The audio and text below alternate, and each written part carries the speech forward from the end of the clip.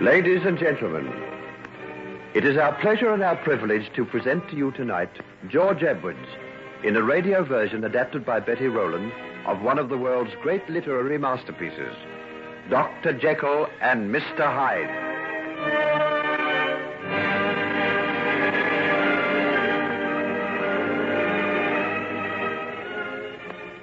It took the genius of Robert Louis Stevenson to fashion this tale of the dual forces which are forever at war in every human breast, the powers of good and evil.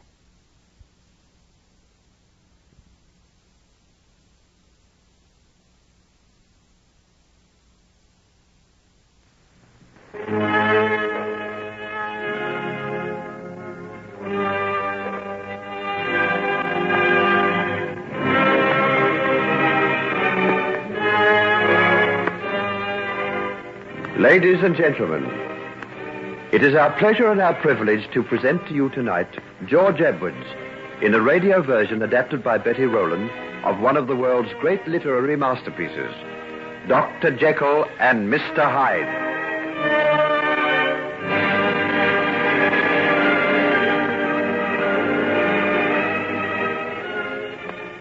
It took the genius of Robert Louis Stevenson to fashion this tale of the dual forces which are forever at war in every human breast, the powers of good and evil that lie dormant in us all.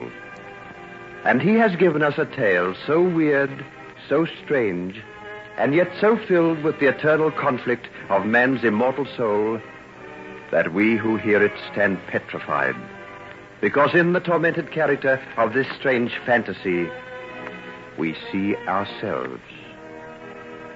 Step by step, we will take you along the tortuous path, followed by young Henry Jekyll, fortune's darling, born to great riches, talented and handsome, until we see the final dissolution of this unhappy being, who sought to split his soul in twain and assume a separate identity for each side of his dual nature, the one entirely good, the other completely evil.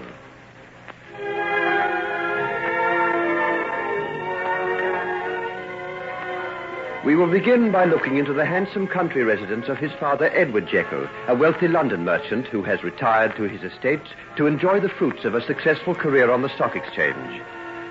He is a man whom anyone might envy, still in the prime of life, enjoying the esteem of all who knew him, blessed with the love of a gracious woman and the father of a splendid son.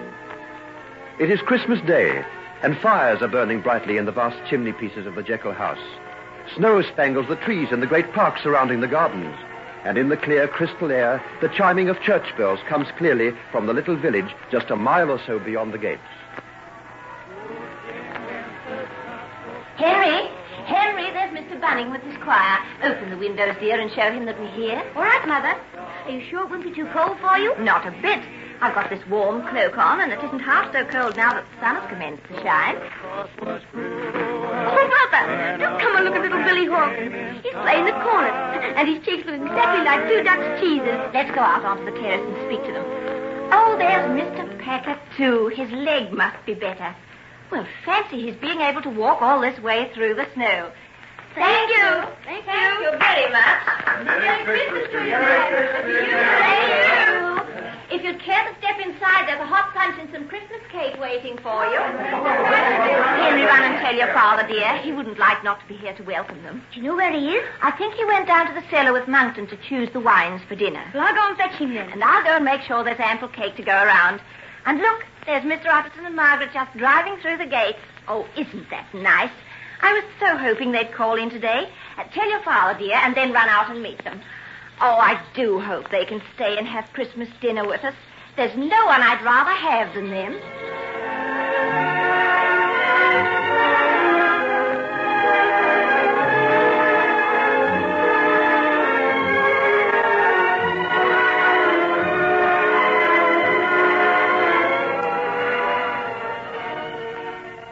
Another glass of this port, Utterson, before we go into the drawing room.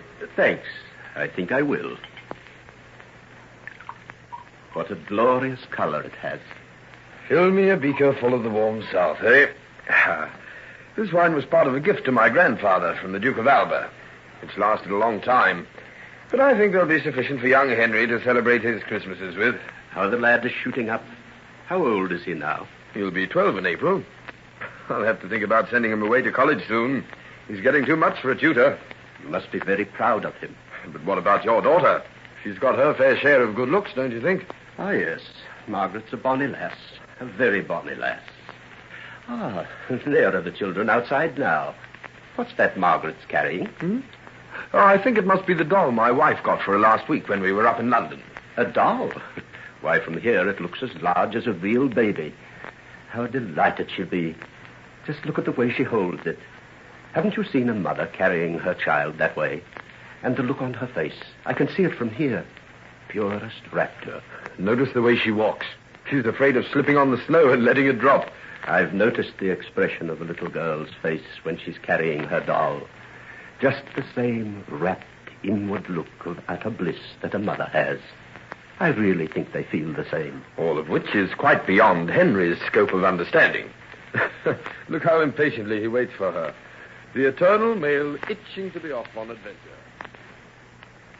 Come along, Coach. What's the matter with you? I'm coming. I told you should have left that silly old doll behind. It's not a silly old doll. Yes, it is. Look at its staring eyes. Whoever saw anyone with eyes like that? I think they're beautiful. And she's got real eyelashes, too. And they open and shut. And she says, Mama. Well, you're going to stand there all day admiring it, or you're going to come with me? Where do you want me to go? Down to Red Hill. The snow's deep there. I gave it a try out after church this morning. The new sleigh's a dream. Faster than anyone else's by a mile. I don't think I want to go sleighing, Henry. What? Before we had dinner, you could hardly wait. Well, I've changed my mind. Well, I know what it is. You've got that doll now. What if I have? It doesn't stop you from coming sleighing with me. Of course it doesn't. But I just don't want to, that's all. You prefer a silly-looking waxen-faced image to me, do you? Very well, then. I'll ask Phyllis Mortimer to go. She'll jump at the chance. Ask her. I don't care. Oh, yes, you do. You hate her. I know you do. I saw the look on your face when we were skating together last week. Who? What do I care who you skate with? That's not true. You do care. And if you don't come with me now, I'll ask her to be my partner at the children's party tonight. Very well, then. I shall dance with the squire's son. He's already asked me to. More than once, too. Oh, no, you won't. You're not going to dance with that pimply-faced ninny. He's a very nice boy. He has lovely manners, and he's never rude and horrid like you are. He's got buck teeth, and he breathes through his mouth like a grampus. He's promised to take me to the next otter hunt. And I shall probably go and stay at the manor after the New Year. You're coming to stay here. I heard Mother ask your father. Papa lets me go when I choose. And you're going to choose to come and stay with us. And you're going to come sleighing with me now, do you hear? Indeed. Yes. Go inside and put away that doll. I should think a big girl like you'd be ashamed to play with dolls. I don't care what you think. And anyway, 10 isn't too old for dolls. Yes, it is. Phyllis Mortimer's only 9, and she smashed her last doll over a year ago. Phyllis Mortimer's balls and bows. I heard your mother say so. Oh, Margaret, come on. You're wasting the afternoon. Be getting dark soon. Well, I'm not coming, so there. Yes, you are. I'm going to make you. No, you're not. Give me that doll. No. No. Henry, stop it. Oh! Margaret! Margaret! What's the matter? Speak to me. Oh, Margaret! Henry, what on earth have you done? She slipped on a step. Oh, Father, she's not dead, is she? Let me have her, Jekyll, for mercy's sake. Oh, Margaret, my darling. I think she's only stunned, Addison. We'll carry her inside. Henry, run and tell your mother. Tell her not to be alarmed. It can't be serious. There are only half a dozen steps. But she struck her head as she fell. I saw it through the window. Yes, I know. Don't let's waste any time. We'll send for the doctor right away. Oh, my darling, my darling. Oh, God, don't let anything happen to her. My little girl. Oh, Margaret. Steady, old man. She's my whole life. If anything should happen, I just couldn't go on.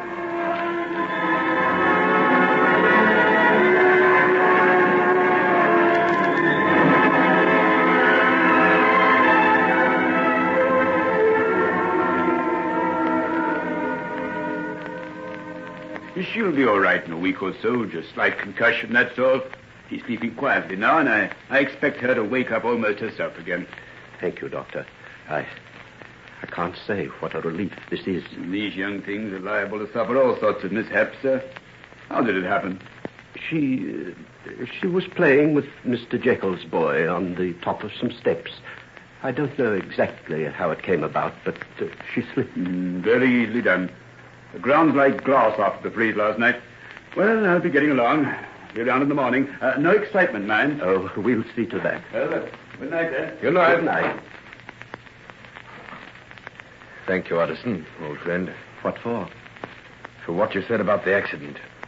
You might easily have said so much more. As far as I'm concerned, nothing more need be said. Ever. That's not so.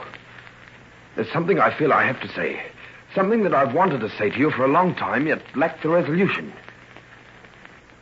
Will you sit down with me for a while before we go to Mrs. Jekyll? Why, certainly. Is there something that troubles you? Something that troubles me very deeply.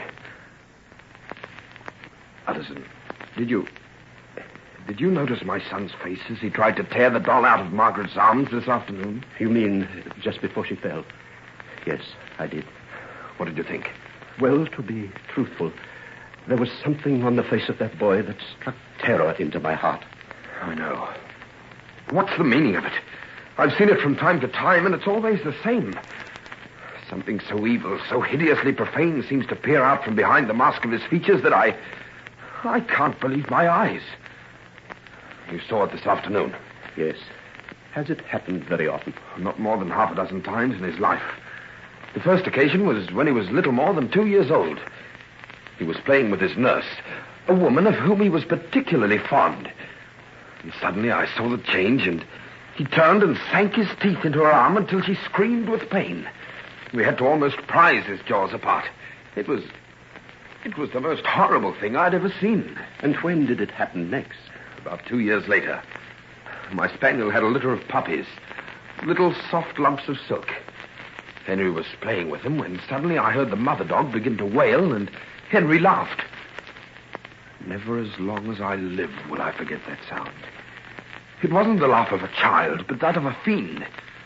I rushed to where he was. He had broken their backs. Every puppy lay dead at his feet. Good heavens. And then another time... For heaven's sake, what's that? It's Henry. He has terrible nightmares after one of the attacks. I must go to him at once. Excuse me. Oh, Edward Jekyll, my poor friend. You are indeed in need of help. May God have pity on you and on your son.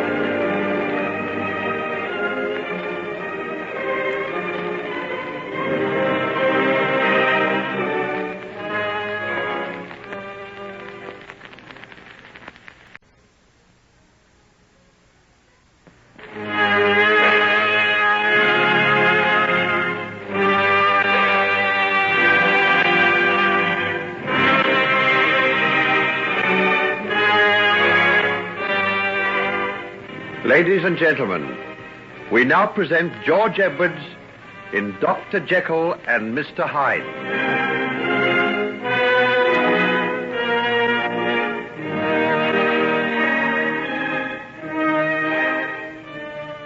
Robert Louis Stevenson startled the world when he gave it Dr. Jekyll and Mr. Hyde.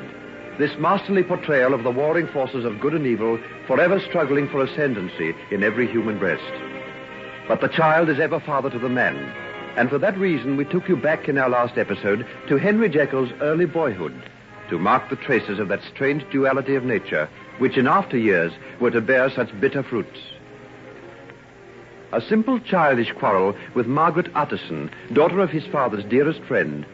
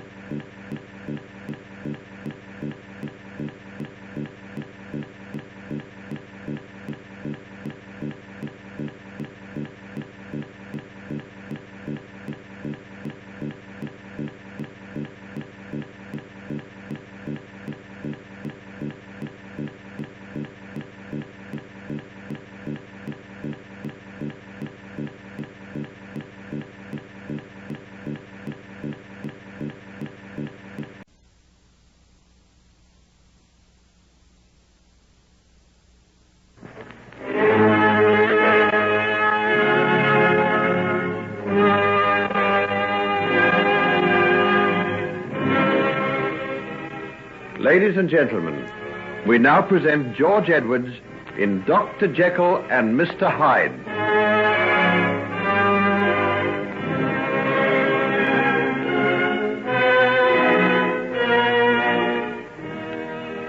There are forces of good and evil in each one of us, but perhaps in few instances so clearly defined as in young Henry Jekyll. During his last year at college, he is instrumental in bringing about the moral downfall of one of his companions, and while he escapes detection, poor young Markham is caught and expelled. The boy is broken-hearted over this, and bitterly reproaches Henry for the part he has played in his disgrace. High words follow, and Markham threatens to reveal the fact that it is the blameless head prefect, Henry Jekyll, who has really been the cause of his downfall. A cold fury possesses Henry, and his faith undergoes the peculiar transformation that only few have seen. Markham is terrified and backs away.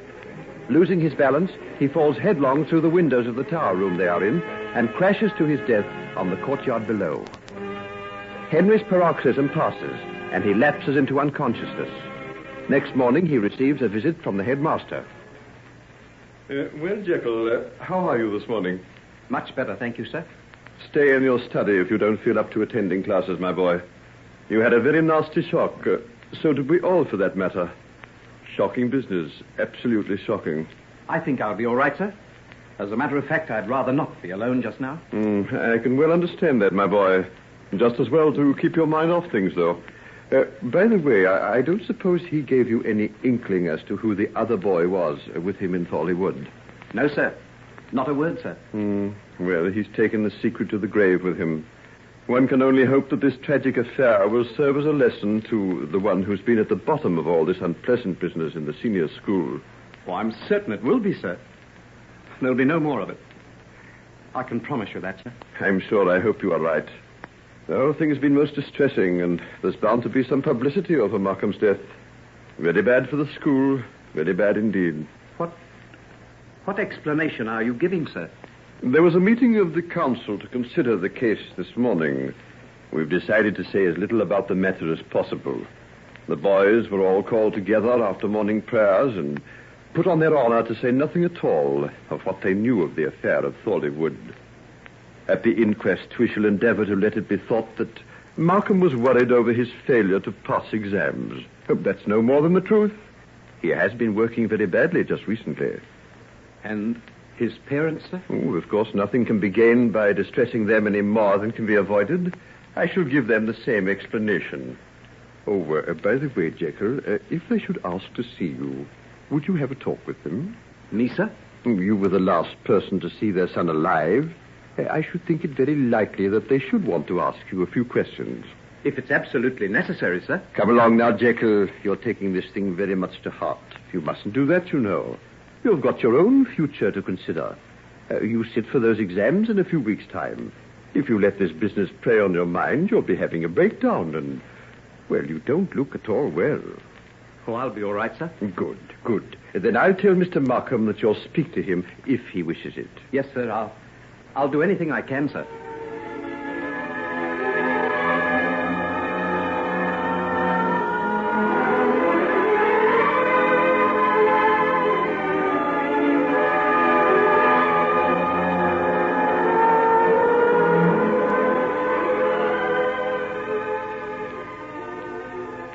They tell me, Henry, that you and my son were the greatest friends. Yes, Mr. Markham, we were. We went everywhere together. Oh, I shall miss him. I shall miss him very, very much. Did he ever say anything to give you any indication that he contemplated taking his life? Never, sir. I think that he might cause you and Mrs. Markham any worry. Ah, yes, always the most thoughtful and tender of sons. We leaned on him too much, I fear. Perhaps we were at fault for letting him see how much we were wrapped up in all that he did. There was just nothing in our lives but him. And now... Mr. Markham, if you only knew what I'd give to be able to help you. Thank you, my boy. But grief is a burden no one can carry for us. But I'm glad I've had this talk with you. At least I know what happened right at the end. It was so sudden, I hadn't time to do anything. He just stood up on the window seat, and the next minute he was gone.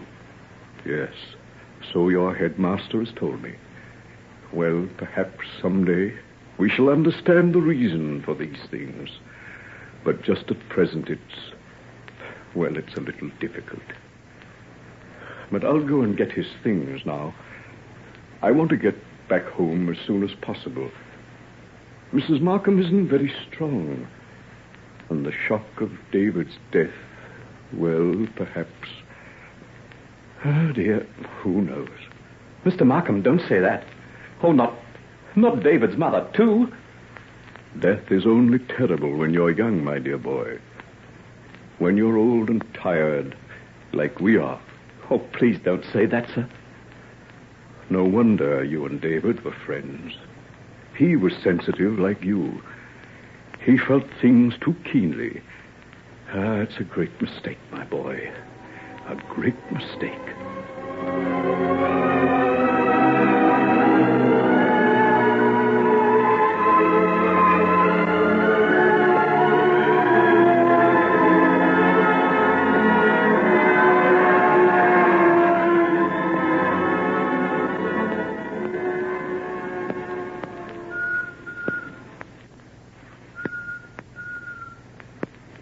Henry? Is that you, Henry? Yes, where are you? Up here in the loft.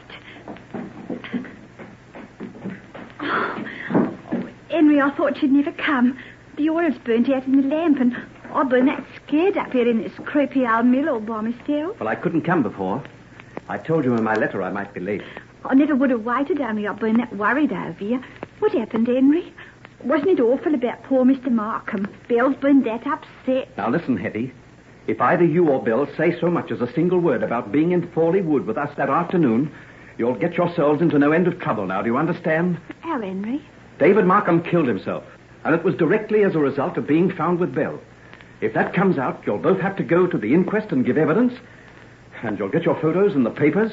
You'll never be able to hold your heads up in this town again. Why, Henry, how wild you talk. Ben and me ain't likely to give the show away, but you can see that she's upset. She was fond of him, was Bill. She's talking of going away and getting work somewhere else. Is she? Well, I think that's a very good idea. There isn't much chance for a girl like her in this little place. That's what I always say. If it hadn't been for meeting you, Henry, we'd have both been gone long ago. But knowing you has helped. Well, I won't be here much longer. I'll be going on to the university soon. Oh, won't I never see you no more after that? Henry, you won't forget me, will you? Oh, of course I won't. But I won't be able to slip out to this old mill like I've been doing. And I'll be jolly glad of that, too. Horrid, creepy place it is. If I hadn't have been so fond of you, Henry, you'd never have got me to come here. Funny what a girl will do when she's fond of a man, isn't it? We've never had no good times together. You know what I mean, like going places, seeing theatres and cafes and all that sort of thing. Would you like that sort of thing, Hettie? What do you think? Aren't I human, the same as everybody else? Well, suppose I meet you sometime. Oh, a long way from here. Where we could go round together and not be afraid of being seen. Oh, Henry, do you mean it? Of course I do. Where? Oh, anywhere. London, if you like. London? Oh, I'd love to go to London. I've been wanting to ever since I can remember. But I've always been too scared. Oh, what of? Oh, everything. A girl might have a terrible time in a big place like that. Well, you'll have the time of your life. I'll meet you there and we'll do all the things you'd like best. True? You mean it, Henry? Of course I do. Oh, but when? Oh, after the school year finishes. You know I can't get away till then. It's about a month, isn't it? Oh, that's a long time. Well, there's no need for you to wait. I've got to work hard anyhow. I won't be able to see you very much. If you like, you can go there now and wait for me. Henry, you ain't trying to get rid of me, are you? Oh, you silly little thing. Whatever put that idea into your head? I don't know, but you're bound to want to sometime. Your kind don't stick to girls like me for very long. I'll get along with you. I'm not nearly tired of you yet. It's just that things are going to be very difficult from now on. You've no idea how hard it was for me to get away tonight. If I got caught, I'd be expelled. Do you know that? Would you really? And you come out just to see me? Yes, so you see it'd be a good thing if you were right away. I wouldn't be tempted then. Do you really love me like that? Oh, Henry, I'd do anything for you. Well, do as I ask you. Go to London. Look here. Here's some money. You'll only have to manage for a few weeks, and Then I'll come to you, and we'll have the most wonderful time in the world. Run your fingers through me hair the way you always do, Henry. How soft it is. It curls round my fingers like little live things. Do you have to go for a while? Well, not for a little while. Rest your head back against my shoulder. There, that's right. How soft you are. How soft.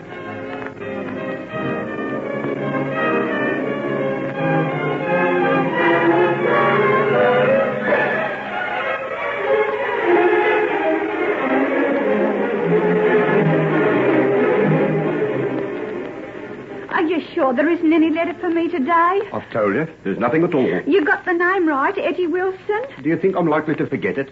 Haven't you been pestering me for the last 3 weeks? I'm sorry.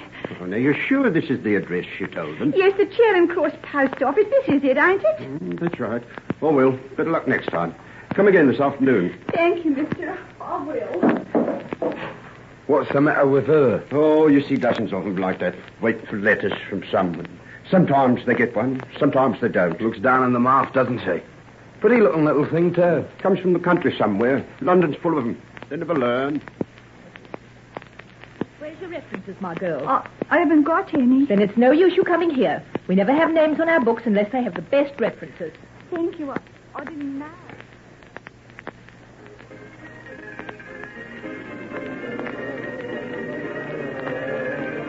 I meet the young lady hoping for you. What you like? Oh, Hugh, you'd come back to the job, eh? Yes, I am. I thought you would. When do you want to start? Any time you like. Ah, that way, is it? How long since you ate? Sometime yesterday. Oh, well, go out into the kitchen, get yourself a meal, and then come into me. You know the terms? Yes, I know. 3 meals and a bed and 5%. Can you dance? A little. What kind of dances? The barn dance and the polka. Ah, this isn't the village green. Ever heard of the can-can? Yeah, but I never seen it done. You will. Say, what's your name? Hettie Wilson. Oh, we'll forget the second half. The girls here don't need more than one name. Hi, Kitty! What's the matter? Here's a new girl come to take Ruby's place.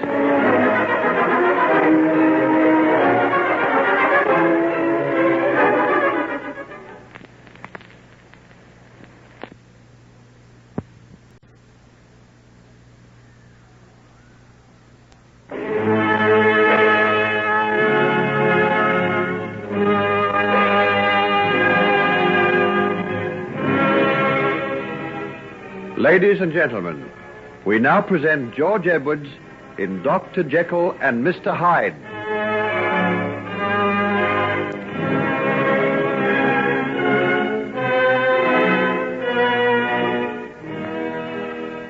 While in his final year at college, the baser side of Henry Jekyll's nature asserts itself, and he induces a younger boy to embark with him on an illicit affair with 2 girls from the local village. Henry escapes detection, but young Markham is caught and expelled. This ends in tragedy as Markham falls from a high tower during a scene of fierce recrimination between himself and Jeckyll.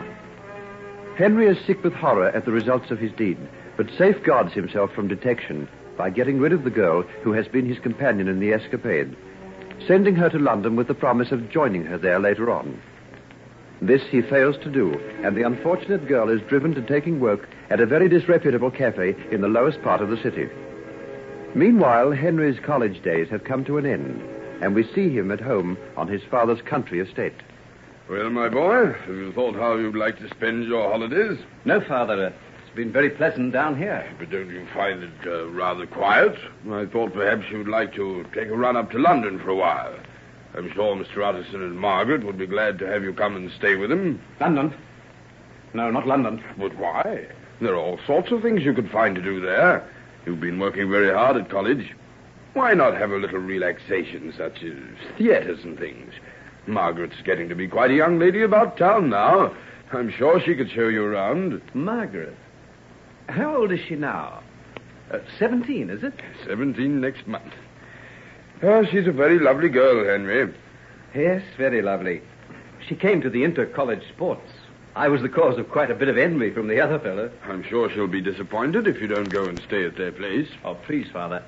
I don't know why, but, well, I feel I can't go to London just now. The place depresses me. It's so vast, so so full of human beings struggling and jostling one another. Well, it seems to chill me somehow. There's so much suffering there, so much unhappiness. But you don't want to let these things get you down. Of course there's suffering and unhappiness and poverty and want. There always will be as long as human nature remains what it is. That's it. Human nature. The noble and the base, the ugly and the beautiful. Oh, if only we could change it all. My dear boy, you're not going to try and grapple with the universe, are you? Is this why you're going to take a course in science as well as medicine when you go to the university? Oh, no, I don't flatter myself that much. Science attracts me because of the enormous, undreamed-of possibilities it has. Possibilities, yes. But what kind? Everybody knows a lot of good has been done by science, but we owe the implements of modern war to the chemists working in the laboratories, no less than we do the most enlightened discoveries of our age. Oh, that's because we don't know enough. We're just coming out of the jungle, Father, and we're still more than half beast. But someday man will free himself from the beast, and we'll see a new being arise. A man no longer tormented by the awful conflict of good and evil. A man who, for the first time in history, will be a fully developed human being. And do you think science is going to do it? Oh, well, I'm sure that without science it will be impossible. Other things will help, but science most of all. These are very serious thoughts for a man as young as you, Henry. What made you turn to them? Oh, disgusted myself, principally. What? Father, you understand me. You know me better than anyone else. I don't have to explain to you, but... oh, sometimes I hate myself so much that I can hardly endure the thought of going on living with a creature who can be so vile as I. My boy, what's this you're saying? What can you have done? You're not yet 19 years of age. Well, that's it. If I can do these things at 19, what mightn't I be capable of later on? Oh, nonsense. You're run down, been working too hard, and you've got morbid. Then that affair of young Markham... Oh, for pity's sake, don't mention him. Why, what's the matter, Henry? Don't you see? Oh, don't you see? I killed young Markham. You what? For the love of reason, what's this madness you're talking about? Markham fell out of the top window of a tower. You saw him. You were standing near the door, several feet away. I know, but I killed him just as surely as though I'd taken him in these two hands and thrust him through the window. You don't know what you're saying. You're imagining all this. Oh, if only I could persuade myself that. I'm haunted by it, night and day. His face, his voice, and the cry he gave as he fell. And then his old father, that tragic face, the hopeless, broken voice. I'll carry those things round with me for the rest of my life. Henry, my son, sit down here and tell me calmly what you mean. What I said is true. You were on the other side of the room when he fell. Yes, I was. You can rest assured of that, Father. I didn't push him through the window. But it was because of me. And it was because of me that he was disgraced and expelled. Young Markham expelled? Yes, they hushed it up. But that's the reason he was in the tower room. He was more or less under detention. I can't believe it. What did he do? The things I told him to do. The things I took a hellish delight in watching him do. Oh, Father, what in heaven's name comes over me at times? Why did I want to destroy young Markham? Why did I urge him to respond to all the baser things in his nature and delight in seeing him turn into a kind of beast? Henry, what's this you're telling me? Oh, the truth, Father, the truth. And there was a girl called Hettie. And this girl, this Hettie? Well, after the trouble about Markham, I got into a panic. I persuaded her to go away to London. And that's where she is now? Oh, I suppose so. I promised to write to her, to send her money. I didn't either. I see. So that's why I can't endure the thought of going there. I had some inquiries made. She's gone from her old address. No one knows where she is. But she's somewhere in that great city, alone, penniless. And I sent her there. Well, no doubt we can have her traced and do something for her if it worries you. But she'll find some way of looking after herself. That kind of person always does. But what kind of way? Whatever are you two sitting here in the dark for? Why don't you light the lamp? Oh, please don't, Mother. No, not just yet. Why, dear, what's the matter with you? You sound quite upset. Well, there's nothing wrong. We've just been having a quiet talk together, that's all. The afternoon mail's just come, and there's a letter from Margaret. She's wondering if you're coming up to London, Henry. No, I'm not. But Henry's a little overstrung after all those hard weeks of work for his examinations, Marion. I was going to suggest that we might go up to Scotland for a week or two. Sir Roland has offered me his shooting box several times. How would you like that, Henry? Just the two of us? If you like. Oh, I'd like that. I'd like that better than anything else on earth. But, Henry, what will Margaret think? She's been expecting you. Oh, let her think what she likes. Nothing on earth is going to get me to London now.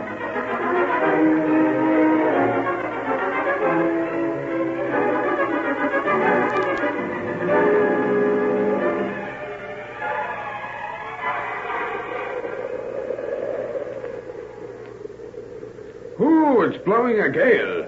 Just as well we didn't go out fishing today, Henry, my boy. It's the worst of the coast round here. These storms blow up at a moment's notice. What's that group of people doing down there on the sand? Why, they're watching something. By Jove, I believe there's a boat out there. Can you see it? Where? Just beyond that line of rocks. It's in trouble with the looks of it. A fishing boat from the village, I suppose. Yes, you're right. Shall we go down? I don't suppose we can do anything to help, but one never knows. Well, here's a path down the side of the cliff. I'll go first. Mind you don't slip.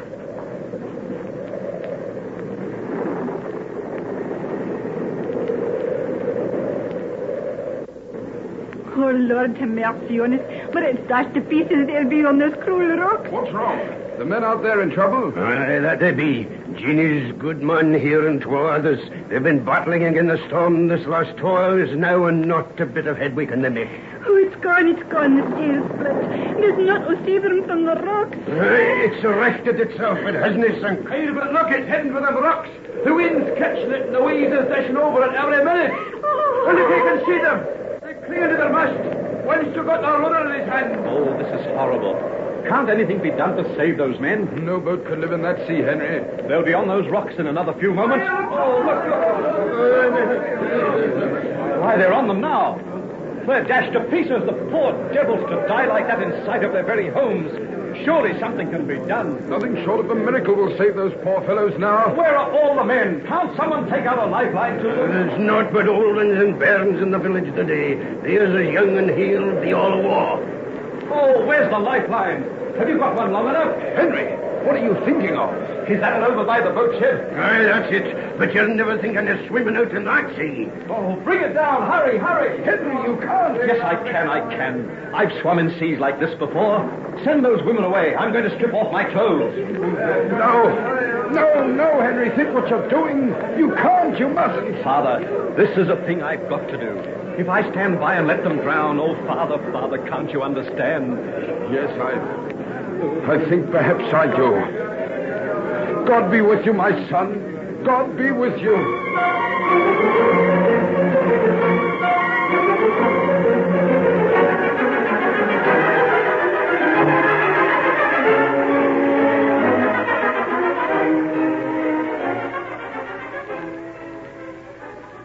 Oh, sir, how can I ever thank you?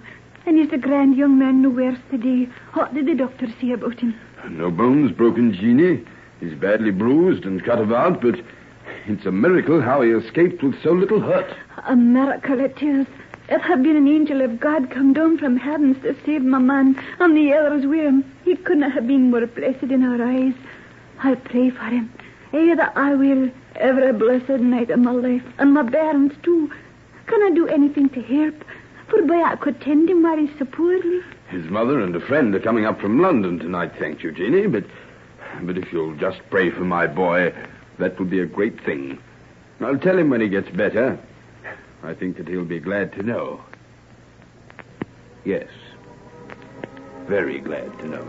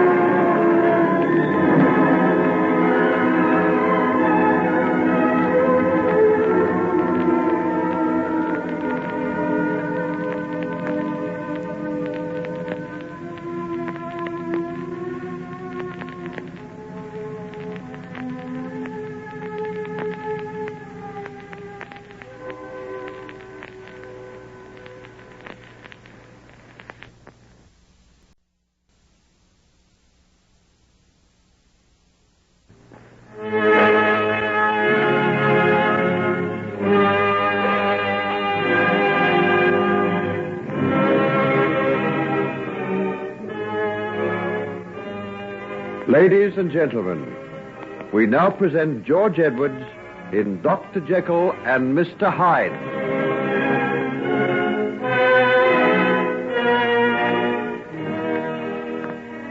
We have now seen both sides of the strange character of Henry Jekyll.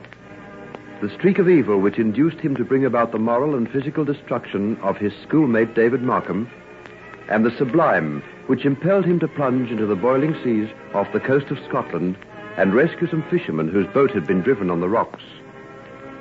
In doing this, he suffers some minor injuries, and his mother and Margaret Utterson, the girl who is already playing a significant role in his life, come up to nurse him back to health. Our next scene opens in the little shooting box on the Scottish moors, in which Henry and his father were staying. Well, Henry, my boy, how's the leg this morning? Oh, as well as ever it was, Father, thanks. My word has cleared up wonderfully in the last few days. No trace of that stiffness. Oh, none at all. In fact, I'm feeling so well, I'm going to take Margaret out for a walk along the cliffs. I'd like to have one last look over that sea before we leave. Well, I'll be sorry to go back. London isn't half as nice as being up here. I wish we could stay another month. Then come out now and let's make the most of our last day. We'll take something to eat and stay out till dark. I'd love to. Watch out for storms. There were some rather ugly-looking clouds over the horizon a while ago. Oh, we'll take raincoats. And there's generally a shepherd's cottage to shelter in. Sure you won't come too? Oh, not me. I'm going to take a stroll down to the post office to see if there's any mail up from London. And then I'll sit by the fire and read the papers in comfort. And you, Mother? I'm going along to Katie McBride's to get that shawl she's weaving for me. Then come along, Margaret. We'll leave them to it and go out and get our lungs full of the Atlantic gale. Does the wind ever stop blowing here, I wonder? Wrap yourself up well, dear, and don't be too late home. We'll be all right, dear. Don't worry over us. Call the dogs, Henry. I'll meet you down at the gate, Margaret. Don't forget to bring plenty to eat. This climate makes me as hungry as a hawk. Well, it's good to see the boy striding down the path like that again. He's a lovely boy, isn't he, Edward? The kind of son that every mother dreams of having. Shame on you, woman. You're puffed up with maternal pride. And you're none too modest about him yourself, Edward Jekyll. When you saw all those accounts of what he did in the papers, I saw your chest begin to expand by inches. Anyone might be proud of what Henry did. 3 men owe their lives to him, and a lot of little children would be fatherless if he hadn't risked his life that day. They almost worship him down in the village. They're planning some sort of farewell for him tomorrow. Ah, there goes Margaret now. They look fine together, don't they?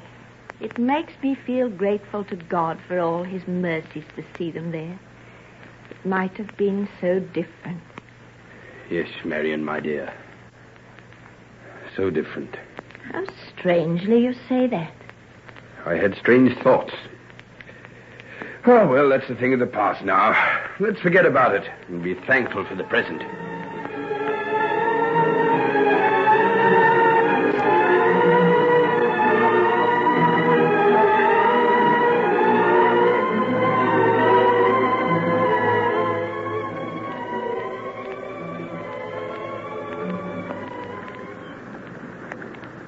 What time is it, Henry? Getting on for 4 o'clock. Don't you think we'd better be turning home? It'll be dark in another hour. Oh, we haven't got so very far to go. If we cut across those moors by that tor over there, we'll strike the village in a few miles. Then come along, let's go. I think your father's warning about the storm is going to come true. I love it. I love to feel the wind whipping through my hair and your cheeks, oh, they're crimson. Not my nose, I hope. It's a bit red, too. Oh, how hateful of you, Henry. Even if it's true, you shouldn't notice it. It looks adorable. I like you much better like this, with your hair tossed all over your head and old shoes and clothes on. I'd hardly know you for the elegant young lady of the London drawing rooms. Which do you prefer? Now you're asking both sides of my nature to speak. The one that likes the sophistication of London with its music and soft lights, silks and satins, and the other that walks over the moors and cliff tops with you. Swept clean by the wind, glorying in physical strength, happy in the comradeship we feel merely by being here together. Have you 2 sides to your nature, then? Well, who hasn't? Why, even you, my little Margaret, must feel the pull of conflicting desires now and again. I'd hate to think that there was nothing of the sinner under that sweet face of yours. Henry, sometimes you frighten me. Why? I don't know. You look at me sometimes and you make my heart beat. There's something queer in your eyes. Don't say that. Don't ever say that. Do you hear? Why, Henry, what's the matter? You're hurting me. You're digging your fingers into my arm. Oh, I'm sorry, Margaret. I'm sorry. Well, come on. Let's cut across the moors by this path. It'll take us home, I think. Oh, it is getting stormy. We'll have rain soon, I think. Well, come on. Give me your hand and we'll hurry home. And don't be cross with me, Margaret. I'm awfully sorry I hurt you. I'm never cross with you, Henry. That is, not for long. Come along, let's run.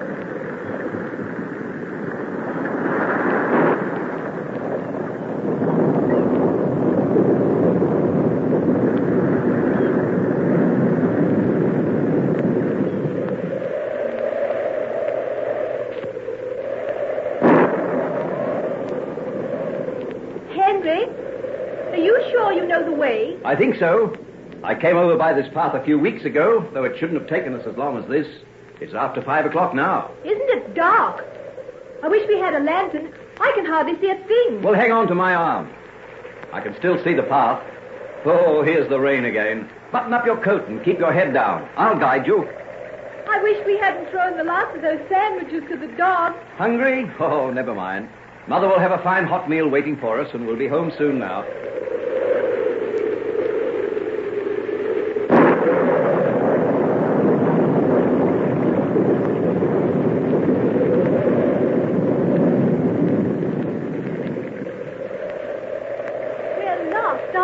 Well, I'm not sure. This path must lead to somewhere, and we're still on it. We seem to have been pushing our way against this storm for hours. I wonder what the time is. Well, hold open the flap of my coat. I'll try and strike a match. You ready? Yes. Did you see? It's nearly 8 o'clock. That does mean we're lost, doesn't it? Yes, I'm afraid it does. I'm awfully sorry, Margaret. I've let you in for this. It doesn't matter. We'll wait till daylight and then see our way back. Oh, it won't be daylight for hours. If only we could find some sort of shelter. Look. Did you see that in the lightning? Some sort of barn or cottage. No, where? Over to the left. Give me your hand. I think I can find it. See? There it is. Yes, I saw it. Well, that must be where this path leads to. Well, thank goodness we'll be able to get out of this rain. Even the dogs know we're lost. They're hanging right on our heels. Oh, well, with any luck, we'll be under shelter in a few minutes. I hope that lightning comes again. There it is. Come along, let's run. Ooh, what luck. We might easily have passed it. What sort of a place is it? Can you strike a match and let's see? I'll try. I'm afraid they're very wet. Ah, some sort of barn. Why, there's a stack of hay over there. And there's a lantern. See if there's any oil in it. Yes, we're in luck. It's half full. At least we'll have some light. There we are. That's better. Oh, I say, there's a fireplace and some dry wood. That's marvelous. A fire to get warm by and dry our clothes. Oh, if only we had those sandwiches. We'll spend the night imagining what Mother had for us to eat when we got home. They'll be terribly worried over us.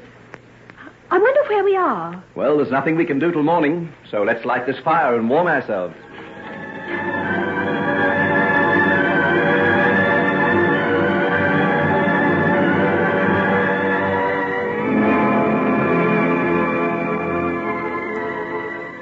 And what way did they go? The last we saw them, they were going along the cliffs towards Loch Moidart. And when was that? About 11 o'clock this morning. Well, they might be anywhere by now. But never fear, Mr. Jekyll, sir. We'll find them sure enough. There's not a body in the whole village who wouldn't spend the night searching for them. We're not forgetting what he did for us. We'll have him back for you safe and sound by morning. Tell his mother that. Feeling warmer now? Warm and sleepy. I'll bring across some more of that hay and we'll make a bed. What time is it? I don't know. My watch has stopped. It must be nearly midnight, though. No wonder I'm sleepy. Here you are. Lie down on this and be comfortable. I'll roll up my coat for a pillow. Oh, no, you'll need it. Oh, I'll be warm enough without it. Is that better? Yes, it's fine. Listen, even the storm has died down now. How quiet it is. I wonder where we are. High up on some isolated moor, I guess. This must be a feeding place for the cattle. That's why the track led down here. It's lonely and a little bit creepy, isn't it? I'm awfully glad I'm not alone. Scared? Not with you here. But don't go too far away from me. No, I'm here, right beside you. It's a pity that lamp burned out so soon, but the fire's still bright. I can see you quite plainly. You're in the shadows. I can only hear your voice. Shall I come closer? Yes, please.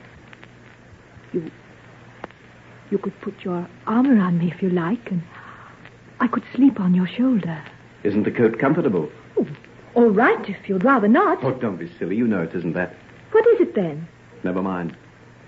There now, is that right? Oh, perfect. You've got such broad shoulders, Henry. They were made for this. Good night. Good night.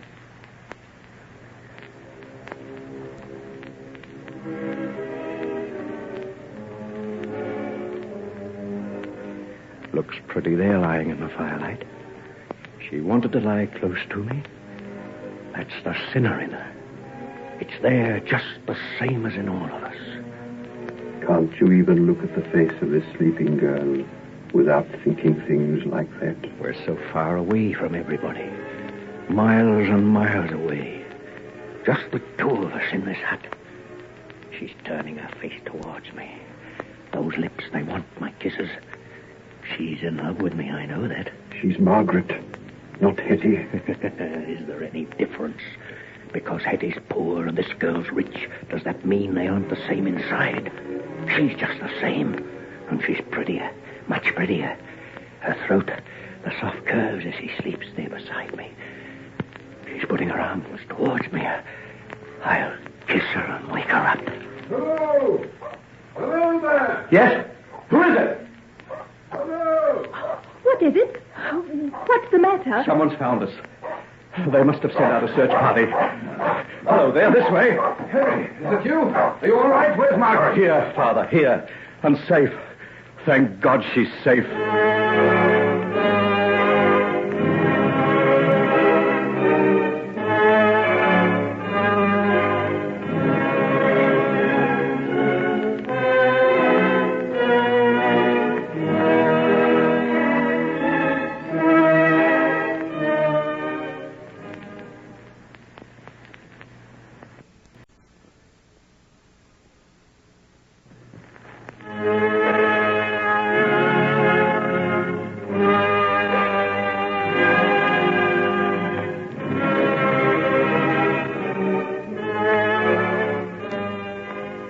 Ladies and gentlemen, we now present George Edwards in Dr. Jekyll and Mr. Hyde.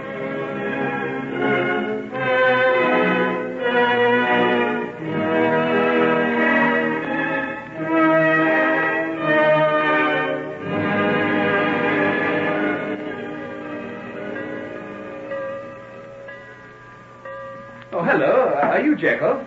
Yes. My name's Lanyon. I believe we're in a room together. Have you been up to see it yet? No, I was just up on my way. Well, it's along here. Quite decent little place. Got a good fireplace and a window looking out into one of the squares.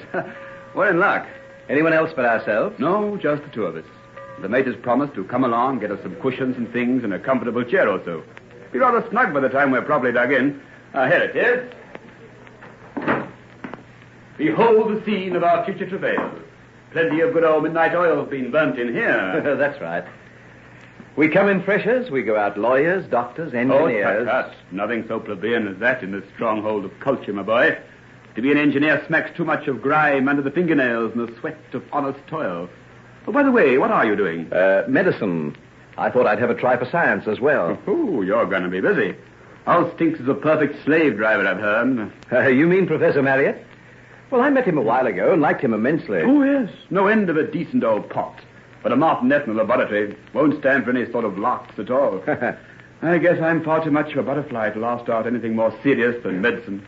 Even then I'll be surprised if I get away with anything more impressive than an M.B. Well, come along. We're due to assemble in the great hall. Put your bags and come out. How did you find out so much about things so soon? Well, I've got two brothers here. They will be wise to no end of things. Great saving on the nervous system. I hate starting anything, don't you?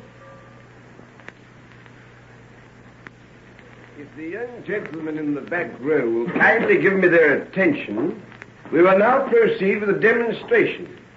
Will Mr. Jekyll be so good as to give me his assistance? Jekyll again, the old boy dotes on him. Jekyll's out for honours. He can have his swots every night of his life. If you have anything of importance to communicate to your neighbour, Mr. Grayson, would you be good enough to allow us all to hear? Well, come along, don't be modest. I'm sure the cause of science will be considerably advanced if we hear what you're whispering to Mr. Roberts. It was nothing, sir. I apologize for talking during lecture, sir. Good. We will now see that by the addition of a few minims of this tincture, we will completely alter the character of the subject under observation. Mr. Jekyll, are you ready to carry out the rest of the experiment? Yes, sir, quite ready. Good. The action of extreme heat, which we will now apply by means of lighting a flame under this retort, will bring about a further interesting change.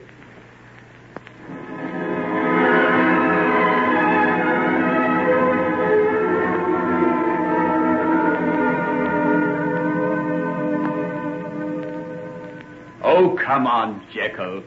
You're not going to stick at those books all your life, are you? Well, I've got exams in 5 weeks' time, don't forget. Oh, what if you have? You'll pass with one hand tied behind your back. Turn in for this weekend and come to London with Roberts and me. Be back on Sunday night, and you'll feel like 40 men after it. Working yourself to death, man. Don't think you've smiled for a month. With you about to make a fest of yourself? Then come on, be human. Have you ever been on a binge in your life? Have I? Well, yes, I guess I have. Oh, I don't believe it. You've got that monkish pallor that betrays the pure in heart. Can't endure it myself. Then come along and we'll wallow in sin. Oh, you mean it? Of course I do. I haven't seen London for months. I love the dirty, bedraggled old hag. Let's go and fill our nostrils full of the odour of her evil doing. Is this really you, Jekyll? And me thinking you were a positive monk? Casanova was a monk, don't forget. By Jove, so he was. But to see you sitting there under that lamp makes me think more of a knight of the Holy Grail than of him. Then I'll be Tannhauser in the Venusberg. Begone, dull care, away with bookish learning. What if the hand does shake when making the experiment? Who knows, a new discovery may be made, and I'll be famous. If old Prof. Marriott sees you at it, heaven help you. He's grooming you for half the fellowships in the year.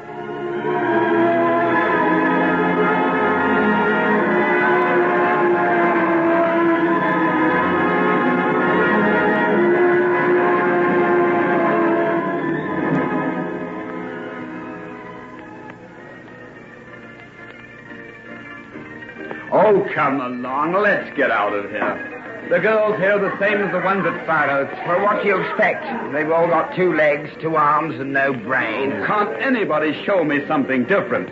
Be back at the university this time tomorrow night, and I won't have done a single thing I haven't done before. He wants variety. What about it, Jekyll? Can't you lead us to some dark and secret sin? Well, if you persist in sticking to the West End, you'll never find variety. Oh, what do you mean? Well, this is the sort of thing our fathers used to indulge in. If you want something different. Of course we do. Well, then come along. I say, where are we going to? Old Cheapside, the Embankment, the haunts and the dives of the East End. Have you got walking sticks and buttons on the pockets of your coat? You'll need them. Jekyll, you two-faced deceiver. Have you been keeping all this knowledge to yourself and letting us waste our time and money on the imitation vice of Bloomsbury? Well, we've still got 1 night left. Walpurgis night. On to the witches' Sabbath. Oh, you are not going? Fay, my little dear, we're leaving you for dark and desperate deeds. Oh, but what about the supper you promised me? Oh, here's the money. Eat it or put it in the top of your stocking. But don't ask to stay and watch you do it. Oh, but Epoche promised to have supper with a rich banker from Hamburg for you. Never let your heart run away with your head, little one. Go and tell him you love him best after all. Well, come on, Lanyon and Roberts. Let's get a cab.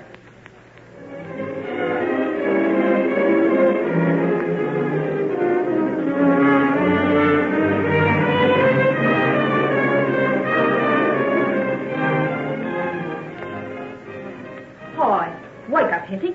Pat's singing out for you. What for? He wants you downstairs, of course. Oh, then tell him I'm not coming. Oh, don't be mad. You got to. There's 3 dwarfs just come in. They're drunk as lords and slinging their money they unlock anything. One of them just paid 2 quid for a bottle of fizz. Oh, what do I care? I'm tired. I've been working all night. I'm not coming down to sing songs for any toffs at this hour. What time is it anyhow? After 3 o'clock. Well, that puts the lid on it. I'm not coming down again for the Prince of Wales. You better not let Pat hear you say that. He sent me up to get you special. You haven't been here so long as the rest of us, and you don't know Pat when he gets mad. I've been here long enough to know when I've earned what he pays me. I've done enough for one night, and that's that. Hey, Hettie, what's the matter with you? Make it lively. Oh, there he is now. Take my tip and you'll come down. Here, what the... Why aren't you out of bed? Who told you to knock off work like this? I'm tired. You'll have more than this to make you tired before you're done. Now, come on, get up out of this minute. Come downstairs and entertain the gentleman. Or do I have to drag you down by the lug? You keep your hands off me. You slave driver, you. What's this? Is this the return I get for taking you off the streets? Where would you have been if it hadn't been me that took in pity on you, huh? Took pity on me? I like that. There's about as much pity in you as there is in a man-eating tiger. So that's the way of it, is it? Then take that, you little impudent faggot, you. Now you do as I tell you and come downstairs. No, I won't. Well, we'll see about that. I'm giving you just long enough for me to count 10 before I take hold of you and throw you out of the place, lock, stock, and barrel. And where'll you be then, I'd like to know? Oh, Eddie, do as he says. It ain't any use making a fuss. And why isn't it any use? If all you other girls would do the same, things would be different round here. But you haven't got the nerve, and he gets away with it. I've been here 6 months now, and I haven't ever got out of debt to him. I'll be glad if he threw me out, and then I'll be rid of him. You would, eh? Then out you go. Go on. Out of this. Right this minute. Then give me back the clothes I had when I came. What? Those rags? I burnt them long ago. But I can't go without clothes. And the kind I have to wear here, I'm fit to go out in the street in. No, you're not going in any clothes of mine. You're going as you are, and the first policeman who comes along will arrest you. Oh, you beast. That's how you keep your girls here, isn't it? We're slaves, that's what we are. You feed us and dress us and make us do the dirty work you're growing rich on. Shut your mouth, or I'll fetch you such a swipe you'll not forget in a hurry. Go ahead and do it. I'd rather that than go downstairs and be mauled about by those drunken brutes down there. I won't do your dirty work you eat. I'm through with it. I'm finished. Will you quit your squalling, or do I have to knock the daylights out of you? Put on your clothes and come downstairs, or I'll... No, I won't, see? I won't. By Jiminy, I've stood enough. Get out of that bed. Hey, get your dirty hands off me. Come on now, let me check your manners. Here, what's going on here? What's going on here? Hettie. Henry Jekyll. Oh, Henry. Why, what are you doing here? What's that man been doing? Why, Your Honor, it was all a mistake. Have you been striking her? What are those marks on her face and arms? Shut your mouth, you dirty blackguard. Hettie, how long have you been here? 6 months. Oh, Hettie, 6 months. Oh, what do you care? It was you that drove me here. I know, but I'll take you out of it. Where are your clothes? I haven't got any but these. What, not a coat? No, nothing. Here, take mine. Take mine, quick. What are you doing? Is she a relative of yours? Never mind what she is. Get out of my way, and don't you try to stop this girl coming with me. I'll find some way to clean up this hole of yours and put you where you belong. Now, Hettie, are you ready? Oh, Henry, you're mad. You can't do this. I'm going to. I'm going to try and make up for what I did 6 months ago. Come on, let's go. Well, saints preserve us. A gentleman like him and a low little tug like her. And he'll take the other 2 gentlemen away with him as like as not. Bad cess to him.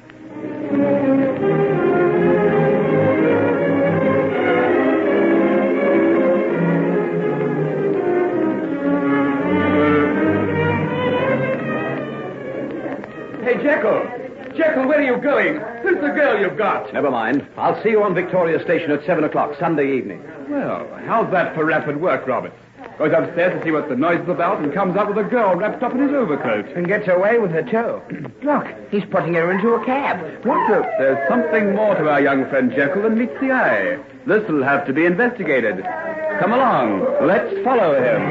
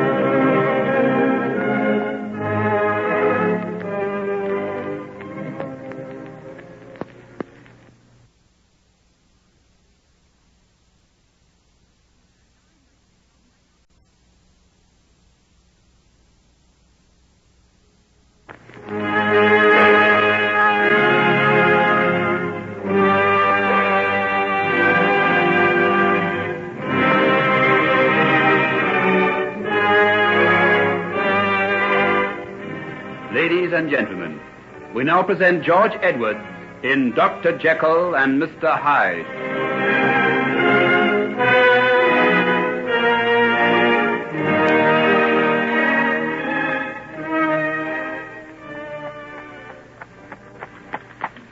Get up there. Come on, get up. Well, if I hadn't seen it with my own eyes, I would never have believed it.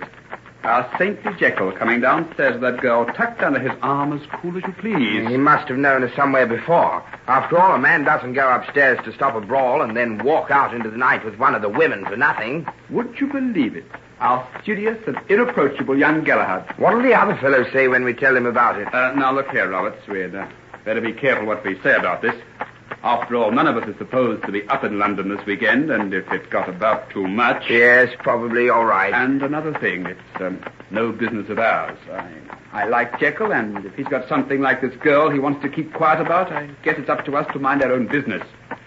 Now, I half wish we hadn't started following him the way we did. Well, we can easily tell the cabman to take us to the hotel. I'm infernally tired, for one. Oh, wait a minute. Jekyll's cab seems to be turning into that side street. Queer sort of quarter, this. I wonder where we are. Heaven only knows. I've been half asleep for the past half hour. Oh, now that we've gone so far, we'd better see the rest of it. Hey, driver, stop here, will you? Very good, sir. Whoa there. Whoa. What are you going to do? Jekyll's cab's pulled up. We'd better stay here and see what happens. Doesn't seem to be a single soul about but ourselves. Look at all those wretched little shops and the puddles in the street. I never saw a more desolate-looking spot. Oh, I say, look. There he is now. Going over to the door in that house. He's unlocking it. House? Doesn't look like a house to me. It hasn't any windows, just a door. Looks like some kind of warehouse. Looks to me as though it might be anything. See, there, he's opened it. And now he's going back to get the girl. There she is. Doesn't seem to be very anxious to go in. Don't blame her. Looks decidedly uninviting to me. Ideal place for a murder. There she goes. Now he's shut the door. And the cab's starting to drive away. What do you make of it, Lanyon? I don't make anything of it at all. What this building can be, I can't even guess. And that Jekyll should have any connection with the sort of girl that one is seems almost unbelievable. What'll we do? Go back to the hotel and hold our tongues. This is Jekyll's affair. It's no concern of ours. All the same, I'd give a lot to know what's going on inside that place.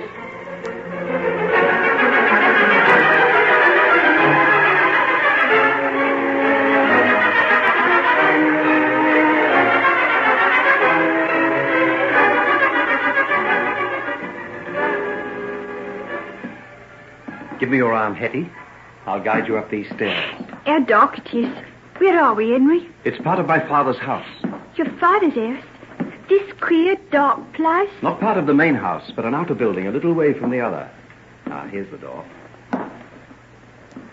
Now, go in. I'll light a lamp for you in a moment. Oh, what a queer place. Did anybody live here? No, it hasn't been used for a long time. A famous surgeon used to live in the main house, and this was the place where he did some experiments. Do you mean he used to cut people up? Well, I don't think he did any human experiments here, but maybe animals, dogs and rabbits and guinea pigs. No wonder there seems to be something queer about it. Think of all the little things that's died here and been in pain. Oh, come. You don't want to go thinking about things like that. It's not a bad sort of a place at all, really. I'll light a fire in the grate over there, and you can get warm, and then I'll try and fix you up a bed and maybe find you some clothes. James. Henry, what are you going to do with me? I don't know. We'll think of that in the morning. Well, what will your people say when they find you brought me here? My people are all away in the country. They need know nothing about it. You never wanted anyone to know anything about me, did you? Well, what makes you say that? That was why you got me to leave home and come up to London, wasn't it? You wanted me out of the way, didn't you? Especially after what happened to poor young Mr. Markham. Don't mention his name. Never let me hear you say that again. I won't say it to anybody else, but I don't see why I can't say it to you. I know. So what's the use of pretending I don't? You've changed a lot, haven't you? Do you wonder? I've been 6 months at Mike O'Reilly's, and a good few things has happened to me in that time.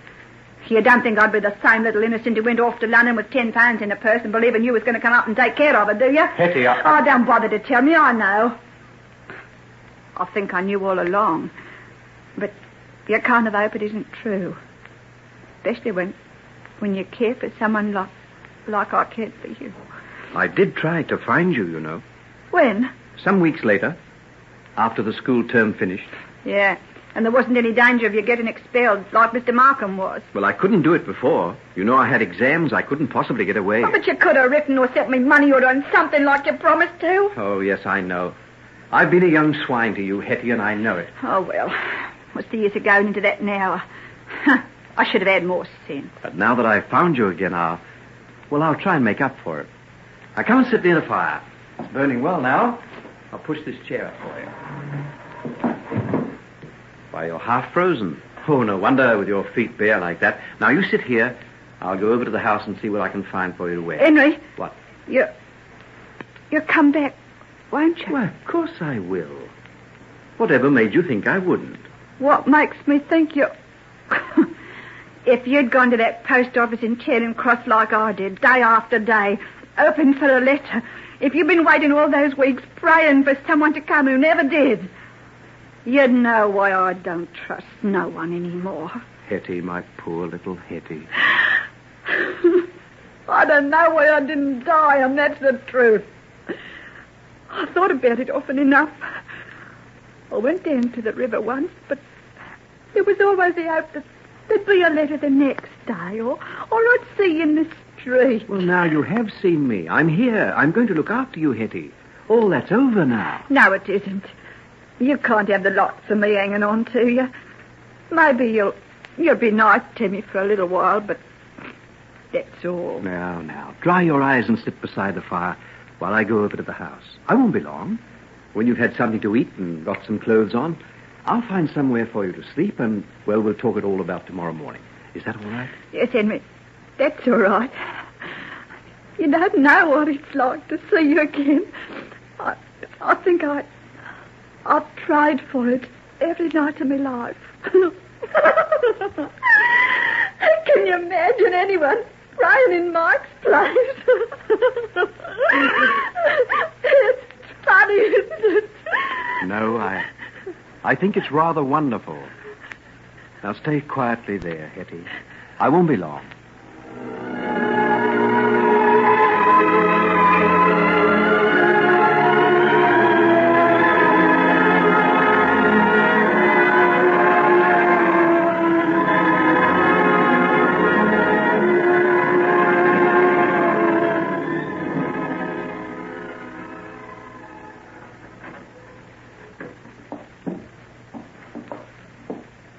Who's there?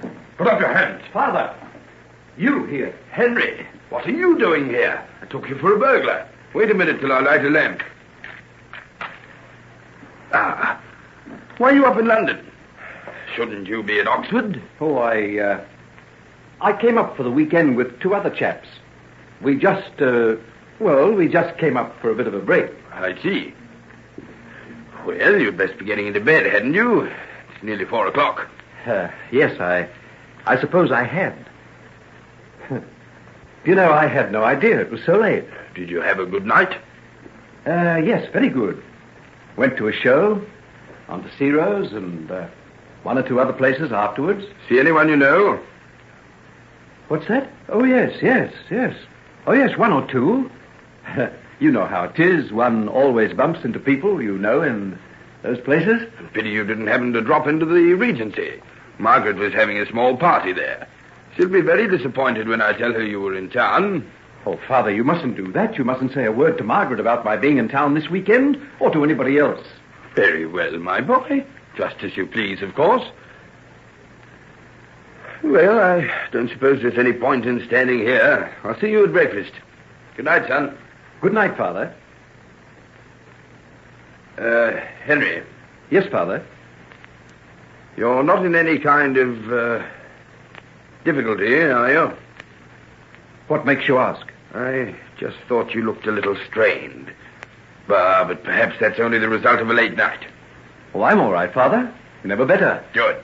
Well, off to bed with you, and no more wandering round the house in the dark. Next time I might shoot. I'll go right to bed. I promise.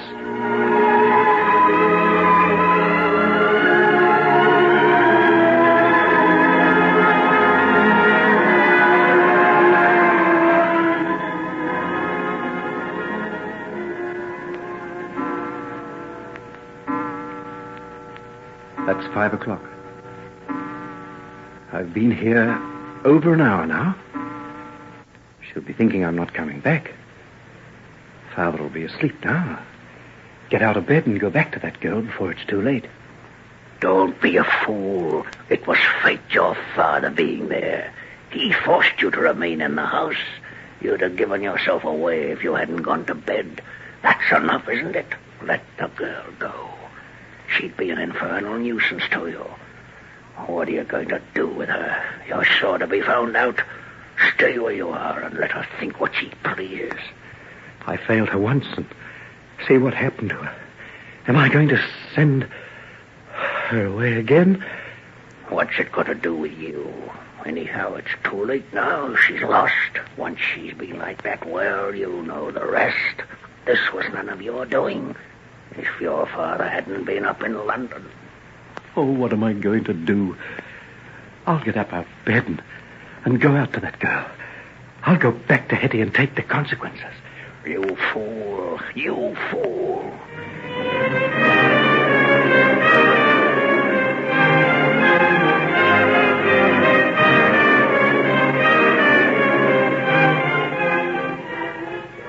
Hettie? Hettie, where are you? Why, she's gone. She's gone. She's gone. You stayed too long. You listened to me, didn't you? You hoped you wouldn't find her here.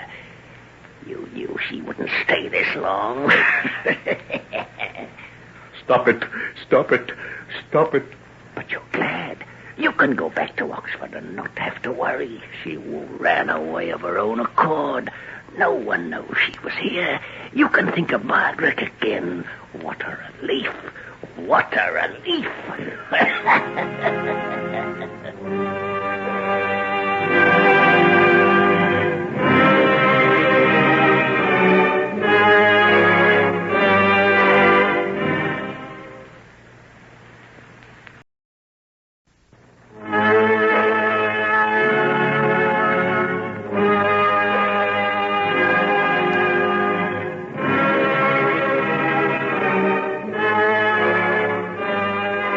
Ladies and gentlemen, we now present George Edwards in Dr. Jekyll and Mr. Hyde.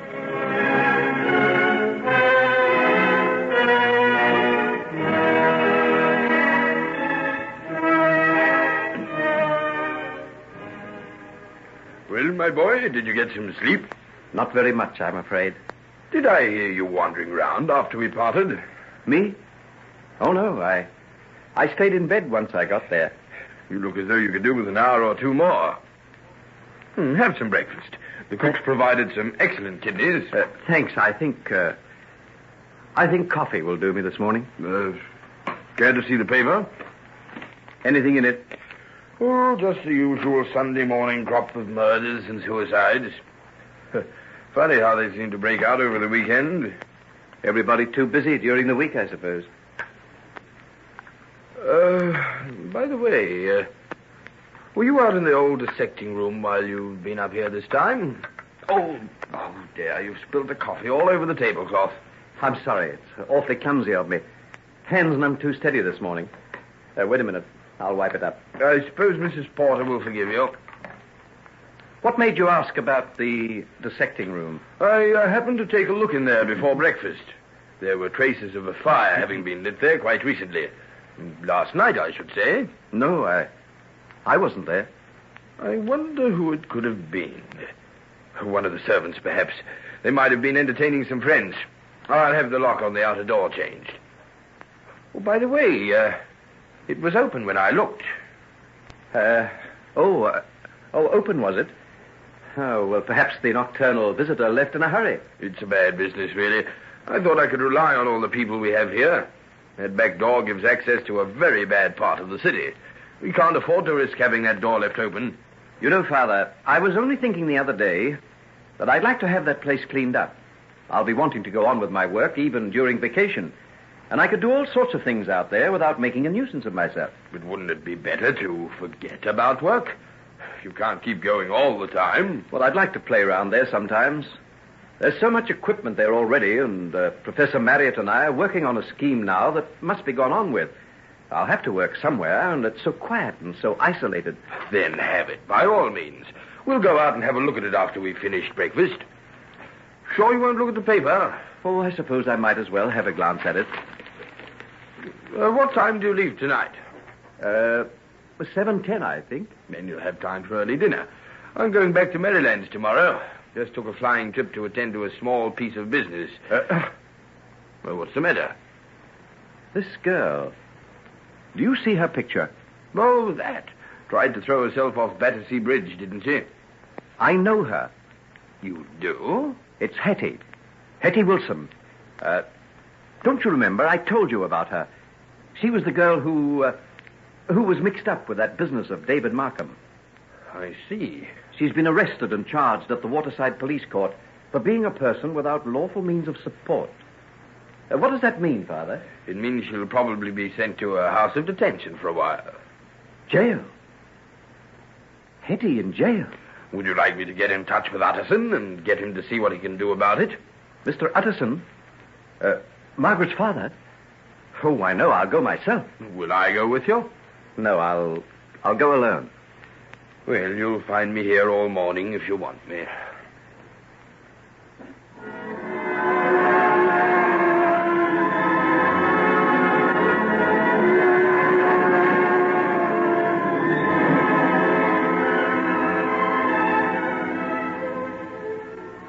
No, the prisoner has been removed to the jail infirmary. She's suffering from exposure and immersion in the water. Immersion? Then she did throw herself in the river. She did, young gent. And if it hadn't have been that the water patrol was passing at the time, she'd have been adorning a marble slab in the morgue by now. I see. Oh, can anybody visit her? Visitors allowed once a month by special permit from the Department of Justice. Letters once a week. Thank you. Care to leave any name, sir? I could let her know, maybe... No name, thank you. No name.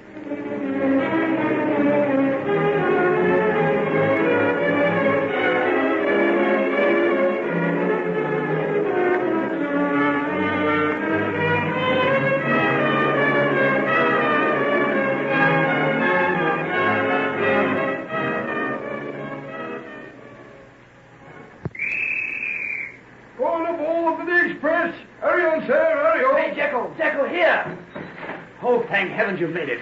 Roberts and I are in a fit. Nice mess you'd have been if you hadn't been there for assembly tomorrow morning. What's the matter with you? You look all out. I had to rush for the train. Making the most out of merry old London town, eh? I must say you're a dark horse. Roberts and I are a couple of babes in arms compared to you. We'll get you to show us the way around next time. Still, we didn't do so badly. Have a good time today? Oh, yes. Marvelous. Don't know when I enjoyed myself so much before. Who was the little piece you got away with last night? Don't mind my asking, do you? Oh, no, not in the least. She's a Hungarian princess in disguise. Takes drugs, poor thing. Very sad case. Hungarian... Oh, get out. That's pretty young. Still, I suppose that's your way of telling me to mind my own business. I say, look at old Roberts over there. Sound asleep already. Think I'll do likewise. Oh, what a night.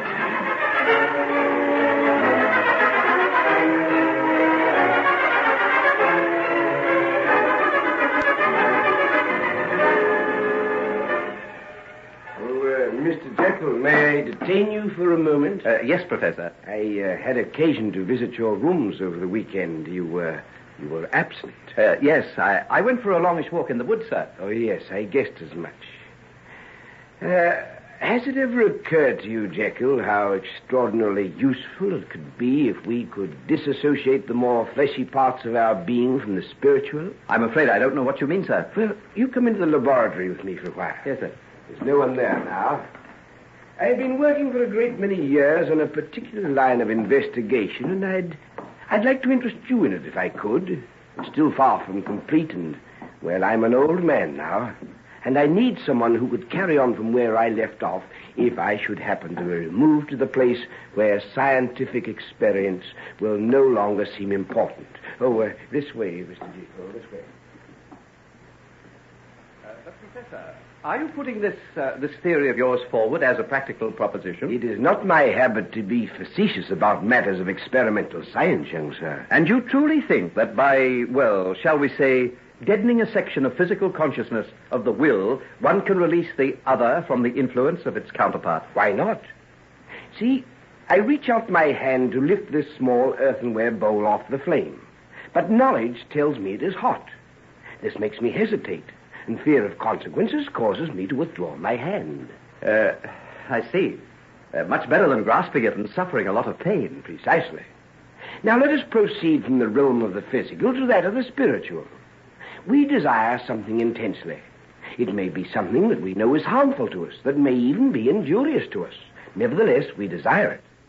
Now, if the fear of consequent injury could be removed, wouldn't this open up an entirely new scope of existence? Yes, it certainly would. I want to lift this hot vessel and may not because it will burn me.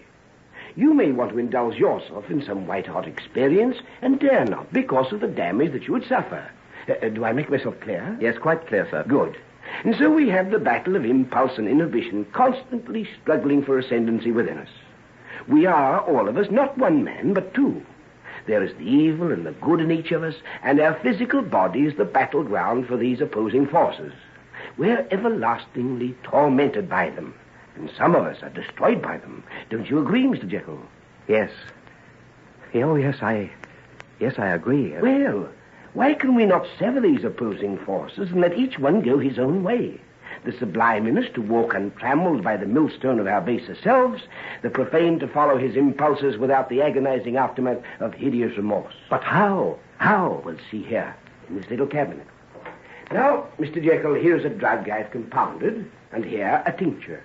By the addition of one to the other, I believe I'll have the essential instrument which will sever these polar opposites now chained together in the agonizing prison of our consciousness. And then what then? Then we shall see. I propose to put my theory to the test. You are going to experiment on someone? I am going to take the drug myself. You? But supposing it fails, supposing you've made some sort of a mistake. I know perfectly well the risk I run. Any drug as powerful as this might well prove fatal. But I'm an old man. I have no family, no obligations, except to the furtherance of science, a master I've served all my life. Oh, no, you mustn't. You can't be spared. I've left all my affairs in order, Mr. Jekyll. Now, what few material things I possess will go to my sister. My notes, the data I've kept for years, the results of the experiments I've made, are all to go to you. You are my spiritual heir. Oh, sir, Professor Marriott, I'm too young. This is too great a responsibility for me. Only a young man on the threshold of his career should have them. If I fail, it may well take you half a lifetime to discover the error in my calculations. And now, if you're ready, we'll put the theory to the test. Now? Now? Why not? I've planned this for nearly 20 years. See, thus I measure out the tincture. Now note well the amazing brilliance of its color. Now, the essential source. Now, this must be measured to the utmost of accuracy. The least fraction of an overdose might well be fatal. There. See the way it boils and rages in the glass as the crystals start to melt? Yes, now it smokes. Those are the fumes escaping in the form of vapor. It catches the throat, eh? Now, see the color changes. The original crimson turns to purple. And now the final metamorphosis. It turns to green. The preparation is complete. Now remains the final, ultimate test. Oh, but this is blasphemy. You're going to rip apart the veils that hide the human soul. Galileo was threatened with a rack on the wheel of Inquisition for the blasphemy of saying that the earth revolved round the sun. And I am prepared to accept the torture that will follow the taking of this preparation for the sake of my beliefs. Are you prepared to stay and witness what follows? Yes. Yes, I'll stay. Good. I now drink to the cause of science, to the furtherance of knowledge, the only bridge whereby man can cross the abyss that separates him from the barbarism of savagery to the godhead of his greater self.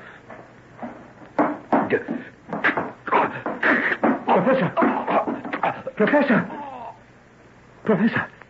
He's dead. It failed. There was something wrong with the mixture.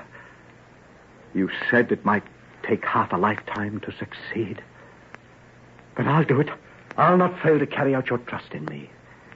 I shall succeed where you have failed.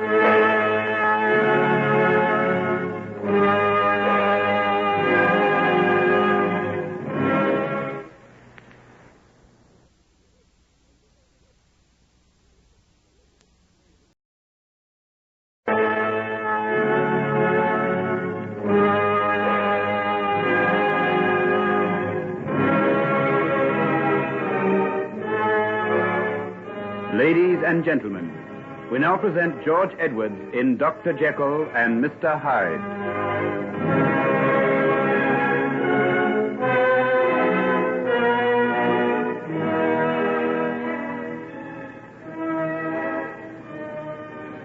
In the Welby, change here for Rochester. Good day, Mr. Jekyll. Expecting the young gentleman home today? Yes, he should be on this train.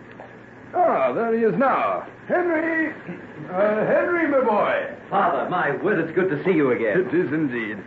What luggage have you got? Oh, just this handbag and a fair-sized trunk in the van. I'll get Watkins to see about it, and we'll go out to the carriage.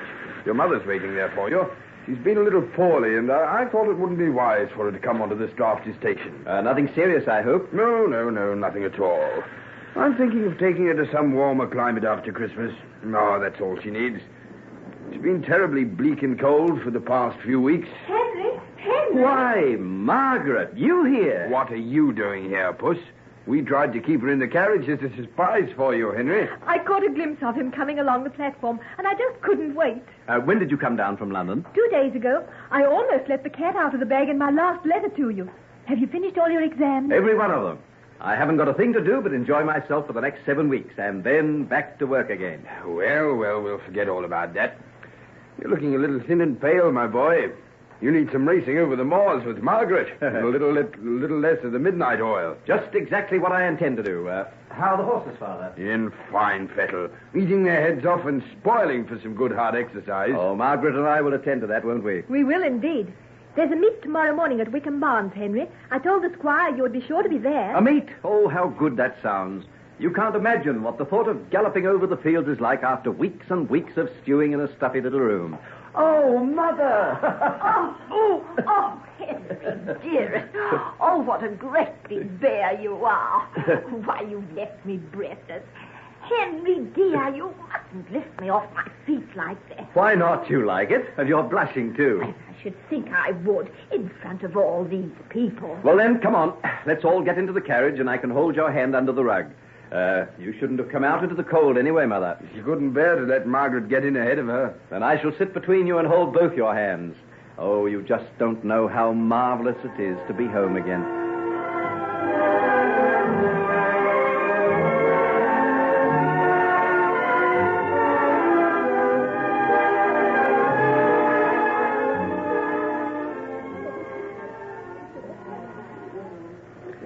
Well, Margaret, are you ready to start for home, or haven't you satisfied that raging appetite of yours yet?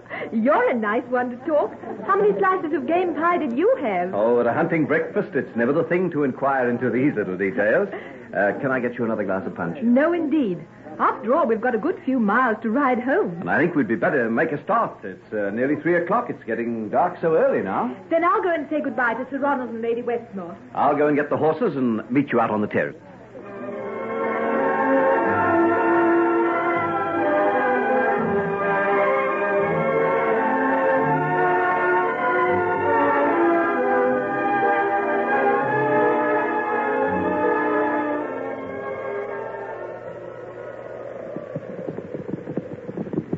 I think we'd better hurry, Margaret.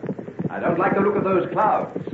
We're going to have a storm. I can't. This mare's dreadfully lame. Can't you do anything about her, Henry? Well, the best thing we can do is to get her home as fast as we can. Oh, heavens, look at those clouds. They're banking right up. We'll be catching it any minute now. Look, Henry, what's that over there? Isn't it some sort of a barn? We could go in there and shelter for a while. Oh, this storm might last for ages. I think we'd better push on. No, I don't think it will. It might be over in half an hour. Whoa, it's beginning to snow. Come along, let's get out of this.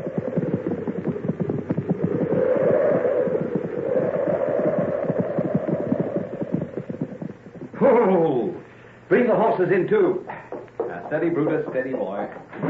Can you manage, Clytie? Yes, easily. There. There's a good lad. Now, steady. Oh, just out of that in time. My word, it's blowing a regular blizzard. Welcome to my castle, young lady and gentlemen. Oh, what's that? You didn't see me here. I came out in the storm as well. The cold's harder on old bones than young.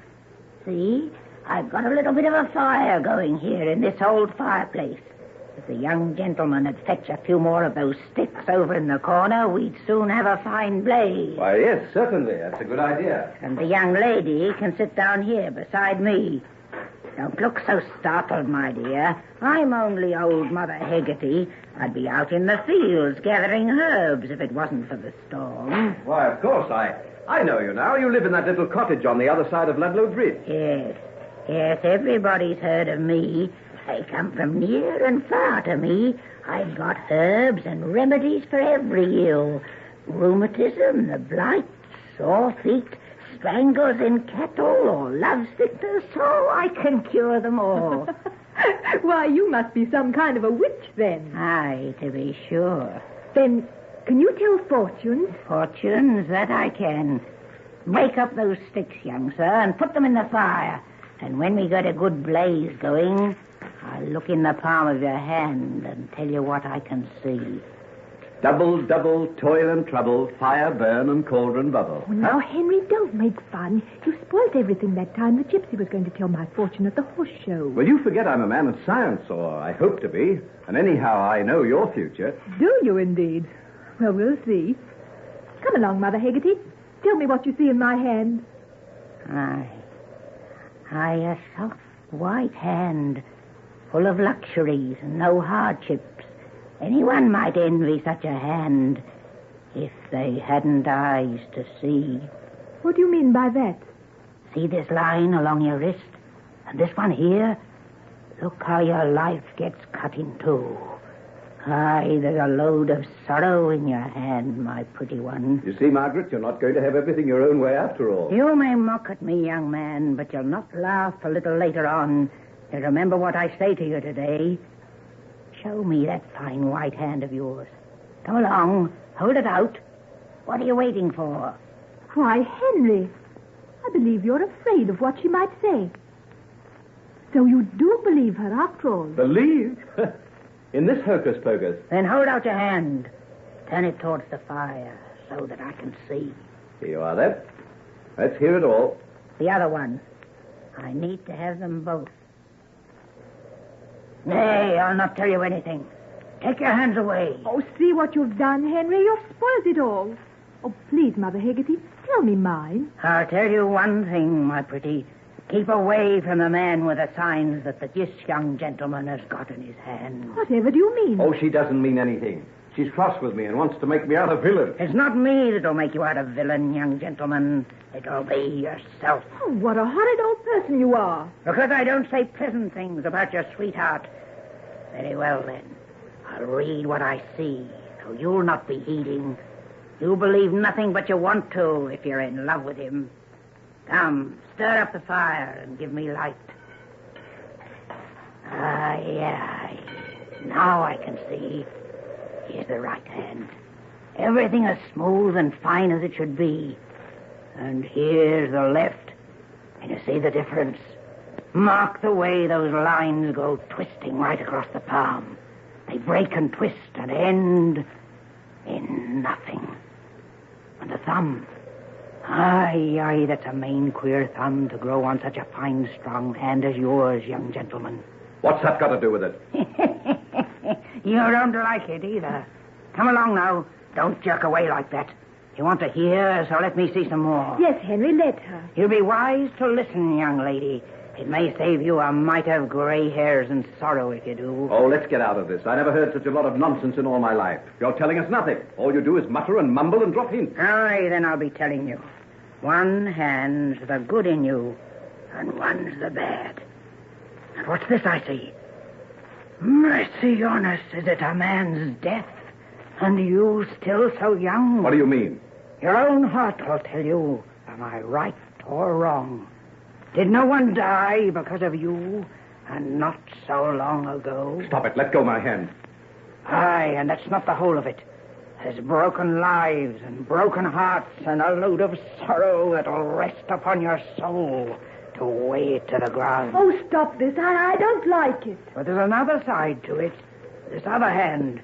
It has fine deeds written in it. Courage, sacrifice. A hand like that could do a power of good. Oh, well, at least it gives me an even chance.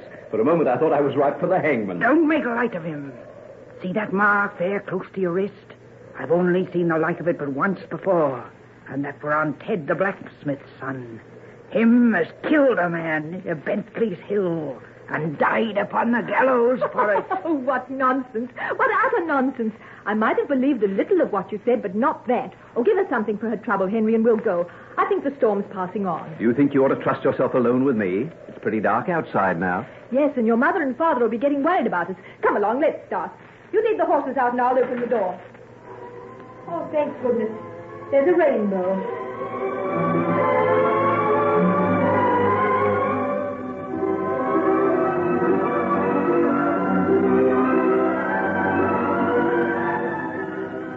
Why, my dear children, I've been worried to death about you. Margaret, you're soaked through. Go up and change at once.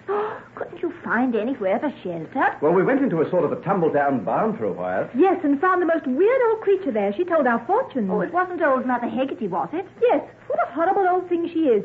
She told us all sorts of beastly things. Mother Heggetty did. Why, she always seems the most kindly old soul.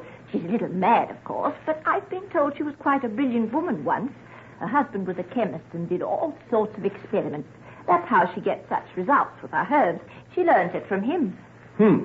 She may be a good chemist, but I hope she's a bad fortune teller. Oh, it's chiefly character analysis, you know. I've heard that she's quite amazing at it. Though why anyone should want to be told what their character's like, I can't imagine. Surely everybody knows themselves. Dear little mother. If only all of us were as simple, as uncomplex as you. Instead of being like Henry, outwardly a saint, inside a sort of monster. What on earth are you talking about, dear? Well, that's what the old woman said. And what are you going to do about it, Margaret? Do? I'm going upstairs to have a bath and a rest, and then I'm going to get dressed and go off to the hunt ball with you, you double-dyed villain. In spite of the threat of the gallows? In spite of everything, Henry.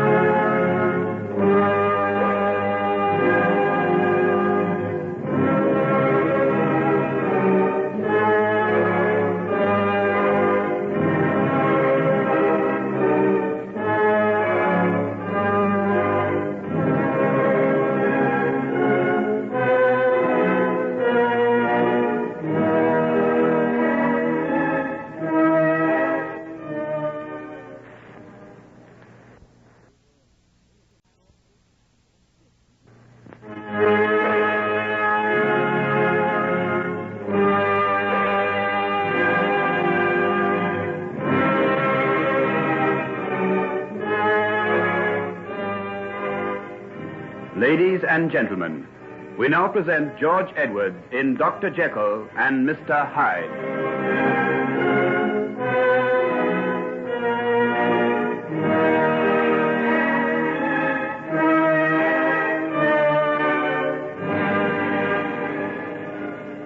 Well, Henry, dear, are you all ready to go? Yes, Mother. The carriage is waiting. We'll be off as soon as Margaret finishes putting the final touches to her toilet. Oh, what a pity you're not coming too. I'll be very comfortable at home by the fire with my knitting and an interesting book. Much more to my taste than hunt balls. Are you sure you wouldn't like me to stay with you? No, I wouldn't dream of it. Besides, who'll chaperone Margaret? Dear me, have I got to do that? You're not to go off playing whist and forgetting all about the child, Henry. Don't worry, Mother. I'll keep an eye on her. Oh, here she is now. Come along in, dear, and let's have a look at you. My, what a lovely dress. Do you like it? Daddy bought it for me when he was over in Paris last month. I've been saving it up for this. Oh, it's perfect. Just perfect. I'd no idea your father had such good taste in ladies' ball dresses. Our good friend may have a side to his nature that we've never suspected, my dear. Do you like it, Henry? I'll tell you what I think of it when we're dancing the first waltz. Well, if we don't make a start, you'll be too late. Let me help you on with your cloak, Margaret, yeah? Oh, just a moment. Henry, pass me over that little case on the table by the window. This one? Yes, thank you. Come here a moment, Margaret. See, these are some pearls I wore when I was a girl. The clasp's a little old-fashioned, perhaps, but I like it all the same. Bend down, my dear, and let me put them around your neck. Why, Auntie Marion. If I'd had a daughter, they would have been hers. Providence gave me a son, but he also gave me you, dearest girl.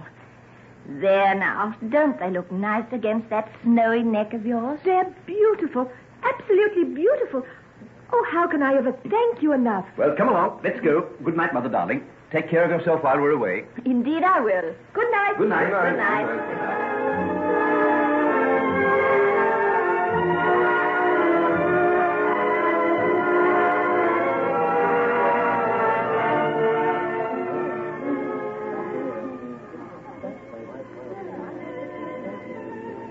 Margaret, darling, what a dream of a frock. You look divine. Thanks, Molly.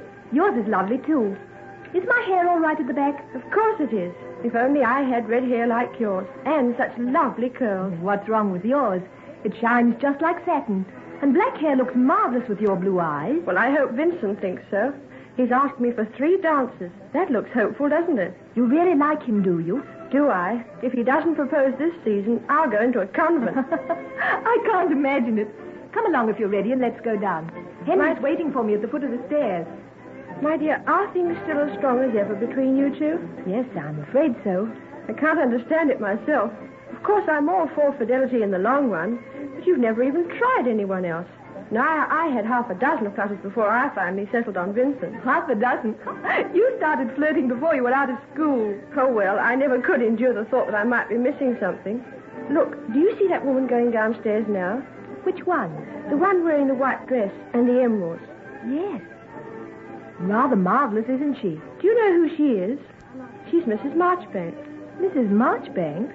Yes, don't you know? She's an American. I heard Mother and Aunt Eleanor talking about her after dinner. They didn't know I could hear. My dear, there's been a terrible lot of scandal over her. She's divorced. No. Absolutely. And they say... Oh, is that the one? Oh, do let's stop and look over the balcony at her. She is smart, isn't she? Well, do you wonder? Oh, Molly, you're dreadful. Just look at the men flocking round her. Oh, bother. What hope have we got with flounces and forget-me-nots against a dress like hers? My goodness, there's Vincent. I'm going down before he catches sight of her. See you later, Margaret. Good luck, darling. Thanks, dear. Margaret, what luck? I've been looking all over the place for you. Where's your dance program? Oh, hello, John. I'm afraid it's pretty full. Now, let's have a look. HJ. No need to ask who that is. Has he got a monopoly over you? There's a polka and a quadrille in the second half. Yes, but I don't want to polka with you or dance in a set. I want to waltz. I want to be able to talk to you, to tell you how marvelous you look. You know, I haven't seen you for an age, Margaret. I'm afraid there isn't a waltz left. What about this one? It's hardly started. Oh, not this. I promised it to Henry. Look, he's waiting for me at the foot of the stairs. Oh. What's the matter? Oh, nothing. Would you like to have this waltz, John? Would I? But didn't you say that Henry... I thought this was the first waltz. I made a mistake. He's dancing this one with that American woman, Mrs. Marchbanks. Is he? Well, I never could stand her before, but now I'll be grateful to her forever. Come along, don't let's miss a bar of it. You know, I've been thinking of you all the time I've been away, Margaret. Do you know, even in Italy, I was counting the days... Why, I don't believe you're paying the least attention to what I'm saying. I'm sorry, John, dear. What was it? I was telling you that you're the most beautiful woman in this room, and I'm madly in love with you. Stop it, John, please. You mustn't. Why not? Because... Of Henry?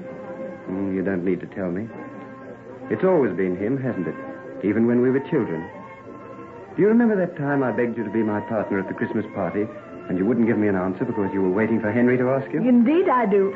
We had a quarrel over it, and I fell down some stone steps and cut my head. That's putting it mildly, isn't it? I heard that Henry pushed you down. Oh, what nonsense. Whoever told you that? Oh, one of the servants saw it happen and told my sister's governess or something. I believe he was a real little fiend at times. John, you ought to be ashamed of yourself. A lot of servants gossip. Well, he was, wasn't he? I remember him flying into the most awful tempers sometimes. I'll bet there's a good deal of old Nick in him still. John, I didn't dance with you to talk about Henry. That's right. Let's forget him. Now, how about getting out of here? It's horribly crowded. I hear that Lady Winterton's show of begonias is wonderful this year. Like to see them? The conservatory is just through this door. John, you're irresistible. If only I thought you meant it.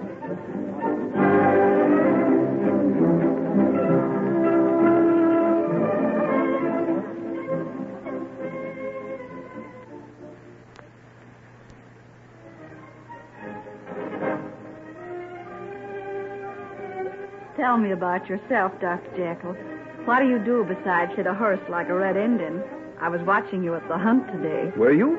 I didn't see you. Oh, no. I'm no Amazon. I was comfortably wrapped up in rugs and getting a view from the Marchioness's carriage. Oh.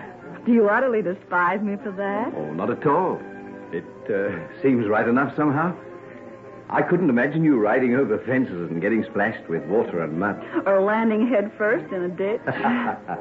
Poor Tilly Lansdowne.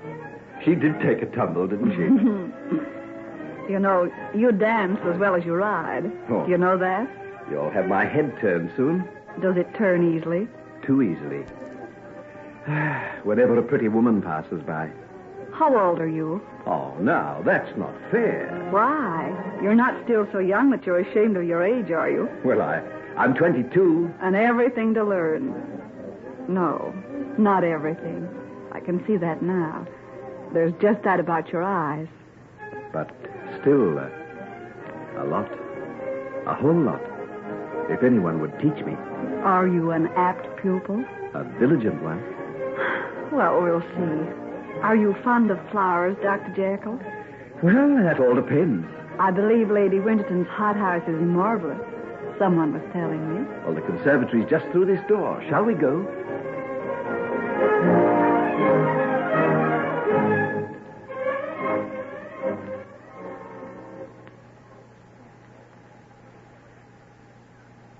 Let's go back, John.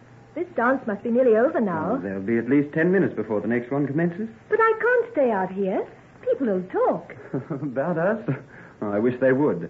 Unfortunately, they all know I've been pursuing you for years and you won't even look at me. Suppose I keep you out here and compromise you. You are absurd. What good would that do? If I only go far enough, you might have to marry me. You'd have to go a long way. I'd go to the ends of the earth for you, Margaret. I mean that. I'm always fooling with you, but you know how much I really care, don't you? Please, John. Oh, I know. All right, let's go back to the ballroom and I'll hand you over to your rightful guardian. But do you know what I'd like to do? No. Take young Henry out and knock him down for what he did to you a while ago. What do you mean? Margaret, don't think I didn't see. He went off with that soulless, unscrupulous American hussy when he should have danced with you. Oh, Darling, don't let him hurt you. I feel afraid sometimes when I think of you with him. What do you mean? I can't say. What would you think of me? I'm his rival. I can't talk about him to you. Tell you what I know. There isn't anything. I'll not believe a thing. No, I didn't think you would. Well, let's go back. Listen, there's someone coming. They won't see us if we stay where we are. Tell me, Dr. Jekyll, do you ever come up to London? Well, sometimes, but I'm at the university, you know. It doesn't give much time for pleasure. But sometimes, surely. You know, you must come and see me. I have a house in Mayfair. In Mayfair? Well, I may be going up at the end of next week. End of next week? Then I'll count on seeing you. John, do you want the rest of those dancers? I do, but... Do you want them? Yes. Very well, then. Take me out of here and don't leave me. Come along. Why, Margaret. Oh, hello, Henry. I'm so terribly sorry about the last dance. I came in here to talk to John. He's been telling me all about Italy, and I didn't realize it was our dance. I see. Oh, that's all right. Mrs. Marchbanks, may I introduce Miss Utterson and Mr. John Fairley. How do you do? You took pity on poor Henry and danced with him, Mrs. Marchbanks. Oh, that was nice of you. And all the time I pictured him as a wallflower. Come along, John, dear. The next dance must be due to start. Oh, I say, wait a minute. I think it's ours, isn't it, Margaret? Oh, no, Henry. We have the polka and the quadrille after supper. That's all. Goodbye, Mrs. Marchbanks. Thank you so much for being kind to Henry.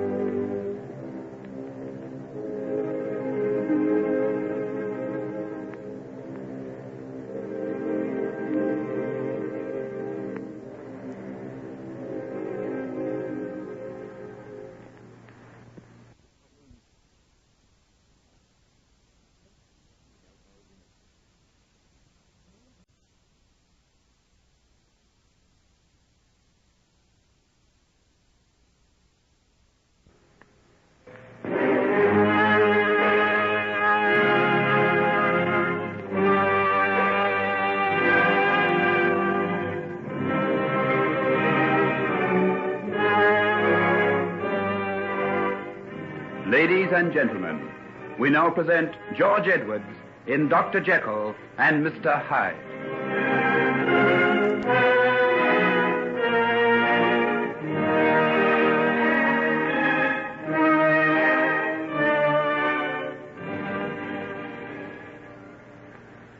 Well, this is a surprise, Margaret, dear. I didn't think we'd be seeing you before midday. It's such a lovely morning, and I don't feel the least bit tired. I'm surprised to hear that. You never stopped dancing from the time we got there till we left at 3 o'clock. No need to ask if you enjoyed yourself, then. None at all. It was marvellous. Just marvellous. Had breakfast, my dear? Yes, thanks. Carrie brought me up some quite a while ago. I think I'll go out and get a little of this morning sunshine, if you don't mind. Yes, do, dear. You may not feel tired, but you could do with a little more colour in your cheeks. Aunt Marion, here are your pearls. Thank you so much for letting me wear them. They look beautiful. But, Margaret, dear, I meant you to keep them. Didn't you understand? You said if you had a daughter, they would have been hers. I'm not your daughter, and I never will be. Never. Well, what does it mean, Edward? Why did she say that? I don't know exactly. Something happened at the ball last night? Oh, nothing in particular. Edward, you're keeping something back from me. I can tell by the way you speak. Now, what is it? Well, it's just that Henry paid rather a lot of attention to a Mrs. Marchbanks last night, and I suppose Margaret's upset by it. Mrs. Marchbanks? Not the Mrs. Marchbanks? I think there is only one. But what was she doing there? How did she come to be at the Hunt Ball? I understand that she moves in the very best society, my dear. She's staying with the Marchioness of Welsh at present. Don't forget that she has met with the approval of a very distinguished personage indeed. Forget it. How could I when it's common gossip in 2 continents? But does that mean that decent people have got to recognize a woman who makes an open fool of... Hush, my dear. These things are far better left unsaid. She only concerns us because she's been the cause of making trouble between Margaret and Henry. Did she take much notice of him? Quite a bit. But why? Henry's only a boy. What can a woman like that see in him? Oh, he's handsome and young. These women like to try their wiles on young men sometimes. I'd like to try my wiles on her. Edward, if anything really comes between Henry and Margaret, it'll break my heart. They're made for each other. Well, we'd best leave these matters to them. Ah, there goes Henry across the terrace now. He's following her along Rose Walk. I think our little Margaret will be wearing those pearls after all, my dear. Come, pour me out another cup of coffee, and we'll go into the morning room. It's beautifully sunny there.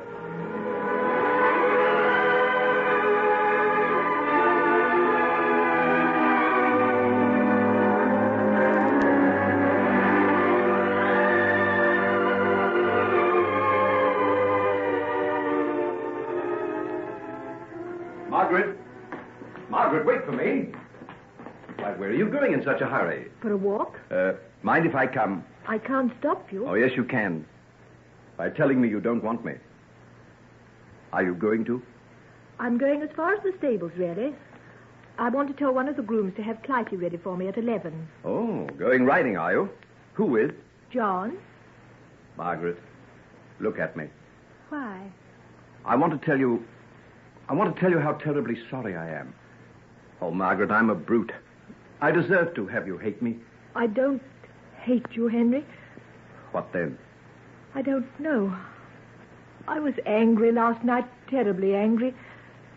And now I just feel numb and dead. Oh, Henry, why did you do it? Oh, why ask me?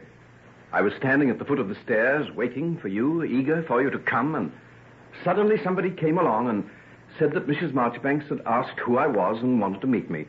Well, I couldn't refuse. And then we started talking together, and it seemed as though she'd forgotten that there was anybody else in the room.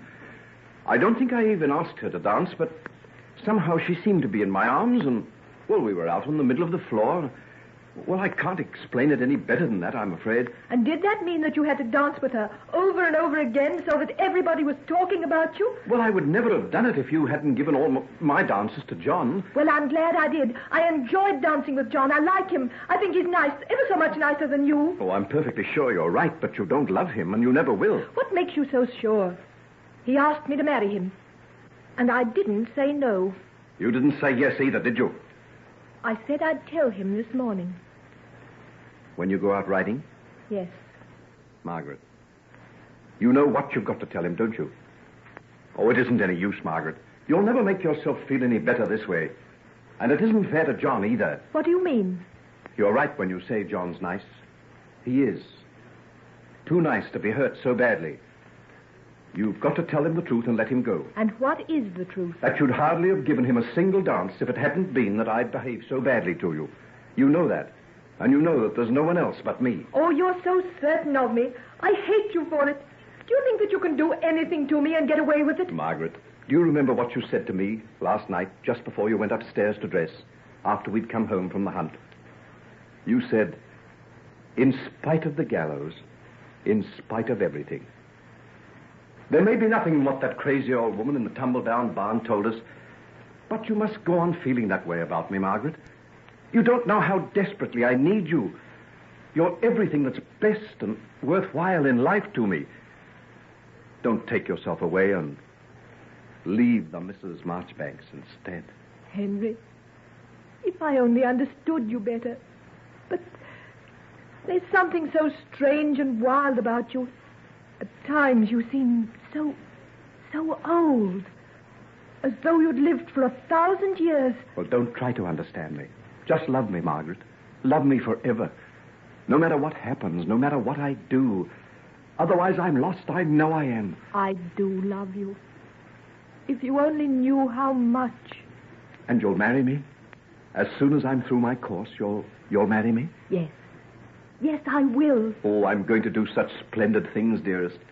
I'm going to heal people and make them well. I'm going to get little children who are deformed and delicate and help to make them strong. I'm going to find new drugs and medicines to take away pain. I'm going to find a way to reach the tortured souls of men and women and give them peace. Now you've got that look on your face that I love so much. Now I know why I love you. Why I'd follow you wherever you go. Oh, if only you knew. I only know I love you. And always will. Forever and forever.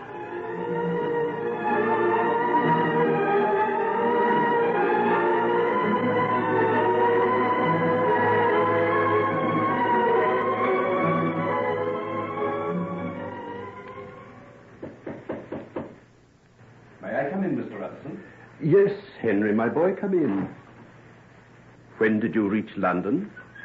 I came up last night, sir. Have you seen Margaret? Not yet. I thought I'd have a word with you first. Well, sit down and tell me what it is I can do for you.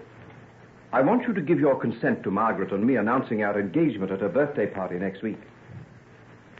You knew, of course, that we had a sort of understanding, didn't you? Yes, I knew very well. As a matter of fact, Margaret told me about it after she came back from staying at your parents' place some months ago. I trust you haven't any objections, sir. You're the son of my oldest and closest friend, Henry, and that makes what I have to say all the more painful. Why, what do you mean? Surely. I'll be frank with you. A marriage between my daughter and you, Henry, has been one of my dearest wishes, and I know it's been the same with your mother and father. Then let me finish, please. Margaret is my whole life. Her happiness and her welfare matter more to me than anything else in this world. Yes, but surely you know that I feel that I should be perfectly content to trust them both to you. I can't tell you how much I wish it were so. Why, what do you mean? What have you got against me? The man I give my daughter to must be able to keep faith with her. He must have a moral standing, at least to match hers. I don't say equal to hers, because no man can be on the same plane as a really good, pure woman. Oh, I wish you'd explain. What have you got against me? What are you talking about? A certain Mrs. Marchbanks. Now, don't think I've been spying on you, but by the merest accident, actually through my legal business, I happened to discover your relations with her. What? There was a certain settlement about to be made. It was cancelled, and the reason was you. You can't blame me for feeling reluctant about giving Margaret into your keeping, can you? Oh, I know I'm unworthy. I know I'm unfit to touch her, but the thought of losing, why, you don't know what it means. Did you think of that when you were paying your surreptitious visits to that woman? Oh, won't you give me a chance to redeem myself? We're not asking to be married yet. I won't be through my course for another year. I swear that if you'll say nothing to Margaret, you'll never have cause to complain of me again. I'll say nothing to her. But I can't consent to the engagement being made public. But what am I going to tell her? I don't know. But I imagine that you're pretty practiced in the art of concealment, aren't you? I deserve that. But it hurts for all that. Henry, why did you do it? For the life of me, I can't imagine how you could have stooped to such a thing. And so soon after Margaret promised to marry you. Surely your love for her should have made it easy to resist the temptations that this other woman offered. Couldn't it have been that it was because I love her so much? Do you think that the feelings I have for Margaret have nothing to do with the flesh? She's remote beyond me. Everything places her beyond my reach. Oh, can't you be reasonable? Perhaps I can. Yes, perhaps I can. I'm not so far removed from my own youth that I've forgotten. Then you'll not be hard on me. You'll see that what I felt for this woman had nothing whatever to do with Margaret. It's just as though I was another being, a different man. Yet still the man who wants to marry my daughter. And the man who might well break her heart and ruin her life. Oh, give me a chance. Just give me a chance. Come back to me at the end of 2 years when you've taken your degree and established yourself as a doctor. If there's been no more of it, well, there'll be no more. I swear there'll be no more.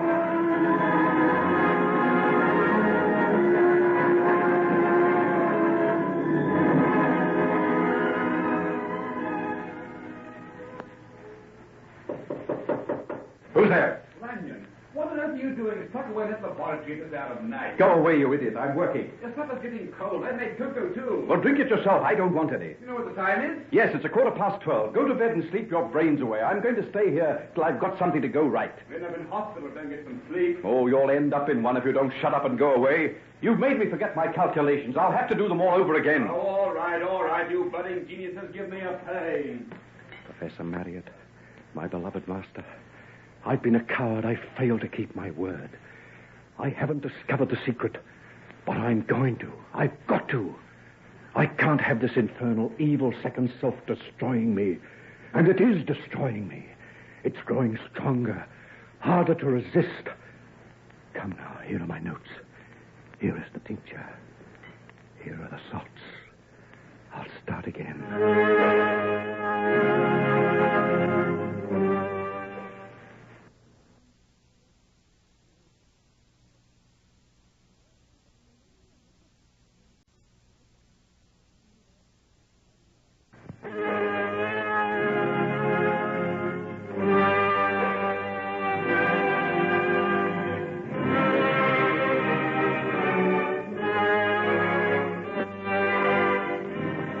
Ladies and gentlemen, we now present George Edwards in Dr. Jekyll and Mr. Hyde.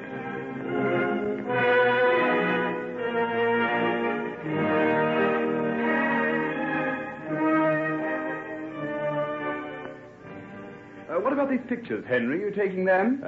Oh, no. Leave them for our successors. Well, I never thought I'd be sorry to see the last of this old room, but I must confess to something like a pang. Well, I've always said you were a sentimental idiot, Lanyon. Of course, you're altogether too detached from realities to know the meaning of human sorrows.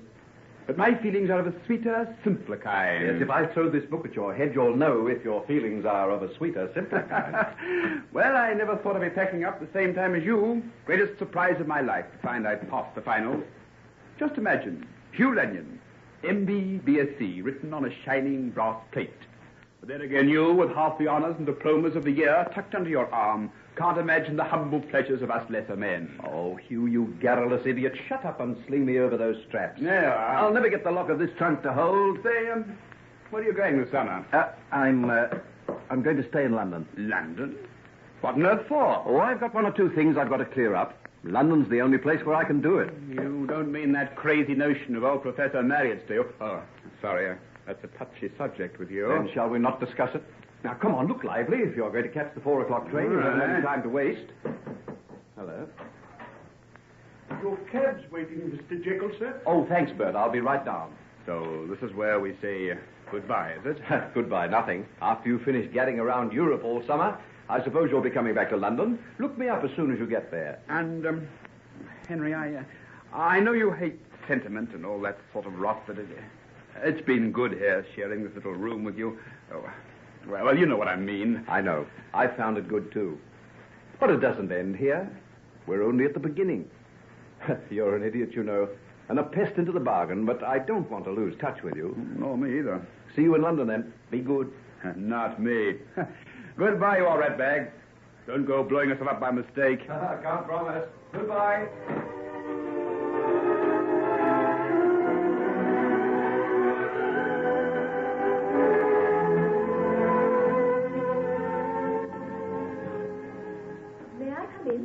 Margaret, dear, how nice to see you. Daddy and I are going to Lord's this afternoon to see the cricket. I was wondering if you and Mr. Jekyll would like to come, too. Oh, that's very sweet of you, dear.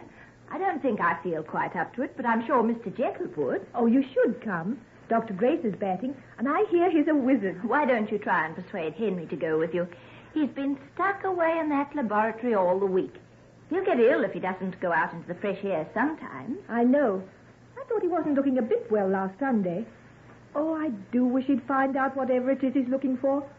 We hardly ever see him, do we? You're very patient with him, dear. I'm not a bit patient.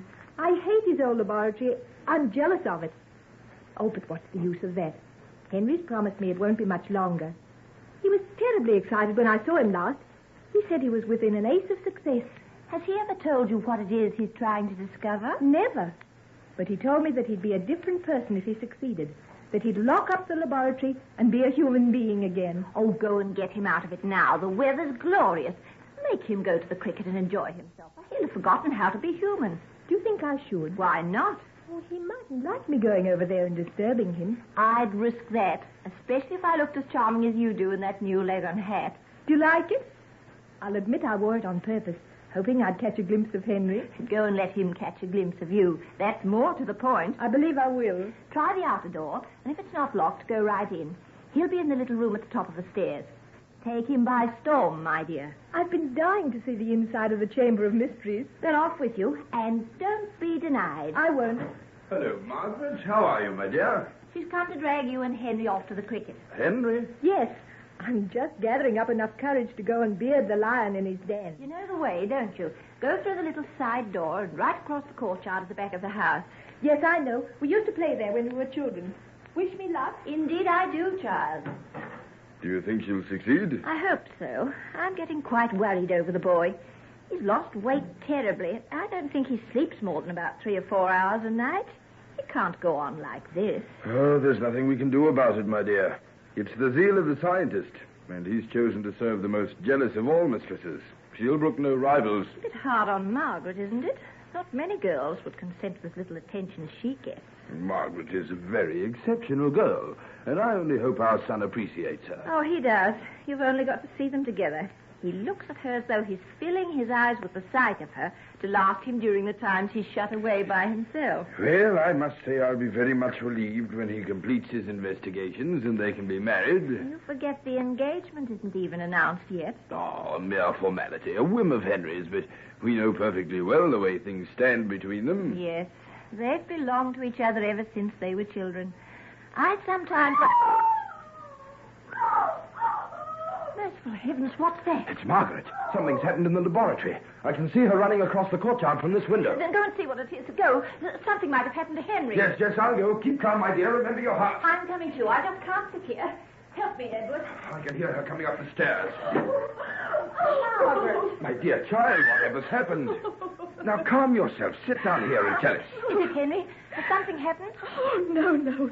I don't know. Get us some sal volatile, Edward. There, over in the little cabinet by the window. Margaret, try and calm yourself, child. You must tell us what's the matter. What happened? What did you see? A man. The most awful little man. What? Where did you see him? Over there. In the room below the laboratory. Oh, he was terrible. In what way? Here, drink this, dear, and you'll feel better. Edward, bring a footstool to put under her feet. She's shaking from head to foot.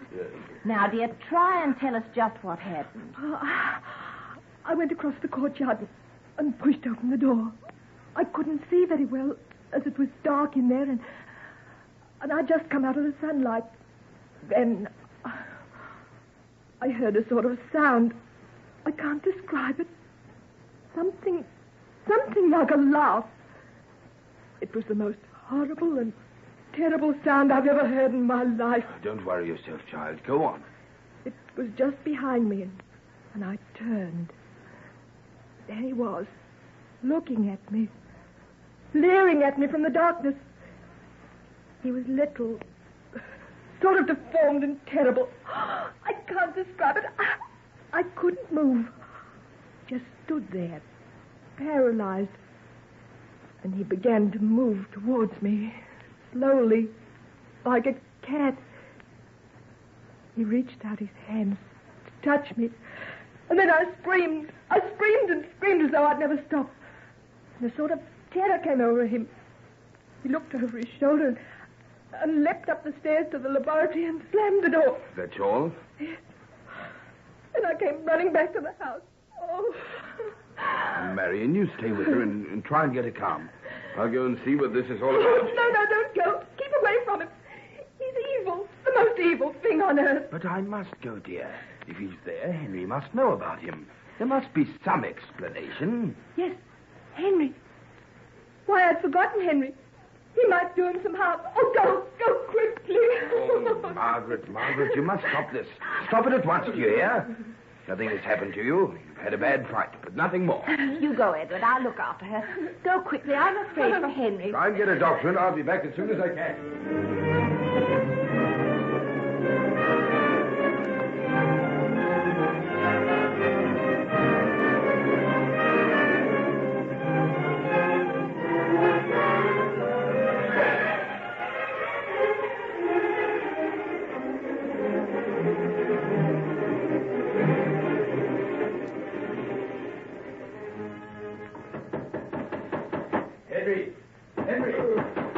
Henry, are you there? Open the door. Henry, what's the matter? Why don't you answer me? Open the door. Smash it in. Henry, can you hear me? Henry, what's the matter? Is that you, Father? Yes, it's me. Open the door. Are you all right? Yes. I'm all right. Then let me in. I will.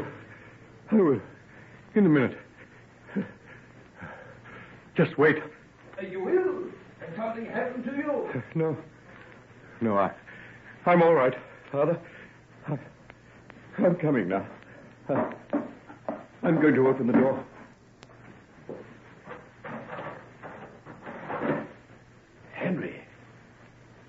For heaven's sake, boy, what's the matter? You look deathly. I'm quite all right, Father. Just let me sit down in this chair for a while. I want to rest. I've had a sort of seizure. Let me get you something. Some of this brandy. Yes, just a little. Just a little. Thank you. No, that's better. Now tell me what happened. What's going on in this place today? First of all, Margaret... Just tell me about her. Margaret. Is she all right? She had a terrible fright. Who was this man she saw? Do you know him? Yes. Yes, I know him. I know him very well. Who is he? What was he doing here? He was helping me with my work. He's been of the greatest value. Henry, you've got to stop. It'll kill you. The seizure you've had. Has it ever happened before? Yes. A few times, but never like this. Never like this. You've been experimenting on yourself? Yes, on myself. I implore you to stop. Even though you succeed, what does that count for if you destroy yourself? Succeed? I have succeeded. Magnificently. Splendidly. Beyond my wildest hopes. Father, you shall see a new man born. You shall see the human soul attain to heights no one has ever dreamed of.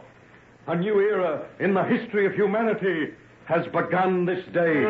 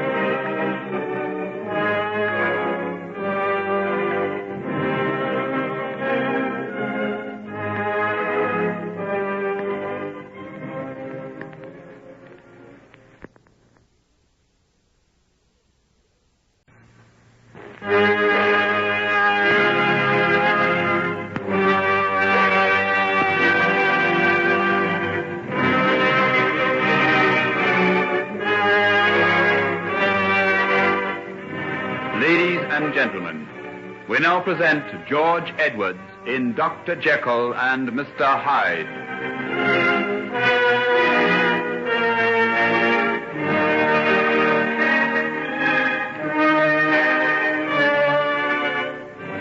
But if you're feeling well enough to walk, Henry, I think we'd better go back to the house. Margaret and your mother are terribly anxious about you. But why? We all feared that this man Margaret saw may have been up to some sort of devilment and that you were hurt. Oh, what nonsense. He's a friend of mine. The last one in the world to do me any harm. Where did you meet him?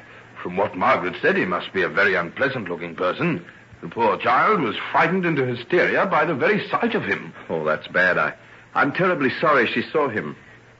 Well, it won't happen again, I promise you. Then come along and let them see for themselves that you're safe and sound. Margaret came over here to see if you'd go with her to Lord's. You mean cricket? Yes. Oh, I'd almost forgotten the existence of such a thing. Then it wouldn't do you any harm to remember it. You'll have to get out of the atmosphere of this laboratory of yours, my boy. You're as pale as a ghost. Come along, shut the door after you and forget it for a while. I will. I said I'd keep on until I'd made the discovery. Now that I have, you'll see me turn into a different person. I'm free now, Father. Free as I've never been before in my whole life. As no man has ever been. Well, I'm sure I don't quite know why you should say that, but if it means we're going to see something of you and you're going to live a more normal, a happy life, I must say I'm very glad. Why, it's a lovely day. Quite warm and sunny outside. Mr. Jekyll, come quickly. Why, Maud, what's the matter? Mr. Jekyll, sir, she's had a turn. She's awful bad. Henry, come quickly. The shock and excitement's been too much for her. Lie her down flat on the floor, Margaret. No, take away that cushion. Now loosen the collar of the dress. Father, the hypodermic. It's all right. We'll get her round. Can I get you anything else? No. This injection's the only thing. She should rally in a few moments. Henry, she's lying awfully still. I can't seem to feel her pulse. Let me try. Henry. What is it? Why are you looking like that? Oh, Father. Father. The breathing stopped. Henry. She's dead. She's dead.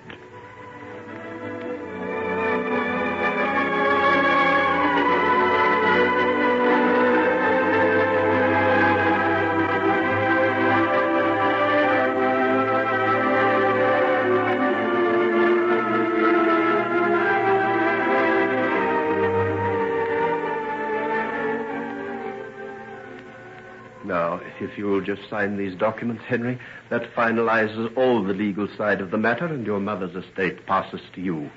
Just here, beside that seal. Well, you're now a young man of considerable fortune, Henry. Yes. I had no idea that Mother was so wealthy. It's a big responsibility. You can do a great many things with as much money as that. I hope I'll do good with it, Mr. Utterson. I hope you will. Oh, Mr. Utterson, nearly 2 years ago I spoke to you about Margaret. You told me then that you were not satisfied with the thought of me as a husband. Do you remember? Yes, I remember very well. Have you still got anything against me? Who is this man, Edward Hyde?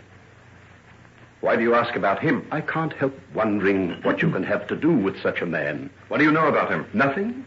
I only know what my daughter told me, but her description was enough to rouse all my old doubts and apprehensions.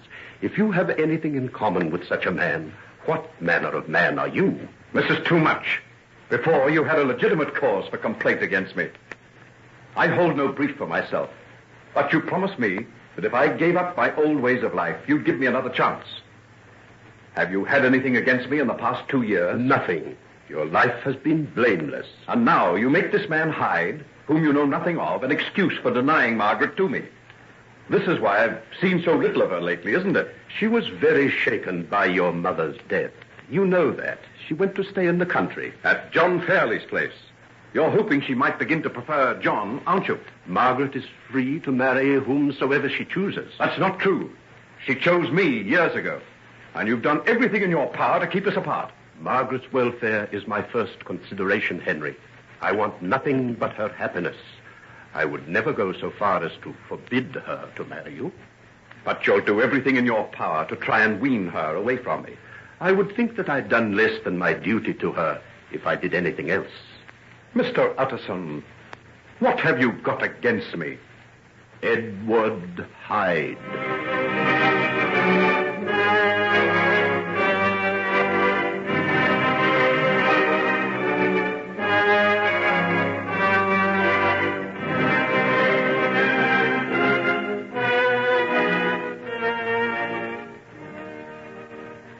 Will you be wanting any supper when you come in, Mr. Henry, sir? No, thanks, Poole. Oh, by the way, I'm going down to the laboratory for a while. If I'm not in to dinner, don't worry about me. No, sir. And don't tell anybody where I am. You understand that? No one at all. I understand, sir. I'm thinking of going away for a few days, as a matter of fact. If I'm not here in the morning, you'll know that I've gone. Yes, sir. Would you like to leave an address for letters or messages? No, no address. I'm going away to be by myself. Completely by myself. Yes, sir. A very good idea, sir. You know, Poole, when you drop your eyes like that and get that bland, expressionless look of stupidity over your face, I realize all over again what a pearl of butlers you are. I've always endeavored to give satisfaction, sir. Well, go on. Get away with you down to the servants' quarters and see that none of those maids ever come spying round that outer building. I'll not stand for it, mind. Oh, sir, I hope there hasn't been any more of that since I dismissed Alice. No, there hasn't, but it doesn't do any harm to keep reminding them. I'll remind them, sir. You can rely on me for that. How long do you intend to be away, sir? I don't know. You can expect me when you see me.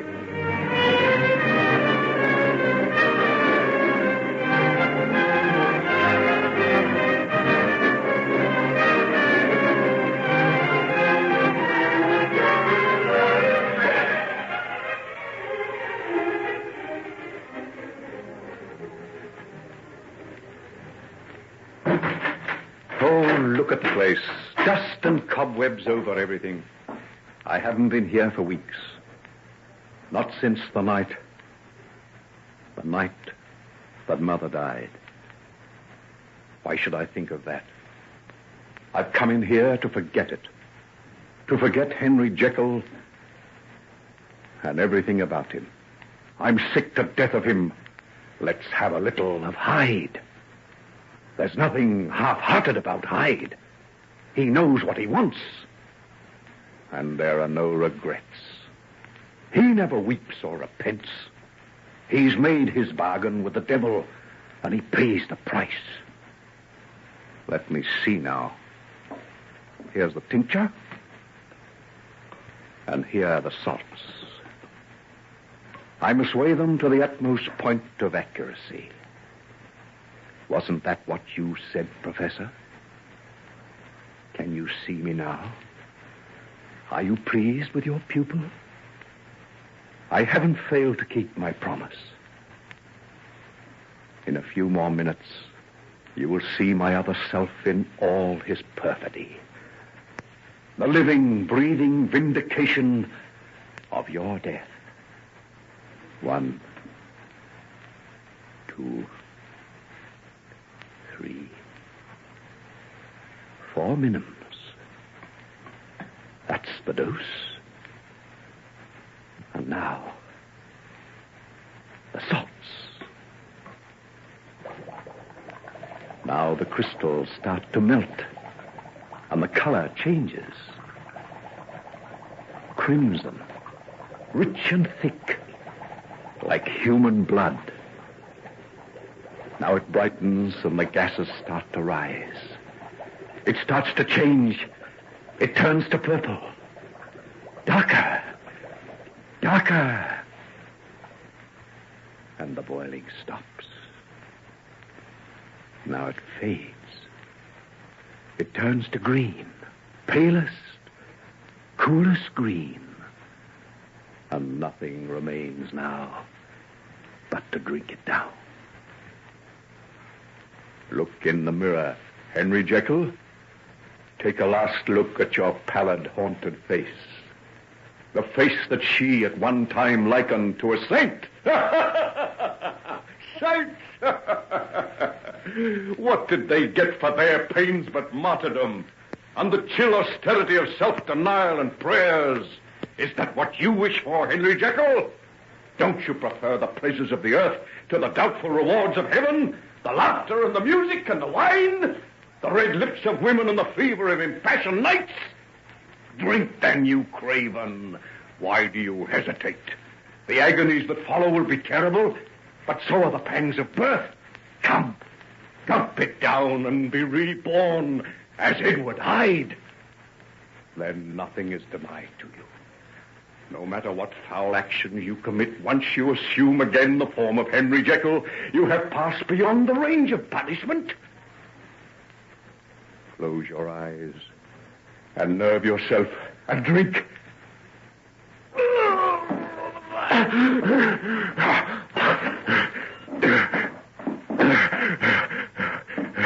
It's done. It's over with. Once more, I've had the courage to go through the agony, and now, in a moment, I'll get up off the floor and look at myself in the mirror. I'll see the form of Edward Hyde, hideous, misshapen, and dwarfed, a sight to chill the very blood of common men. Now, I'm strong enough. Now, I can get up and look. What's this? I see the face of Henry Jekyll. It isn't Hyde. I failed. I've lost the power. Stop. Wait a minute. Think calmly. There's been some slight mistake, that's all. A simple error. I must try again. Oh, that agony, that grinding of the bones, that deadly nausea, the horror of the spirit that cannot be exceeded in the hour of birth or death. No, I can't do it. Not again. I'll not leave this room till I succeed. Oh, how tired. How tired I am. How tired.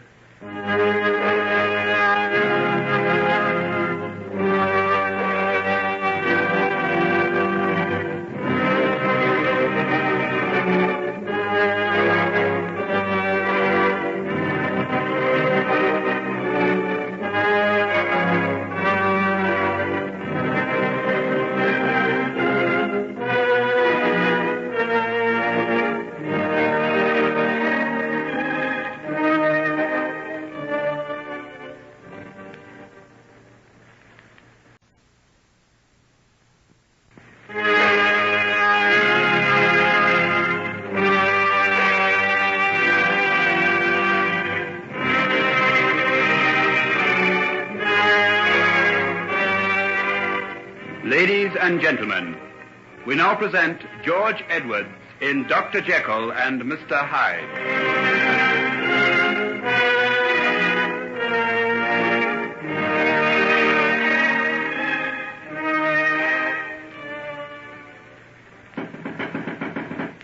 Who's there?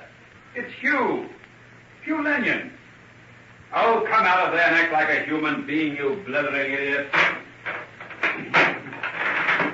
Anybody else but you infernal. Yes, I know. That's what I told Pooh. Oh, did he let you in? I'll sack him for that. Splendid. We've anticipated that. I've already engaged him to come to me. Well, come in. Well, what do you want now you've got me to open the door? Ah, nice little Bastille you've got here.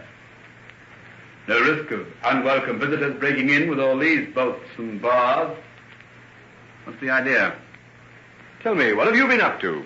When did you get back, and where have you been? I went for a walking tour through Austria and part of Hungary. Oh, a great pity you went with me. Never saw such girls. Got there just in time for the summer festivals. I was in my element, old chap. I'll bet you were. Sit down over there. Tell me all about it. Thanks. Do you know, I'd forgotten that people like you still existed. No wonder. This is a fine, dreary little morgue you've fixed up for yourself. Oh, tell me, what's that table over there? Looks like something out of the dissecting room. So it is. You see, this whole place used to belong to a famous surgeon before my father bought it. He used to carry out experiments here. Some say vivisection. No wonder the place brings me out in goose flesh. No windows either on the ground level. No. Didn't want anyone peeping in. And soundproof, too. When I shut that inner door, no sound can get through. And this is where you've been most of the summer. No wonder you look as pale as a ghost. Come along out of it. We'll take a bus and have a day on the Thames. You know, I'll bet you haven't had an oar in your hand since you left Oxford. Well, you're quite right there. I haven't. Then how about it? Listen, we'll hire a punt and get a picnic basket at some nice little country inn and lie out on the grass and eat sandwiches and drink good old English beer. And you'll tell me all about the buxom peasant wenches you met out in Austria. Nothing omitted, old boy. Positively nothing. All right. I'll be with you just as soon as I've changed my clothes. Come over to the house. We'll get the rascally Poole to put us up some food. There speaks the good old Henry Jekyll. Hence loathed melancholy. From Cerberus and Blackus, midnight born. In Stygian cave forlorn, amongst horrid shapes and shrieks and sights unholy. Stop it. What made you say that? What do you mean? For goodness sake, what's the matter here? Here, I say, don't throttle me. I'm sorry. I'm awfully sorry, old chap. I don't know what came over me, but those words... Oh, come along, let's get out of this quickly. Can't be too quick for me, old chap.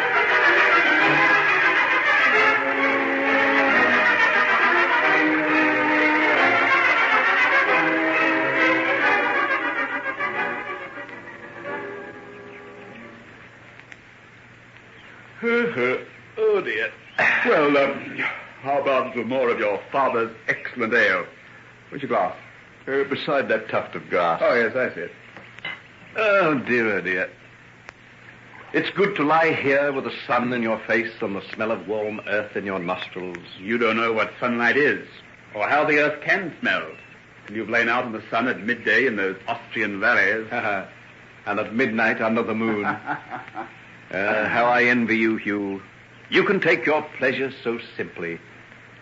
Just as simply as you swallow that glass of ale. I haven't noticed you showing any signs of constriction of the gullet. But I haven't got the capacity for roistering round Europe. I'm too much of a hypocrite, I suppose. I'm afraid of losing somebody's good opinion. Do you know what's the matter with you? No. Margaret Utterson. What? You've been trying to live up to her and acquire grace in the eyes of that jealous old Puritan of a father of hers. What rot. Oh, no, it's not. But it's a sheer waste of time. A fellow like you's bound to break out now and again. You know, it's my opinion he's delighted at having an excuse for preventing Margaret from marrying you. Yes, but why? Well, he'd like to keep her for himself. Life will be very empty for him when she goes. You know, he's doing his best to marry her off to John Fairley. She's been staying down at his place for almost 2 weeks. But she's back in London now. I've got an invitation to dinner at her place tonight. Yes, I know. Well, you're going, aren't you? I don't know. What's the matter with you? She won't like it if you're not there. Well, maybe her father is right. I may not turn out to be a very good sort of a husband. Well, I'll be... Henry, what's come over you? When I went away, you were crazy over her. I still am.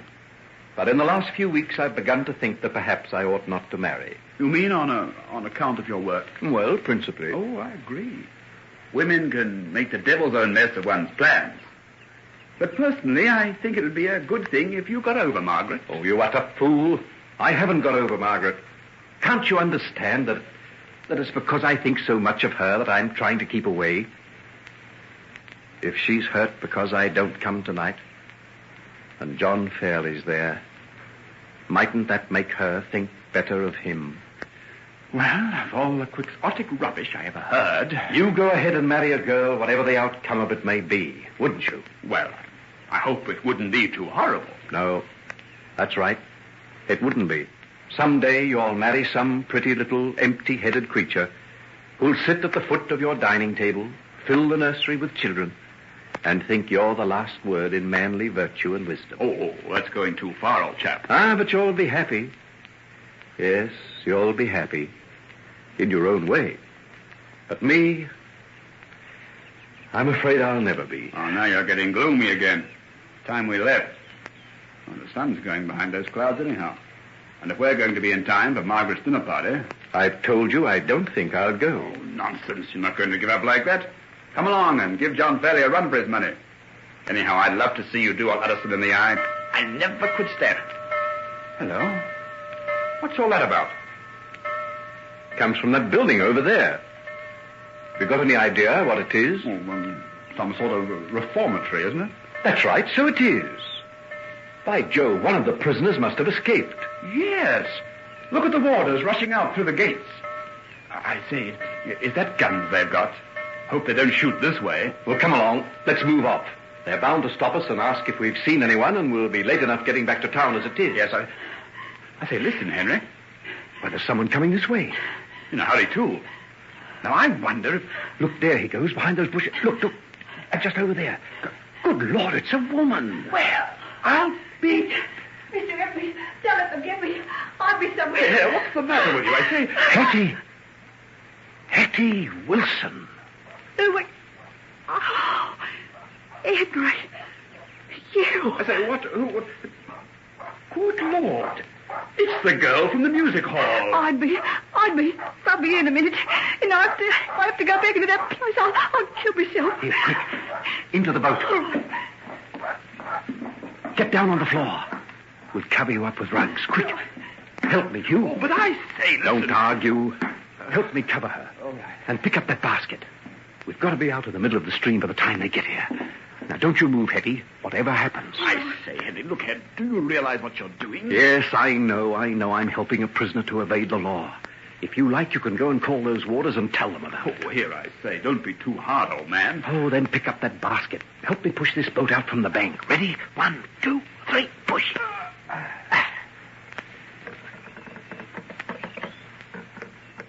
Now, Hettie, you lie down against those cushions, pull your hat over your eyes, and pretend to be asleep. I'll do any talking that may be necessary. A nice, quiet afternoon in the country.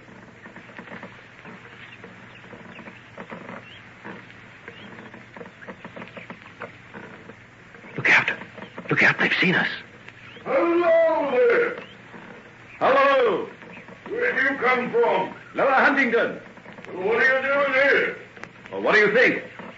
Stop that boat while I talk to you. I'll do my best, but the current's pretty strong. Then pull into the shore. What for? Because we're the police, and we're looking for a prisoner that's escaped from the reformatory. I'd like to search that boat. Can he swim? What's that got to do with it? Well, he'd have to get us out of here. That's what bird we're wasting time. They're just a couple of top tarts for the afternoon. Let them go. Oh, you never know. Oh, what does a low little tough like Hettie Wilson be down to a pair of swells like that? Yeah, maybe you're right. All right, then. Off you go. Sure you wouldn't like us to come and help? Help? You? We got work to do. Come on, boys. Let's have a little fun down here. Lie still, Hettie. Don't come out from under those rugs under any circumstances. Are you all right? I'm very tired of dozing here. Am I allowed to talk in my sleep? It all depends what you want to say. I just want to say that I may have had my moments in the Austrian Tyrol, but you go in for a form of excitement that's far, far beyond my humble scope. Oh, don't jest, Hugh. This is serious. Serious? Certainly is. Both of us might be struck off the rolls of the BMA for conduct improper to the dignity of our profession. Do you realize that? I do. And I'm expected to lie here and pretend to be asleep. Well, you'll have to do more than that before we get Hettie hidden away. Being a friend of yours certainly has its drawbacks. But you are my friend, Hugh, aren't you? Yes. Confound you. Now keep on with that rowing and let's get out of here as fast as we can. I only ordered the brass plate the day before yesterday, and I'll die of disappointment if I get the sack before I have a chance to hang it up.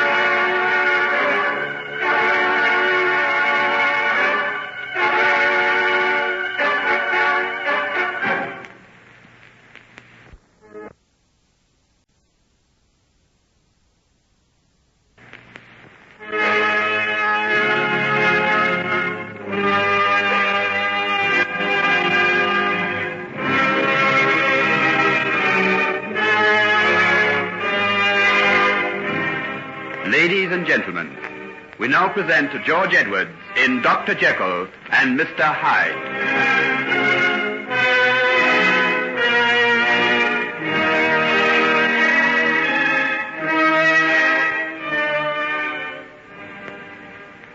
Margaret, my dear, dinner has been waiting almost 10 minutes now. Do you intend to wait any longer for those two young men? No, Father, I don't think I will. Oh, here's Hugh now. I wonder where Henry is. Perhaps Hugh will be able to tell us. Margaret, 1,000 apologies. Henry and I went off to spend the day out in the country and didn't get back until late. Where is Henry? Isn't he coming? There was a call waiting for him when he got in. Something rather urgent, I think. He said to tell you that he'd be along as soon as he could. I didn't know Henry was bothering much about a private practice. Oh, this is one of his patients in the East End. You knew he went down there twice a week to give free advice and medical attention, didn't you? No, I had no idea. Neither had I. How long has he been doing this, Hugh? Oh, for quite a while, I understand. He was telling me this afternoon that he intends equipping a proper clinic with some of his mother's money and possibly opening a convalescent home somewhere out in the country where poor people can go. Why, Daddy, isn't that splendid? Oh, now I can understand what's kept him tied up in London all the summer. And me thinking it was something else. Well, I'm very glad to hear that he's putting the money to such good use. And now, Margaret, my dear, our guests must be famished. I've asked John Fairley to take you in to dinner. Are you ready? Oh, but I'd much rather go in with Hugh. I want to hear what he's been doing on the continent and a whole lot more about Henry's clinic. Oh, I'm afraid that will have to wait, my dear. Here's John now, and you can't disappoint him. Then don't you go sitting half the evening over your port, Hugh. Not even Mr. Utterson's excellent wine shall keep me away from you. Oh, hello, Fairley. Oh, hello. When did you get back? 2 days ago. See you later, Margaret. Hugh, will you take Miss Dawson in? Yes, certainly, Mr. So I draw the prize after all. What do you mean, John? When I saw our good friend Hugh Lanyon arrive, I thought that you'd be going into dinner on someone else's arm. Which proves all over again that one should never despair. What do you mean by that, Margaret? I mean that Henry isn't here, and see, I take your arm. And why isn't he here? What can there possibly be to explain his neglect of you all these weeks? His failure to come tonight? Fortunately, I can now tell you. Henry's gone to attend to one of his patients in the East End of London. East End? I didn't know he had a practice there. Neither did I, but he has, and he's there now, because he feels that to help one of those poor people down there is better than to be here eating and drinking with us. And I agree with him. And now, if you'd kindly move my chair. Oh, I'm sorry. Really, I apologize.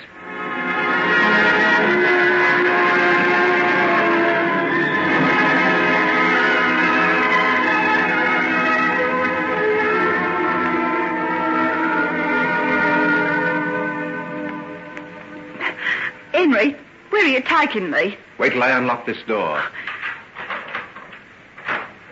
Oh, but this is the same place you brought me to before. Yes, and the place you ran away from, you little goose. You didn't come back. Well, I couldn't. When I went over to the house that night to get you some clothes and food, I found my father there. How could I explain to him about you? I had to pretend to go to bed. When I came over here an hour or so later, there was no sign of you. Oh, Henry, if I'd only known. And then you ran out of the place and tried to throw yourself into the river from the Battersea Bridge. What else was there for me to do? I had no one. No friends. No money. No nothing. Poor little Hettie. Well, sit down there and I'll get you something to drink. Here. Now take this. Thanks. You had me, you know. I tried to find you the next day. I went to the place where you were, but they wouldn't let me see you. You come to the prison infirmary? Mm-hmm. Oh, if I'd only known. It would have meant so much to me. Why didn't you leave a message? Just a word. I did. I told the ward to tell you that I'd been. I left some money and a note. I never got them, never. And all this time, I've been so bitter. It's made me worse than I'd have been otherwise. How? I was one of the bad ones in that place I got away from today. The matron told me I had a criminal mind. They shut me up by myself. They weren't going to let me out. I was to stay there for another 3 months for bad behaviour. So you ran away? Yes. One of the warders, he helped me. So they're not all inhuman, then? You don't think he did it out of kindness, do you? I paid him for everything he did, the beast. Hettie. I meant what I said this afternoon, that I'd die before I went back there. You poor little thing. Have you got any more of that brandy? Well, what about something to eat? There's food in the cupboard over there. Food? Real food? I haven't tasted any for nearly a year. Well, here it is. Chicken, white bread, and butter. I can't believe it's true. Well, it is. The whole nightmare of the past is over, too. I'm going to say that things are better for you from now on, Hettie. I couldn't be much worse, that's one comfort. Well, tell me what happened to you after you came out of the hospital. Oh, you mean after I tried to throw myself into the river? They sent me to prison for 3 months. It's against the law to attempt to take human life, they told me. Even your own. And then? I made some friends in there. They were in for other things, stealing mostly. I went to live with them when it came out. Well, I was the beginner at the game, and I got caught pretty soon. For stealing? Uh-huh. Got a year for it. I should have been coming out now, but they decided to keep me there for insubordination and insolence. That's about the lot. I ran away this afternoon, and here I am. If I get caught, I guess I'm there for years. They don't encourage prisoners to run away. They won't catch you. What you going to do with me? I'm going to keep you here for tonight. No one will find you. It's my laboratory. No one ever comes here but myself. But no running away, mind. Is it likely? Without the cops in London on the watch out for me? Good. Then I'll leave you now. There's a bed over there and plenty of food. I'll see you first thing in the morning. Will that do? Yes, that'll do. It'll have to do. I guess I've got to take anything from you now. You won't have to take anything from me. Couldn't be any worse than what I've been taken in the past. No matter what it is, prison and the warders, solitary confinement weren't any worse than knowing that you'd tricked me, let me down. Oh, Hettie, please don't. But you did, didn't you? You got me off to London knowing darn well that you'd never come and see me like you promised, didn't you? All right. You don't have to say anything. I know. Will you let me try and make it up to you? Huh? How? By flipping me a fiver and telling me to run home and forget all about it? Oh, no. I won't let you down this time. I swear I won't. But you won't want to be saddled with me now, any more than you did years ago. Oh, don't worry. I understand these things now. I'm not green anymore. Perhaps you like me better that way. I liked you before. But not as much as you did your good name. It wouldn't have done for Henry Jeckyll to be mixed up with a common little nobody like me. And it wouldn't do now. So don't think you fool me, Henry. But I'm not trying to fool you. I acted like a cad, and I admit it. Now I'm willing to try and help you. If you don't think I'll do it, well, you can walk out that door. Oh, no. It's nice and comfortable here. And I've had precious little comfort for a long time. I think I'll stay. Yeah, that's right. I'll stay. Maybe you'll get sick of me like you did before. But you won't get rid of me so easily this time. Not be a long shot. If you only knew how much I've learned since that night you kissed me goodbye in the old mill. I don't blame you for being bitter, Hettie. Thanks. Well, you can run along if you want to. I suppose you've got some pressing engagement somewhere. Give the lady my kind regards, and I'll be waiting for you tomorrow. So long.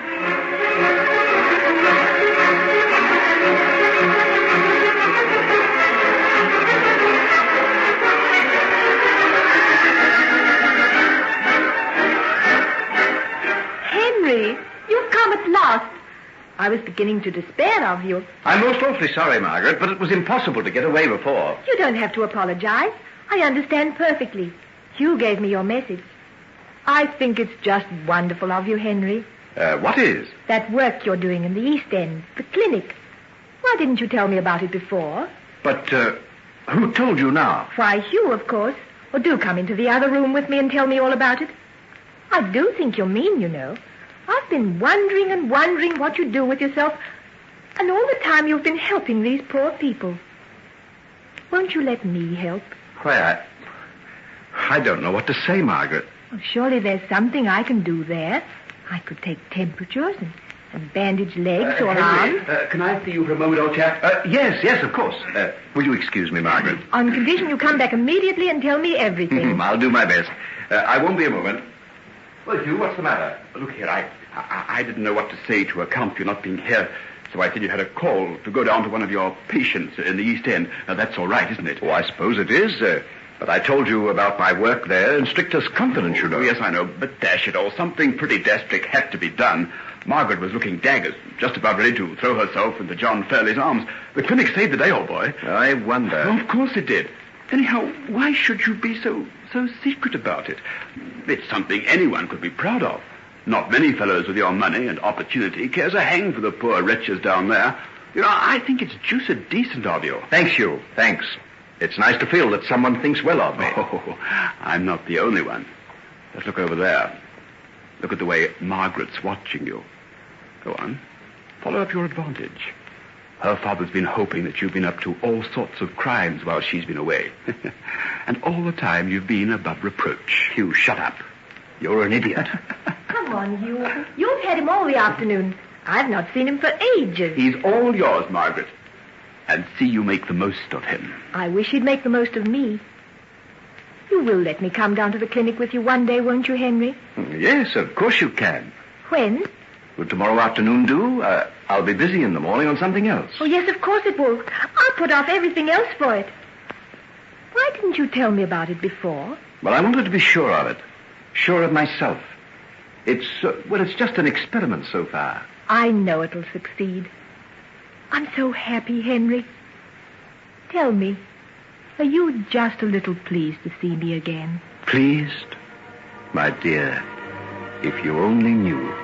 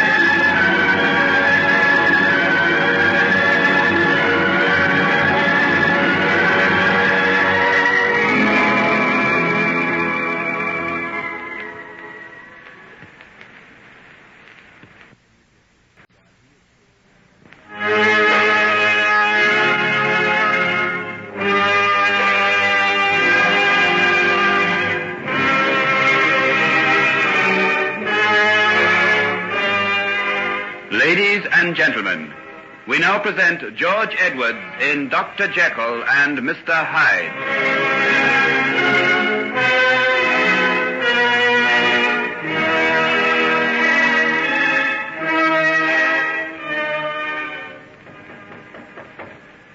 May I come in, Hettie? Yes, come on.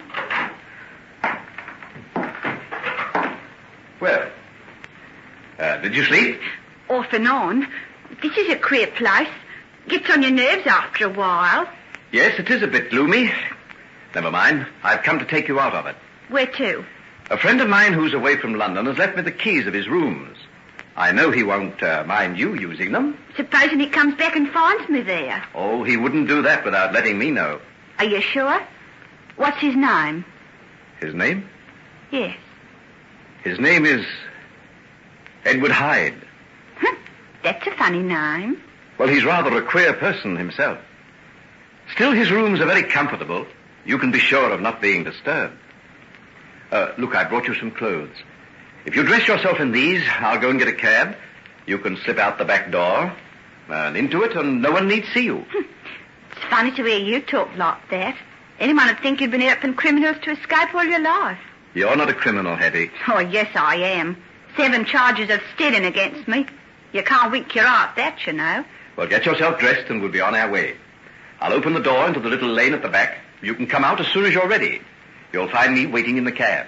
Say, there isn't any trick in this, is there? What makes you ask? I don't know. You just get used to looking for the catch in things after a while. Oh. Why should you bother about me anyhow? Just to try and make you see that I'm not all bad. No, I never thought that. I just know you're like all the rest of us. Didn't want to be found out, that's all. Say, this is a nice dress. Where'd you get it? I went out and bought it first thing this morning. Well, you've got a good eye for what's nice, I'll give you that. Off you go then, I'll be ready in about 10 minutes.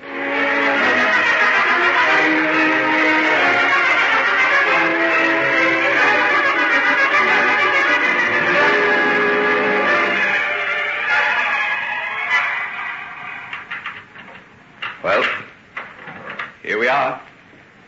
Nobody here. Just as I told you. Cool. This is a bit of style, isn't it? Your Mr. Hyde must be a proper swell to have things like this. What's he doing with it in a mean little back street like this? Well, I told you he was rather a queer sort of chap. He prefers this part of London. Do you mean to say he won't mind me being here? I'm sure he won't. Now, just make yourself at home and do what you like.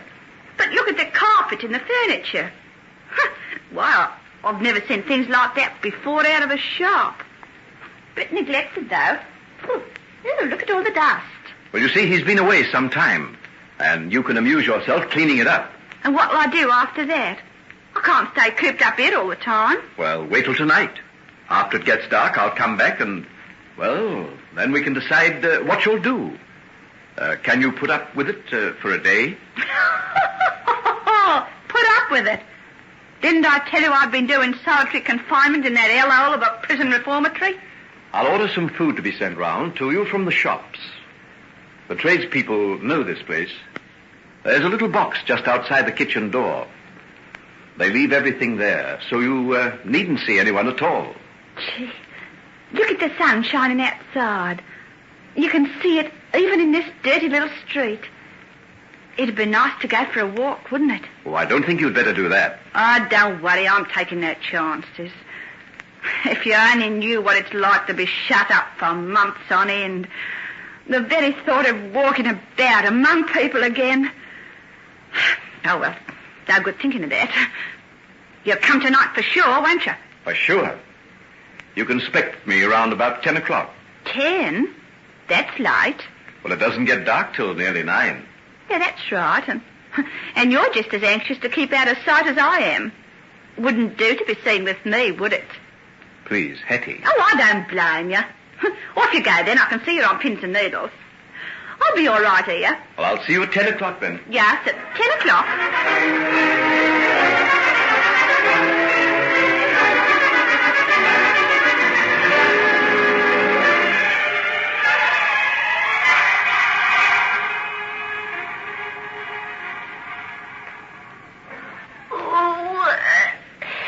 Now, it's all right, little fellow. Don't be afraid. I'm not going to hurt you very much. Margaret, hand me over that basin of water and some fresh lint, will you? What's the matter, Henry? Is he badly hurt? I can't tell yet. Well, old chap, what happened? Did you get knocked down? Yes, sir. I was riding along the street on a message from my mother. And you got mixed up with a horse and dray. I know. The driver told me about it when he brought you here. Well, now, let's have a look at this leg of yours. Ooh, steady now, steady. Ooh, steady. I may have to hurt a bit. Look, you hold my hand. Hold it hard, see? I don't mind if you dig your nails into me. There. Does that help a little? Yes, miss. Then you hang on for all you're worth. Tell me, what's your name? Johnny, miss. Johnny, is it? I knew someone named John. He lives in the country. Have you ever been out into the country, Johnny? Once, on a bank holiday. My mother and my father took me out to Hampstead Heath. Did you like it? Oh, yes, it was busking, miss. Merry-go-rounds and coconut shies, and then we seen a real good go in between two fellas down near the Bull and Bush Hotel. That's what you call a day in the country, is it? That isn't what I mean. I mean where you can see horses and cows and walk for miles and miles over the green fields and find birds' nests and go fishing. Is that what the chap you know does? You mean John? Oh, yes, he does all those things. Oh, crikey, I'd like to see a bird's nest. John's got a collection of eggs he found when he was a little boy. Oh, he's grown up now, is he? Yes, he's a man now. Oh, but he still likes to walk along the hedgerows and look for nests. We found a thrush's nest one day when I was staying down at his place. He showed me the little mother bird sitting on her eggs. He must be a pretty nice sort of cove. He is. Poor little chap. Have you nearly finished, Henry? I'm sorry. I didn't mean to do that. My hand must have slipped. I think I've got this wound fairly clean now. There aren't any bones broken, so I'll just have to bandage it, and then he can go home. Oh, but he won't be able to walk. Well, as soon as his mother comes, we'll get a cab and send him off in that. Where is he? Where is my Johnny? Oh, well, that sounds like her now. Dr. Jekyll, the little boy's mother's here now. Will I let her come in? Yes, I think it'll be all right, thank you, nurse. Will you be a good boy now, Johnny, and tell your mother you're not hurt much? Yes, sir. All right, tell her to come in, Nurse. I don't think Nurse Peters quite approves of my bringing you down here, Margaret. Oh, I hope she won't think I'm trying to usurp her place. She's a grand person, but just a little bit touchy. Perhaps I'd better go then. Oh, no. Let her get used to the idea of you. I hope this won't be your last visit down here, Margaret. Would you really like me to come? Well, if you can bear the sights and sounds, some of them aren't very pretty, you know. If I could be of any help, I'd come every day of my life. Margaret, I don't deserve what you give me, you know. When I see you working here amongst these poor friendless people, giving so much to them, I feel ashamed that I ever doubted you. You have doubted then? Yes, Henry. I have. Oh, forgive me, will you? I'm such a fool to have ever listened. But I won't again. I swear it. The things you heard are probably true. There's more than one side to my nature, you know. Johnny. Oh, Johnny. He's all right. Look, he's sitting up as though nothing had ever happened. Oh, how can I ever thank you, sir? They told me you were taking care of him. He's down at Dr. Jekyll's, they says. And I just thank heavens for that. For if anything can be done for my boy, it's Dr. Jekyll who'll do it. Oh, that's all right, then. He's just been cut and knocked about a bit, and you'll have to keep him quiet for a few days till the wound heals on his knee. After that, he'll be running about as well as ever. And don't you go letting me catch you hanging onto the backs of driving lorries anymore, young man, or I'll give you what's what, I will. Oh, poor little chap. Me, Mum. Can't you give a fellow a chance? Johnny's probably learnt his lesson. Now, I'll get a cab for you, and you can take him home. I'll call in and have a look at him this evening and see that no other symptoms have developed. Leave your address with Nurse Peters before you go, will you? Oh, how can I ever thank you, sir? You're a heaven-sent blessing to us people here. If only there was more of your kind, the world would be a different place. Oh, you don't have to thank me. Just keep young Johnny away from horses' hooves in future, and that'll be enough. You can trust me for that. If ever I catches him at it again. Dr. Jekyll, there are a lot of people in the waiting room. Oh, thank you, Nurse. Do you think you could get someone to find a cab to take Johnny and his mother home? I'll try, Doctor. Good. Now, off with you, young man. I'll see you later on. Send in Mrs. Higgins next, will you please, Nurse? Yes. Goodbye, mister. Goodbye, lady. And if that cove you know has any of them eggs to spare... I'll ask him the next time I see him. Oh, Johnny, haven't I told you not to keep asking for things? Quite all right. Well, Mum, that's the only way I can get things. I think you'd better leave this next patient to Nurse Peters, Margaret. It's a leg ulcer and not a very pretty sight. Oh, if I sat away in the corner and just watched, would I be in the way? Oh, you'd never be in the way, sweetheart. I do so want to learn, and this is the only way I can do it. All right, but don't be ashamed to say if things get too much for you.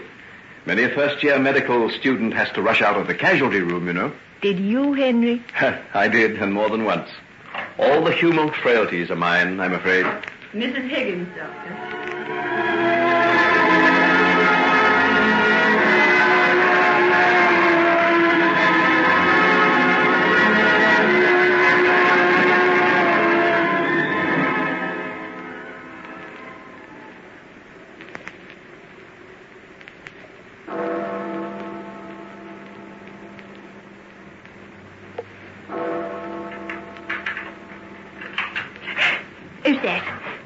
Is that you, Henry? Henry, is that you? Why don't you answer? It's dark down there, I can't see. Like Miss Hettie Wilson speaking. Yes. Who's that? Don't be afraid, my dear. I'm a friend of Henry Jekyll's. A friend of Henry Jekyll's? Did he send you here? Yes. He wasn't able to come here himself, and he thought you might be disappointed. Who are you? In another minute, I'll be at the top of the stairs, and you'll be able to see me, my dear. Hold that lamp a little higher. It's very dark here. There now. That's better. Can you see me? My name is Edward Hyde.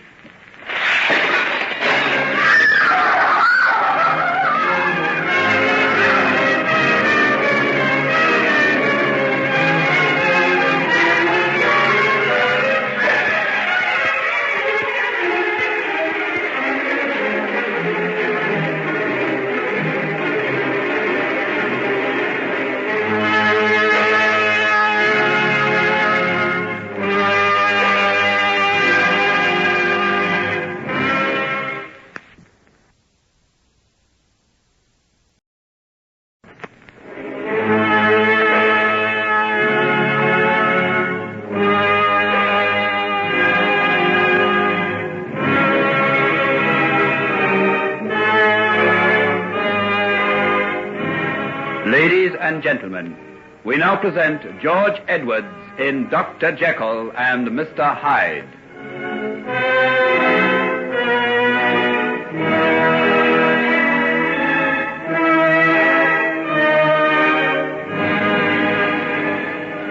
Come, my dear. What's the matter? Who are you? I told you. My name is Edward Hyde. I'm a friend of Henry Jekyll's. But he told me you were away. So I was. I've been out of town for some time, but I came back, as you can see. Come, you're quite unnerved. If I hadn't had the presence of mind to fling my coat over that lamp when you dropped it, you might have caused a serious fire. You frightened me. I can quite understand that. If you were expecting the godlike Henry Jekyll, I'm not much like him, am I? Not much. Come, my dear. Am I as bad as all that? Can't you bear to look at me without a shudder? See, I'll light another lamp in this room and you can take a good look at me. See now? How's that? Go away. Don't come near me. Tut, that's not very nice of you. After all, you're enjoying my hospitality, you know. Where's Henry? Why didn't he come? Our dear good friend Henry Jekyll has been detained. Social engagements, I believe. You know how these things are with our young gentlemen of fashion. But he said he'd come at 10 o'clock. And you've always found him reliable in the past? Not the first time you've waited in vain for him to keep an appointment with you, is it? Still, he did have the grace to send me and his apologies. This is his way of getting rid of me, isn't it? He knows it's either stay here or go back to prison. I might have known he'd do something like this. Oh, no, this is entirely my own idea. You misjudge Henry if you think he wishes you any harm. Of course, he's never done me any harm, has he?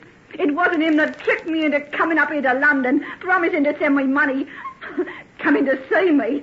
It wasn't him that drove me into taking that job in Red Mick's dance hall, was it? And he regretted it. Regretted it? Sends his apologies, I suppose, like he did tonight. That's Henry. Nice and charming. And false as they make 'em. Be careful what you say about him. He's my friend. I know Henry Jekyll. He wouldn't hurt a living soul. Oh, you man. He's a saint, you hear? No one can say a single word about him. Then they don't know him like I do, that's all. He does good every day of his life. Think of the sick people he helps, the poor people he gives food to, the children he sends away for holidays. Henry Jekyll does? Yes, Henry Jekyll. But you drag him down because of the folly of his youth and his human weakness. You destroy all this. I'm not a handsome fella like Henry, am I? Take a look in the mirror there. No. Come on, don't turn away. Take your hands off me. Your hand in the back of my neck. I want to see your face up against mine. No. See? There we are. Beauty and the Beast. You haven't lost your looks for all that you've been through. Let me go. Not till you've had a look. I don't want to look. You're idiots. Pale, aren't I? As though I never saw the sun. And there's something wrong with my forehead. Deformed, some people would call it. And my eyes, they slit upwards. And they're small and mean and set too close. But my mouth, that's the worst part of me, don't you think? Did you ever see another mouth like mine? Or those teeth? They're more like fangs, aren't they? Yes. And have you noticed my hands? Not a bit like Henry's, are they? He's a large, firm, white, and beautiful. But mine, they're more like the hands of an ape. Hairy and knotted and hideous, but strong, so strong. See, I can place them round your throat like this. Take them away. It's all right, my dear. It isn't my intention to strangle you. Not yet. Let me go. Let me get out of this. Where are you going to, my dear? Remember who and what you are. Yes, that's right. I got nowhere to go. I'm a wanted criminal. It's either prison or you. Come now. Am I so terrible? Am I worse than those warders? Did I tell you about that? Henry Jekyll and I are the closest friends. We have no secrets from each other. And you wonder why I hate him. He brought me here on purpose so that he could send you. What do you pay for it? I'll make him. If you so much as try to harm him, if you say one single thing against him, I'll take that throat of yours in my hands and I'll crush it to a jelly. Come here. Fool, stop your whimpering. You're here alone with me, and I intend to keep you here. Wipe your eyes and fetch me that decanter of wine. I've had enough of talk.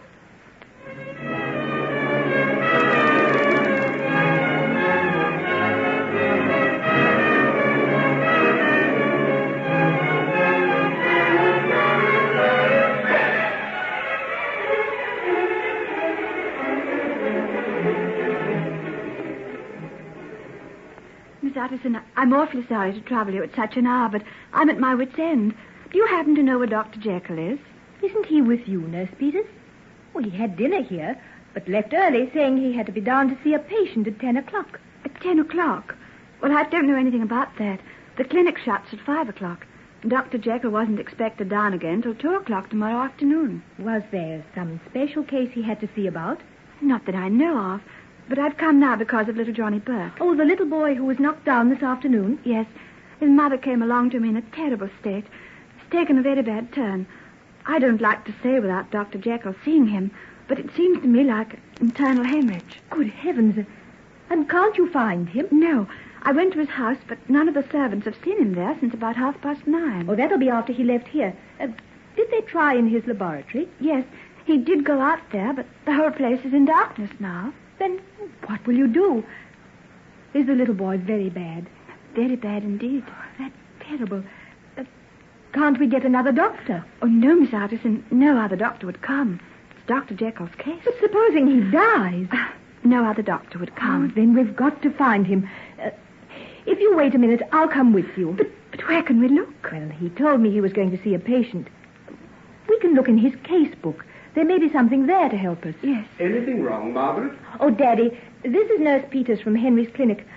A little boy who met with an accident this afternoon is very ill, and we've got to find Henry. But you're not thinking of starting off at this hour of the night.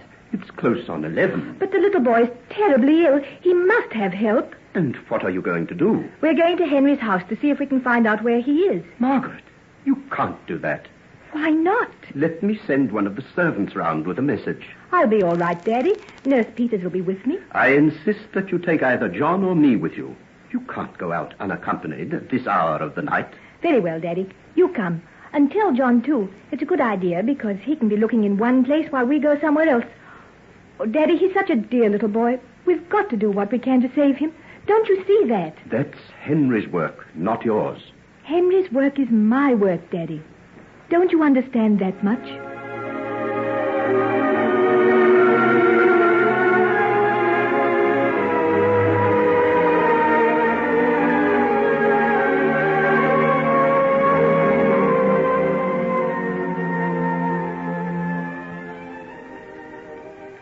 No, Miss Utterson, Dr. Jekyll isn't home. He left here soon after 9:30, and he hasn't come in yet. But where did he go? I've no idea. He left by way of the laboratory. The laboratory? Yes. You see, there's a door that lets him out onto the street by a back way. He often goes out that way, miss. But look, I can see a light there now. He must have come back again. I believe you're right. Daddy, Nurse Peters, he's here. Where? In his laboratory. The light's just come on in the upper room. In the window, see? Well, you wait in the carriage with Nurse Peters, and I'll go out and get him. Will you take me through the house, Poole? Yes, Mr. Utterson. Certainly, sir. Come this way, sir. Thank you. Tell him it's urgent, Daddy. My dear, I imagine Henry knows more about the seriousness of internal hemorrhage than you do. Just follow me, Mr. Utterson. I'll bring a lamp and light you across the courtyard. It's a very bleak night tonight, sir. It is indeed.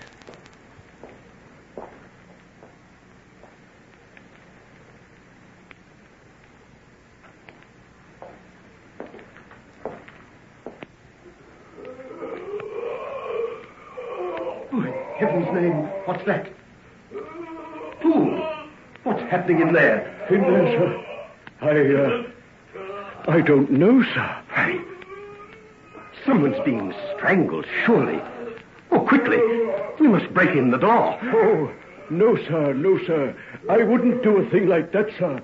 I wouldn't know how to explain it, sir. It's part of Dr. Jekyll's work, sir. That's all it is, sir.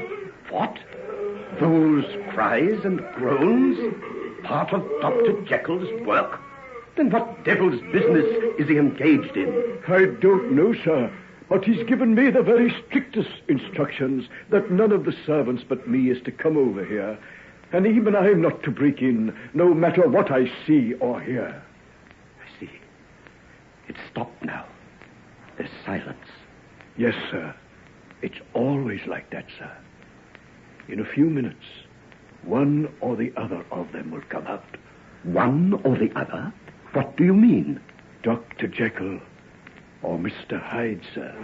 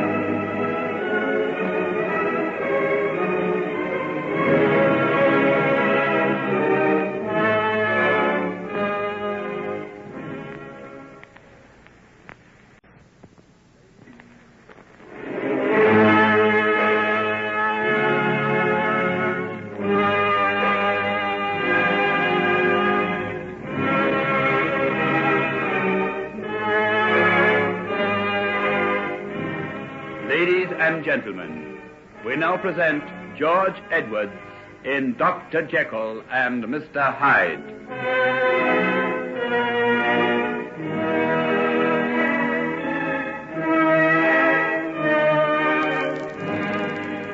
Fool.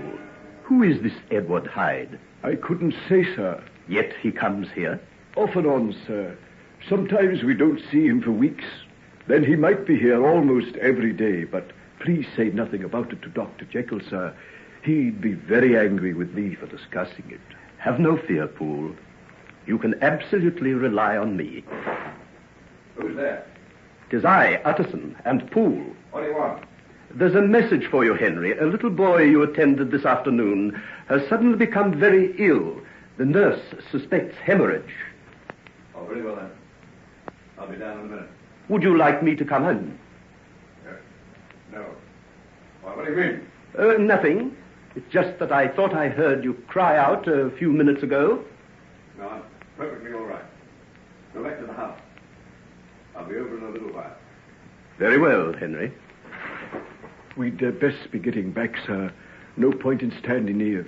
No. Come along. Mr. Utterson, you won't mention anything of what I told you about Mr. Hyde, sir, will you?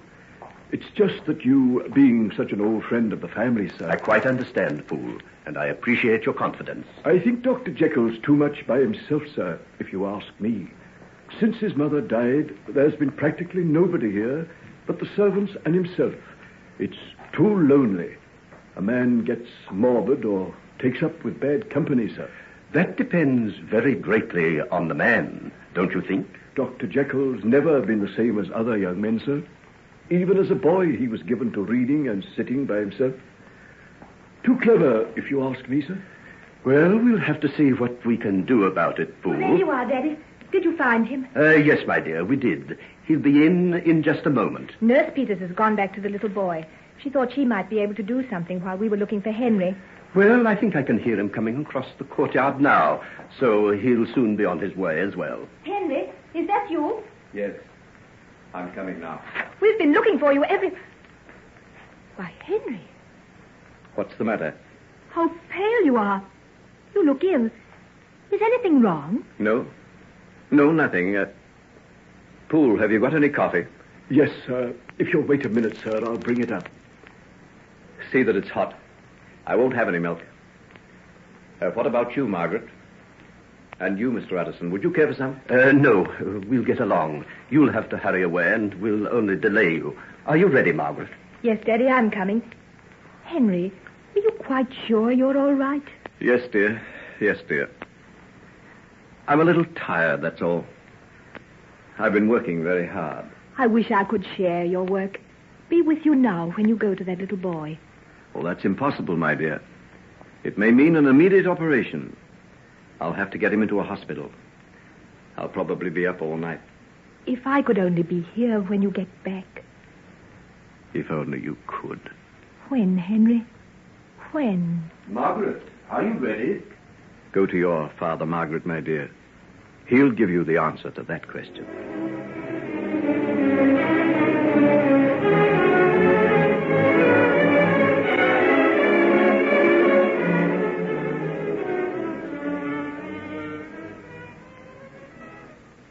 Daddy, what do you mean? You can't have anything real against Henry. No, my dear, I haven't. I'm 21 now. You asked me to wait till I was before I finally made up my mind. And you were a good daughter and granted an old man's request. I'd do anything for you, Daddy. Anything but give up Henry. And I'd do anything in the world to feel that the love you have for him is merited. Why do you say that? What has he done? Nothing that I can name. It's just an instinct. Something that warns me to be wary. Oh, how can I be expected to listen to things like that? You don't know him like I do. If you could see his face as he bends over those sick people, talks to the children... I know.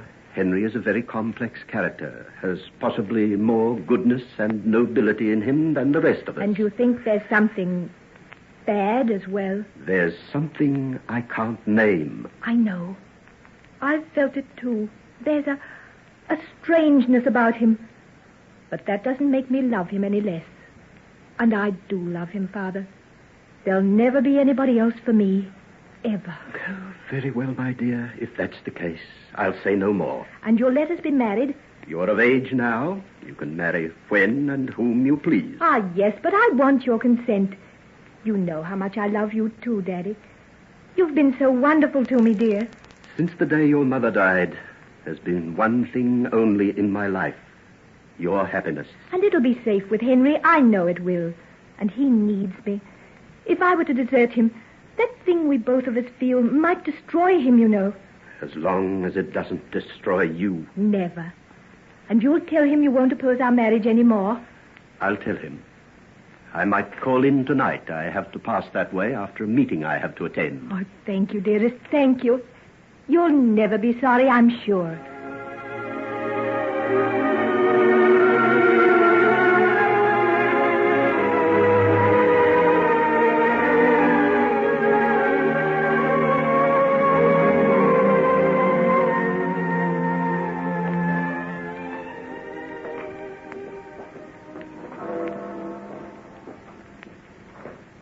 Good gracious. Is that really 12 o'clock? Yes. What no windbag the chairman is. He could have cut that report in half and told us just as much. I had intended paying a call on young Henry Jeckyll on my way home, but it's far too late for that now. Oh, you might find him still up. He keeps pretty late hours. It's only a block or so away, and I pass his place, so I'll see if there's a light still burning. You mind if I walk with you? Find I sleep better if I take a little exercise last thing at night. Oh, yes, do come along. I'll be glad of your company. How deserted the streets are. Not a soul abroad besides ourselves. There's something a little uncanny in seeing the streets so empty, isn't there? And listen to that wind. Well, come along. Let's button up our coats and hurry along. Come down this side street. It's a shortcut, and it'll take us almost to the square where Jekyll lives. Oh, we're not alone any longer. There's someone else hurrying along home. Yes, what an odd-looking creature he is, too. Do you see the way he walks? A kind of cat-like shuffle, if such a thing were possible. Making a fair pace. Around the corner another minute. Yes, with that heavy stick of his and the long black cloak fluttering in the wind, he looks like some weird night creature, hardly human at all. Funny you should say that. I was just thinking the same. Good Lord, just look at that. I say, wait, what's he doing? That child, it ran into him as he turned the corner. He's striking it. It's fallen under his feet. Look. Oh, come quickly. He'll have it killed. Hi there. What are you doing? Stop. He's taken to his heels. Winter, can you catch him? I'll try. You'll take care of the child. Oh, there. Now. No, don't be frightened. Oh, he won't hurt you anymore. Tell me, what happened? He knocked me down. He beat me with his stick. But why? Did you bump into him? I was running out, and I didn't see him. And where had you been at this time of night? My father's sick, and I was there to get the doctor. Oh, come, you poor little thing. See, let me wipe the mud off your face and hands. I don't exactly know. My friend and I were walking along the street, and this little girl bumped into a man who was hurrying on ahead of us. He lost his temper and beat her with the stick. I was looking out the window. It was horrible. The most horrible thing I ever seen. Oh, it's a pitiful thing. My friend took after him. He may catch him. Look at the poor little thing. I'm dead with fright. Parents ought to let their children out this time of night. If I was very sick, she had to go for the doctor. Where he comes now? The doctor. Let's have a look at her and see if she's badly hurt. Look at her poor little mouth. He drove her teeth out through her lips. I'd like to string up the lamppost, I would. What is the matter here? Been an accident? This child has been injured, Doctor, but I don't know how badly. Oh, let me have a look at her. Now stand back, everybody. Stand back. I can't do anything unless you give me room. Come now. What happened to you? Did something knock you down? Yes, sir. A man. A man? Fiend, more like. He knocked her down and trampled her underfoot with his boots. Oh, dear. But why? What had she done? Bumped into him. She ran along the street. Oh, where is this man now? Here he comes now. The other man's caught him. Oh, my word, so he has. Well done, Winter. Did you have any trouble? No, not at all. He came along without a protest. Let's have a look at him. Bring him into the light. Come on. Now, little one, don't be afraid. He won't hurt you again. Hold up your face, you cur. Let me have a look at you, if you're not too ashamed. I should be delighted to reveal my face. If the ladies and gentlemen present are not afraid to look. Mercy on us.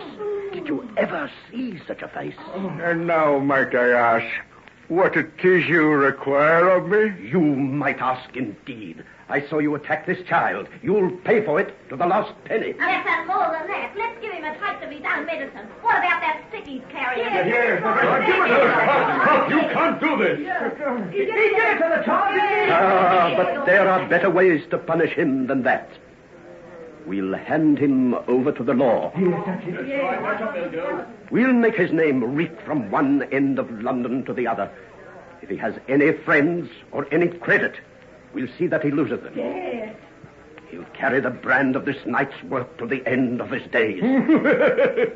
Your eloquence does your legal training credit, Mr. Utterson. What? You know me?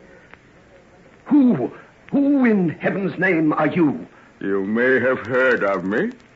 My name is Edward Hyde.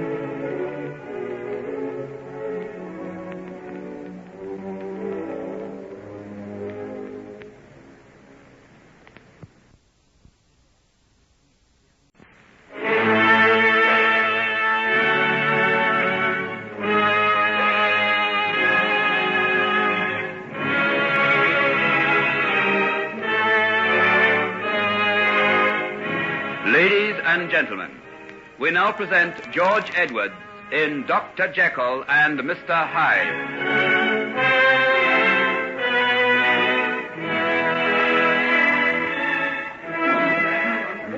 Edward Hyde. So you are Edward Hyde. Entirely at your service, sir. No. Keep back. Winter, Doctor, I think we'd better get the child back to her parents as soon as possible and deal with this gentleman afterwards. I think you're right. This crowd has got an ugly look, and the man himself doesn't help matters. Did you ever see such a face in all your life? I'm not by nature an emotional man, but I tell you truly, it's all I can do to keep my hands off him. Me too. It's just as well he didn't struggle when I ran after him and caught him. I'd have had a job to keep myself from strangling him. Come along, then. Let's get out of this. Does anyone know where the child lives? Yes, the fourth house on the right in the next street. All right, then. Now, you'd best get back to your homes. We'll look after the child and see she gets her desserts. I'm a lawyer, and my friend here is a well-known businessman. You can rely on us. You can call on me, mister. You want a witness? I saw the whole thing happen. Struck her down, he did, without the least provocation. Good. Give Mr. Winter your name and address, and we'll call on you if we need you. What's all this fuss of witnesses? I'll pay you what you want and make an end to it. You'll pay all right, my friend, and a tidy sum it'll be if I have my way. How much do you think I'll have to pay for my night's entertainment? From the state of the child's dress, I gather they're not well off. What do you think? I'd say to £50. In a few moments, we'll be at the child's house, and then you can find out. I don't want to see them. No gentleman wishes to be involved in a scene of that sort. Come, name your figure, and I'll pay. Double the amount you named would be nearer the mark, I'd say. £100 for a few bruises and a bit of a fright. I'd no idea the sensibilities of the English poorer classes were so costly. Less of your insolence, sir, or you'll go to the police station, as you well deserve. No, don't do that. I'll pay. Come with me and I'll get the money right away. Where do you want me to go? Not far from here. I'll have to get you a check. You wouldn't expect me to have that amount of money in my pocket, would you? No, I don't suppose you would. Winter? Yes? This man has agreed to pay £100 if nothing more is said about what happened tonight. And so he should. Will you and the doctor go with the child while I go with him to get the check? Will you come back? As soon as I get the money and make sure of its bona fides. How will you do that? By keeping him in sight until the bank opens, and it's cashed, if necessary. All right, then. We'll wait. Come along, Doctor. This is the place, I think. Lead the way, Hyde, and no tricks, or it'll be the worse for you.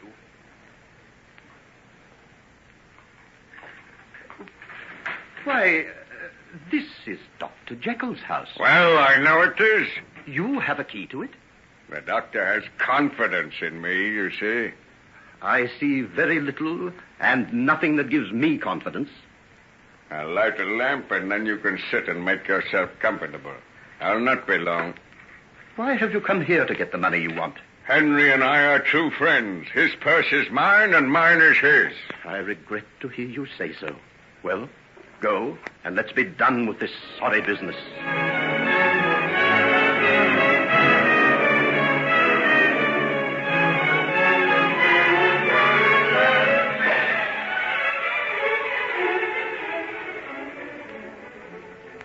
Mr. Utterson. Mr. Utterson. Well, I must have fallen asleep. I think you did. What time is it at all? Nearly 2:00. And I've been here all this time. However could I have done such a thing? What will the others be thinking? Oh, you mean Mr. Winter and the doctor who took care of the child? You know all about tonight's business, then? Yes, I know. Henry, what in heaven's name have you got to do with this creature Hyde? I can't explain. Oh, here's the check. He asked me to give it to you. Signed in your name? Yes. He felt that you might have some doubts about the validity of one signed by himself. Is that the true reason? Well, what other could there be? A dozen. This man has some power over you. He's blackmailing you. Is that it? No, it isn't that. What is it, then? Henry, I demand an answer. Do you know why it was that I happened to be in the vicinity of your house tonight? No. I intended to come in if I saw a light burning. I had a talk with Margaret after dinner tonight. She won my consent to your marriage. You You've agreed? I did. Not that I feel any happier over it, but because I had nothing really positive against you. And on my way to tell you so, I witnessed this hideous deed committed by one whom you claim as a friend. A crime you are willing to cloak with money, paid from your own account. What am I to think? Well, there is one thing I want you to know. Hyde has no power over me. Rather, the reverse is the case. The moment I choose, I can be rid of him. I can blot him out of my life as though he had never existed. Then do it. Do it, man, before it's too late. If you don't, you'll regret it. The man is so evil, so vile in every way, that merest contact with him must mean contamination. Yes. Yes, I fear I must. Tonight's episode has shaken me more than I can say. Whatever could have come over him, I can't imagine. Sheer bestiality. Something that lies deep in his horrible soul. The man is capable of anything, even murder. Murder? Murder? Yes, I've sometimes thought that, too. If he were to hate someone enough... Please, God, I shall not be that person. Please, God, you won't.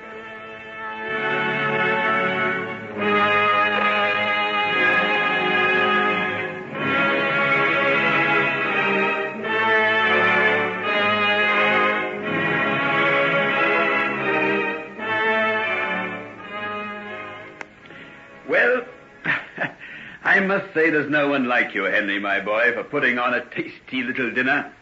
Tell me, where did you get your cook? My cook? She's married to Poole. Oh, really? That's too much. No man should have the perfect butler and the perfect cook.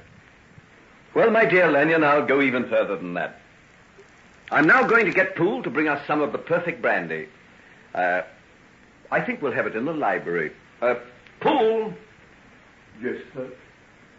I've already put it there, and some of your special cigars. By the way, I shall want you there for a few minutes. I want you to witness a signature. Certainly, sir. You may as well come right away, and that's the last I shall want of you for the night. Do you mind, Hugh? What, witnessing a signature? Not a bit, not a bit. I'll want you to. You see, it's my will. Your will? Here, I say, you're not getting morbid, are you? Oh, no, but the fact is, I'm getting married, and, I want to make some changes, you see. Oh, why, of course, yes. How stupid of me. When's the happy event to be? Oh, not for another few weeks. Margaret's away collecting her trousseau, and it seems that it takes some time. Well, make the most of it, old boy. Make the most of it. Well, I will. That's why I sent for you. Oh, seriously? Mm-hmm. Oh, I say, that's fine. And do you know, Henry, I've been feeling a little poorly lately. So, what do you say to a little run over to the continent? Over to the continent? Yes. Paris is marvelous this time of the year. Paris? Good old Paris. You incurable libertine. Have you forgotten that I'm all but a married man? Besides, that's where Margaret's gone to buy her trousseau. Yes, that does make it rather awkward. Very. Oh, but there's still Vienna. Oh, I say, tell you what, how about going to that village I told you about? I was there for the autumn, but imagine what it will be like in the spring. What's its name again? Coravina. Oh, yes. You go to Innsbruck and then branch off on a little line almost as far as the Bremer Pass. Ah, what a country. What girls. Mind out. Here's Poole coming. If you start getting him too excited, he mightn't be able to hold the pen. Oh, Lord, yes. There's that will, isn't there? Oh, where is the bally thing? Here it is. Oh, come in, Poole, come in. I'd better sign first so that you can see me do it. Now, Hugh, if you'll sign there and Poole on that other line, it'll be done with. Oh, just here. Oh, there you are. Now you, Poole. Here, sir. That's right. Thank you. Now, I want you both to have a good look at me. Look, but why? We've both seen you before. Well, I want you to be able to certify that I'm in perfect health and of my right mind. Henry, what's all this about? Are you anticipating that anyone will contest the will? I'll tell you that later on. Would you say that I'm quite sane, Poole? Well, you look all right, sir. Good for you, Poole. Never be deceived by appearances.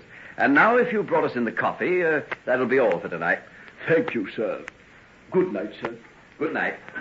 Good night, Dr. Lanyon. Oh, good night, Paul. Now, I say, look here, Henry. What is the meaning of all this? Who's going to suggest that you aren't in your right mind? Well, the terms of the will you witnessed are a little peculiar. Just take a look at it while I pour you out some coffee. Thanks. Black or white? White. Black, thank you. No sugar. I'll warm the glasses near the fire a little before I pour the brandy.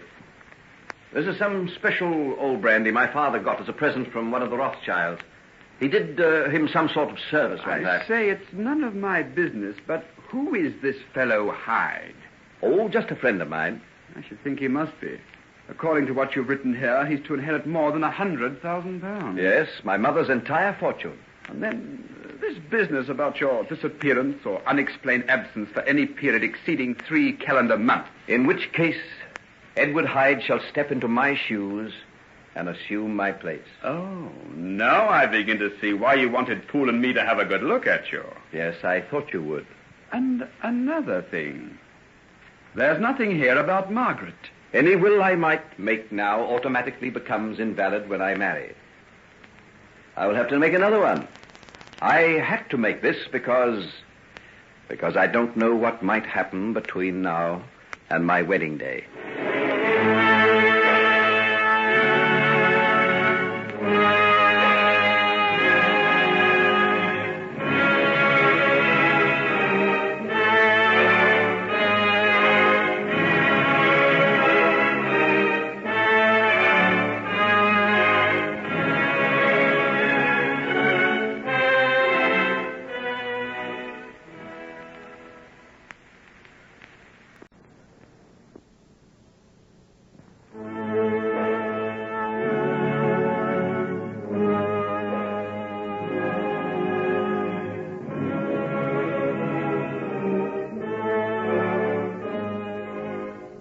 Ladies and gentlemen, we now present George Edwards in Dr. Jekyll and Mr. Hyde.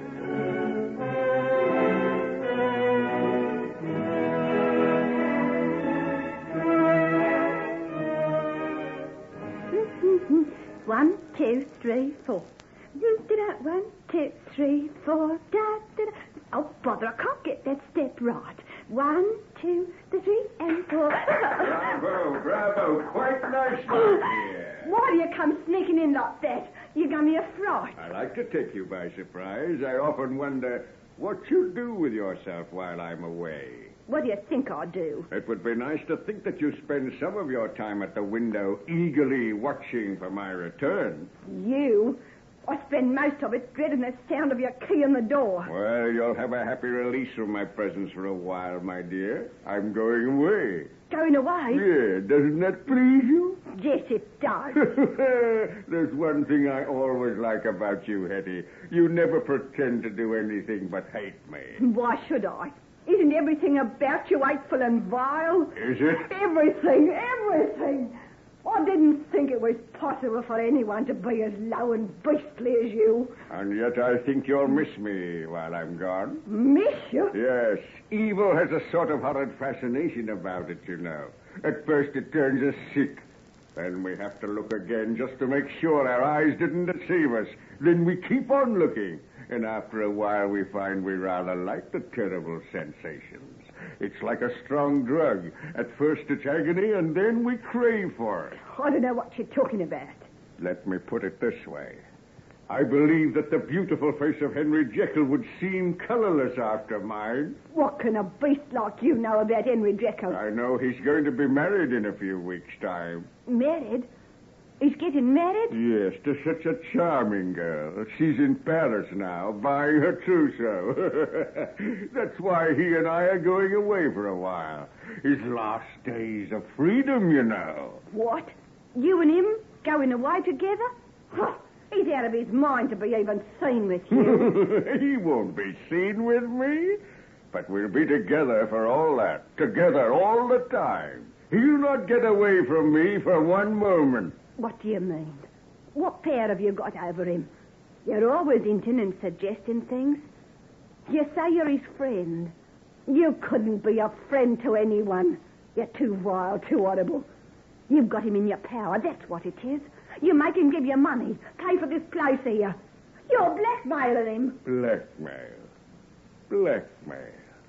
Who else accused me of that? Oh, yes, Mr. Utterson, the father of the young lady Henry's going to marry. I hate that man. Someday I'll square accounts with him. Stop it. Don't look like that. I can't bear to look at you. You needn't be afraid, Hettie, my dear. I'm not thinking of squaring accounts with you. Not yet. And that reminds me, while I'm away, you'll continue living here. I've arranged for you to get everything you want from the usual shops. And what else? What do you mean? Well, aren't you going to loan me any money? What do you want money for? What if I want to go out? I'm not going to lock you up. You know what I mean. You've given me food and clothes while I've been here, but never a penny of money. I'm like a slave, that's what I am. Or a prisoner. But I imagine this is a rather superior sort of jail. Still, if you prefer the other... I'm not sure that I don't. Anything would be better than you. Remember, you've got another 2 years of your original sentence to serve. And you'll get at least another 2 years for breaking out of jail the way you did. Yeah, you've got me, I know that. Well, of course I have. And I can keep you here, or I can hand you over to the police. But just to prove that I can temper justice with mercy, I'm going to leave you this check for £100. It's yours, and you can spend it as you please. £100? Yes, it seems like a fortune, doesn't it? But don't deceive yourself. It won't take you far. You can run away if you like, but when you've spent your money, what will you do then, eh? Don't forget your previous attempts to keep yourself. I know. I know. So you'll be here when I get back. Goodbye, my dear, darling little Hettie. Take your hands off me. Get away, get away. Oh, such passion. Well, I'd rather have it that way. Hate is a strong sensation. I know it well. I hate people, too. Good people, wise people, hypocrites and liars. People who commit their sins in the dark and hope they won't be found out. Without the courage to be really good or really bad. Oh, I despise them. Stop your raving and get out of here if you're going. Go on, get out. You're not little Hettie. That's what I like about you. I've thrashed you, but you aren't coward. You hate me, but you're not afraid. I just... If you only knew how much. That's right. That's right. That's the look I like in your eyes. They're big and full of fire. Perhaps I'm making a mistake in going away. What can the fat peasant girls in Coravina have compared to you? And where's Coravina? In Austria, my dear. That's where I'm going for the festival in the spring.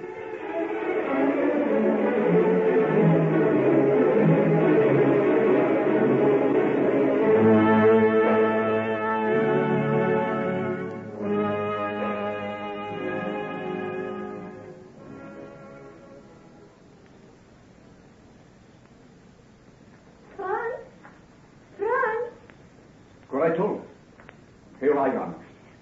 I didn't see you lying there behind that tree. It is warm here in the sun. The sheep are grazing peacefully on the side of the hill, so I thought I'd practice a new song for you.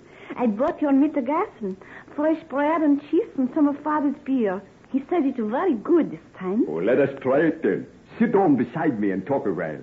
You haven't got to hurry away, have you? Mother said I had to be back in time to help her with the baking. There's pies and butchkry and no end of things to be got ready for tomorrow. Oh, let the other girls help her. I want you to stay with me. Come, sit down beside the grass here. We are only betrothed, you know. Oh, but this time next week we will be married.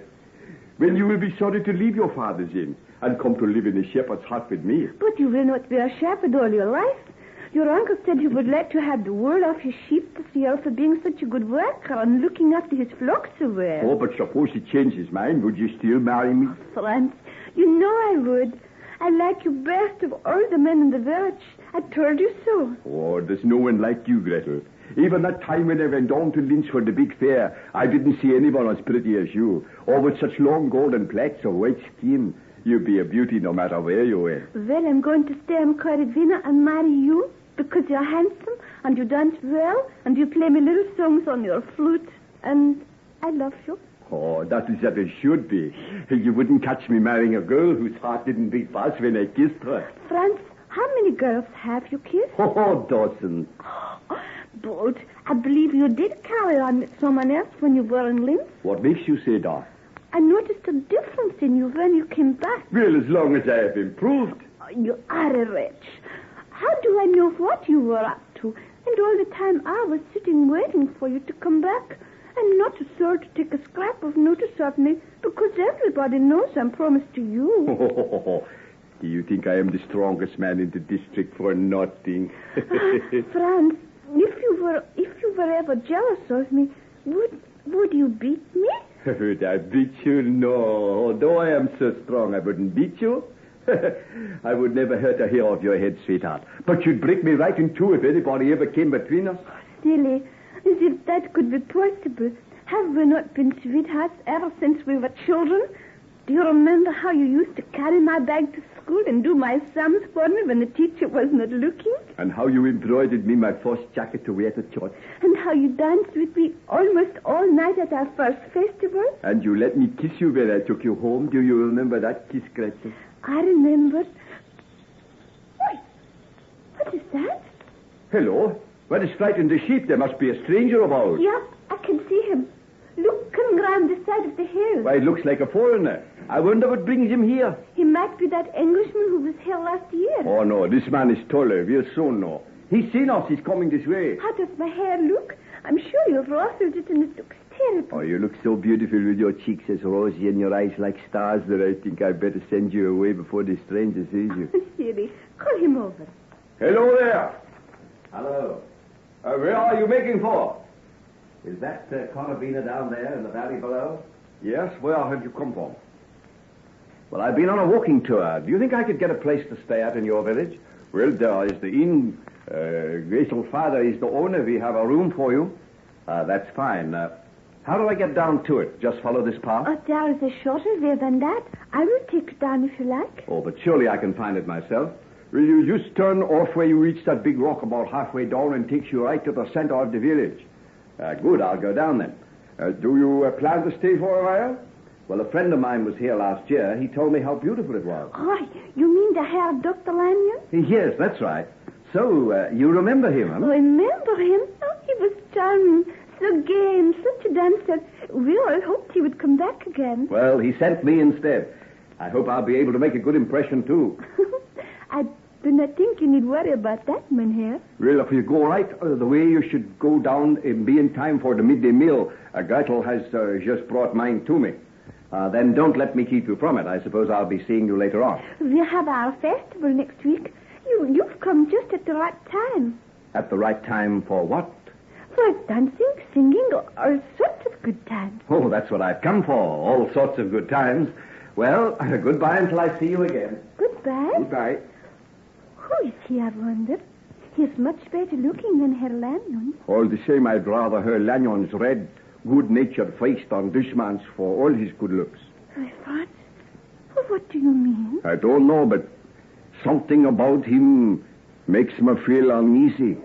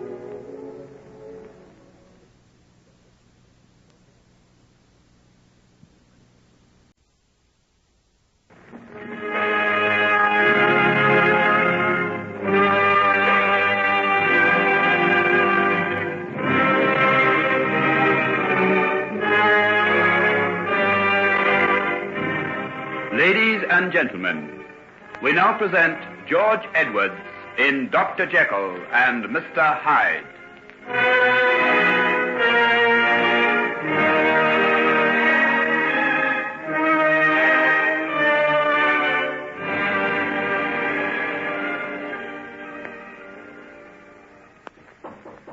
Come in.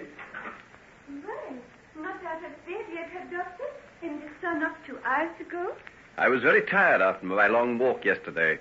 And your father kept me up till late, you know. You should not have listened to him. Papa loves to have a stranger to gossip to. Did he tell you all about the way his father met Bismarck? And fought in the Napoleonic Wars. Yeah.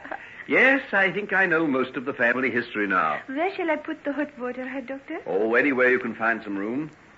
I'm sorry to have my things scattered all over the place. Will you have your breakfast sent up here? It is all ready. Oh, no, I'll be down in next to no time.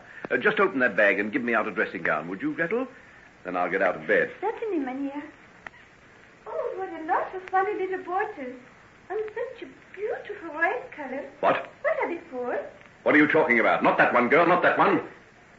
I mean the bag against the wall. Shut it up at once. Oh, I'm sorry, Mynheer. I did not mean It's all right. It's all right. I should have told you more carefully. Those are some specimens. I've been making some experiments. If you touched them, it might have spoiled everything. Oh, I'll be very careful. I will not touch them again, I promise you. Is it your work to do this room? Oh, I'd do anything. Help with the cooking, wait at table, make bed. A real housefrau, eh? How does it come that some of the young men here haven't snapped you up? I'm not yet 17, Herr Doctor. Oh, is that really all? Yeah. I'd have thought you were 20. You look so grown up, especially now that you've twisted those plaits of yours round your head. After this week, they'll stop for always. I'm to be married when the priest comes to bless the spring plowing. To France? The handsome young shepherd I saw you with on the hill? Yeah, to France. I'm to be married, too, when I get back to England. Married? Is this her picture? Yes, that's it. She's very beautiful, Herr Doctor. No more beautiful than you are, Gretel. But it's the use of being beautiful in a little place like Coravina. No one ever sees you. France does. Yeah, France does. And sometimes strangers come to your village and they see you. Yeah, and then they go away and never come back. Like that nice Herr Dr. Lanyon. Oh, he was the merry one, that one. He made love to all the girls, and even the men did not mind him much. That sounds almost superhuman. Did he make love to you, Gretel? No. You see, Franz was always there. And does Franz never go away? Only if he has to go to Linz, or when he takes the sheep up into the mountains for the summer. When does he do that? Tomorrow. Tomorrow? Yeah. All the sheep are driven away tomorrow. The snow is melted on the mountains now, and there'll be plenty for them to eat on the tablelands. And how long will he be away? 2 or 3 days. He will be back for the festival, never fear. I've come just at the right time. What do you mean, Herr Doctor? For the festival, of course. What else did you think I meant, pretty Gretel? Oh, I didn't know. Are you blushing? You thought I meant something else, eh? Well, suppose I did. Suppose I feel glad that the tall young man of yours will be out of the way for 2 or 3 days. Oh, you mustn't. Franz is not... I love him. Of course you do. But that doesn't mean that you mightn't find somebody else rather pleasant, too. Come over here beside me, Gretel. What a soft white arm you've got. No, please. You're not to hold me, so I must go. You really want to go? Yeah, I must. Then kiss me before you do. No, please. Franz doesn't kiss you that way. You must teach him, my pretty bird. Your face. Oh, what's happened to it? What do you mean? Your eyes, your mouth. Get out of here. Go this instant. Why, look at my hands. They're changing. I'm changing into Hyde. The tincture, where is it? In that other bag. Let me get some of it. I must take it quickly. 1, 2, 3. 4. Steady now. Keep calm. There must be no mistakes. Now the salts. That's right. Against a bubble. It's ready. I must drink it down. I must drink it. Oh, my courage fails me. I dread the agony. Come on, you fool. What's the matter with you? Drink it. Drink. Oh.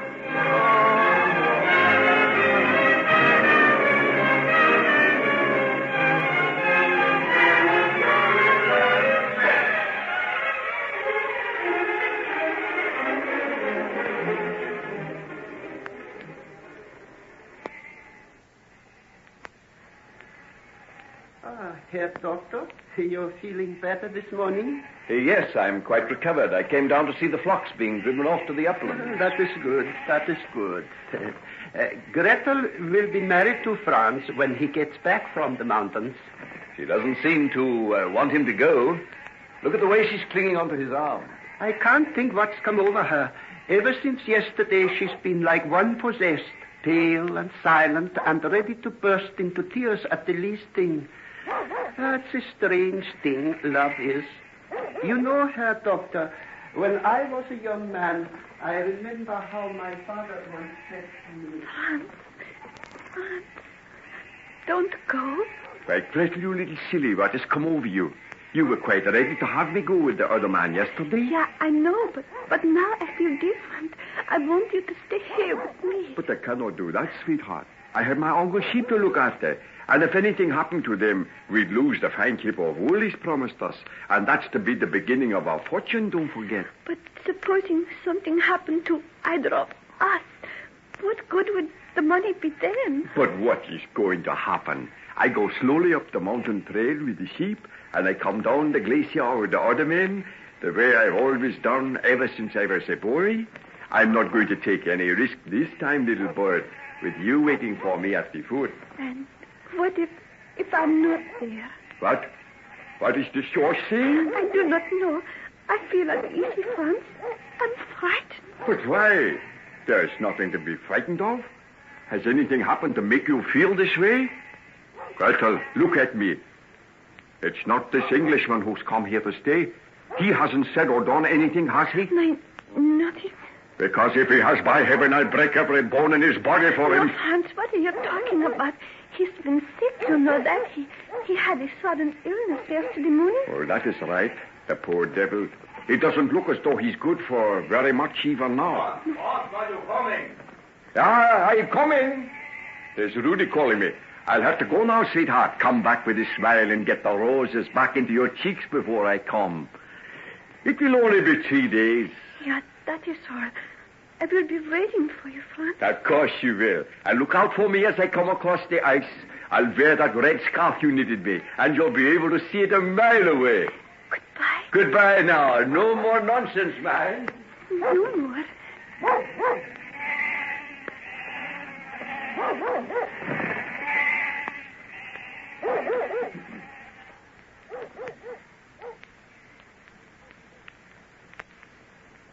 Yeah? That's the last we'll see of the sheep till summer's over. Would you like me to bring a chair out here for you to sit in the sun, Herr Doctor? No, thanks. I think I'll take a little walk. I hear the wildflowers are wonderful just over the side of that hill. Yeah, they are. Lily of the valley, hyacinth, gentians, a carpet of flowers.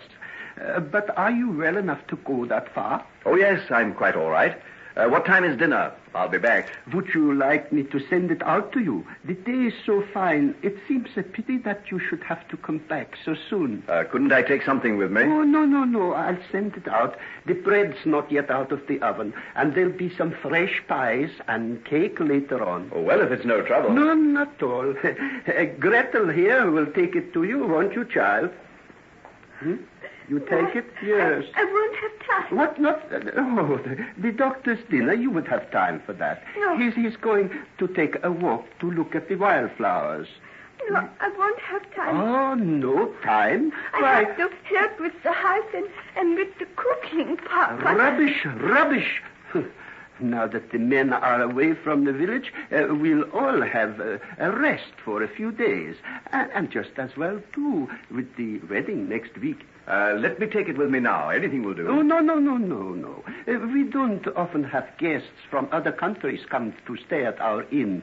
You must have the best. Gretel will take it out to you. No, I won't go. Oh, no, Gretel, what's the meaning of this? Have you gone mad? No, I just don't want to go. What is this rudeness?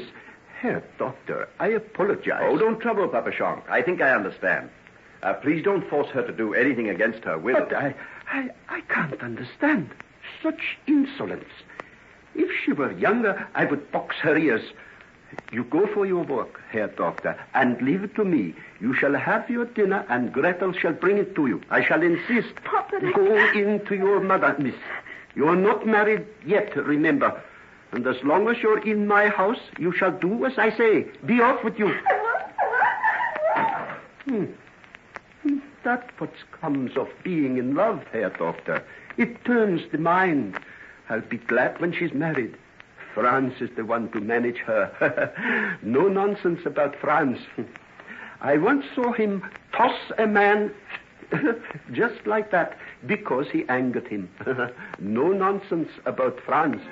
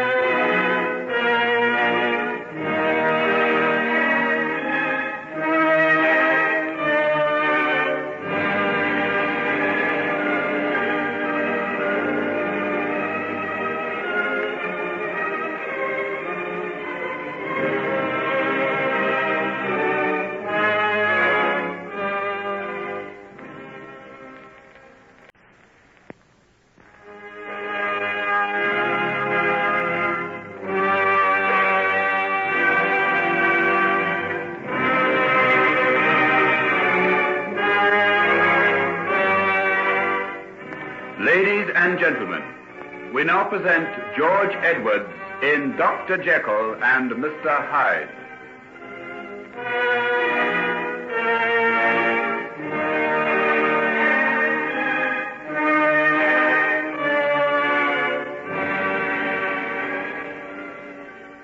You have no idea at all of his whereabouts? Absolutely none. Didn't even know he was away till I called his house 2 days ago, and Poole told me he'd gone. And he left no address? None at all. I gathered from Poole that there was nothing out of the way in that. He often disappears for days at a time. Yes, but he's gone over a week now. This is disastrous. The latest news of his father is that he's not expected to live more than a few days. We simply got to get in touch with him. What is it? A stroke? Yes, he had the first seizure yesterday morning. He may go at any moment. He's barely conscious and keeps asking for Henry all the time. What on earth are we going to do? Isn't there anyone you know of who might be able to tell us something? Let me think now. Wait a minute. I wonder... Yes?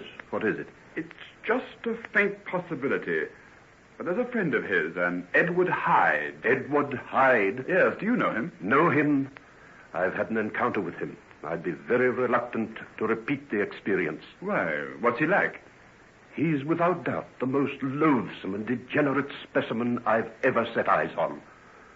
What his association with Henry can be...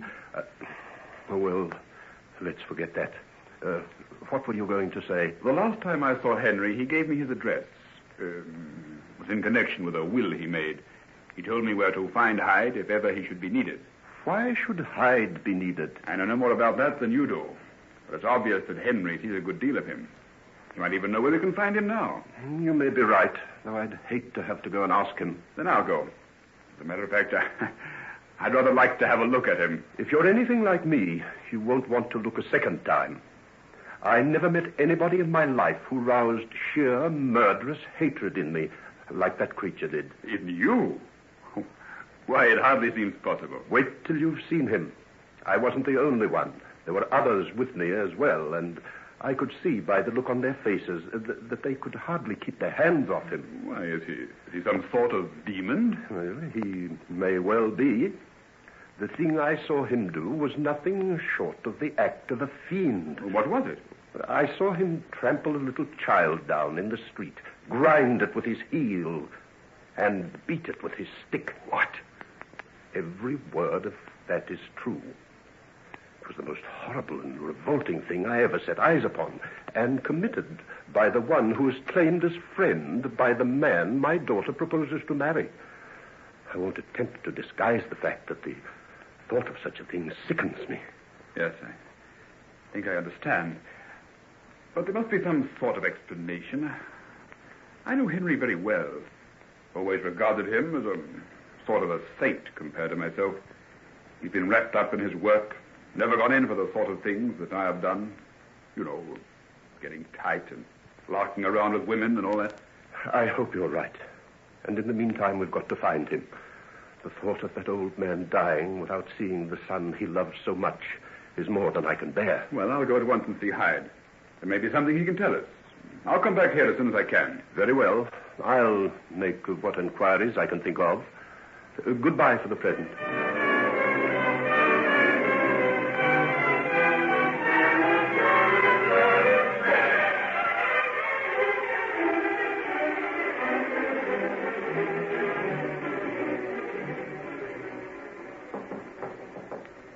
Who's there? Is Mr. Edward Hyde at home? Who are you? What do you want with him? I'm Dr. Hugh Lanyon. I want to see him urgently. Dr. Lanyon. Oh, come in. Margaret, I'm glad to see you.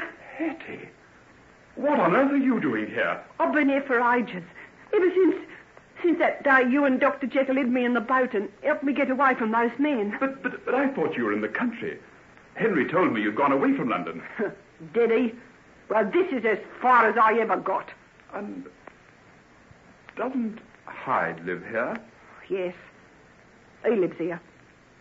Then... Yeah, you've guessed it right off. I see. May I sit down and talk to you for a while? Of course you can. I'm that glad to see someone. I've been shut up here by myself, afraid to show me nose out the door in the daytime. It's been so lonely, I think I'd even be glad to see Hyde come in. Where is he? He's gone away. Been gone almost a week. Away? Yeah. Why? Henry's father is very ill. We can't find him anywhere. He's away, too. I was hoping Hyde might have some idea where he is. I can tell you that. You can? Yeah. Let me see now. He said they were going to a place called Coravina. Coravina? Yeah. Hyde told you that? Yes. He said he and Henry were going together. Are you sure? Of course I am. I remember his very words. He said, he won't be seen with me, but we'll be together for all that. He'll not get away from me for a moment. And they've gone to Coravina. Why on earth didn't Henry tell me? Do you know where it is? Of course I do. I was there last year. It was I who told him about it. Perhaps he was trying to steal a march on you. Henry was. Don't you think he would? Coravina. All places. Oh, it's miles away from any telegraph line. Perhaps his father will be dead by the time he gets back. What makes you say that? I don't know. Perhaps I hope it'll be that way. I'd like to think that something happened to him. Something that'd hurt him. Something that'd make him pay a little for the things he's done to me. Hettie. Shocks you, does it? I sit here all day thinking of ways to get back on him. Him and Hyde. What a pair they are. So different. Yet somehow, underneath, they're the same. Both cruel as the devil.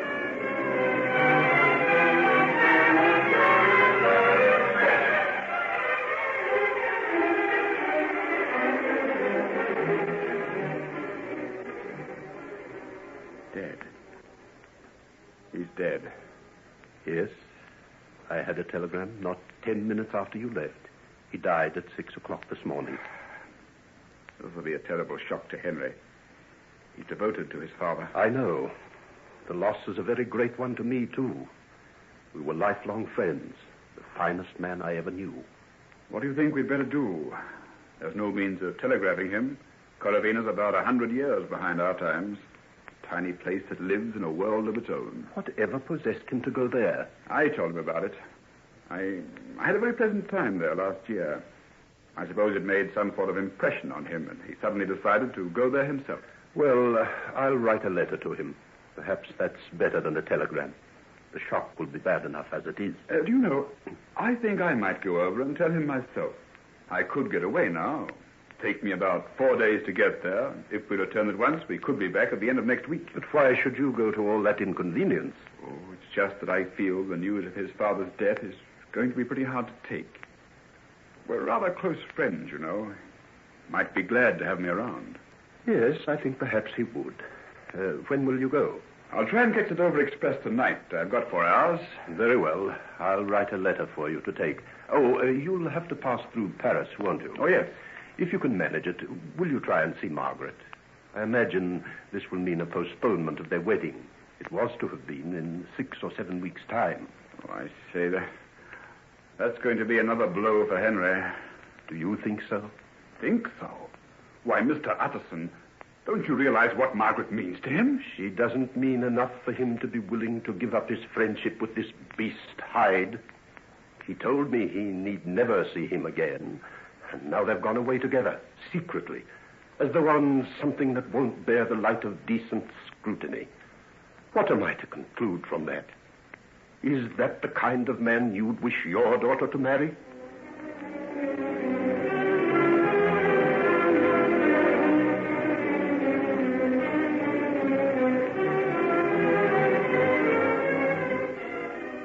Hello there. Anybody home? Who is there? Come out of the kitchen, you old rascal, and see. Why, Dr. Lanyon, what brings you here? Well, have you got a friend of mine, Dr. Jekyll, staying here? Dr. Jekyll, here's your friend. Oh, Herr Doctor, it is terrible. What is it? They are lost out in the mountains since yesterday. All night we've been searching for them. Who? The Herr Doctor and Gretal. They went out yesterday morning to climb the Straitslick Pass, and they haven't come back. Oh, good Lord, what's being done about it? All our young men are away with the flocks, taking them to the summer pastures. Only us old ones are left. We've sent word to them. They'll be coming back this morning.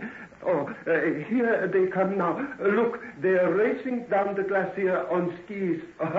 They're coming like men possessed. There's Franz in front. I can tell by the red scarf he's wearing, the one that Gretel made for him. Oh, Gretel, my little daughter. And you so soon to be married. Oh, come along now. Everything may be quite all right. Dr. Jekyll's an experienced mountaineer, and Gretel's born to the mountains. She didn't want to go. I got angry with her. All this is my doing. Why didn't she want to go? She didn't like the Herr Doctor. It was very strange. Such a quiet, pleasant gentleman. Oh, by the way, where's his friend? His friend? Mr. Hyde. I understand they're traveling together. There's been no Mr. Hyde here, Herr Doctor. Only Dr. Jekyll. Oh, that's good. I'm glad of that. Oh, look. The men are nearly here now. Another minute or two, they'll be on the slopes just above the village. Come, let us meet them. There are the other people running out. It's good to see our young men back. Now the search will really begin.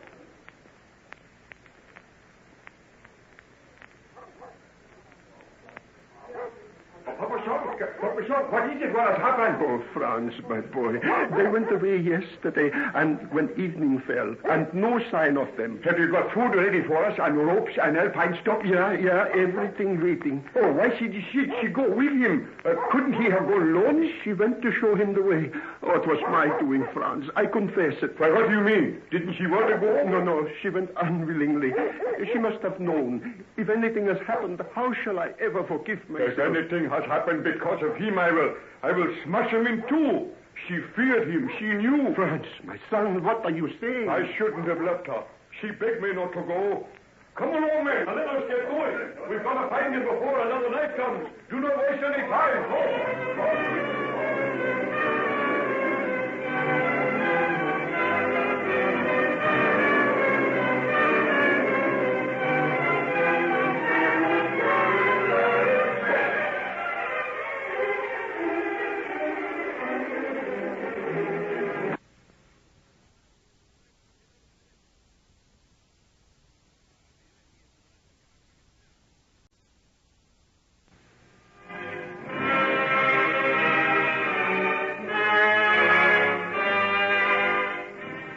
Ladies and gentlemen, we now present George Edwards in Dr. Jekyll and Mr. Hyde.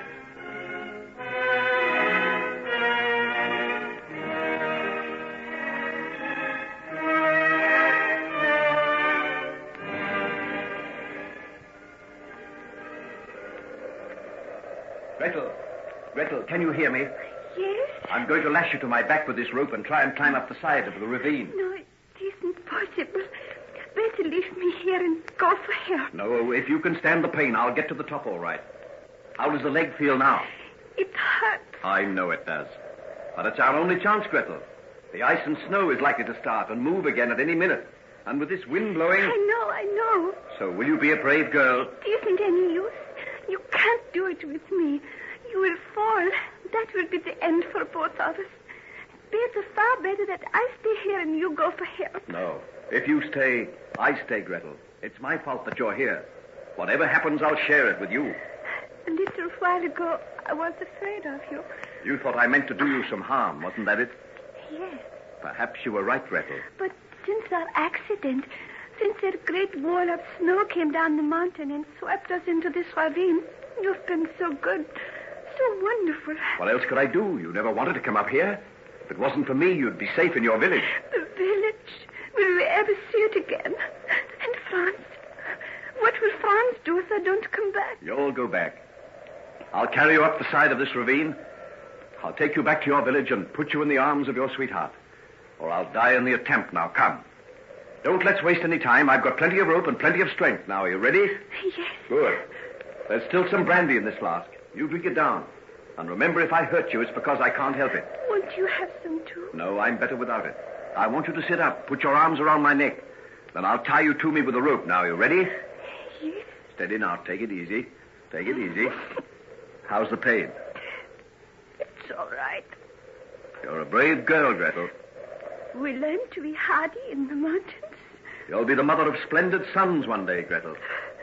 That seems far away now. Oh, nonsense. It's only the distance from where we are now to the top of the ravine. Well, perhaps 300 feet. Just that little distance between us and life, between you and Franz, and your wedding next week. We're not going to admit we can't fight our way up that far, are we? Herr Dr. Jekyll, I said I was afraid of you. It was because I feared I might love you. Don't say that, Gretel. Since we have been through this night together, I know I will love you. Always. But without fear. It is the kind of love that is without evil. That is good and big. And makes us feel close to God. Before, I would have feared to tell Franz about you. Now, if ever I see him again, I will tell him everything. And we will both remember you always with love and gratitude. Oh, please. Please don't go on. If only you knew how little I deserve it. If you only knew what was in my heart when I came to Coravina. We in Coravina are far away from the world. We don't know the way that others live and think and feel. But we do know good from bad. And I know whatever may have been in your heart when you first came, it is no longer there. You're right, Gretel. These hours spent on the mountain with death so close to us, just the two of us on the edge of eternity, have cleansed me as nothing in this world has ever done before. That's why I feel I can climb that perilous ravine. I feel strong. I feel that a new life has begun for me. This can't be the end. Then let us go. You will need your strength, all of it.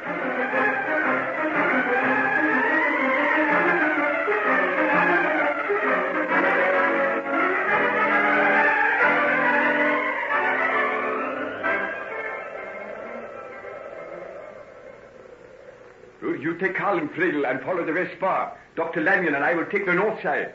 If you find them, sound your horn. You understand? Yes, boss. And if we don't, we'll return to the village when it gets dark. Good luck. Good luck. Come here, Doctor. How much more daylight have we got?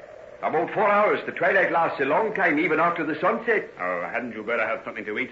You haven't stopped for a minute since we left. Oh, but I am not hungry. Look here, that's all very well. But you'll keep going much longer if you do have a bite of something. We may be searching for a long time yet. Till we find them. I'll search till I find her. If it takes weeks. Then sit down for a few minutes and have some of these sandwiches and a drink of coffee.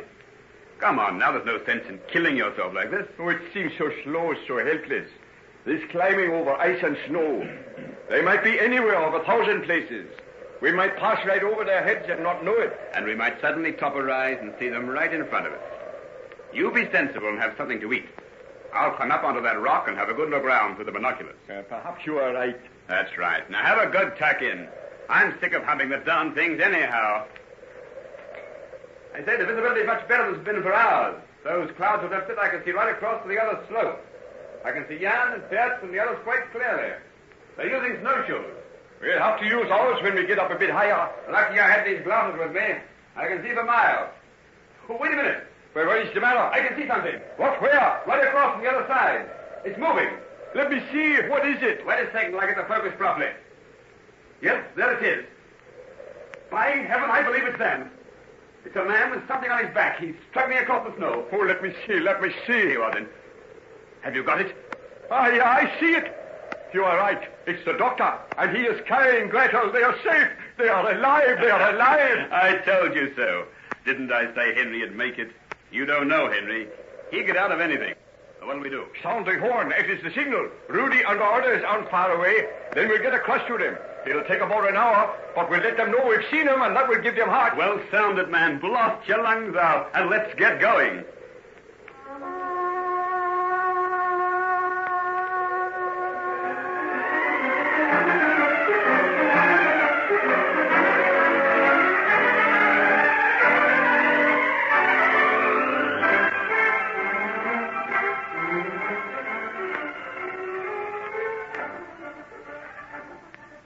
Well, now, Hugh, you old rascal, I want a full and detailed explanation as to why you came out here to see me. Are you sure you're feeling all right? Of course I am. A good night's rest and one of Frau Schanz's breakfasts under my belt, and, well, I feel ready to tackle it all over again. Oh, by the way, how is Gretel? Oh, she's all right. I gave her some morphia a while ago, but it's a simple fracture. She'll be none the worse in a few weeks. You were both remarkably lucky. We certainly were. If that ridge we were on had happened to be a few feet narrower, well, I'd not have been sitting here in the sun with you. Now let's talk of that. No, let's talk about why you're here. You got me thoroughly curious. How did you know where I was? Hettie Wilson told me. Hettie Wilson? Yes. But where did you see her? I went to that address you gave me. What address? Edward Hyde's house. You what? By heaven, Hugh, you had no right to do that. I gave it to you in the strictest confidence, on the understanding that you'd never reveal that you knew it except under the greatest emergency. I didn't reveal it. Nobody knows it but myself. And there was an emergency, Henry. The greatest emergency. Why, what do you mean? Has something happened? Yes. What is it? Tell me quickly. Your father, old chap. My father? He's dead. Yes. Tell me about it. A stroke. He barely regained consciousness. It's only a matter of a few hours, and then the end. Why didn't you let me know before? You left no address. That's why I went to Hyde's place. I thought perhaps he might know. I see. Did Hettie tell you anything else beyond where I was? She thought Hyde had gone with you. Is that all? She talked about him a bit. I gathered he's not very popular. No, he wouldn't be. Did she say anything about me? She seemed pretty bitter on that score, too. Yes, I suppose she is. But why do I think about these things when he is dead? Without my knowing, without me being there. You couldn't have done anything, old chap. But he would have liked me to be near. We were very close. Always. Yes, I know that. That's why I came out to tell you. I couldn't bear it to come just by letter or telegram somehow. Thanks, Hugh. I appreciate it. You're a very good friend. The best I've got now. Well, what will you do? Go back right away? Oh, I suppose so. That's why I can't quite see that there's nothing to be done, and London's a dreary place to feel sad in. I think it might seem a little odd if you didn't. There's bound to be a lot involved with the estate. Ah, yes. The estate. Our good friend Mr. Utterson will be busy in that direction, I suppose. All right. I'll go back and wear black clothes and a somber look and sign on the dotted line like a respectable member of society. Oh, Dr. Jekyll, did I disturb you? No, Franz, what is it? How about the wedding next week? Gretel will not be well enough, I think. Why not? She won't be able to walk down the aisle of the little church as you'd planned, but the priest can marry you at her bedside if you like. Oh, it would not be too much. I don't think so.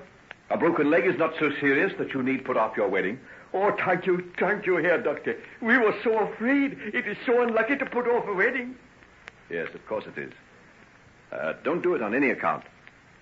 I'm going to be married, too, almost as soon as I get back to London. I'm not going to put it off for anything. Why, what's the matter, Hugh? Why are you looking like that? Well, as a matter of fact, Mr. Addison came with me as far as Paris to see Margaret. Yes? Well, what about it?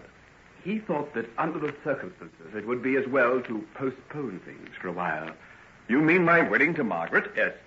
As a matter of fact, I think he's cancelled some of the arrangements already. What, without consulting me? By heaven, this is too much. But surely you must... I've been waiting for Margaret for years. He's put me off again and again, and I'll not stand for it. Nothing and no one shall keep her from me. If that old man tries to do it, it'll be the worse for Henry, him. old man, take a pull. You're unstrung. You've had a bad time. The accident, the news of your father's death, and now this. Oh, haven't I lost enough? I can't do without her. I can't. She's the most beautiful and the most wonderful thing I've got left in life. How can I live without her?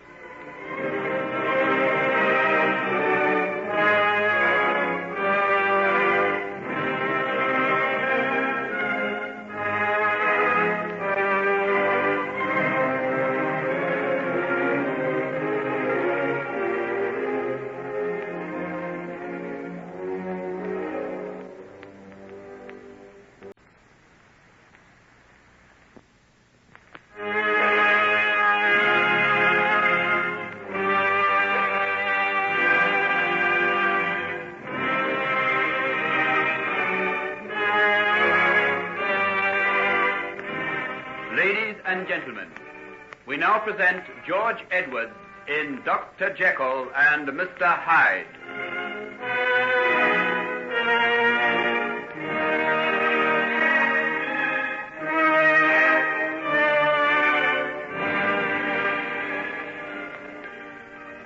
But, Daddy, you shouldn't have done it without consulting Henry or me. My dear, there was so little time. The wedding invitations were in the hands of the printer. I only just cancelled them in time. But how did you know that we wouldn't want to go on with the wedding? But surely... Oh, I know what you're going to say. Respect to Mr. Jekyll. What will people say, and all the rest of it? We could have been married very quietly without any fuss, and no one would have thought any the worse of us. Well, my dear, you can still do that if you want to. But you're hoping we won't. Oh, Daddy, I wish you didn't feel the way you do about my marrying Henry. It makes me frightened somehow. In what way, dear? I know you're the best and dearest person in the world, and you'd do anything for my happiness. The fact that you're so opposed to Henry makes me wonder sometimes. Wonder what? If there may not be something against him after all. Margaret, dear, I feel that I'm playing false with the son of my dear old friend, Edward Jekyll, when I say these things against him. But a good father doesn't necessarily mean a good son. And there's something about Henry that has always filled me with uneasiness. Yes, but what? You never have anything definite. It's only a kind of instinct. I think it dates from a time when you were both children. Do you remember the time? One Christmas Day, when you and he had a quarrel, it was over a doll, I think. You wanted to play with it, and he wanted you to go riding on his new sledge with him. Yes, I remember. I slipped or something and fell down some steps. That's a charitable way of putting it. In reality, he pushed you down. His father and I happened to be watching through a window, and we saw the whole thing. I also saw his face when he did it. What do you mean? The blow on your head has made you forget it, but I haven't. I remember all too well. But what? What do you remember? The look on his face. It wasn't the expression of a child. It was that of a fiend. Of what? Daddy, you can't be serious. Indeed, I am.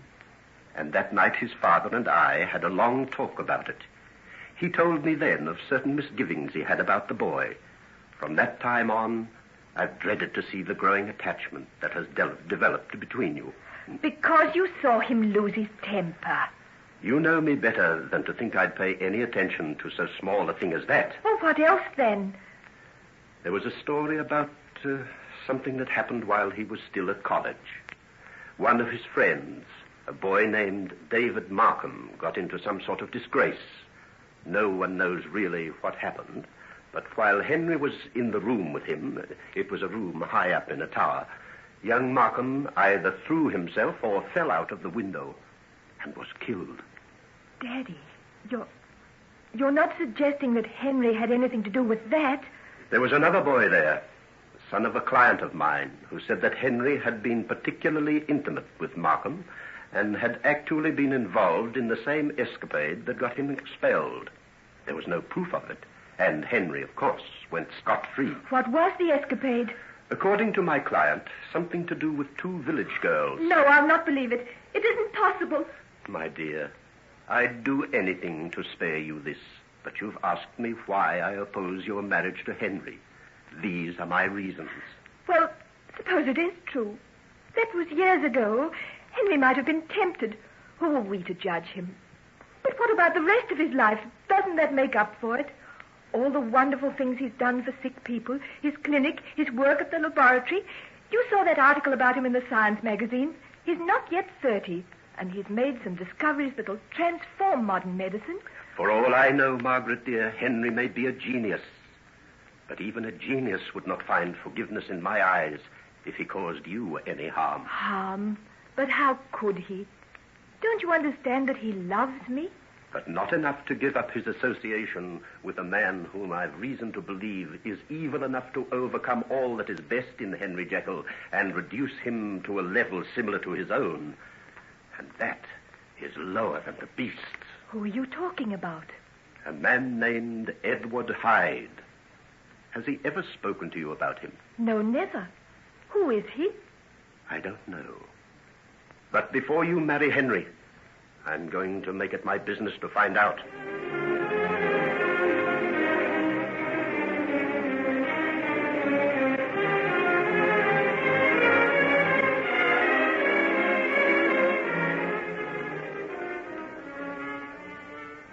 Henry.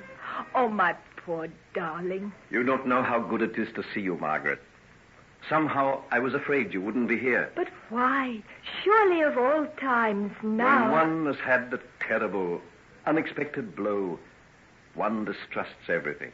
But not me, surely. Not you, dear. But there might have been something else to keep you away from me. Nothing. There's nothing on this earth that could ever do that. As long as I feel you want me. I'll want you always, no matter what happens or where I am. Will you remember that, sweet? Keep on telling me. You don't know how I love to hear it. Is it true what Hugh Lanyon told me about your father putting off our wedding? He thought he was doing what you would wish, Henry. Not he.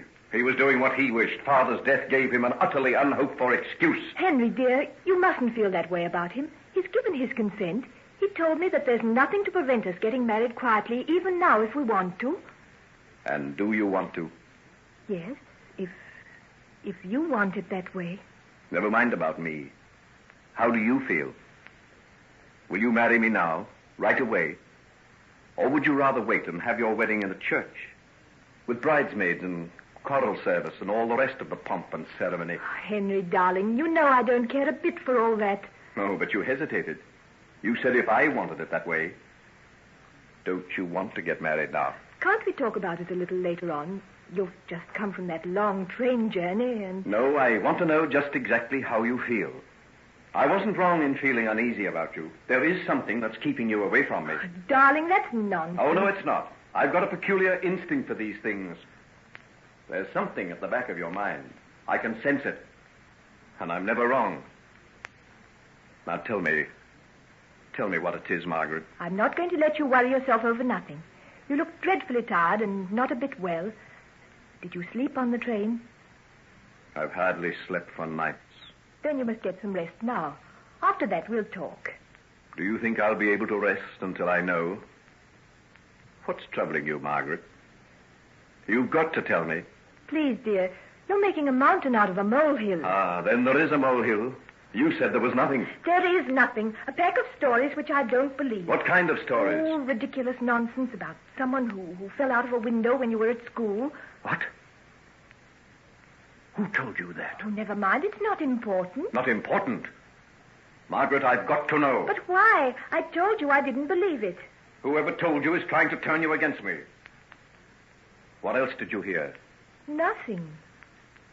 Yes, there is something. Henry, why do you look like that? There's no need to get so angry. Isn't there? You think I should feel nothing about the person who's trying to take you away from me? But they haven't. Yet there's just that shade of doubt that makes you hesitate about marrying me. The poison's beginning to work. How can you say such a thing? I don't care what anybody says about you. What have they been saying? It was your father, wasn't it? Yes, it was. I guessed it. And yet you say he's not trying to prevent our marriage. If he doesn't think you'll make me happy, can you blame him? No. No, I can't blame him. But I can hate him. Oh, don't talk that way. You're the two people I love best in all the world. Don't you know how unhappy it makes me feel when I know that you're hostile to each other? Poor little sweet. Unhappiness already. And not even married to me. He doesn't ask very much of you, Henry. What does he ask? Just that you should give up your friendship with this man, Hyde. Hyde? He told you of Hyde? Yes, he did. What did he say? He said he was lower than the beasts, and evil enough to overcome all that is best in you and make you like himself. Did he tell you anything else about him? No, nothing. Who is he, Henry? He's a man I've used to help me in some of my scientific experiments. There. I knew there was some perfectly good explanation. Will you be needing him much longer? That depends. On what? On you, Margaret. I don't understand. The day you marry me, my need of Hyde will cease. Well, what a strange thing to say. What have I got to do with Hyde? Nothing. You're as far apart as the moon from the earth. And yet his fate lies in your hands. You have the power to exorcise him, to set his evil soul at rest forever. Or send it out into the world to ravage and despoil like a creature out of hell itself. Henry, you frighten me. You look so strange. And you're thinking once again that perhaps your father was right. How do I know unless I've seen this man? You have seen him. When? The night my mother died, don't you remember? You mean that awful little man I saw out near your laboratory? Yes, that's the one. But Henry, he's horrible, dreadful. How could you bear to have him near you? Oh, you'll have to send him away. He is evil. Think what happened just by having him there that night. Yes, because of him my mother died. Oh, don't say that. But it's the truth. Don't think the knowledge hasn't haunted me ever since. And now my father. Perhaps if it wasn't for Hyde, they'd both be alive today. Then send him away. Get rid of him before he does us any more harm. Oh, promise me you will. Then you'll marry me. The day you come and tell me that you've sent Hyde away forever, I'll marry you. Then we'll go back to London tomorrow. Have you had enough of Paris? More than enough. I, too. I want to get back to work, to the clinic, to the hospitals. It's only in work, good, hard, ceaseless work, that we can lose ourselves. And lose the Edward Hydes and lose the Edward Hydes. You don't know how right you are, Margaret. The Edward Hydes in ourselves.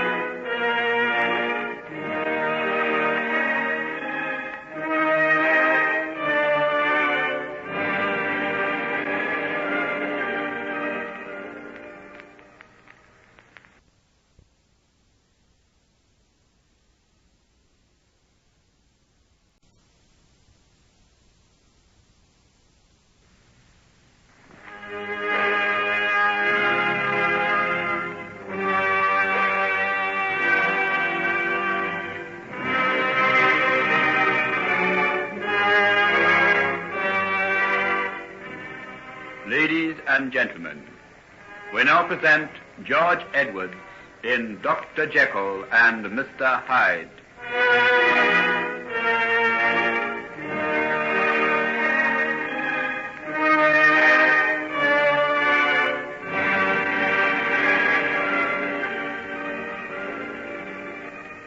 Come along now, Florrie. I'm going to take your crutches away from you, and you're going to walk across the room to where Miss Utterson is standing. Now, are you ready, Margaret? Yes, quite ready. And here's the new doll you're going to get when you reach me, Florrie. Dr. Jekyll, I can't get that far by myself. Oh, yes, you can. There's nothing the matter with you anymore. The operation and that holiday in the country has completely cured you. Now, come now. Give me those crutches. I'm sure I'm going to fall. Not a bit of it. Now, steady now. Take your time. First one foot, then the other. That's the way. Now, hang on to me until you get your balance. Good. Oh, that's splendid, Florrie. Come on. Just a little way across the room. Won't the other children be envious when they see your dolly? Just a few steps more now. That's the way. Bring your other foot forward. Now, I'm going to take away my arm. Now I've fallen hurt myself. Well, what if you do? You can get up again. But you're not going to fall now. Get your balance. There now. Off you go on your own. Bravo. Good girl. Splendid. I got across all by myself. Of course you did. I told you there was nothing wrong with you. Now, come along, Margaret. Let her have a doll. She's earned it. Are you busy, Dr. Jekyll? No, nurse. What is it? There's a crowd of people outside wanting to see you. I think it's some sort of a deputation. Deputation? Whatever for? It's supposed to be a great surprise, but I think they've made a collection amongst themselves to buy you and Miss Margaret a wedding present. Well, I never. Oh, how lovely of them, Henry. Out of their poor little bits of savings. Are you ready, Margaret? Yes. I feel quite nervous. I'm an interloper here. It's you they've come to pay tribute. Not a bit of it. They've come to know and to love you, too. Who is it that visits them and brings them things to eat? Oh, who's been telling tales? Your good deeds have found you out. Now, come along. Let's go and face the ordeal together. Our first wedding present, Henry. And we'll never get another. That will mean so much to me.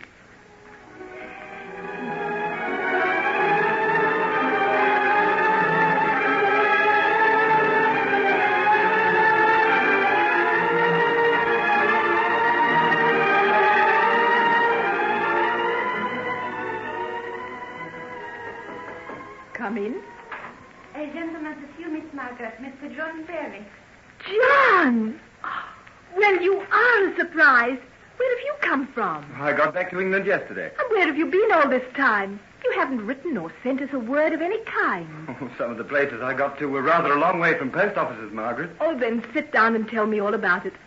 Oh, you don't know how nice it is to see you. Really? Do you mean it? Oh, of course I do. I've missed you terribly. Oh, Margaret. Only the other day I was saying to Henry that I'd miss your face at our wedding, and now you'll be here. Ah, yes, but I didn't come back to be in time for your wedding. What did bring you back? Well, almost 3 months ago, a bag of mail did reach me where I was, away out in the wilds of Africa, and one of the letters told me that your wedding had been put off.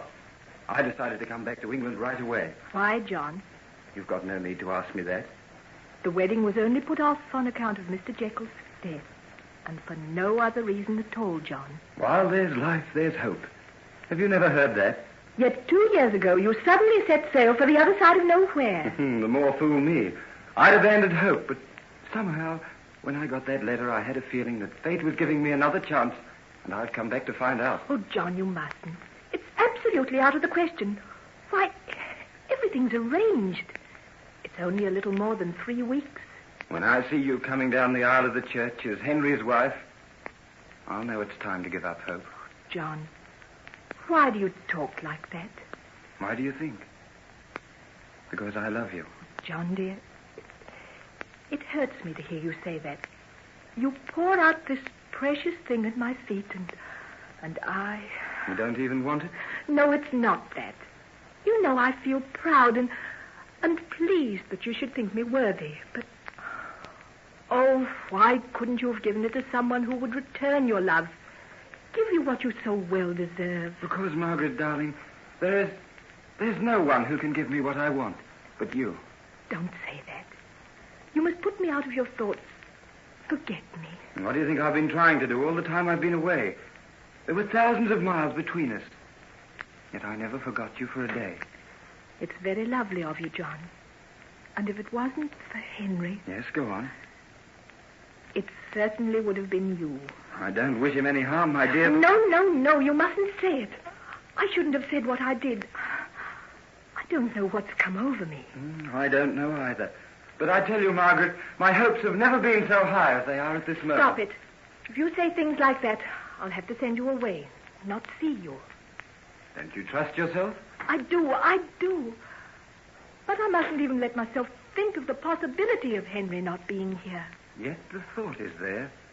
By heavens, Margaret, I was right when I decided to come home as fast as I could and have another try for you. You weren't. Don't you understand that I'm to be married in 3 weeks' time? 3 weeks? Anything might happen in that time. Ah, no, Margaret, you can't shake me off so easily this time. I want you more than anything in heaven or earth. And I'm going to try and get you by every means I can.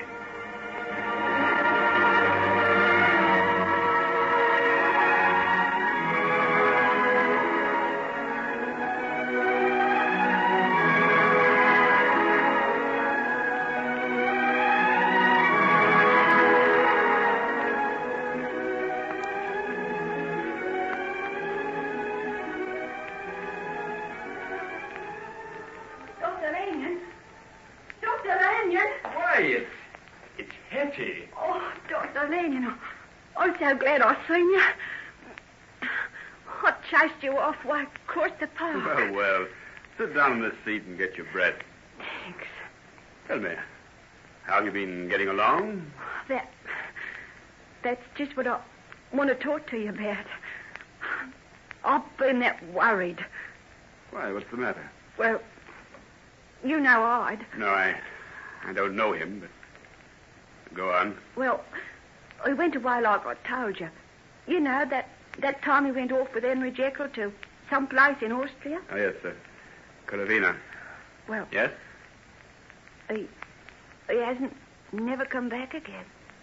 Hasn't he? No. I've never seen or heard so much as a sign of him from that day to this. And that's nearly 4 months ago now. So it is. But aren't you rather pleased about that? I gathered you didn't like him very much. I didn't like him. I hated him.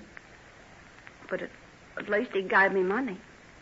Kept me in food. I see. But didn't he make any provision for you while he was away? Oh, he left me some money, but that's all gone. Then the tradespeople kept on letting me have things for a while, but now they're starting to turn nasty. And you don't know what to do? No, I don't. You see, well, you know how it is with me. If I go out looking for work, someone's sure to start asking questions. Yes, sir. I understand. Dr. Lanyon, please don't think I'm trying to put anything over on you, but if it ever came out that you and Henry was mixed up with me. Yes, you don't need to remind me of that, Hettie. I sometimes break out in a cold sweat myself to think what might be the result if it got known that we'd helped you to escape that time. Yeah, that's what I think about, too. So, something's got to be done, hasn't it? Yes, certainly something has got to be done. I haven't wanted to do it, but seeing as how I met you, I might as well be truthful with you. I was on my way to see Henry when I spotted you. Then I'm mighty glad you did see me. Yeah. I guess I wouldn't be too welcome turning up at his place. Well, it might make things a little awkward for him. You see, Hettie, he's going to be married very soon. Married? Is he? Some girl in society, I suppose. Well, someone he's known all his life. Known all his life? All the same, I bet she don't know him like I do. You're very bitter against him, aren't you? Wouldn't you be? Yes, perhaps I would. Well, I'll do something about all this, Hettie. You can count on me. I know I can. You're the only decent chap I think I ever struck in my whole life. Do you know, you've never done a single rotten thing since I've known you. Well, if I'm the best you know, you must have been very unlucky, Hettie, old girl. Unlucky? Oh, well, I say things change every 7 years. That perhaps I'm in for something good. It's just on 7 years since I first met Henry. And I thought he was the most wonderful and marvellous thing that ever walked or breathed. How I loved him. I guess even the girl he's going to marry don't care for him as much as I did. Oh, look here, Hettie, you're not going to cry, are you? Oh, there's no point to that. Don't know what come over me. Don't often let myself think of things like that. Guess I'm a little light in the head or something. Are you? When did you eat last? Day before yesterday. Good Lord. Here, come over to this tea shop with me now, and we'll soon pick that up. And here's some money for you. Thanks. That'll last you for a while, and then either Henry or I will come down to where you live and make some arrangements for you to carry on. As long as it's not Hyde. I don't think I could stand the sight of him again. Sometimes I wake up in the middle of the night, and I think I hear his footsteps in the room. He walks that light, just like some animal. And his eyes, they sort of shine in the dark. I couldn't stand no more of him. Not at any price.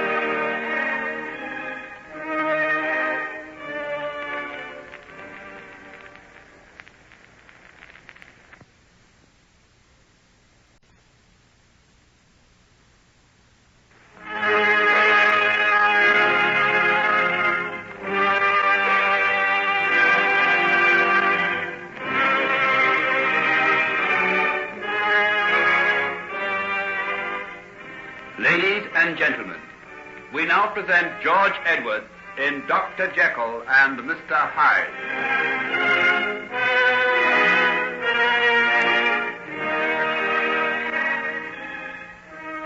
Hello, Henry, old boy. Been having a few improvements made around the place? Yes, I thought Margaret might find the rooms a little dark and overpowering as they were. They hadn't been redecorated for about 10 years. You know, I like the idea of that big fireplace you had put in the entrance hall. Yes, it's rather nice, isn't it? Imagine how it will look on winter days. As soon as the door opens, you'll look into a great leaping fire. A warm welcome, eh? Well, I imagine it'll be one of the pleasantest places in London. And with my pretty Margaret to add her smiles. All the arrangements for the wedding going well? Oh, yes, I think so. From my end, anyhow. Margaret's fussing around with bridesmaids' dresses and red carpets and all the rest of it, but I guess she'll manage it all in plenty of time. Are you busy? Not for half an hour or so. I'm due at St. Giles at 4 o'clock, but it doesn't take me long to get there. Something you wanted to see me about? Yes. I happened to meet Hettie yesterday. Hettie? Where? What was she doing? She was coming across Green Park. I gathered she was on her way to see you. What about? I suppose you know how things were between her and Edward Hyde. Yes. Yes, I knew. Well, it appears that he's gone away somewhere. She hasn't seen him for months. I know. Any idea where he is? Not the slightest. I haven't seen him. Nor am I likely to. Speaking personally, I'm infernally glad to hear you say that. I have never met the gentleman, but anyone who has seems to loathe the very sight of him, including Hettie. Yes, I rather imagine Hettie has particular reasons for hating him. What are we going to do about her, Henry? About her? We? Well, I guess she's my responsibility. Not altogether. I'm involved in the matter, too, don't forget. Anyhow, for all sorts of reasons, I think you'd better let me do what's necessary. You mean on account of, my getting married? Yes, it wouldn't be too good if you got tangled up in anything just at present. You're a good chap, Hugh. No one ever had a better friend than you. Oh, forget it. We went into all this years ago, the day we left the university. I don't forget it. Ever. Well, don't let's talk about it then. Dash it, old man, you're making me feel all hot and uncomfortable. I'll be coming out in a rash if you don't dry up. All right. And you'll let me deal with the matter of our little Hettie and make the best arrangements I can? No, I can't let you do that. Oh, but hang it all. You don't know the risk you're running. If all Utterson... Oh, yes. I know all that. But our good friend Utterson will never know anything about this. I'll go down to Hyde's house and see her tomorrow afternoon sometime. I think you're taking an unnecessary risk. Why? Utterson doesn't know of the existence of Hyde's house? You didn't tell him anything about it, did you? Not a word. You gave me the address in strictest confidence. You know that. Yes, I do. And that's why I haven't any fear of the old man knowing that I've been there. Well, don't take any risk. Oh, I won't. Besides, I know a way to make perfectly certain that no one will ever suspect who I am, even if they meet me face to face. What? You told me to say you're going to wear a false nose or something. Oh, no. I don't mean that. Oh, there you go, getting all mysterious again. The mysteries will soon be cleared up, Hughie, my friend. This visit to Hettie will be one of the last of them. And after that, a new life, a new happiness. Well, take my advice and watch your step. That old blighter still has hopes of getting rid of you. You mark my words.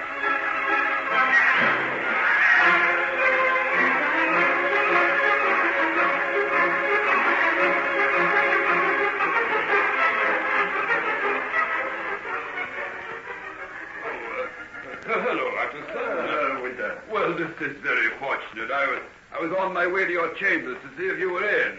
Oh, I was just going to this little tea shop for my morning tea. What about coming too? Oh, that's a good idea. The weather makes one think of warm cup of tea, a first nip of autumn in the air, isn't it? Yes, the trees were starting to change colour when I was coming up from Kent last Monday. Oh, you still have your country house there? Oh, yes. I'd never part with that. It means a great deal to be able to get away from the city every weekend. Oh, well, here we are. Will you sit here? No, thank you. What will you have? Just tea? Tea and a muffin, I think. Yes, I'll have the same. Will you see that mine is toasted very well, please, waitress? Yes, sir. Now, what is it you wanted to see me about? Well, a curious coincidence happened to me a while ago. Do you remember the time we were walking home together and saw that man Hyde attack the little girl? Hyde? It's not necessary to ask. Neither of us is likely to forget that night. But why do you ask? As an architect, I sometimes have to go into curious parts of London. A short while ago, a client of mine decided to acquire a row of houses and rebuild them as modern residences.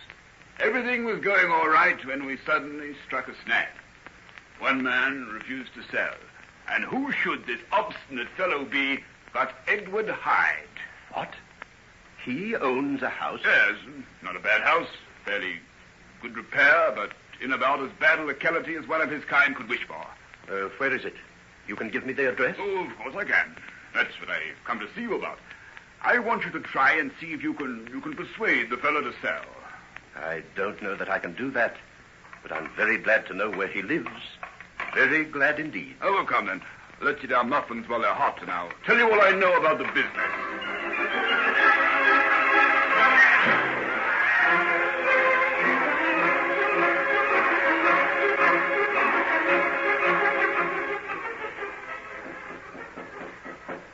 Who's there?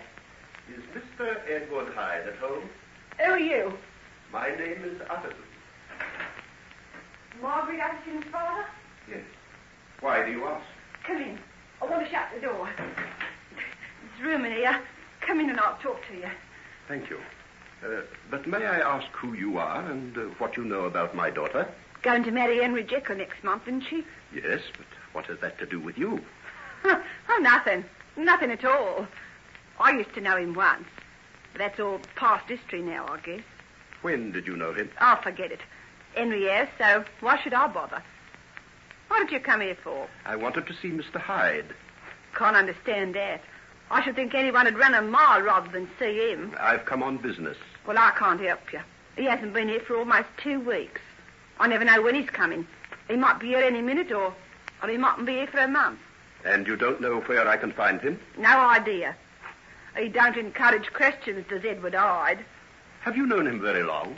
Too long for my liking. Well, perhaps if I left a card, you'd give it to him and ask him to get in touch with me. Oh, I'll do that all right. He'll be back sooner or later. Just when I'm thinking he's gone for good, he always turns up. Worse luck. You don't sound as though you like this company very much. What, me? Well, hardly. Is he a relative of yours? He's not. He pays me to look after this place. I see. No, you don't. You don't see anything. You're a gentleman. You can't imagine anyone like Edward Hyde. I thought I knew what men were like. But I had a lot to learn from him. Then why do you stay? I guess that's my business, isn't it? And I guess you'd better get out of here and mind your business, too. He don't like people coming here. And no more do I. Very well. I'll go.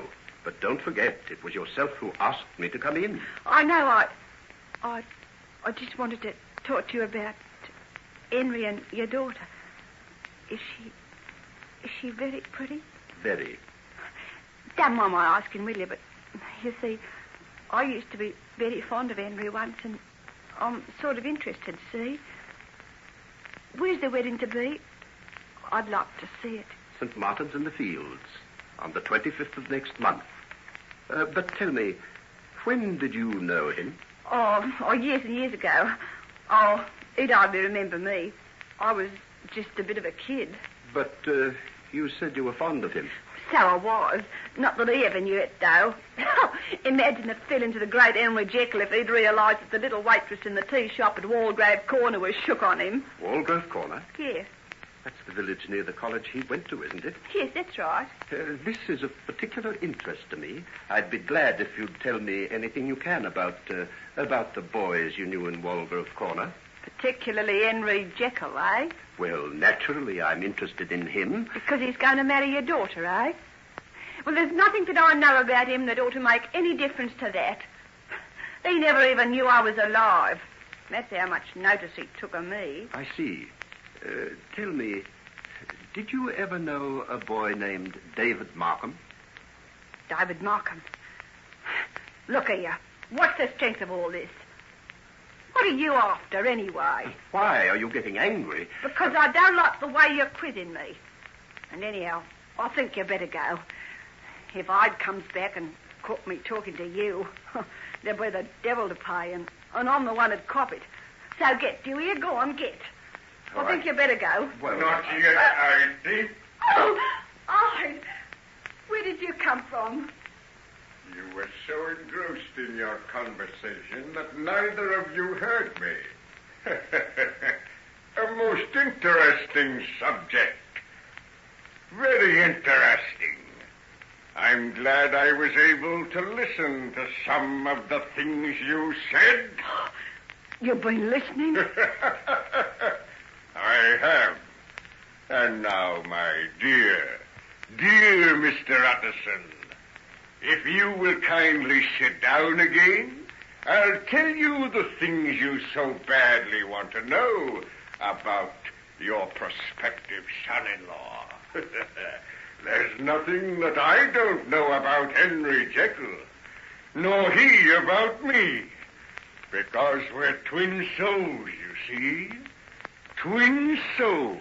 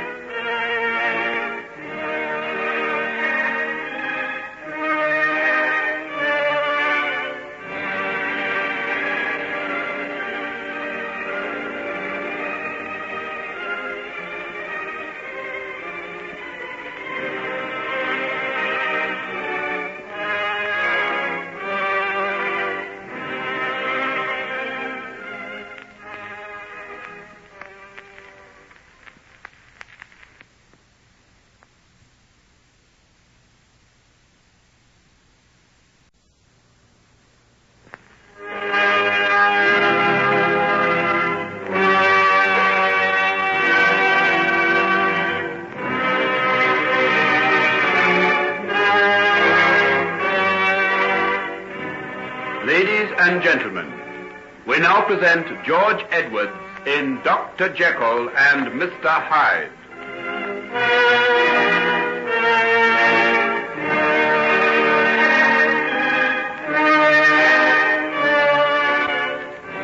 Sit down, Mr. Utterson. Pray be seated. It isn't often we have visitors, is it, Hettie, my dear? Well, you won't be wanting me to help you entertain him. I think I'll go. Yes, it might be just as well. Some of the things that Mr. Utterson and I will have to talk about will be rather of a confidential nature. All right. You'll find me upstairs if you want me. And now, Mr. Utterson, perhaps you'll be good enough to tell me what it is that brought you down to my rather secluded residence. I came on behalf of my client, Mr. Randolph Winter. Ah, yes.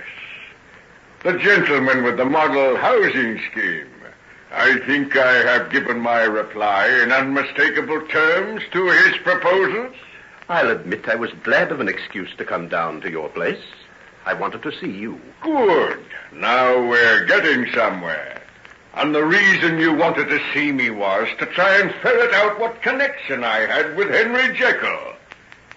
Wasn't that it? It was. You were wasting your time with Hettie. She knows no more about that than you do. Though the things she could have told you about Henry. What do you mean? You want the full, unvarnished story of Henry Jekyll? Of course I do. Because you don't want him to marry your daughter, isn't that it? Never mind my reasons. Isn't that it? Answer me. Yes, that's it, if you want to know. I want the truth. You want the truth from me? I demand it from you. Very well, then. I have never wanted my daughter to marry him, and if you put me in possession of sufficient evidence to make it impossible, I shall consider myself as being in your debt. My debt? Oh, that's good, that is. Well, please, go on. This interview is painful, and I want to have done with it. First, we will finish with Hettie. As I was saying, he accidentally found her again. He was horrified to see what she'd become, and he took her away with him out of the place she worked in. He took her to the building at the back of his father's house. He calls it his laboratory. What? He had a girl there? Oh, but only for a very brief time. Henry was entirely blameless on this occasion.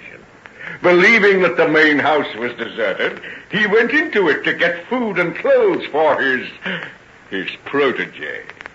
It was about 2 o'clock in the morning, remember? And while he was groping his way in the dark, who should surprise him but his father? The old man had unexpectedly come up to London from his country house. Yes, go on. Picture Henry's dilemma. There he was, with Hettie waiting for him in the laboratory. And his father, asking what he was doing, wandering round the house like a thief at such an hour of the night. Henry made some sort of an excuse and went off to bed. Leaving the girl to shift for herself? Precisely. Hettie thought that he'd played another trick on her, so she ran away. An hour or so later, she was fished up out of the Thames by the water police, from where she'd attempted to commit suicide. Oh, you can't be serious. The girl that I've been talking to? The same. There's a lot more, but I won't go into details. Hettie was charged with vagrancy, sentenced to a term in prison, came out, became a professional thief, got a further prison sentence, and eventually arrived at her present situation, which is companion to my lighter moments. And this trail of misery is the work of Henry Jekyll? You'd never believe it to hear the way she lied for him, would you? Strange, submissive creatures women are. Well, I can only repeat that I'm indebted to you for what you've told me. I often felt that there was something about Henry that none of us knew of. But I never suspected this. Wait a minute. That's not all. Surely there's no more. Oh, yes, much more. You were asking Hettie about David Markham, the unfortunate young boy who fell from the window. That was Henry's doing, too. What? Yes. He didn't push him from the top of the tower, but it was he who led him to do the things that got him expelled. They had a quarrel up there, and Markham lost his balance. That's the explanation of the accident. I wonder no one ever suspected it. But he was little more than a schoolboy then. Oh, curious. But curiously old for his age. Didn't you once make that very remark to his father? How do you know these things? I told you Henry and I are twin souls. When you first said that, I thought you were joking. Now you begin to think there may be some truth in it. And I'm not a very pleasant specimen for a man to claim affinity with, am I? At least you look what you are. And Henry, with his pale, fine face and sensitive manner, looks something of a saint. Two halves of a single whole, Mr. Utterson. You're talking riddles, but that's unimportant. Unimportant? You never made a greater mistake in all your life. It's the most important, the most vital statement you've ever heard, if you only knew it. I'm afraid I can't stay to discuss metaphysics with you now, Mr. Hyde. What you told me has been such a shock that I'll ask you to excuse me. So that you can go and break the news to Margaret and postpone the wedding once again? Or it won't be mere postponement this time, will it? After what you have told me, she will marry that man only over my dead body. That's precisely what she's going to do. She's going to marry him over your dead body. Well, what's the matter with you? Have you suddenly gone mad? Why have you shut the door? So that I can lock it. There! Now it's done. We're shut in here alone. Just you and I. Let me out. What sort of madness is this? I told you too much knowledge of a certain kind is dangerous, didn't I? Oh, no. You needn't go casting wild looks at the windows. The shutters are barred on the outside. I demand that you open that door and let me go. I've been waiting for this moment far too long. I've thought of it for years. I began to hate you, I think, when I was still a child. I hated the way you looked at me. Curiously, as though I was some sort of specimen impaled on a pin. You were wondering then what manner of creature I was. What are you talking about? When did I ever see you before the night you struck the child down in the street? And then when I heard you give your reasons why Margaret shouldn't marry me... Marry you? In heaven's name, what are you raving about? Haven't you realized?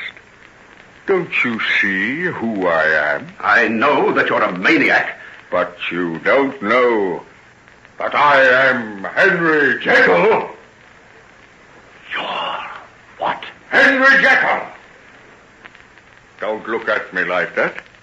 I know you're telling yourself that insane people are subject to delusions, but I am not insane. And then if you're not, stop this hideous fooling and let me out. I can see now I was a fool to believe anything you said. The whole thing is a pack of lies from beginning to end. And you're willing to regard it as such and do nothing to stop your daughter's wedding? I'll make inquiries, and if I find there's no truth in what you say... You'll make no inquiries, my friend, because you're never going out of this room alive. I'm never going out of this room? No. Since I've found the way to protect myself into the form of Edward Hyde, I've done many nameless things, but I've never yet committed murder. I've wanted to. I've wondered how it felt, and now I'm going to find out. Stop this infernal nonsense. Open the door. I decided it should be you some time ago. I never thought you'd play so neatly into my hands as you've done by coming here. Let me out. I wondered when the opportunity would present itself. Stop following me about the room. Stop it, I say. You've knocked over one of the chairs. Are you frightened? Why should a man who's lived the blameless life that you have be afraid to meet his maker? Hyde, stop this. I've done nothing to you. Haven't you? If you hadn't kept Margaret away from me, Edward Hyde would have ceased to exist long ago. She would have made all the difference. Look on your work, O righteous man, and see what you've called forth out of the darkness of a human soul. You foul obscenity. Take my daughter's name off your lips. Your daughter is mine. Mine, I tell you. She's belonged to me ever since we were children, and it's you who have kept us apart. You won't do so anymore. I'll wipe out the existence as I'd smash any other barrier that stood between us. I'm not a young man, but I can still fight. If you won't let me out of this room of your own accord, by heaven, I'll lay you out and get the key that way. Ah, that's better. That's better. Now we've got some hate on both sides. I should say there was. From the first moment I saw you, I had an overwhelming desire to strangle you. You were the foulest, vilest, most repulsive creature I had ever set my eyes on. The world will be a better place to be rid of you, and God willing, I shall do it. You will! Yes, with my bare hands. Let me get them around your filthy throat. Kill me, would you? Take that. And that. What are you doing? What's happening there? Go away, get back upstairs. Oh, what are you doing? Let me come in. All right, my dear, come in. Come in. It might serve as a good object lesson to you. What have you done? Oh, look at him. Yes, take a look. That's the work of Edward Hyde. Not a man to fall foul of. Oh, look at his head. Oh, you beast. You beast. Shut up, you little fool. I'll choke you, too. That's right. Fate. Well, perhaps it's just as well. Now, let me get out of this. First the stick. I must destroy the stick I killed him with. Into the fire with it. Into the fire with it. That's right.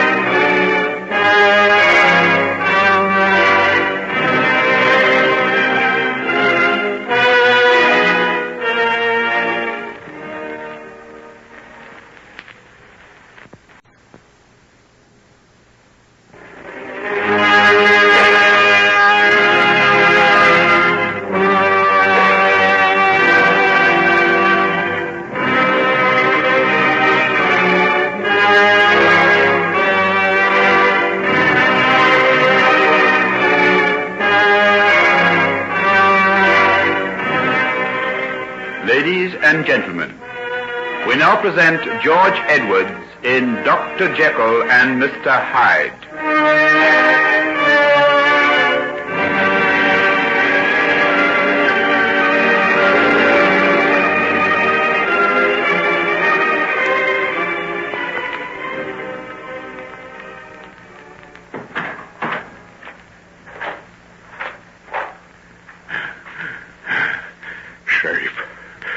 Safe.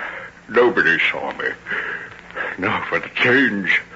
The transformation into Henry Jekyll, and so goodbye to Hyde for all time, yes.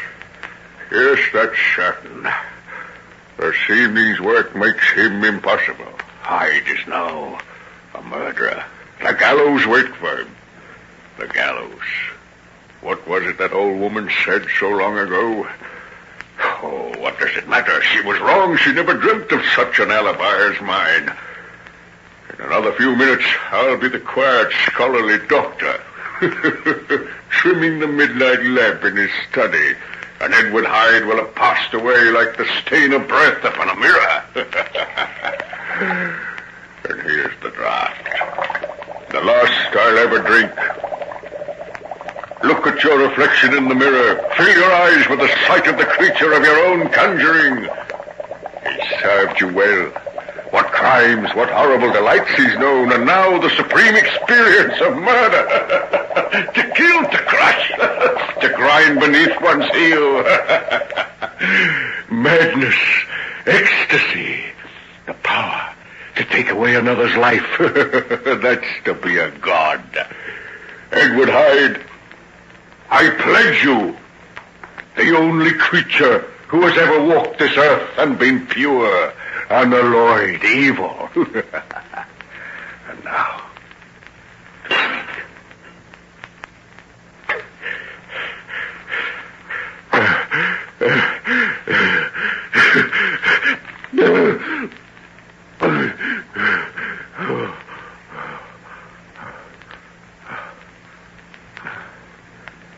oh God. Oh God, have pity on me. What have I done? What have I done? Don't let me remember. Don't let me remember. Let me forget the damned horrors of this night. Her father. Margaret's father. Oh, no, it's not possible. I could never have been guilty, no matter how much I might hate him. I'll go to his place. I'll find it isn't true. What's this? Why, it's blood. There's blood on my hands, on my clothes, my boots. Heaven pity me. It must be true.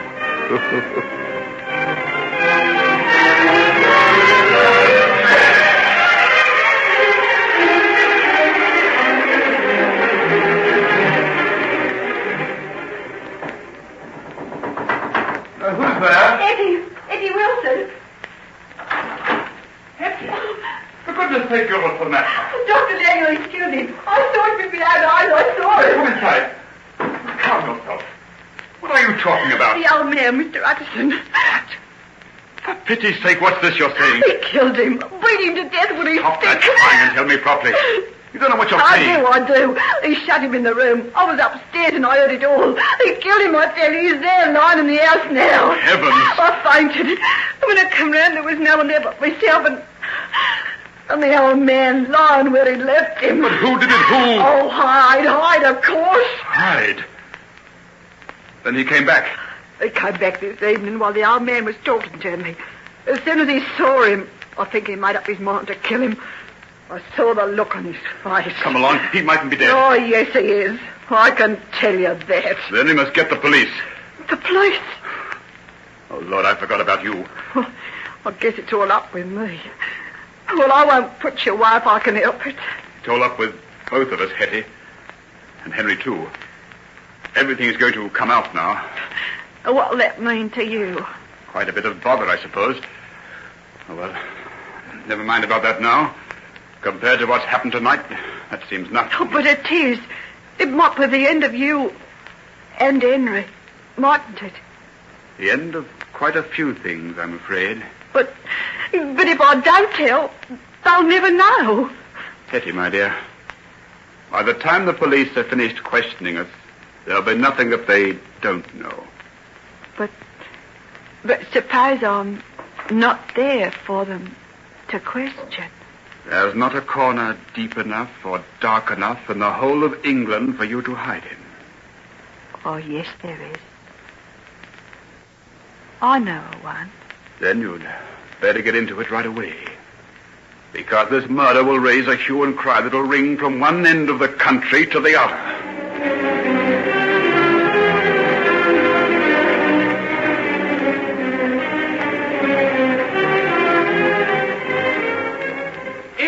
Standard! All about the city murder! Mr. Hudson found dead in house in Soho! Murder! Murder! All about the murder! Margaret, my dear. Oh, my poor darling, what can I do for you? Find me the fiend who killed him. He'll be found, never fear. The police have got a perfect description of him. Yes, but where is he? No one has seen him since he disappeared out of the house. He'll never get away. There's not a train or boat in England that isn't being watched, and the whole country's being combed for him. He can't hide himself for long. He's too hideous, too unmistakable. John, I can't believe it's true. Why should he want to do it? Daddy hadn't even seen him. He went down to that house to try and get him to sell it to someone. What made him do it? Hush, darling. Don't think of those things. I can't stop thinking. Oh, if only my brain would stop. You need a sedative. Haven't you had a doctor? Yes. Hugh Lanyon came along a while ago. He wrote me out a prescription. What about Henry? Hasn't he been? Why isn't he here with you now? Henry's ill. Very ill. He came along this morning, but he had to go away. Ill? What's the matter with him? I don't know, but he looked terrible. He just sat with his head in his hands and shook from head to foot. Was he so devoted to your father? No, not really. But there are things about Henry that make him different from other people. I never realized it so much as today. He looked just like death. Why should he look like death? It's your father who has been killed. Why isn't he with you? Doesn't he realize that you need him as never before? Oh, please, John. I'm sorry, dear, but I just can't understand him. Forgive me if I've hurt you. You haven't.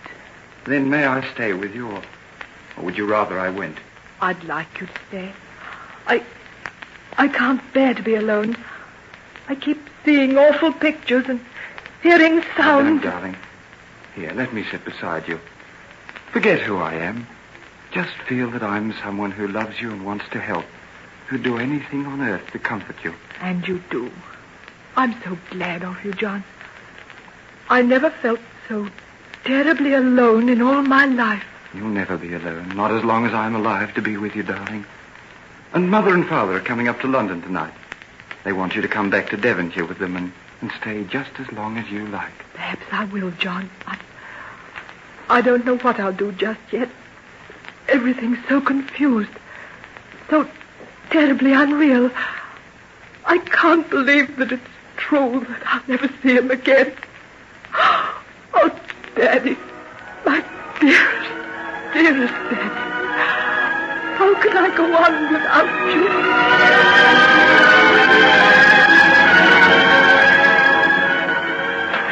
Henry, Good Lord, Henry, what's the matter with you? I'm feeling rather under the weather. Come in. I should say you do. You look as though you ought to be in bed. This dreadful business has shocked me terribly. Terribly. Shocked me terribly. I should rather say it has. Apart from everything else, do you realize that our share in Hettie's evasion of the police is bound to come out? Yes, I've thought of that. In the past few hours, I've thought of everything. And I can honestly say that hell need have no fears for me after this. I say, that's going a bit to extremes. Hettie swears she'll tell them nothing. She's a good little thing, you know. Despite all she says, I believe she's really fond of you. Oh, please don't. My whole life has been passing in front of my eyes while I've been sitting here. And the part concerned with Hettie is one of the things I've found hardest to look at. Well, we're both of us in danger of getting into a pretty mess. She's the only one who can help us to keep out of it. She stays quiet. No one on earth is going to suspect that we've ever had anything to do with her. I wish as much could be said about your association with Hyde. Don't have any fears about Hyde. He'll never be seen again, that I can promise you. Henry, you're not mad enough to be hiding him. Hugh, I swear to God I never set eyes on him again. I give you my word of honor that I've done with him. It's all at an end. Can you get rid of him so easily? I told you once before it was in my power to dismiss him at any time I liked. I assure you I've done so. Look, there's one thing I've always wanted to ask you. Don't think I'm poking my nose into your private affairs. No, go ahead. About that will you made, leaving your money to Hyde in case of your death or disappearance. Well, what about it? It was Hyde who dictated those terms, particularly the disappearance clause, wasn't it? Yes, it was. I knew it. He meant to murder you, Henry. You've had a lucky escape, if you ask me, though it took poor Utterson's death to do it. I've had more than that. I've had a lesson. Oh, what a lesson I've had. Look here, you want a pretty stiff pick-me-up. What drug have you got in these cupboards of yours? Better let me fix you up something. Heavens, what's that? Dr. Jekyll. Dr. Jekyll. Yes, what's the matter, fool? There's 2 men from the police here waiting to see you, sir. The police? Yes, what shall I tell them, sir? Where are they? They're here with me now. Well, what do you want? Well, we're sorry to trouble you, sir, but we were told Dr. Hugh Lanyon is here. That's right. I'm Dr. Lanyon. Well, we'd like you to come along with us, Doctor, and identify the body of a young woman. A young woman? Who is she? Name of Hettie Wilson, sir. She committed suicide about half an hour ago.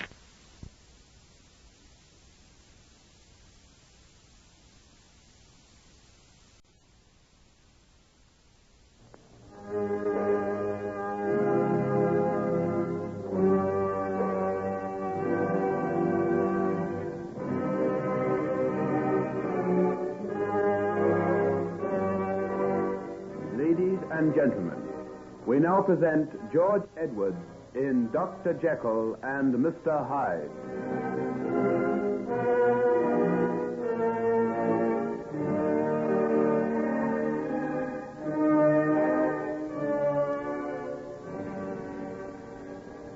Hettie committed suicide? Where? At the place where she was living. She'd been told to come along to police headquarters to answer some questions. Went upstairs to put on her hat. She didn't come down. When we went up, she'd done herself in. A razor done the trick. Good Lord. Dr. Jekyll. Why, what's the matter? He's fainted. Get me some brandy, Paul. There's some on the table over there. Did he happen to know the young woman? I don't know. I don't think so. This whole business has upset him pretty badly.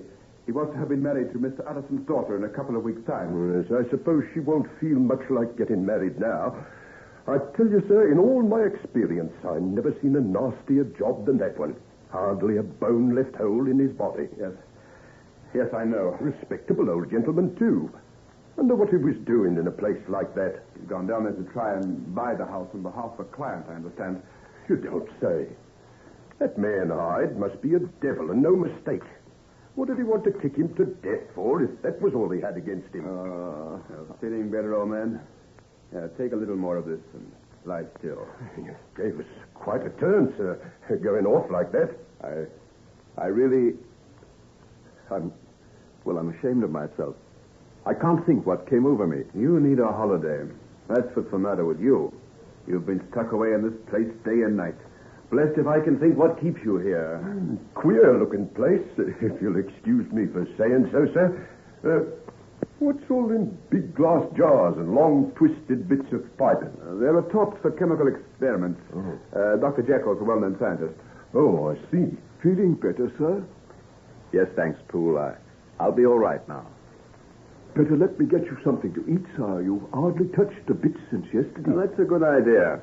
We'll all go back to the house and shut this place up. It's enough to get on one's nerves without anything else. You all go ahead. I've something I want to do. I won't be long. Oh, can't I do it for you? No, oh no. Please go, all of you. I'm really better now. I can manage for myself. Get them something to eat, Poole. Something hot and strong. I feel I need it rather badly. Yes, sir. I'll go right away, sir. That's a healthier sound, old man. I can see I'll have to take you in hand. Come along, officer. Yes, sir. We'll go across. Dr. Jekyll won't be long. Hettie. David Markham. My mother. And my father. Utterson.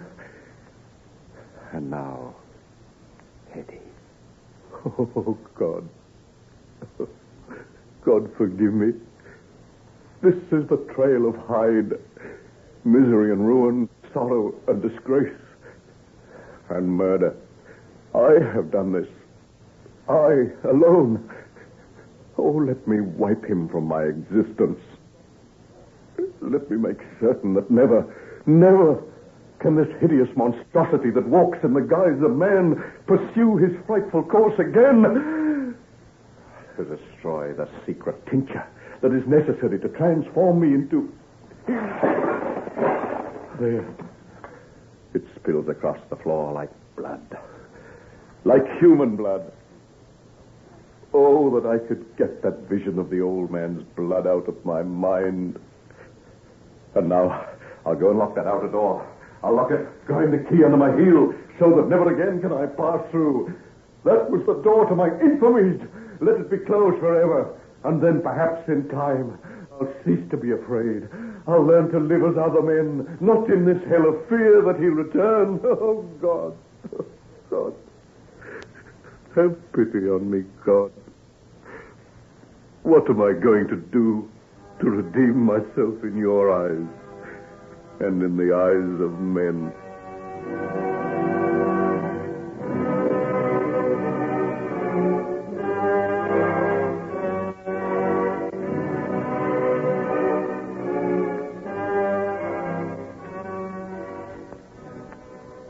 Poole, is he any better today? Yes, Miss Margaret, much better. He's sitting in the sun out in the garden. Would you care to go out this way? Yes, I will. I bought these flowers for him. They looked so pretty in the shop window. I thought they might make him feel better. I think the sight of you, miss, will do more than any flowers. That's nice of you, Poole. But I'm afraid I'm not very cheerful company these days. We were talking about you in the servants' hall only this morning. If you'll excuse us for taking the liberty, miss. And we were saying that it was nothing short of wonderful the way you've borne up through it all. I've had kind friends to help me, Poole. As if the one thing wasn't enough without poor Mr. Henry getting took so bad. Dr. Lanyon was saying that if it hadn't been for you and the way you stayed with him and looked after him, he doesn't think he'd ever have come round the way he has. How did he seem this morning? Oh, a good deal brighter. Ask me what was in the papers, if you please. Really? Well, that is a good sign. It's the first sign of interest he's shown for weeks. I think you'll find him a good deal brighter in lots of ways when you see him. Then I'll go out right away. Thank you, Poole. I appreciate all you've done for me. It's been a pleasure, miss. A real pleasure.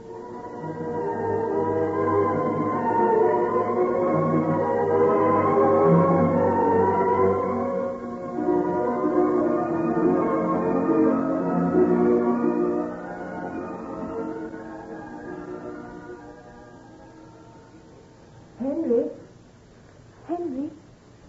Are you asleep, dear? Oh, is that you, Margaret? I think I must have been in some sort of a daydream. I didn't hear you coming. I came over the lawn. No, don't get up. Let me sit here beside you. Oh, it's time I gave up these invalid ways. I'm really quite strong again. See? I don't need a stick anymore. Oh, that's fine. Will we go for a little walk? It's just lovely in the sun today. Give me your arm. I'll see just how far I can go. I'll bet I can manage to the end of the square. Oh, don't be too ambitious. I don't want to have you going back to bed again. Oh, I promise you I won't do that. The weakness is passing now. I'm starting to think clearly again. I could even remember some formulas quite easily last night. Oh, please don't overdo it, dear. You've got to get really strong before you even think of work again. How are things going down at the clinic? Have you been down there recently? Yes, yesterday afternoon. Nurse Peters and Hugh are doing a wonderful job. Oh, no. Don't tell me they don't miss me at all. That would be too much to put up with. Never fear about that. I was besieged with people asking how you were. It'll be a great day down there when you're well enough to come back to them. Do you really mean that, Margaret? Of course I do. Why do you ask? I just want you to repeat it. It comforts me somehow to feel that I've done some good in the world. You? Why, whatever are you talking about? There's no other person I know who'd given so much of himself to others. Your whole breakdown was due to overwork. And now I'm beginning to long to get back to it. Oh, but you mustn't. You've got to rest for a long time yet. Henry, why can't we get married quietly and go away together so that I can look after you? Please. Oh, dear. yes, I know we've been through all this before, but you don't convince me. The fact that you've had a bad breakdown doesn't mean that things have changed between us. I've got to be certain that was the reason for it. These things may have deeper causes than we know. What do you mean? I can only put it in one way. If someone came to me and said a man had had the kind of nervous collapse that I had had, and that he was going to get married immediately after it, I would say that he had no right to do so. Henry, you're not serious. Oh, Margaret, darling, surely you must realize that these things don't happen by accident. Oh, what are you hinting at? Don't let's talk of things like that. You wouldn't if you were really well. All right. All right. Let's enjoy the sunshine and each other's company. You've spoiled everything. Why did you want to say those things? I'm sorry, sweet. I'm sorry. But they're in my mind. In my mind always. It can't be that you're afraid there may be some sort of, mental derangement? I can't say yet. It's too early to tell. Oh, no. No, not you, Henry. Not you of all people. I won't have it. It isn't possible. Hush, darling, please don't. Oh, what a fool I am. Now, come. Now, we'll say no more about it now. Perhaps you're right. And these things are only the stupid fancies of a sick man.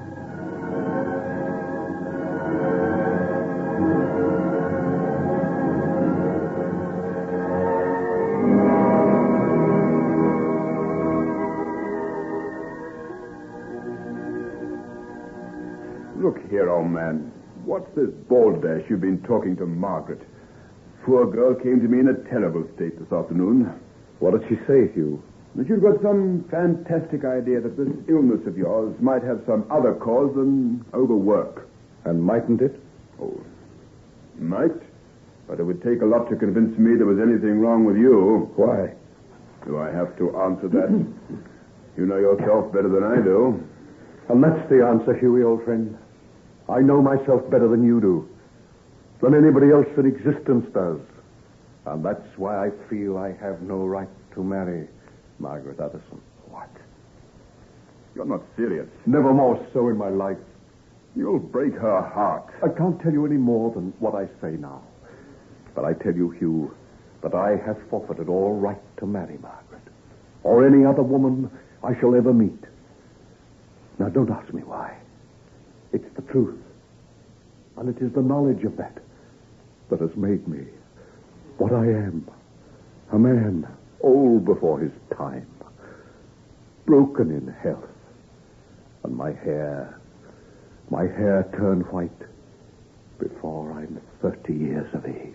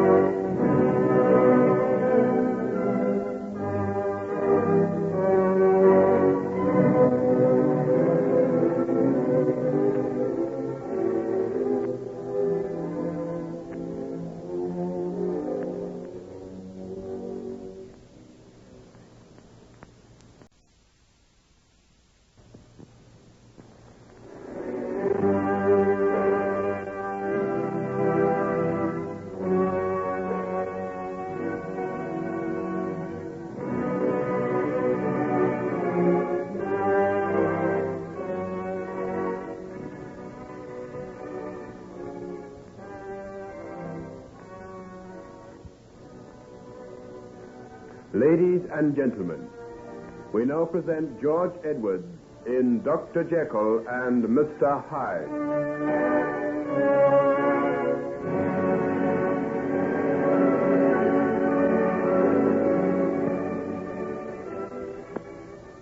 Henry, have you told Margaret this? I said something about it this afternoon. No wonder the poor girl was upset. You shouldn't have done it, you know. It isn't fair to her. Was ever a man in such a predicament as I am? What am I to do? She wants me to marry her right away so that we can go away together and she can nurse me back to health. Sounds a jolly good idea to me. Oh, how can you as a medical man say that? Heaven only knows what this illness of mine might mean. You're not getting the idea that you maybe not sound mentally. Precisely what I do mean. Oh, rot. Anyway, I'm not taking the risk. I'll have to be very certain before I go any further. All right, old chap. If you feel that way about it, there's nothing I can do. But I think you're causing unnecessary unhappiness to a woman who's already had more than she can stand. Don't think that I'm not aware of it. I know what she's done for me in the last few weeks. You were unconscious a lot of the time. You couldn't have known the way she watched over you. All the same, I think I did know. I was wandering through the darkest pits of Hades. It was the feel of her little hand in mine that brought me back again. Don't let go. You're not so firmly on the road to health yet, you know. You've no need to tell me that. The slightest exertion or strain simply wears me out. Oh, by the way, they're asking me when I thought you'd be fit to answer some questions. They? Who do you mean? The police. Police? What do they want? They've never found the slightest trace of Hyde since the night he disappeared from the house in Soho. I've held them off as long as I can, but they're just frantic to interview you. But what are I to do with it? You knew him. They think you might be able to tell them something about his habits, where he went, what he did. But I've never seen him either. Surely you told them that. Of course I did. But they want you to tell them all you knew of him before he disappeared. Oh, don't look so upset, old fellow. I've told them that you're not to be bothered too much. I'm not upset. I'll tell them all they want to know. But I don't think it'll help them much. Well, they've got so little to go on, they're bound to seize on every scrap of information they can get. He seems to have been a complete mystery man. Lots of people have seen him, but hardly anyone knew anything about him. Poor little Hettie was the only one who was ever inside that house besides myself and Utterson. They'll never find him, no matter where they look. What makes you so sure? I've had a letter from him. A letter? Written since the murder? Yes. I said nothing about it because I wasn't sure if I should show it to the police or not. What does it say? Oh, a lot of unnecessary things about past generosities I'd shown him. And that I had no fear to worry about his safety because he had a means of escape which he knew was infallible. It hadn't any postmark, I suppose? None at all. It was delivered by hand. I've got it here in this desk if you'd like to have a look at it. You bet I would.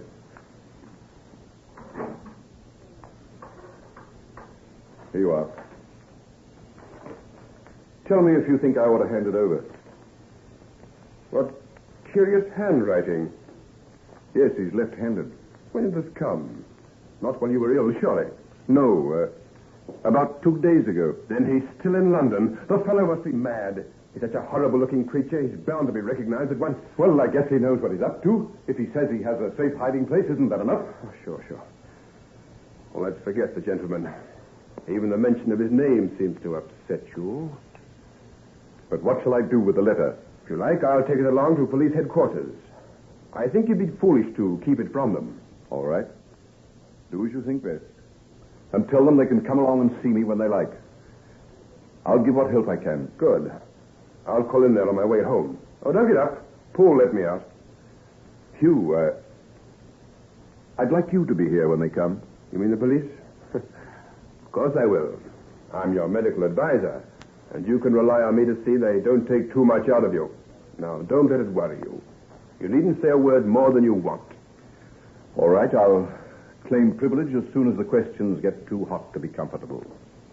By the way, we owe a lot to little Hettie, you know. Do you think I don't know that? We both of us have been out of the BMA by now, if she had told what she knew. I went out to her grave on Sunday. It was covered with flowers. Was it? If you sent them, Henry, make quite certain there's nothing to show who they came from.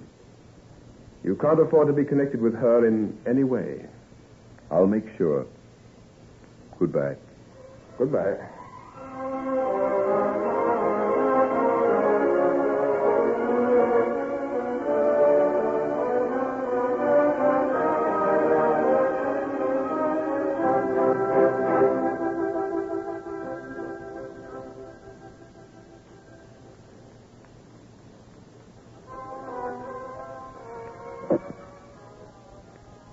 Well, Poole, your master's getting on splendidly, isn't he? Indeed he is, Dr. Lanyon, sir. Getting his appetite back and more his usual self. Oh, by the way, there was a letter handed in for him during the last 2 days. What was the messenger like? A letter, sir? Yes. I have it here. No letter like that was handed in that I know of, Dr. Lanyon. Are you sure? Quite sure, sir. Nothing has come except by post and only circulars at that. Could anybody else have taken it in? No, sir. Maud, the parlor maid, is away sick, and I've been answering the door myself. Oh, well, there must be some mistake. Goodbye, Poole. Goodbye, Dr. Lanyon, sir.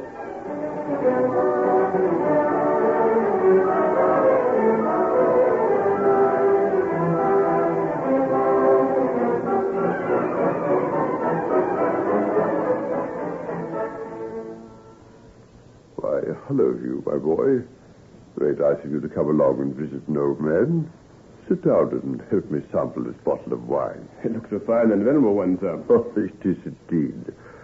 I was going through the cellar a while ago and found 3 of these bottles tucked away in a corner where they'd been forgotten. Look at the date, 1817. Older than I am. By Jove, I'm in luck's way. Fancy dropping in at a time like this. You never can be sure how the cork is held, though. Wait till I draw it. Oh, sound as a bell. They did things properly in those days, eh? None of your cheap, careless work then. Pass me those glasses. There you are now. Taste the kind of wine your grandfather's vinted. Marvelous. You mark the bouquet. There's the hot glow of autumn afternoons and the perfume of the south in that. A royal wine. Now, you sit down by the fire and tell me what brought you here. Well, Mr. Winter, I want your advice and help about something. Oh, I'd be glad to help you in any way I can. You know that. Yes, I do. And I also had to have someone whose discretion I could rely on absolutely. It's a very peculiar matter. Mm-hmm. Go ahead, then. Well, it's about this letter. Edward Hyde. A letter from Edward Hyde? Where did you get this? I got it from Henry Jekyll this afternoon. Yes, I see it's addressed to him, but it's dated the 25th, and that's the day before yesterday. Where did it come from? Henry says it has no postmark. As a matter of fact, it was delivered by hand. The man's in London. Yes, he must be. Have the police seen this? Not yet. I intend to take it to them tomorrow. Oh, you must. This is tremendously important. He's disappeared so completely that they've been afraid he's got away out of the country. But you can see he seems perfectly confident of being able to evade them. Oh, we'll see about that. He's got to show his face sometime or another, and such a hideous creature as he is will be recognized at once. You saw him, didn't you? Indeed I did. When I was with my poor old friend Utterson, we saw him trample a little child underfoot and beat it with his stick. Little did we dream that he was to do the same to Utterson, only this time with no one to stop him. You're an authority on handwriting, Mr. Winter, aren't you? Oh, yes, it's been a hobby of mine. What do you think of Hyde's? Curious hand. Angular, untidy. Have you ever seen another like it? Not that I can think of offhand. Compare it with this. Let me see now. Yes. Yes, that's very strange. Where did you get the second note? I've had it in my possession some time. Do you know who the writer is? I know him very well. Then you must tell the police his name at once. Why? Because the man who wrote this torn scrap you have just given me and the one who signs himself Edward Hyde are one and the same person. Yes.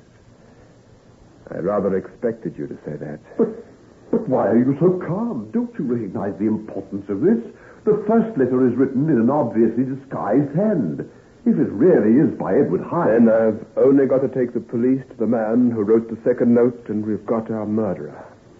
We've got someone who's been willing to forge for him? Yes. You're right. The thought of that's been weighing like a load on me ever since I saw the resemblance. But why should you shield him? Anyone who would try to help a beast like Hyde deserves the worst that can be thought of him. You don't know what you're saying. But why? Who is he? Who wrote this second note? Henry Jekyll. What? Henry Jekyll? Yes.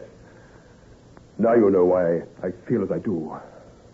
But Henry Jekyll forged for a murderer? Oh, it's all a part of his illness. He had the most frightful delusions when he was unconscious. Times he used to think that he was committing the murder himself. Mercy on us. Yes. He was saying to me today that he felt he had no right to marry Margaret because he had some doubts as to his mental stability. And to tell the truth, I'm beginning to wonder myself.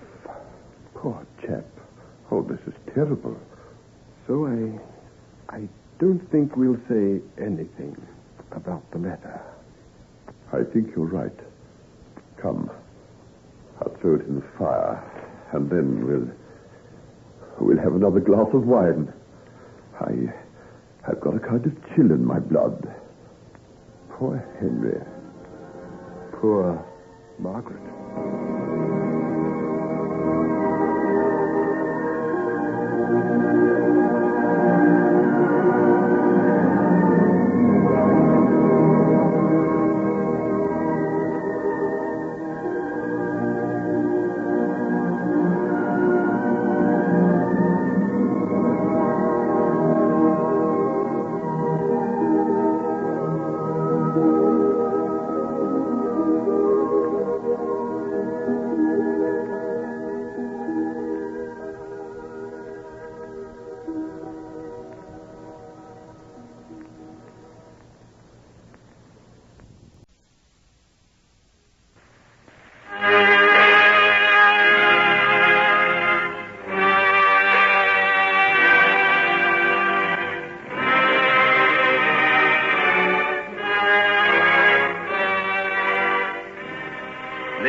and gentlemen, we now present George Edwards in Dr. Jekyll and Mr. Hyde.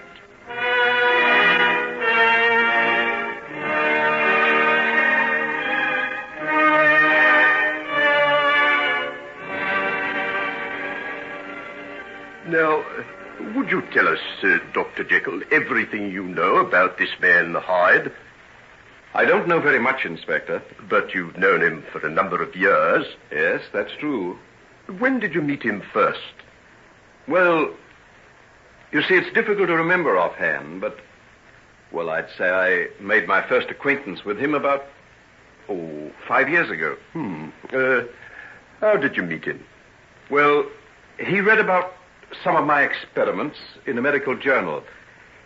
He came here and made himself known to me. Why was that? Was he a medical man? Oh, no, far from it. But he was very interested. He had a lot of knowledge for a layman. And you were so impressed with him that you let him help you at times? Yes, that's right. What was he interested in particularly? Well, for a very long time, I've been searching for a drug that would have a certain effect on the will. He used to let me experiment on him. Oh, how do you mean? Well, he used to take doses of the mixtures I'd compound and allow me to watch the results. Oh, rather dangerous, wasn't it? Very dangerous. I warned him that he did it absolutely at his own risk. I've got papers in my laboratory in which he made a full statement that he knew what he was doing and that I was in no way to be held responsible for anything that might happen. Well, he must have had plenty of nerve. Well, he certainly had that. And what was the result of these experiments? Did any of them come off? None. We met with total failure. At the time of his disappearance, we were starting on a new line, but hadn't really gone far enough to find anything fresh. How often did you see him? Oh, that's hard to say. Sometimes he'd be here pretty constantly, and sometimes he'd disappear for weeks. And you say you have no idea where he went? None at all. He hated to be questioned, and so I didn't ask. Of course, my interest in him was purely scientific. And what about this girl, this Hettie Wilson? Did he ever speak to you about her? Never. I didn't even know of her existence until a few weeks before she died. And how did you hear about her then? When my father died, I was away on the continent. I hadn't left any address, and Dr. Lanyon went down to Hyde's house to see if he knew where I could be found. He met Hettie Wilson then and told me about her later on. I see. And how did it happen that Dr. Lanyon knew Hyde's address? Well, we were old friends. He knows all I do. I told him about Hyde and the work we were doing together. Well, that seems reasonable enough. Look here, Inspector. What are you driving at? Why shouldn't I know where Hyde lived? Oh, no reason at all, Dr. Lanyon. But so very few people did. I was naturally curious. I see. Well, are there any other questions, Inspector? Did he never tell you anything about his private life? Where he got his money from, or where he went to when you didn't see him? Well, I've told you, my interest was scientific. I didn't like him. I didn't want to know how he lived or what he did. He was useful to me and gave me a lot of help. But he had the run of your house, used to be here at all sorts of times. Once he slept in your bed. What's that? Who told you that? One of your servants. A maid who was dismissed for trying to see into your laboratory. That girl? Yes. She told me that she'd gone into your room with your early morning tea and was horrified to see Hyde lying in your bed. And what if he was? The man risked his life again and again for the sake of my experiments. We often worked late into the night. Yes, that's quite understandable. All I'm trying to get at, sir, is this. That you were on pretty close terms with him. But I repeat that I know nothing about his private life. Nothing at all. Well, if that's the case, I'm afraid I'm not much further on than before. I'm sorry to have troubled you, Doctor. Oh, that's quite all right. I'm sorry to have been so little help. Yes, it's a bit of a blow to me. I'd counted rather a lot on what you could tell me. You're the only one who seems to have ever had anything to do with him, except that girl, Hettie. I'd give a lot to know just why she killed herself. Shielding someone, I'll be bound. And, you've no idea who it might be? Not a notion. If I had, I might be able to track down Hyde. Well, I'll not stop till I do. The man's a maniac. He's bound to break out again unless he's caught. His kind don't stop at one murder. Why, Henry. Dr. Jekyll, what's the matter? It's all right. Just leave me alone with him. He's not well, you know. He'll be all right in a little while. Oh, I'm awfully sorry. Indeed I am. And he'll be all right. Just leave me. Yes, of course. I'll get in touch with you later on. Goodbye. Goodbye. Now, take this, old man. I'm all right. Now, don't try to get up. Just take things easily. What was it? One of the dizzy turns? Just a kind of blackness that comes over me at times. Well, keep still and don't worry. Our friend has gone, and I don't think he'll be troubling you again. You were a great disappointment to him. Yes, I hoped I was.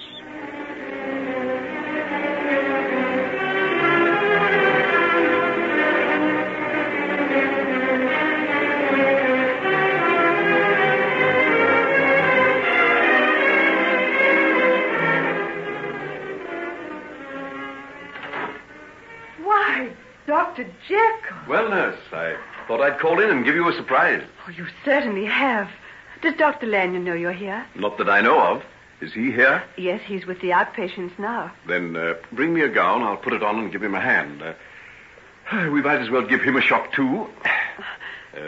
Why, Dr. Jekyll? Oh, what's the matter? Oh, yes. My hair. How do you like it?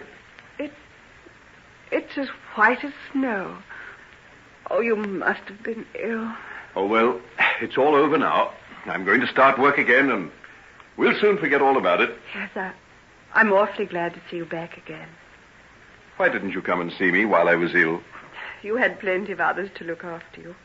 Didn't you think I might have wanted to see you and hear about your clinic? Hear about the clinic, maybe. But I don't flatter myself you wanted to see me. Why not? Oh, I did call once or twice, but they always told me that Miss Utterson was with you. I see. Surely that old jealousy doesn't exist anymore. What makes you think that? Does it alter how I feel for you, just because I know I haven't got a hope? Shh. Help me on with my gown, will you? Well, been kept pretty busy? Oh, not more than usual. I think some of the patients have dropped off since you've been away. Well, perhaps I'd better keep away altogether, and they might all get well. Oh, when you've seen the number in the outpatients room, you won't think that. Well, come along, then. Let's get going.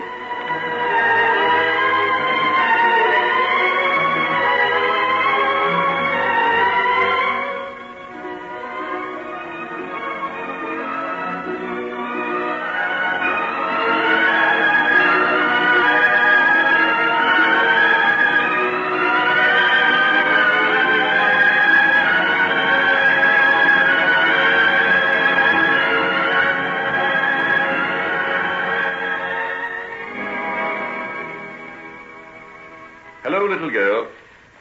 What's the matter with you? One of her legs is shorter than the other, Doctor. We've heard wonderful things about you, and we wondered if you could do anything for it. Let me have a look at it. Now, don't be frightened. I won't hurt.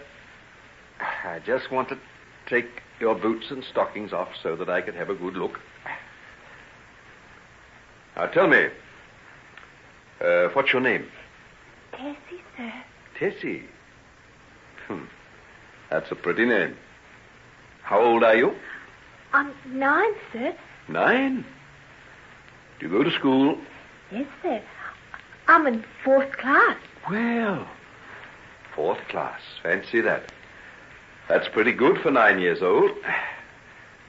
Now, come along. Can you stand up over there and let me see how you walk?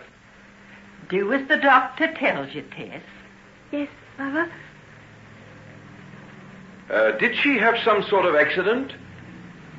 That looks like the result of an injury to me. Oh, yes, she did about 2 years ago. Oh, I see. Why, what happened? Oh, it was a terrible thing, Doctor. The poor little thing was running along the street one time late at night. She'd been for a doctor, and you'll hardly believe this, sir, but a fella took to her with a stick. Beat her something terrible, he did. And if it hadn't been for 2 other gentlemen who was near, I think he would have killed her.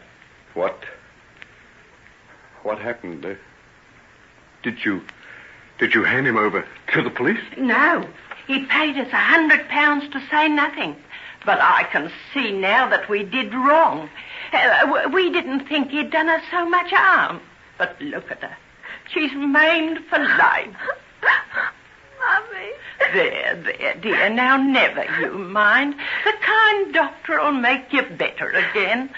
Oh, I didn't ought to have told you this in front of her, sir. She gets that upset to hear it. She's never been the same child since. The fright half killed her. Have you any idea who the man was? No, not for certain. I never seen him myself. But they do say, sir, that it's him that done that murder a little while ago.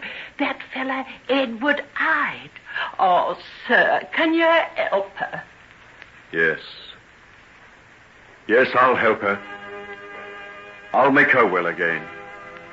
If it's the last thing that I ever do.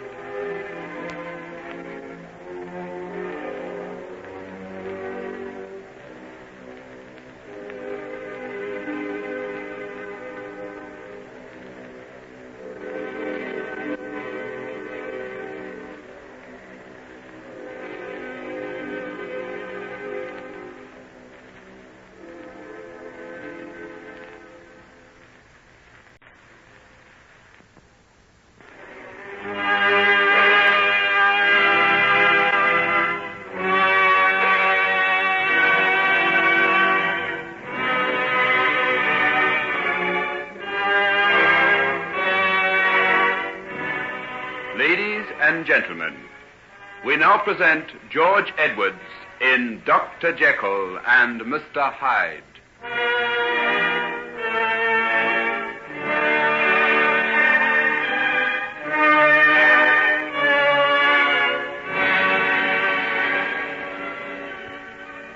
When did she first begin to show signs of this lameness?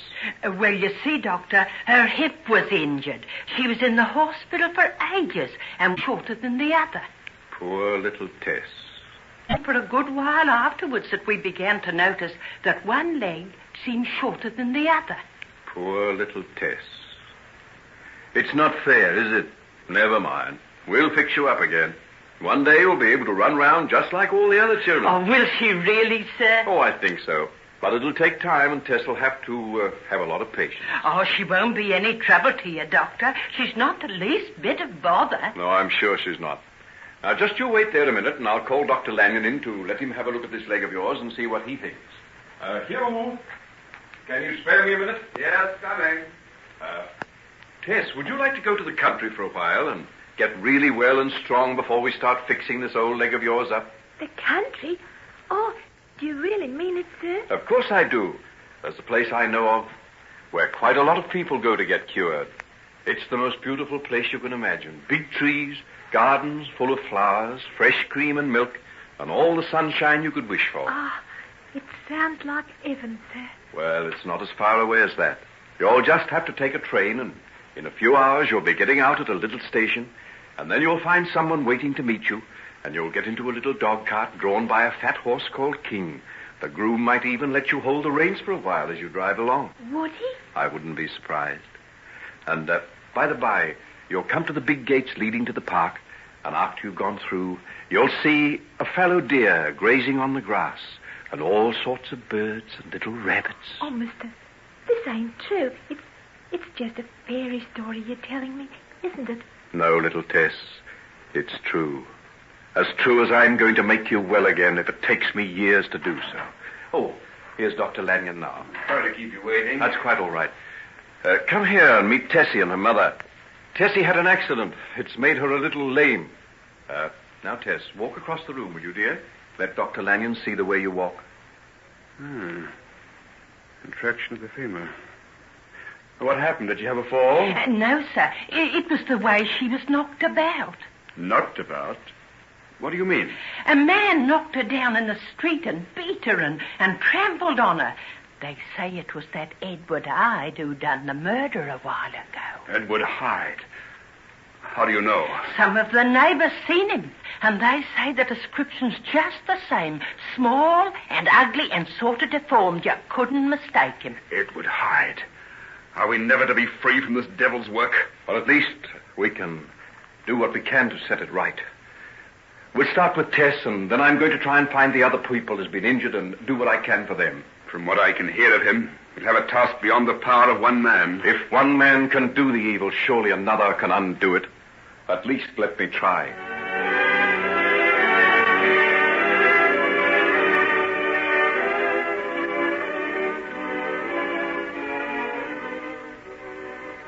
Henry, don't you think we ought to call it a day? It's close on 5 o'clock, you know. Is it? I had no idea it was so late. I've just got one or two more cases to attend to, and then I'll be through. Don't overdo things. I won't. What are you doing tonight? Care to come and have dinner with me? I won't tonight, if you don't mind. I'm taking Nancy out, as a matter of fact. Nancy? Well, that's a good idea. I think it is, too. So you found something to reward you for all the hard work you put it down here while I've been sick. She's a nice girl, isn't she? Nice? She's one of the nicest I've ever met. That's what I thought, right from the first time I met her. Well, I'll be hanged. And here have I been thinking you've been so self-sacrificing, coming down here day after day with never a murmur, and all the while this is what you've been up to. Well, if you will have such a pretty, intelligent girl working in your dispensary... Asking for complications, isn't it? Well, I'm delighted. Go to it, old boy. I didn't think you had so much good sense. She won't hear of giving up her work here, so you'll have to take me into permanent partnership. Are you serious? Will you really come down here and work amongst these people? If you'll have me. Have you? Oh, I should say I would. I've had to turn hundreds away in the past because I couldn't attend to them. We'll do marvels down here together. It's a go, then. From now on, we double our practice and double our responsibilities. That's all you'll get out of it. There's no reward besides the satisfaction of having helped someone. The rest is hard work and a lot of worry. Oh, you're forgetting Nancy. Oh, yes, so I was. Well, I can see her waiting for you out there. Off you go. Give her my love, will you? I say, isn't that asking just a little bit too much? With that romantic-looking head of snow-white hair, you're irresistible, you know. Clear out or I'll throw this dish of disinfectant over you. All right. Isn't it time you were going home, Doctor? Oh, hello, nurse. I didn't see you there. I was wondering where you'd got to. I was doing the last of the sterilizing. But we haven't finished for the day. What about that man and woman I noticed in the waiting room? Oh, neither of them was urgent. I told them to come back in the morning. You did, eh? And who are you, Nurse Peters, to go giving instructions in this clinic? If you can't tell when you've had enough, it's time someone else started to give orders. We've only just got you back again after nearly 3 months' illness. It's not going to happen a second time. Oh, it won't. I promise you that. You know, if you insist on working 12 and 14 hours a day like you did before, it will. Don't look so severe. Anyhow, you've been neglecting me. What about my afternoon tea? Neglecting you? Didn't I have it ready at 4 o'clock and no one to drink it? 4 o'clock? What was I doing then? You got a call to go to Mrs. Prentice and off you went. Just got there in time, too. Why these women will leave everything to the last minute, I can't understand. What was it? Boy, weighed nearly 8 pounds. How do they do it on the rotten food they eat? You might call in and see if she's all right if you're passing on your way home. She'll be all right. It's her 5th, isn't it? I've lost count. She will have, too, in another few years. Well, what about tea? You want it now? Of course. Don't you think I deserve it? If you got what you deserved, it would be more than a cup of tea, Doctor.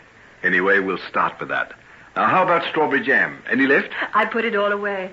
Not a single jar has been touched since you've been ill. Suppose I had never come back. Would you have buried it with me? Oh, don't. But it's quite a good idea. The Chinese do, you know, to provide for the spirit world. But perhaps I wouldn't have gone to the place where food seems very important. I wish you wouldn't talk that way. Why? Oh, come on, Pete. I haven't seen you smile for hours. What's the matter with you? Aren't you glad to see me back again? I don't know why you tease me so. You know I'm glad. And just how glad. All right. I'm sorry. Well, take me into your little office and brew me some tea, and I'll sit in the old chair and let you fuss around me, just as though I'd never been away.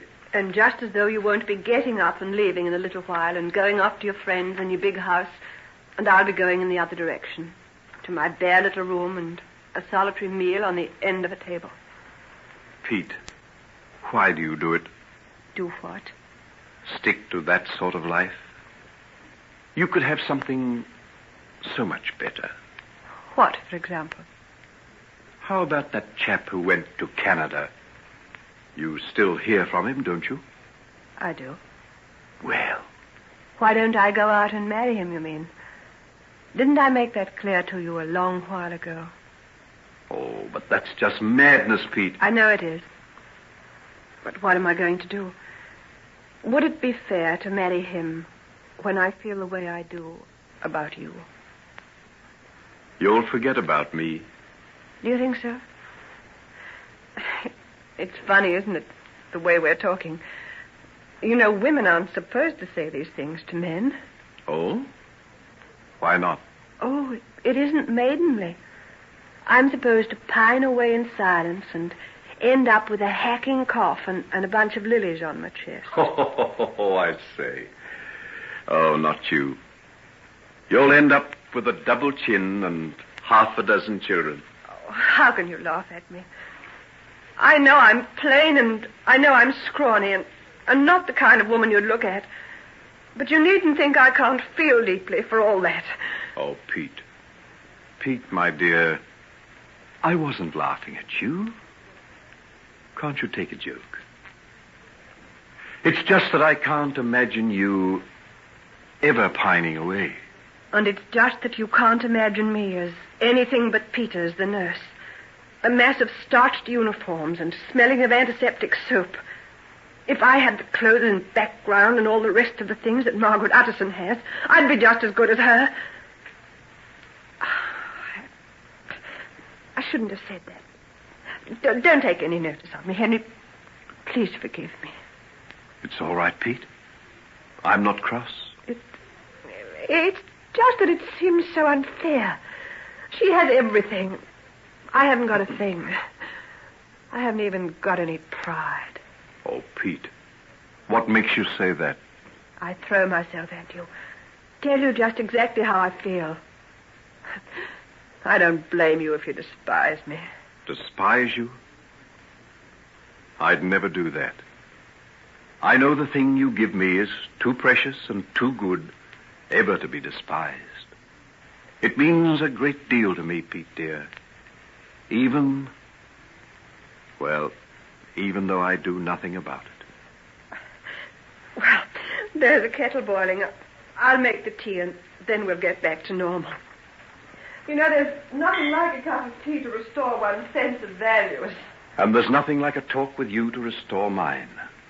These half hours at the end of a hard day mean a lot to me, you know. Do they? Yes. Do they really? If I could only feel that I was necessary to you. You know, the one thing a woman can't stand up to is to feel that the man she loves can get on just as well without her. It sort of kills her deep inside. Then you needn't ever die that way, Pete. I don't think I could get on very well without you. And I'm going to need you a whole lot more in a little while. Now, pour me out that tea, and then I'll take you home.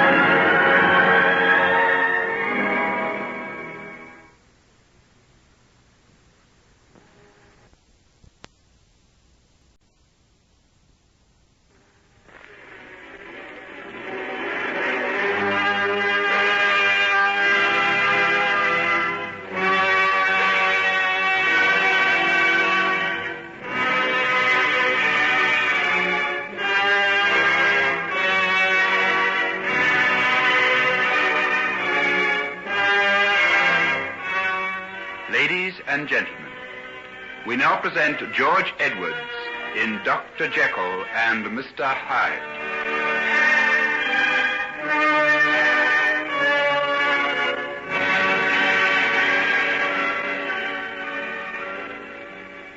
I'm afraid Dr. Jekyll is rather busy just at present. Who shall I tell him is called? Well, my name is John Fairley. I've called several times at his house and haven't been able to find him. That's why I came down here to the clinic. Well, if you'd care to come into my room and wait a while, I'll tell him you're here. If he'd just let me know when I could see him. Well, I believe I can hear him coming now. Peters, are you there? Yes, Doctor. I'd say, will you...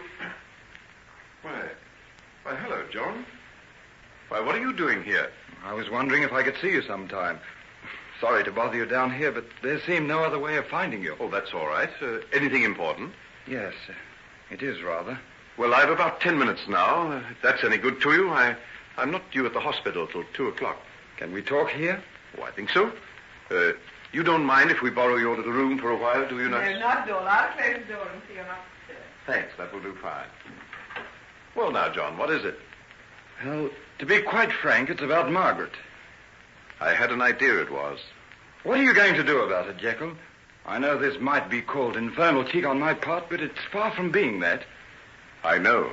Everyone understood that the marriage couldn't go on after that terrible business of Mr. Utterson and then your long illness. But that's all past now, and you don't even seem to want to talk about it. Margaret has told you this, I take it? I've had to wring it out of her. Don't think that she's been complaining, but I knew she was unhappy, and I made her tell me. I'm not blaming her, John. I'm glad she's got someone she can take her troubles to. You are. Great heavens, Jekyll, what's the matter with you? Are you playing fast and loose with Margaret? You've been engaged to her for years now. Do you intend to marry her or not? Sit down, old man. Let us talk this over quietly.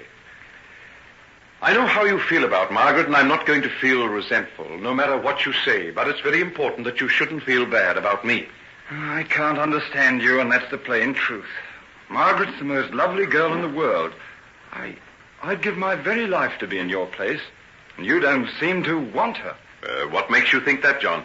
There's not the slightest reason in the world now why you shouldn't marry her. But every time she talks about it, you evade her and talk about something else. Don't you love her anymore? Might it not be that I love her too much to marry her? What do you mean? Things sometimes happen in men's lives that debar them forever from the right to marry, if they have a spark of decency in their makeup. What? You... Oh, it's not any petty little aftermath of a bygone sin.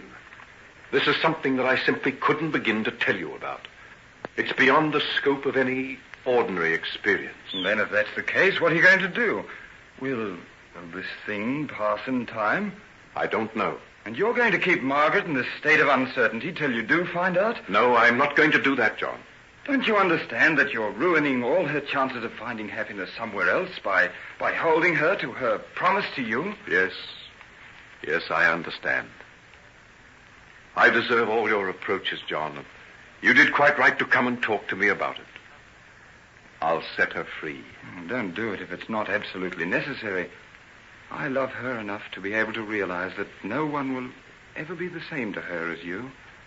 Any other man will merely be a sort of substitute for you.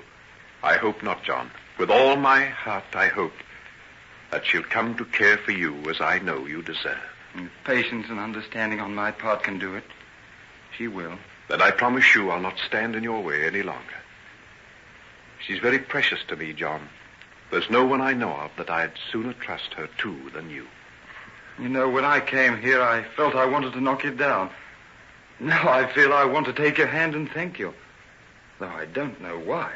Then we're going to be friends, are we? As far as I'm concerned, we are.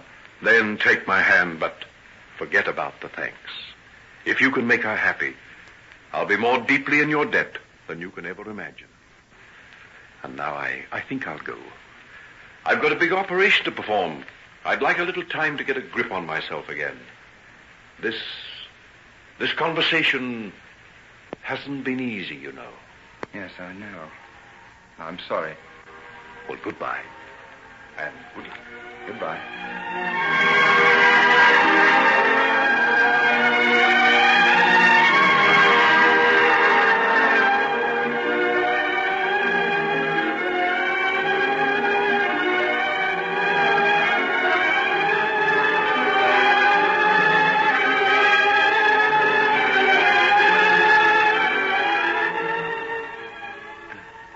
Henry, dear, when are you going to take me down to your clinic again?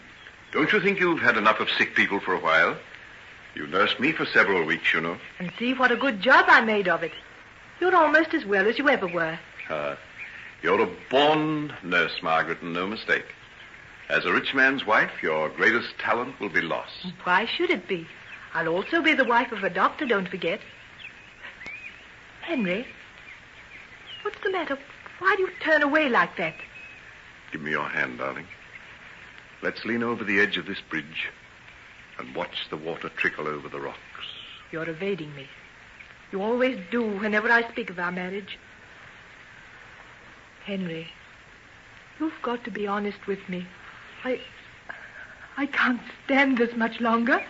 Dearest, I brought you out into the country today so that we could have a good long talk. It's so perfect out here. I hope the beauty around us would help. Help? Why are we in need of help? I've got to hurt you very much, I'm afraid. No. Oh, don't draw away from me.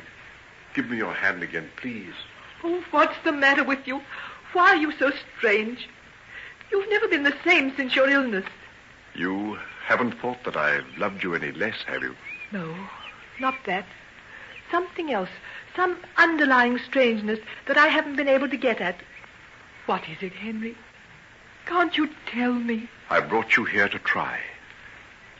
I want you to know, dear, that I've never loved you so much in all my life as I do now. And I say what I'm going to say because of that. You don't have to tell me. I know. What do you know, my sweet? You're going to say you aren't going to marry me at all.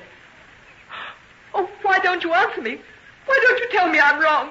It can't be true. I have no choice. What do you mean? There are certain things that put a man beyond the pale of decent society. They're nameless things, crimes and horrors of the night. I have committed them. No, it's not true. Not you. Hold fast to me while I tell you, sweet. Your father told you certain things about me. Put them forward as reasons why you shouldn't marry me. I never believed them. Never. But you should have. He was right. Only he didn't know the full, hideous truth. Oh, what is this you're saying? Henry, it's because you're still not better of your illness. You used to have the most terrible delusions then, imagining you were committing the most frightful crimes. This is only part of it. I wish to God it were. Oh, no, my darling. I'm sane and in my right mind. And I know that everything I say to you is less than the truth. But when? How? Where did you do these things? Oh, don't ask me for details. I can't tell you. You must never know the full extent of my degradation. But I can't just be put off with hints. I'm a grown woman now. This is too dreadful a thing to be accepted without facts. Do you remember what the old gypsy woman, Mother Haggerty, once told us long ago? I remember something. There's broken lives and broken hearts and a load of sorrow that will rest upon your soul to weigh it to the ground. Stop it. Stop. She was an old crazy creature. What could she know? What indeed? And yet she saw into a future that has come to pass, down to the very last degree. It hasn't. I remember something else. She said there was the gallows sign in your hand. That hasn't come true. Supposing I were to tell you that even that is true. Then I'd know that you're mad. Listen. There's a man named Edward Hyde. Don't speak of him. But I must, because Hyde is the reason that I've got to say these things to you. If it were not for him, well, what's the good of that? But what has Hyde got to do with you and me? Everything. Hyde and I. Everything that man did. Every hideous atrocity. Every crime he committed was shared in and connived at by me. You're not serious. You can't expect me to believe that. It's the truth. But it isn't possible. Hyde is one person, you another. How could you be responsible for what he did? I could have wiped him out of existence, instead of which I set him free to do what he liked. How could you have done so? Was he so much under your influence? He was my creation. I had conjured him up out of the pit of hell, where he belonged. Oh, now I know you're not well. This is madness. It must seem like that. Very well, then. Let it go at that. But you wouldn't wish to marry a madman, would you, Margaret? Oh, I don't know what I wish. I don't want to marry anyone. Oh, you mustn't say that, dear. You mustn't say that. There's John, isn't there? You'd have me marry him? I think he could make you happy. Oh, how could you? Have you thought it all out? I've been thinking what's the best thing for you for a long time, dearest. Oh, Margaret, look at me. Look at my eyes and tell me. Do you see anything in them but love for you and pain at losing you? Oh, but why? Why? If I love you and you love me, what does it matter? I've committed almost every crime in the calendar, Margaret, my darling. But to take advantage of your love and innocence and loyalty is something that even I have not fallen low enough to do. Oh, let me hold you in my arms just once again. Let me kiss you. Feel your cheek against mine. Your tears. Your precious tears, my darling. Oh, let me drink your tears.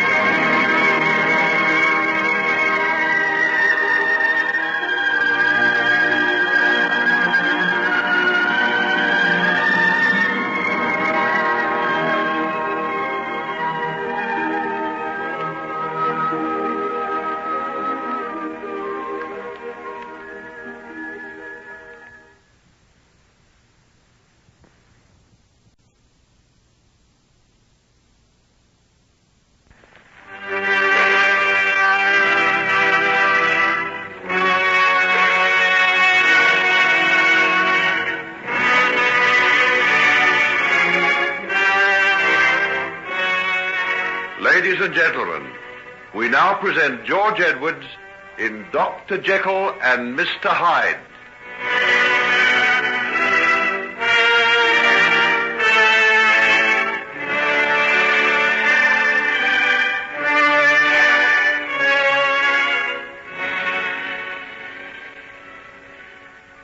Well now, nurse, that seems to be the lot for today.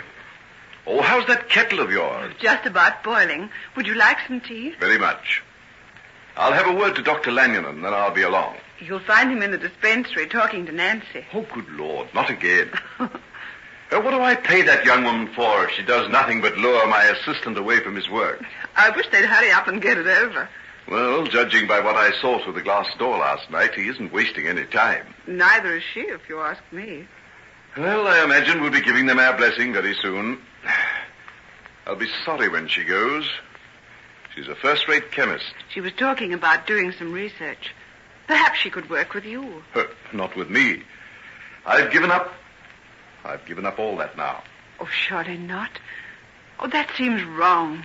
You were doing such valuable work. Enough to prove to me, Peter, my dear, that insufficient knowledge is an extremely dangerous thing. Oh, but you mustn't. What about your work on anesthetics and the possibility of nerve blocks? How did you know about that? I'm an ardent reader of the Lancet, don't forget. And you just forget all you ever read about me. It's over and done with. And if you could look into my laboratory, you'd find the whole place covered with dust.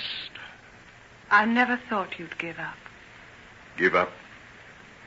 Is that what you call it? Isn't it that? Why do you think so? You had a bad breakdown from overwork, but that doesn't mean you should give it up altogether. Nurse Peters, do I take it that you're daring to criticize the conduct of your medical superior? Where's your knowledge of professional etiquette? My professional etiquette isn't strong enough to stand the thought of you becoming a back number. Woman, go and boil your kettle and leave these matters to your betters. You can make a joke of it, but I think you ought to be ashamed of yourself, Henry Jekyll. Ah, bless you, Peter. You're the first person who scolded me like that since Mother died. I didn't know how much I'd missed it. If it's a mother you're in need of... Oh, don't think that you'd be any good as a candidate. You're far too young and pretty when you blush like that. Oh, please don't. I mean it. Go and see Dr. Lanyon. You're wasting time again. Well, I won't come back if you don't give me toasted crumpets with my tea. You've been looking in my cupboard. Oh, no, I haven't. I've got second sight. Well, then perhaps you can tell me what I'm going to give you to put on them. Of course I can. Strawberry jam. Wrong. It's honey Mother sent me up from Devonshire, and clotted cream. Devonshire? Oh, perhaps I can call and see her when I'm down there. Are you going to Devonshire? Yes. There's someone down there I particularly want to see. Will you be going soon? Oh, as soon as I can fix things up to get away. It's one of the things I want to see Dr. Lanyon about. So I'd better make sure of catching him before he goes.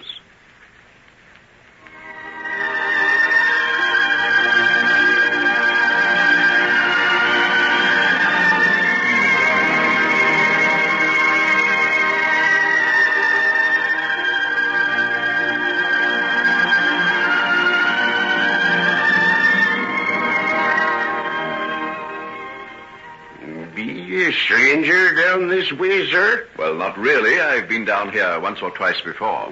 Can't say as I recall your face. Strange. There ain't many as comes this way that old Jeremy can't remember.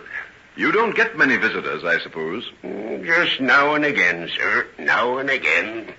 Out of the way we be, but none the worse for that. Indeed you're not. This is a very pretty little village you've got. Aye, snug it be, tucked in at the back of them hills. I ought to see them come autumn time, when the heather's out. A rare sight they be, and no mistake. Stopping long in these parts? No, not long. I've just come down on business, as a matter of fact.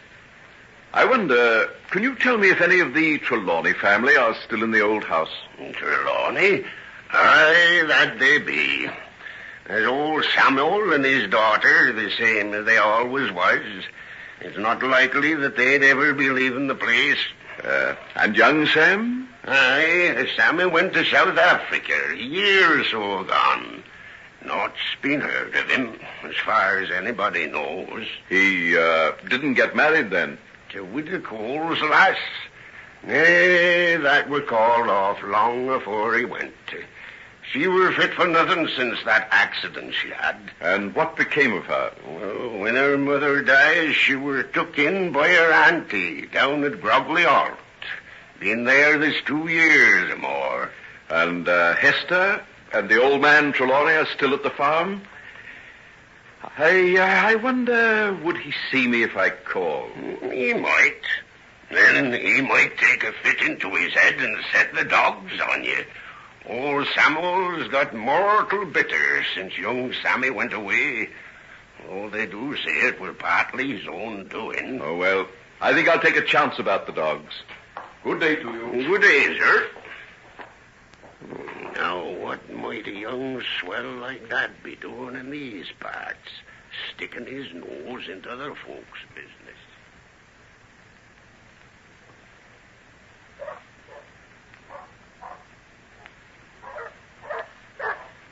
Badger, Rufus, Barney, come here. Stop that barking. Lie down. Be quiet, will you? Good afternoon. Be you wanting to see someone? You're Miss Trelawney, aren't you? Yes, that's right. Well, I've come up from London. I was wondering, could I see your father? Father doesn't see many strangers. What was it about? Well, I've been asked to come and see him on behalf of a man named Edward Hyde. Edward Hyde? Yes. You'd best not mention that name in this house. I think if your father would listen to me, I might be able to do something that would make your memory less bitter. Hester, who's there? A gentleman's come up from London, Father. He wants to see you. What about? I think you'd best be coming inside. Father's not left his chair these 2 years now. If you'll just step this way and mind your head on the lintel. The doors are made low in these parts. Thank you. Oh, Jeckyll is my name. Dr. Henry Jekyll. What are you talking about, Hester? Who is this stranger? What does he want? I'm bringing him in now, if you'll only have patience. Through this door on your left, Doctor. This is Dr. Jekyll, Father. He's got something he wants to talk to you about. Well, if it's about selling the place, he might as well save himself his breath. There's been 9 generations that Trelawney is living here, and I'll not be the one to let it pass into other hands. It's all right, Mr. Trelawney. I haven't come to try and get your farm away from you. Well, what have you come for, then? What's brought you all the way from London? I've come at the request of a man I happen to know. He asked me to come down here to try and make amends for an injury he once did you. A man did me an injury? Oh, there's only one man that I know of who ever did that. I haven't any doubt that we're thinking of one and the same person. I'm referring to Edward Hyde. Did you say he was a friend of yours? If that's so, you can get out of this house. No man who has anything to do with him can ever stay here. Father, calm yourself. You'll be getting bad again if you get so worked up. And then what does he mean, coming here talking about Edward Hyde? Has he come to torment us and remind us of things best forgotten? Oh, no, I've come to try and make amends. How could you do that? Can you bring back my son to me and wipe out the disgrace of that fine girl? Well, I came to see you. You see, I can't undo the past, but there may be some means of making the future a little better. Who are you? What have you to do with such a man as Hyde? Well, I can't tell you that, but let me say that I'm, in a way, his executor. Executor? Then he's dead. Oh, no, not dead, but gone away. I know. He's disappeared to save himself from the gallows. If ever a man was ripe for the hangman, Father, try to keep calm. How can I keep calm when I think of that man? I've never ceased to regret that I didn't choke him with these 2 hands, the way I wanted to when I first set eyes on him. Dr. Jekyll, I really think you'd better be going. Father's not well enough to stand excitement. Then can I have a talk to you? Some other time, maybe. I'll have to see to Father now. He's looking very bad. Well, I'm a doctor, don't forget. Now, let me feel his pulse. I promise not to upset him anymore. Very well. But for mercy's sake, don't talk about that man. I won't. Now, Mr. Trelawney, just lie quiet and let me see how that heart of yours is behaving. That's better. That's right. Now, just let your wrist relax. Well, I'll be all right soon. Of course you will. Of course you will. Well, I'll go now, and I'll not trouble you any more. He'll be all right, I think. The heart is rapid, but it's beating quite evenly. Will you come out here? I want to speak to you. Why, certainly.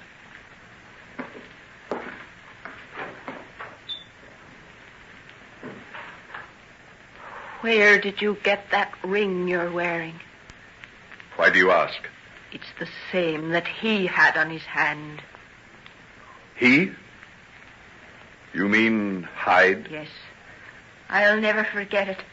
He had it on the night he came and told us about my brother Sam. I remember the way the light shone on it. You're quite right. It is his. He gave it to me as a memento. Memento of him. All we've been trying to do is forget him. Well, Miss Trelawney, if you'll only hear what I've come to tell you, I think you'll be able to forget him much easier. All right. I'll come and see you then. Where will you be? I've taken a room in the little inn in the village. Could you come down there? I'll come down later on after Father's gone to sleep. Very well. I'll wait there for you. Call me if you get worried about Mr. Trelawney. I'm awfully sorry to have upset him like that. You weren't to know. But the mere mention of that man's name is enough to make him bad for days. I think I do know. Everything. Hyde never told you the whole truth of it. He had no secrets from me. Then no wonder your hair's gone white and you're still a young man. The things that man must have carried in his heart would be enough to haunt you for the rest of your days. They do. That's why I've come down here. To try and lay a ghost. Will you help me? All right. I'll come down this evening after it's got dark. I'll wait for you. In the parlor of the little inn.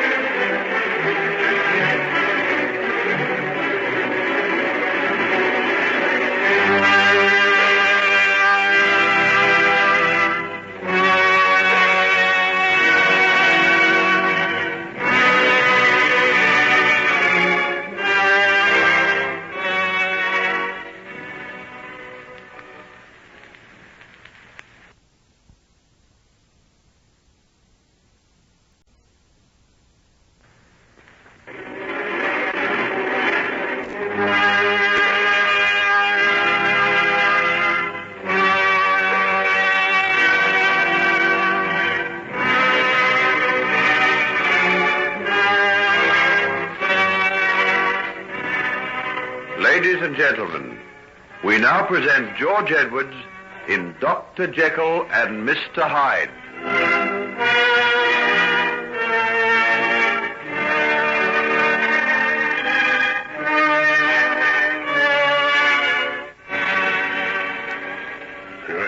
I said as they'd set the dogs on you, didn't I? Oh, it wasn't as bad as that. The dogs came running out when I came through the gate, but Miss Trelawney soon called them off. Oh, and how did the old man greet you? Well, he was asleep when I got there. Not him. He sits in that chair of his before the fire, pretending he hears nothing. But there's nought escapes his ears. All the same, he's a very sick man. I'm not denying that. Esther'll not be burdened much longer with him, unless her luck's dead out. Why? Do you think she'll be glad when her father dies? It'll give her a chance to get away from that farm there, and which be more than she's done these 5 years. Hardly set her foot off the place since young Sammy struck that trouble of his. Is that 5 years ago? Oh, so you know about it then? Yes. You don't say. Well, you're the last one I'd suspect of having any truck with a man of his kidney. Never clapped eyes on such an evil-looking customer in all my life. I remember well the time he first came in here. Young Sammy and one or two others and myself were sitting in the tap room. It were a hot summer afternoon, and we was mighty glad of a pot of landlord's ale. We was talking about nothing in particular, and all of a sudden a shadow fell across the room as he stood in the door. I don't know why it was, but something in the very shape of him made us all stop talking and stare. Sort of queer, like. When be your father going to start harvesting the apples in his orchard, Sam? Friday, maybe. He were talking about taking them to Bodmin and trying his hand at selling them around the houses himself. I was wondering if I could maybe borrow his cart. Them pigs of mine is eating their heads off. If I could take them into market maybe next week. Hello? What be old Badger speaking up about? Oh, must be a stranger. I've not heard Badger bark like that before. Well, gentlemen, what are you staring at? Pray continue drinking your beer. Oh, no harm meant. We are just struck rather a heap by seeing a stranger down this way. Whose dog is this? Mine. And I'd be obliged if you'd call him off. His manners aren't any better than his master's. Down, Badger, down. Look out, Sam. He nearly had you then. Oh, I can't think what's come over him. Stop it, Badger. Oh, bad luck to you. Will you do as I tell you? Badger! Let me try!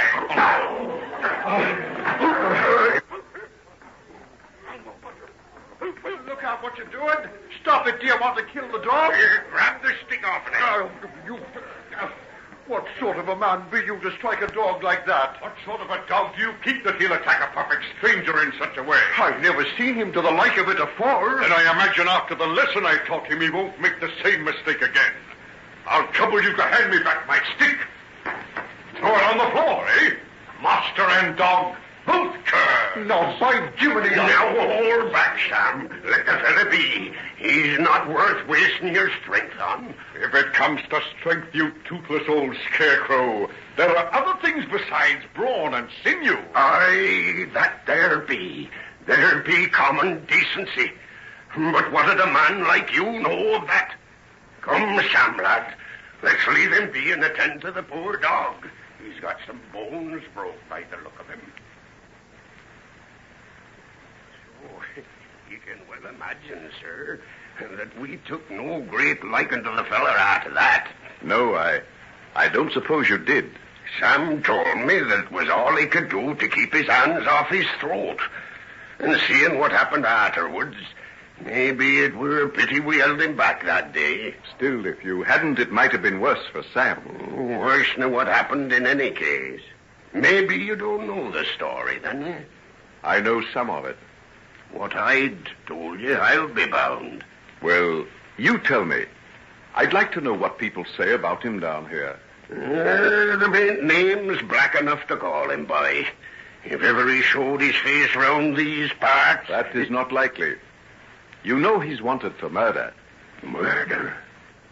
Hyde wanted for murder? You don't get much news of the outside world down here? Not much. Sometimes a paper gets brought back when one of the lads goes to market.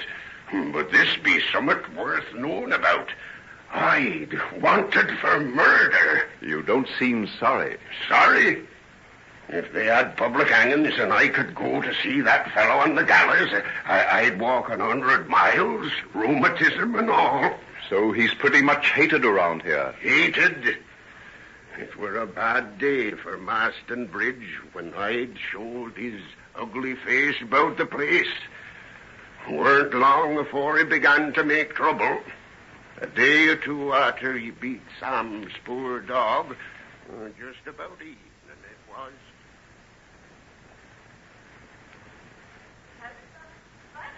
Yes, Mother. There'll be a storm coming up. Go out and drive in the geese. If them young goslings get wet, they might all catch a cold and die. Just wait a minute till I put the last of the bread in the oven. Oh, I'll do it. You've a ways to go, and them clouds be coming up fast. Be sure you take the pasty out first, then. Sam will be calling in on his way back from Bodmin, and I promised him he'd have one. Oh, you and your Sam Trelawney. If you'd be baking pasties for Master Wallace. I don't care for Master Wallace, and that's an end to it. Then more's the pity. If you only knew which side your bread's buttered. Did you when you married father? He were a poor man, weren't he? And shouldn't that be a lesson to you? Look at the way I've been slaving all my life. And here's your chance to get yourself fixed up snug and comfortable by marrying a fine, upstanding man like Josiah Wallace. With 2 wives buried already. Well, I've no mind to be the third. Now, there's the bread all kneaded into loaves and ready for the oven. You take care of it and let me take care of who I marry. Young Sam will bring you nothing but a load of children and a life of work. Where did you drive the geese this morning? Into Farmer Hesling's field. There's a ton of pickings for them where they cut the grain last week. Then I'll go and fetch them back. Mind, don't let that pasty burn now. Oh, I mayn't approve of you marrying young Sam, but I got too much pride to let a pasty burn. Shoo! Shoo, get her along there, will you? Shoo! Can I give you any help, young lady? Oh, how you frightened me. I didn't see you there behind the tree. I was looking for a place to shelter from the storm. Your geese don't seem to want to go home. I can't think what's come over them. Every man Jack going in different directions. Look at that old gander there, and him been over this path 100 times. Let me head him off. Through that gap in the hedge to the right of you, that's the way. Shoot! Oh, thank you for your help, sir. I thought I'd never get them home before the storm. It's coming up fast now. Would you care to step inside a while and take a cup of tea and maybe something to eat?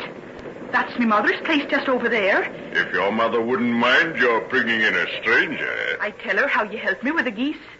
Them geese are mother's pride. You send them to market, do you? Aye. Top price they always fetch, too. Then perhaps she wouldn't mind giving me a cup of tea and shelter when the rain comes. That she won't. Mother'll be right pleased to see a stranger. We hardly ever see anybody but ourselves from one year's end to the other. Mother! Mother, are you there? Yes, here I be. Here's a gentleman that helped me home with the geese. I've asked him in out of the storm. Oh, good day to you. I hope you don't mind my coming in this way. Not a bit of it. Won't you be taking off your hat and coat and the scarf you've got up around your face?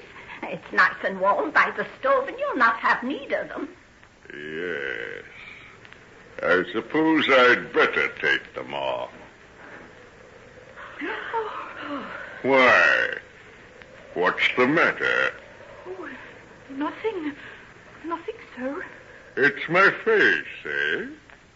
If you'd seen it outside, perhaps you mightn't have invited me in. Is that it? Why, whatever makes you say such a thing? Where's your manners, sir? Fetch the gentleman a chair and wet the tea. I've got some saffron buns in the oven that'll be out in a minute or two. That's a fine pasty you've got over there. You know, it's years since I had a pasty. Oh, that's for... Oh, Thursday's baked that for a sweetheart. He'll be coming here on his way home from Bodmin. I see. Nothing would persuade you to part with it, I suppose. Part with it? But why? I've just got a fancy for it. Oh, she's baked it specially for Sam. Sam? I wonder is he the young gentleman I met a day or so ago down at the Marston Bridge Inn? A tall young fellow with red hair on him? That'll be the same. And so, you baked this specially for him? Well. Now, suppose I were to offer you a guinea for it, huh? A guinea? Yes, a guinea. You think I'm mad, eh? I paid more than that for a meal in London a score of times. And I'll wager it hasn't been as rare a treat as a pasty baked for Sam by his sweetheart. Mother! Why, if you're serious... I was never more so. Now, is it a bargain?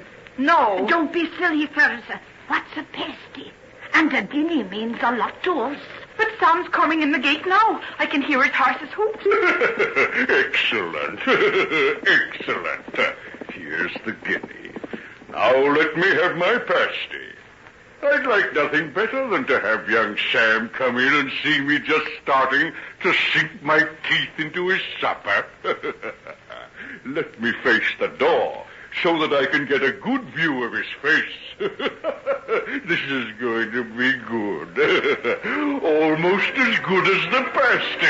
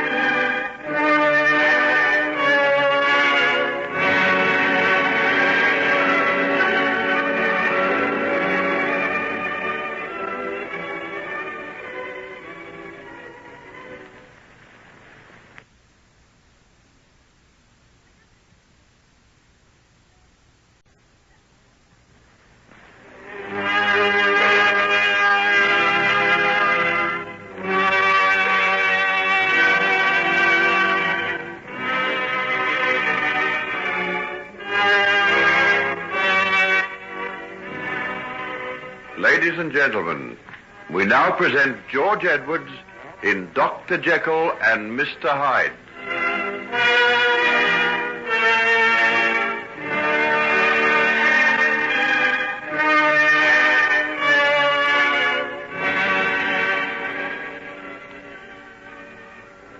You mustn't eat it. I won't let you. What? Not let me eat a pasty that I've paid a guinea for? You've got some other reason for this. You're trying to get back on Sam for something. Hezra, what's come over you? I don't know, Mother, but I don't like this man. It was you who brought him to the house. Yes, but it were almost dark outside, and how could I see what he was like with him all wrapped up in a scarf half over his face? What are you talking about?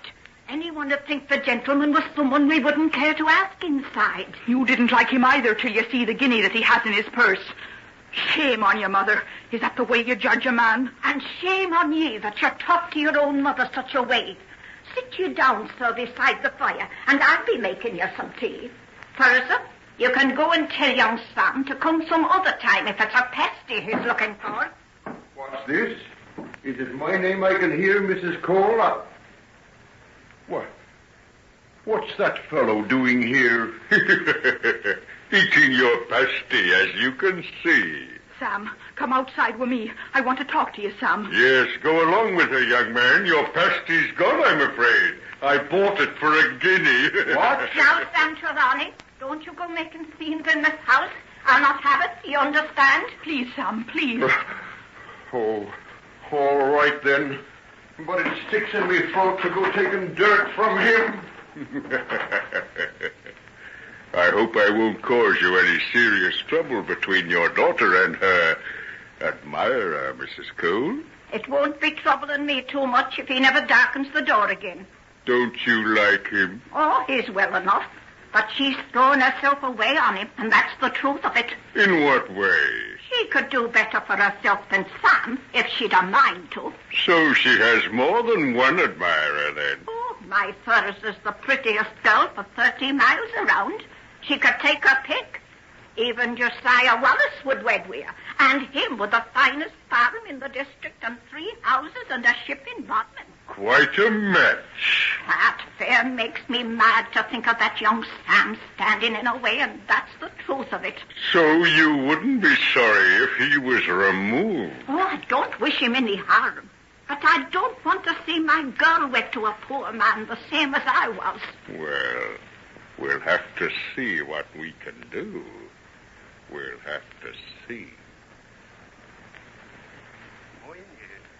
I'm not saying that the widow Cole weren't a lot to blame for what happened. Fair daft she must have been to be took in by a scoundrel like Hyde. But was she taken in? Aye, there you be right. She were dazzled by his guineas, if you be asking me. And the good Lord knows he had a power of money in his purse. Papa, where's your shooter yourself sitting there dancing half the night? Let's go get him and me. Oh, hold your noise, woman. The doctor wants to hear all about young Sam and that feller Hyde. Don't you, sir? Yes. Let me hear it all. Well, as I was saying, the widow Cole were fair dazzled by his guineas. Brazen it were, and at her age, too. You could have knocked me down with a feather when he moved his traps out of this here inn and went off to live with them. He did, too. You know, he went off from the inn on their invitation. And, how did the rest of the village take it? Oh, it were open scandal, so it were. When she began to wear them flash clothes, bought, if you please, at Josiah Wallace's store in Bodmin, where things reached a pretty pass. The poor lass Thurzer could scarce hold up her head. Mother, you're never going to church in clothes like that. And why not? Isn't it time I had something decent to wear instead of the old rags I've had to put up with all my life? But, Mother, what'll folks be saying? They'll be saying that fine feathers make fine birds, no doubt. Well, let 'em, as long as the feathers be on my hat. Oh, you can't. Mother, what's come over you? How can you do such things? What things? Take presents for Mr. Hyde. Don't you know what folks be saying? Let them. I've wanted nice things all my life and never had a chance of getting them. Do you think I'm going to pass them by now because of a lot of wagging tongues? Put on your bonnet and let's be getting off. Parson don't like it if folks comes late. I'll not be going with you. What's that? You heard. Put on your things this minute, or do I have to fetch you a slap across the ear to remind you I'm your mother? It'd take more than that to make me know that the woman standing afore me now, dressed in them clothes that she got in such a way as any mother of mine. Take that for your farce. It's no use blubbering like that. I'll have no child of mine give me a lip while she's living in my house. Very well, then. I'll go. You'll what? Either that man Hyde goes or I do. And who are you, miss, to set yourself up in judgment of your mother? Would you be asking me to condone the things I knows are going on? Do you think I'm blind and deaf? I'll be asking you to mind your own business. What my mother does and what folks say about her is my business. And if I can do aught to bring you to your senses, I'll do it. You'd be a deal better advised to come to your senses yourself. Look at the fine length of silk he brought you home 2 days ago. And what did you do with it? Put it in the fire. The same as I'd burn any other of the devil's things he brings into the house. That man's a fiend. There's not been aught of happiness or peace or good about the place ever since the first minute he set foot here. Didn't he and Sam get into Holt's right away on account of the way he beat the poor dog? And what's that got to do with you and me? Has he ever said a word that's out of place or been anything except a perfect gentleman the whole time he's been stopping here with me? And have we done anything but quarrel and have ill feeling between us? Us has lived peaceable all these years. And will Sam come about the place when there's any danger of coming face to face with him? Maybe in time to come you'll be grateful to him for that. If you think you'll get me to marry Josiah Wallace that way, is that the reason that you had him here to stay? Because you knew it'd cause trouble between me and Sam? I had him here because he offered to pay me good money for the room. And I was sick of sweating and slaving on the farm for every penny I got. And right glad I was of the chance of getting some easy. What a pleasant domestic scene. Mother and daughter exchanging a few home truths. You devil, you devil. Do you see what you've done? See something, but perhaps you could reveal some hidden meanings to this pretty scene. Look at her. Is she the same woman that you saw when you first came here? Not exactly. But I can't say that the change isn't for the better. Can't you? Do you think she's better in them clothes and that hat and her face all painted and powdered? Oh, how can you? How can you? Why did you want to come and bring such sorrow onto us? What can you want? We're making a fool out of her. I have my own peculiar methods of enjoyment. I haven't never hated anyone in all my life before. But I hate you so much that I could take this knife and stick it into that black heart of yours. So true as heavens above, I could. Stop it! Stop it, I say! So, you meant it, did you? You tried to stab me. Don't. Oh, let me go. Not till you get down on your knees and beg my pardon and say you're sorry. I won't. I'm not sorry. I wish I'd killed you. I'm very strong. I can break this wrist of yours. I shouldn't like to have to do it, but I will. Oh, let her go. Don't do that. Get out of my way, you rattle fool. And now, my pretty little vixen, will you get down on your knees and do as I say? No, I won't. I hate you. That's better. Now we're getting to it. Down you go, both knees. Now, your head on the ground. Right down until it touches my boots. No. Then one twist more and that should be enough. I thought it would be. Now say you're sorry and I'll let you go. I'm sorry. You're a nice, kind gentleman, and I'm grateful for what you've done for Mother and myself. You're a nice, kind gentleman, and I'm grateful for what you've done. Oh, let me go. I can't stand the pain. Sorry, say the rest of it. Come on, say the rest of it for Mother and myself. For Mother and myself. That's right. Now I'll let you go and you can get up. Elsa, don't touch me. Don't touch me. You're as bad as him. I never want to see either of you as long as I live. Elsa, where are you going? Let her go. She can't go far. She hasn't either clothes or money. Oh, how could you do it to her? She's right. You are a fiend. Oh, how could I ever have had anything to do with you? Because you're a contemptible, money-grabbing, unscrupulous hag. Where are you going? To pack my things. I've had enough of simple village life. You and your charming, though regrettably straight-laced daughter have begun to bore me. You can't just go off and leave me like this. What gave you the idea that I'd do anything else? I'll admit it may be a little unpleasant for you. After all, I imagine that your neighbors must have a very fair idea as to the source of your sudden prosperity. But that will pass, along with the prosperity. You'd try to stab me, would you? Allow me, my dear. Good. I'm glad I didn't have to use the same harsh methods I was forced to adopt about Hezra. And now, while I think of it, I believe I'll have that ruby ring off your finger. It belonged to my father. Can't imagine what made me give it to you. Well, you've got your ring.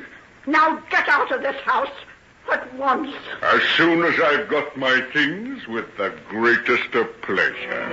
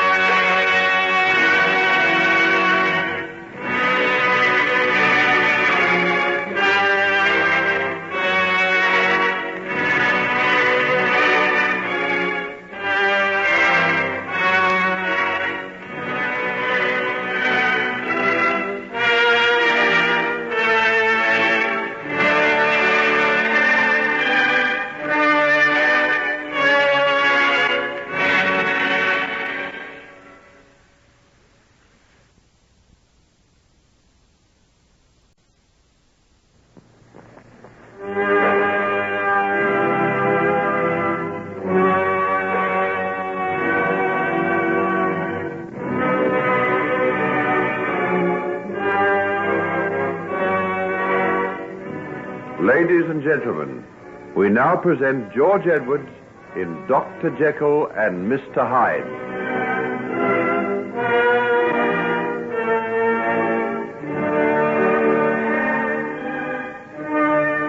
Mind you, I'd have knowed naught of all this I'm telling you if it hadn't have been for Billy Pedlar, who was coming home from market and heard the goings on. He got off his horse and went to take a peep through the window, and he seen Hyde fair tear the ring from off her hand.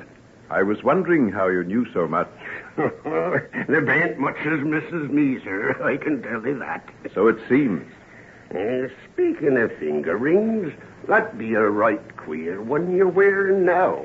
If you'll excuse me for remarking on it. Yes, it is rather unusual. It belonged to my father. Oh, did it now? I had a thought run through my head when I seen it, but I must have been mistaken. Why, what did you think? Well, Billy Pedlar told me about the ring that I took off the Widow Cole's hand. He'd seen her wearing it afore, you know, and I'd have sworn it were the same as you be wearing now. Yes, you're quite right. Hyde did wear it. I'd lent it to him for a while. Oh, and he were a friend of yours? Well, not exactly a friend, but I had a good deal to do with him. In a way, I was responsible for him. That's why I've come down here now to try and see what can be done to make up for what he did. It'll take more than the power of mortal man to undo what Hyde did. Oh, but I can do something, surely. Thurza's still alive, and young Sam... Aye, they be living, but there's a sight of bitterness and suffering that can't be wiped away. Maybe you don't know the full story. Then tell me. I know Hyde's side of it, but I'd like to hear another. Well, as I was saying, after Hyde had forced her to her knees afore him and made her beg his pardon, poor young Thurza run out of the house and down the road like one demented. She was smarting from the blows her ma had fetched her. And then there were the times she took the knife to Hyde. Well, she were sobbing and crying to herself as she run out of the place and didn't seem to rightly know what she were at. Billy Pedlar called to her, but she never heeded him nor stopped until she came to young Sam's place and banged on the door. Sam, let me in. Thurza, Lord of mercy, lass, what become of you? Oh, Sam. Oh, hush now, calm yourself and tell us what it's all about. Here, let me dry your eyes. Lord save us. What's this on your face? Did someone strike you? Mother, she beat me, Sam, something cruel. And why? Because I took to her about the way she's going on. I couldn't stand it any longer, Sam, and that's the truth. I'm very ashamed I be. And she struck you? With a pot stick. I be black and blue. Oh, I can see your face, poor lass. Come, let me bathe that cut above your eye and fetch you something to drink. No, I couldn't touch a thing. Oh, just to drink of milk or maybe some tea. 'Twill help to calm you. Come now, that's a good lass. Hester and Father be sitting in the kitchen. We'll go into them and tell them what it is that's happened to you. No. I shouldn't have come. I should have hid my shame. What'll your father say when he hears about it? Don't you take no notice of him. He's an old man with a bitter tongue. It's me you've got to take heed of, and I'll say you did right to come here. Where else should you go? I hadn't nowhere else. Since Mother's took to carrying on so brazen, there ain't hardly no one as'll speak to me. Oh, we'll change all that. You and me'll be wed. And I'd like to see the man or woman that scorned my wife. Come along now, don't be afeard. We'll tell the old man, and I'll not stand for any of his goings-on where you're concerned. Oh. What's the matter, lass? My wrist. You took my wrist. Has your wrist been hurt, too? Let me look at it. Oh. How come you by this? Where'd you get these bruises and these finger marks? Oh, Sammy, it were him. He all but broke it. Him? Do you mean Hyde? Fair mad I were. I can't tell you about it, but I tried to kill him, Sam. I tried to drive a knife into him. I hated him that much. Lord have mercy. And he did this to you? He grabbed me by the wrist and made me drop the knife. And then he forced me down on my knees and made me beg his pardon and thank him for his kindness to Mother. By crikey, I'll choke the cur for this. Who's there, Sam? It be Thurza, Father. She's in trouble. Bring her here, then. Come along, lass. Dry your tears. Hezra will take care of you. And I'll be off to deal with Hyde. Oh, look out for him, Sam. He'd do anything. He'll not do what he's done to you and get clear of it. Come, here's the kitchen. Go ye in and bide with Hester. Why, sir, that is a long time since you last come here. Saints alive, what's happened to you? Fetch some water and a piece of clean rag, Hester. Thurza's in no state to be worried. It's help she needs. What's the meaning of it? How did she come by the bruises and that cut on her cheek? She had trouble with her mother. Her mother, eh? Why did she come here? Well, where else should she go? Well, stick in her own place, not go dragging decent folks into the shame and disgrace they're not responsible for. Father, shame on you to speak to Thurza so. It's all right. I shouldn't have came. I'm sorry. I'll go. Thurza, you stop where you are. No, Sam, I'll go. Not while I'm here. You won't. Send her away at a pass. Would you let her go back to that house? Would you see what's been done to her? What's that got to do with me? It's got a lot to do with me. Thurza's my lass, and I'll not stand by and see her treated ill. Not by you nor anybody else. Then it's the worse for you. Because I'll not have one of her kind in my house so long as I'm master of it. One of her kind? What do you mean? It's an ill bird that'll come out of that nest. Her father was a waster and a drunkard. And her mother? Ha! Well, let's say no more of her. Oh, stop it, stop. I never should have come here. And I'll go. You go after her, Sam, and fetch her back. If he does, I'll slam the door in both their faces. I'll take a chance on that. I'm going for Thurza. Father, ben't you ashamed of yourself? Speaking to the poor lass like that and her in such a pass. But who brought her to it? Is it her fault? Was she ever off with a decent, right-living, respectable girl, no matter what her mother might have done? There's bad blood in that brood now, and none of it in mine. You've never wanted Sam to marry her, and this suits you fine. It proves what I say. There's bad blood, and it'll show even though you wait till you're 40, like the widow Cole. And if Hezra ever comes to any wrong, it'll be you who helped to drive her there. Well, what's that you say? She's in mortal trouble, and you've driven her out, and you call yourself a Christian. You shut your mouth, girl. I have no child of mine talk to me that way. And I'll not stand by and see a poor lass driven out when she's so sore in need of help. You can get your own supper. I'm going off to help Sam find her and to bring her back. And that was the beginning of the old man's sickness. When they come back, they found him lying on the floor of his kitchen. And it were days afore he spoke, and he hasn't never set foot to the ground from that day to this. Oh, it were a black time all round that night, and all of it on account of that devil Hyde. Tell me. Didn't you say as Esther were coming down to see you sometime this evening? Yes. She promised she would when I was out at their place today. Well, she be coming now. Get her to tell you what happened that night out on the moors. She and Sam were there. She can tell you firsthand, which is more than I can do. I wonder, will she? Ask her. No, I'll go out of here and leave the two of you alone. It'll be easier for her that way.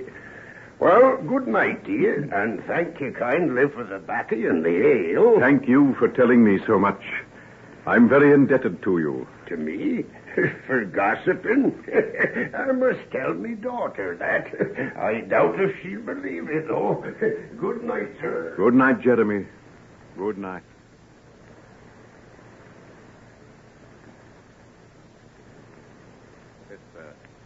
I want you to believe that I'd do anything in my power to set the rights, the wrongs you and your brother and Thurza have suffered at the hands of Hyde. The blackest day in my whole life was when I first set eyes on his hideous form and face. Did you ever see the like of it? It fair made my blood run cold. Oh, how could Thurs's mother... Oh, well, that's all past and gone now. She's dead this 3 years past, and all her follies wear. Dead? Aye. She caught a chill that wild night we were searching on the moors for Thurza. Soaked to the bone she were. Naught we could do would make her come inside to cease to search. She were ill a long time after that, and never rightly got over it. And where was Thurza found? At the bottom of one of the old tin workings. She'd been there 2 days before Sam caught a glimpse of her. But how did she get there? The night were awful wild. I guess she didn't rightly know what she were about and stumbled as she ran along. She tried to save herself, poor lass, and hung on to a bit of a bush as she slipped down the side. That's how Sam got track of her. He seed it where it had pulled out by the roots, and he climbed down to look. But she wasn't killed. Not killed, but mortal hurt. Her back it were. She's lay like a log ever since. And Sam went off to South Africa. He never forgave his father for driving her out that night, and never a word has he spoken to him since. It's all but broke poor father's heart. He be a hard man, but Sam were his only son and the light of his eyes. Well, there's something I can do. I can bring Sam back from South Africa and give your father back his son. Aye, but what about poor Thurza? I'm a doctor, a surgeon. I've done many things to help people who've been crippled. I can't say till I've seen her, but it may be possible. To make her well again? Don't hope for too much, but perhaps I can do something. I'd go down on my knees and give thanks every day of my life if you could do something for Sam. It were that drove him off to South Africa as much as anything. He was set on marrying her, cripple or no cripple. And when she wouldn't hear of it, he couldn't stick the place no more. Very well, then. That is my task. I must bring your brother back and give him Thurza, well and strong again.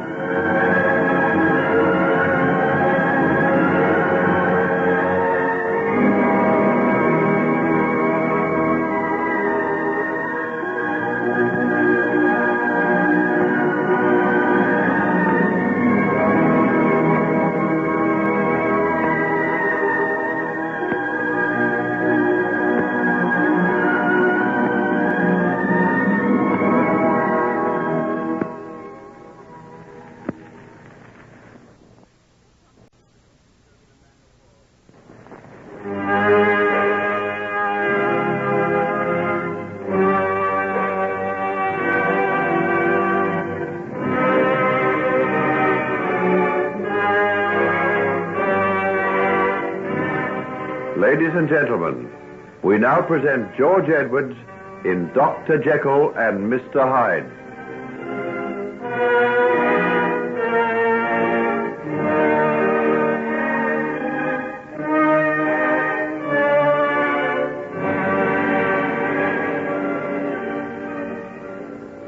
Are you serious?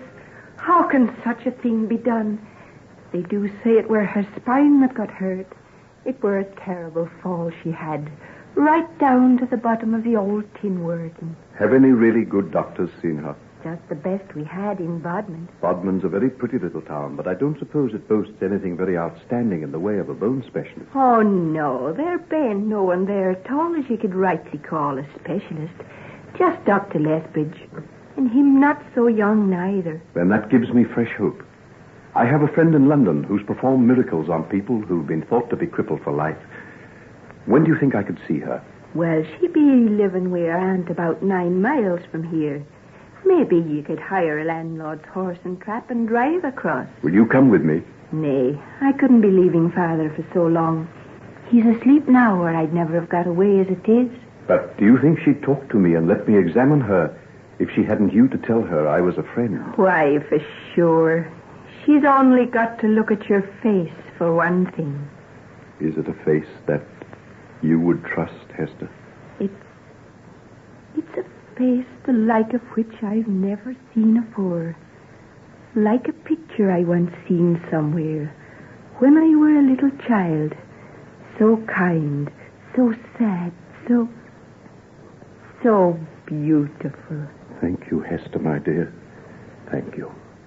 You can't possibly know what it means to hear that from you. Why from me? You have known Hyde. Hyde? What has he got to do with ye? Don't speak of him. Just let me forget. Very well, then. I'll not mention him again.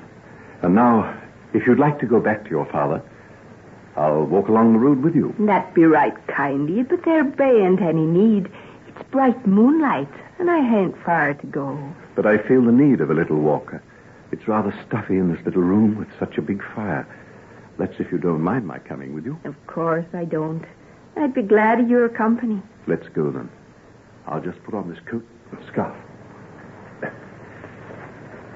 By the way, I think I'd rather you didn't say anything to the people in the village about my trying to get Thurza cured and Sam brought back from South Africa. You can rely on me.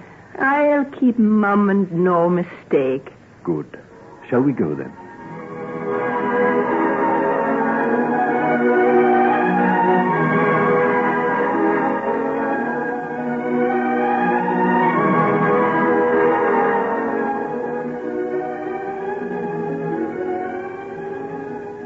Thurza, I want you to trust me.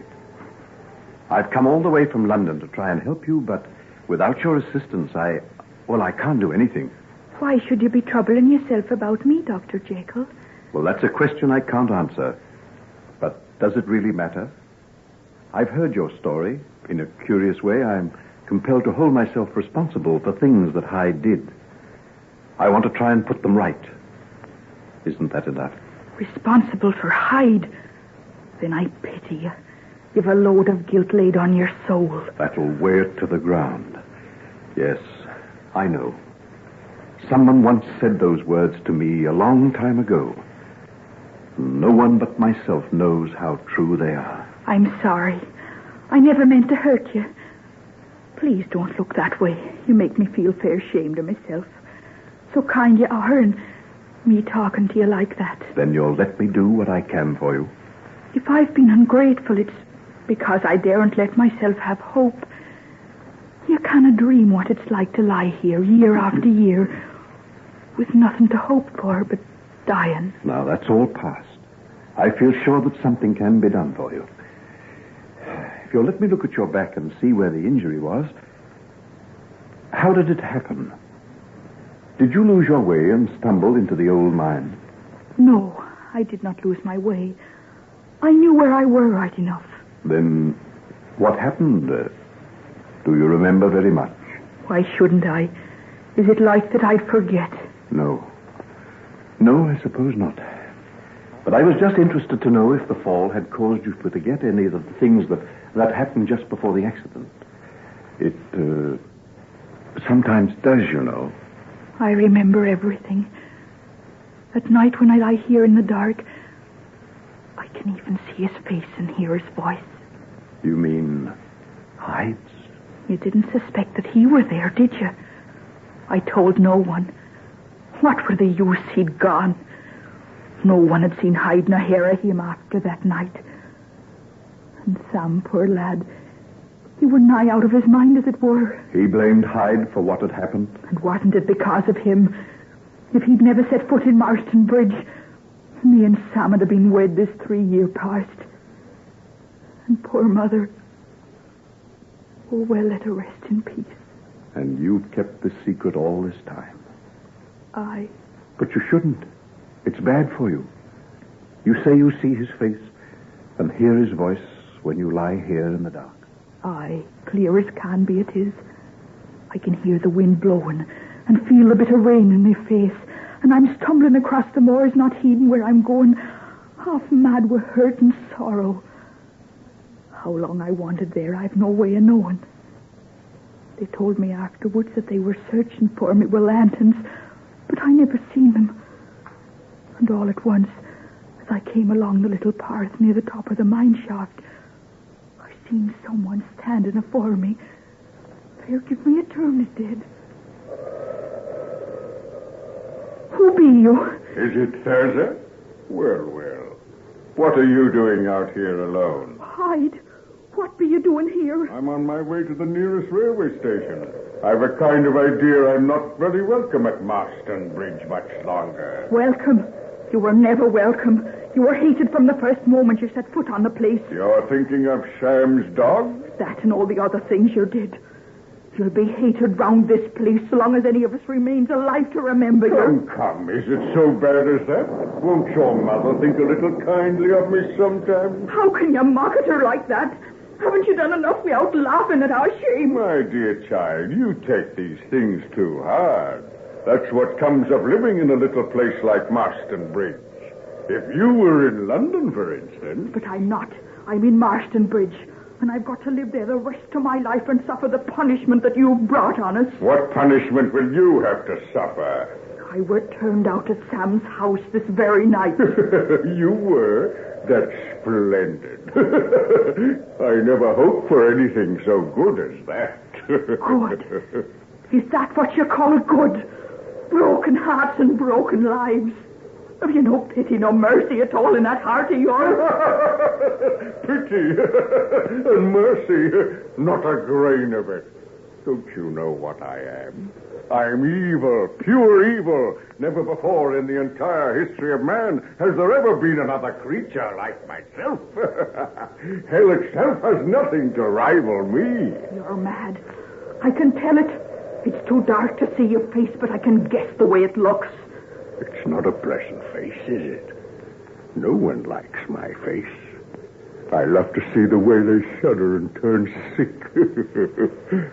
How would you like to have it close to yours, my dear? How would you like to feel my cheek against yours? Don't stop it. Get away from me. Oh, let me pass. Not till you've given me a kiss. Do you think it was your mother I really wanted? No. It was you. You beast, you fiend. Let go of me. I'd die before I... Oh, no, you wouldn't. Life is very sweet, my child, and what's a kiss? Soon over, and you'll find it's not so bad. Come now. Be sensible. Never. If you knew the way I hate you. Then I'll take it for myself. I'd have let you off lightly if you'd been civil. Now you'll pay dearly for the things you've said. No, I will not. No, you won't. You little vixen, sink your teeth into me, would you? Oh, so you got away. Look out. Where are you going? Mind the edge of the cutting. Mind. Gone. She's gone. Little fool. Sam Trelawney's dog. That brute hates me. I'd better go, or he'll be on my tracks. Let's see. What way? There's a glimpse of the moon. I'll have to keep it on my right, and then I'll strike the road. Where's my stick and bag? There they are. That's good. That's very good. The ground is stony here. No one will see my footsteps. They'll never know that anyone was here besides the girl. That's good. That's good.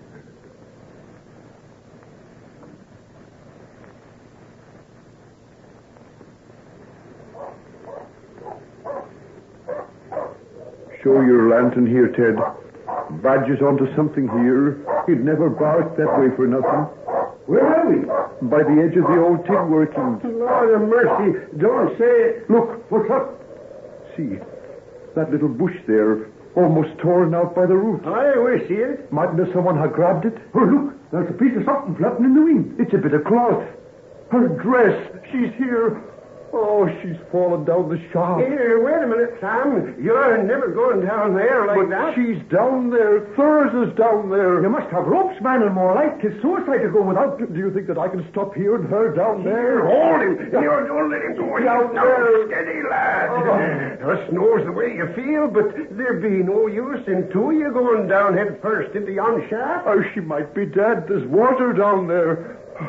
Oh, wait a minute. Thursday, can you hear me? Thursday, it's she. She's answered. We're coming, lass. We're coming down for you. You go for ropes. You go for ropes, Ted and Billy. I'll wait here. I'll stop here and call from time to time. It'll give her heart to wait. And hurry. Keep your courage, lass. As soon as we have ropes and lanterns, we'll get you up. It won't be long. I promise you it won't be long.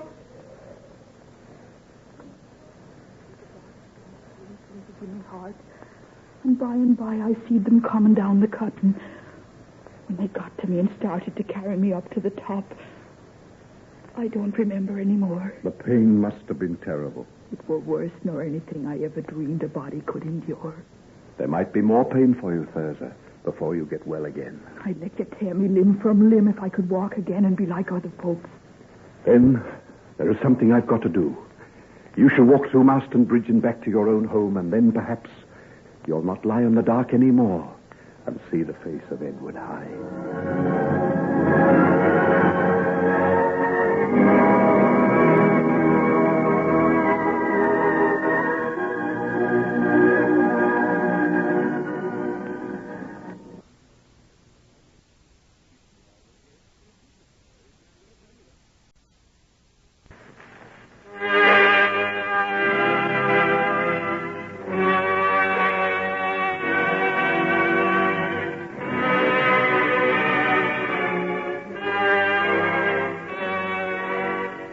Ladies and gentlemen, we now present George Edwards in Dr. Jekyll and Mr. Hyde.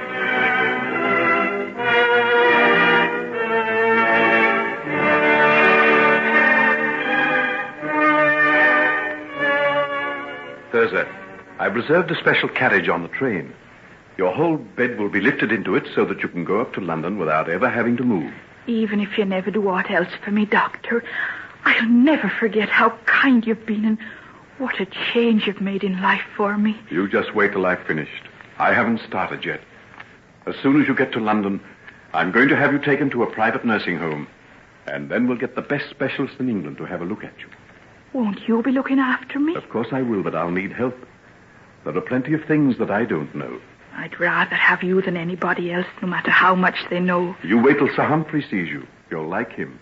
He operated on the little Duke of Cumberland after he was thrown off his horse. They thought he'd never walk again, but a little while ago, I saw him playing football. True? Be that true? As true as you're going to get up off that bed of yours and walk across the room to me inside 6 months. Aye, it do seem too wonderful to even think about. And me thinking I'd be lying here, stuck in this little room for the rest of me days. Instead of which you're going up to London, and you're going to start life all over again. Oh, what's this? Not tears?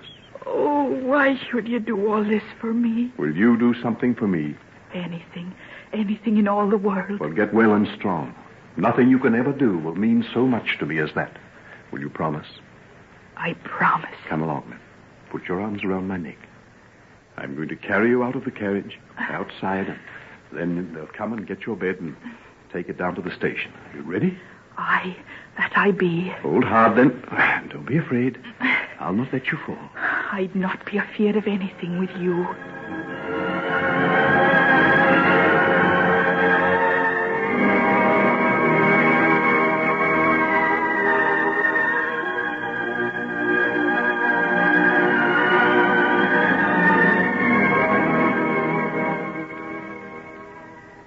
Well, matron, how's my patient today? Much the same, Doctor. Sir Humphrey's just having a look at her now. Would you care to go along? No, I'll see him after he's finished. Has she been out in the garden today? Yes, she had about 3 hours in the sun. Make any attempt to walk? 2 of the nurses supported her. But no success by herself? None at all. Strange.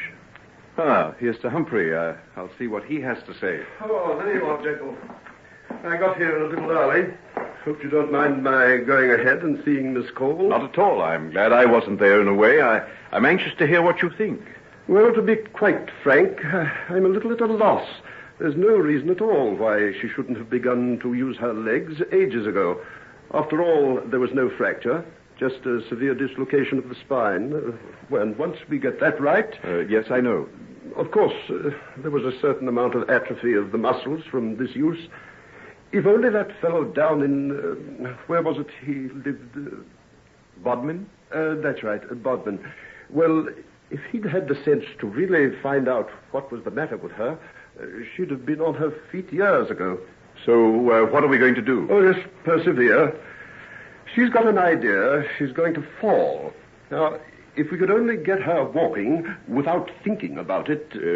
you think she'd be all right? Oh, of course she would. Physically, there's not a thing the matter. All right. I think I've got an idea. Would you care to stay for a while and see? See what? If we can get her to walk without thinking of it. Oh, how are you going to do that? That's my secret. Is she back in her room? Yes. They brought her inside to let me examine her. Good. Well, let's go and see what we can do. By the way, I was reading an article of yours in an old science magazine. Ever do any chemical research these days?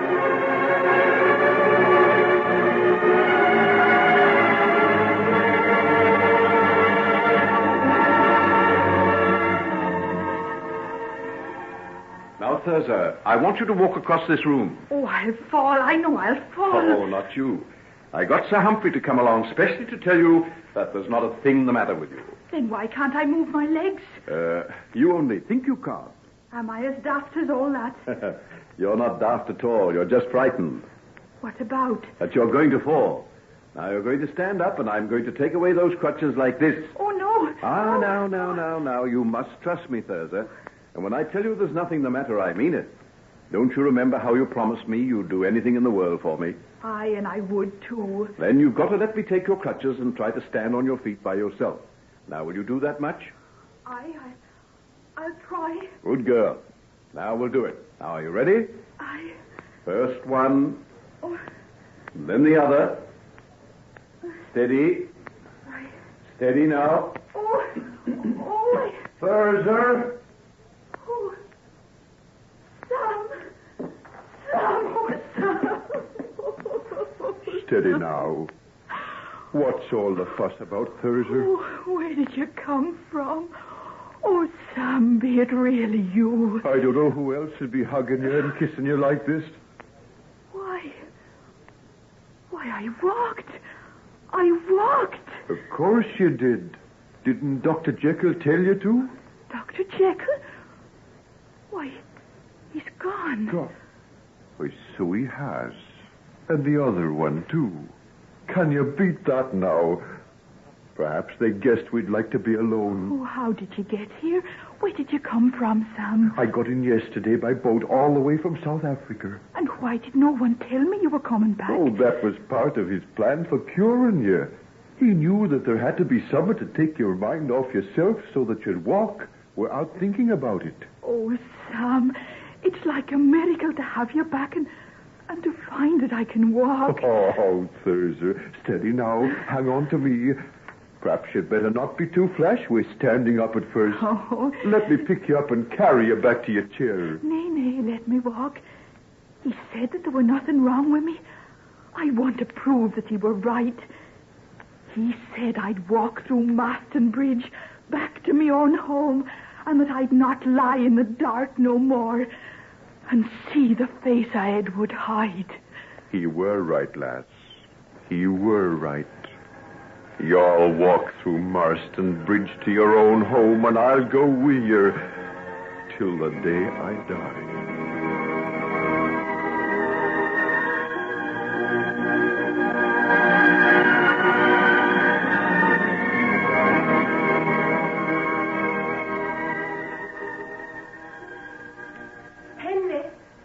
Henry. Why, Margaret. You, of all people. Where did you come from? I'm just up in London for a few days to do some shopping. I caught sight of you as you passed, and Well, I ran after you, Henry. I'm awfully glad you did. Come and sit down in this little park and tell me all about yourself. Where have you been all this time? I went abroad for a while, and then I came back and went down to stay with Sir Robert and Lady Fairley. That's where I am now. You're not making your home there permanently? What do you mean, Henry? Do I have to say? You mean John? Yes, John. I thought I'd steeled myself against hearing you say things like that. But they still hurt, I'm afraid. Why? Because I want you to be happy. That you can hope to hear me say I'm going to marry another man. Sometimes I wonder, did you ever love me at all? Oh, Margaret. I know. But if only you'd tell me why you won't marry me. If I had something positive to go on, it'd be easier. But you've given me nothing but hints and evasions. Is it not enough, my dear, that I must renounce you forever? Must I also make you hate me before you'll consent to find happiness with someone else? How can I do that? Could you? You mean find happiness with someone else? Yes. You and I grew together through the years, Henry. I never realized how close we were until I've been trying to forget you during the past 3 months. You must forget. Don't you understand? You must. I can't. That's what I came up to London for. Oh, I pretended I wanted to do some shopping. That wasn't so. I came to see you. I had to see you. But you mustn't. You mustn't. You don't understand. You don't know what you're saying. I know there'll never be anybody else for me. No matter what you've done or what you are. Oh, Margaret. If you could only understand. You don't understand. I know I don't. I'll never understand what it is that came over you. Why you suddenly changed when my father was... Don't say it. Henry. Don't say it. Don't look like that. You haven't still got that terrible thought that you were responsible for what happened? I had allowed myself to forget. To forget for a little while. I'm glad that you reminded me. Oh, Henry, what do you mean? What is this mad obsession that you've got? I was talking to Hugh Lanyon. He was telling me that you're trying to find all the people that Hyde has injured and to put things right for them. Hugh had no right. You had every right. He's your friend, and I'm the woman you love. Can't we know the secrets of your life? No. Never. No one shall ever know that. Henry, my darling, why do you shut me out? You look so haggard and so worn. Oh, and it's all so needless. Why must you torture me? Haven't I told you that there could be nothing more between us? But why? Why? Because I no longer love you. What? What did you say? Henry, it's not true. Not that. Oh, anything but that. What else can it be? I've tried to spare you, but you forced me to it. You mean there's someone else? Yes. There's someone else. Oh, no. I'm sorry. I should have understood before. It was stupid of me. I'll go now. No, don't bother to get up. I'll just walk down that path and out through the gate. It's best to do it that way. Goodbye. I hope that you'll be very happy.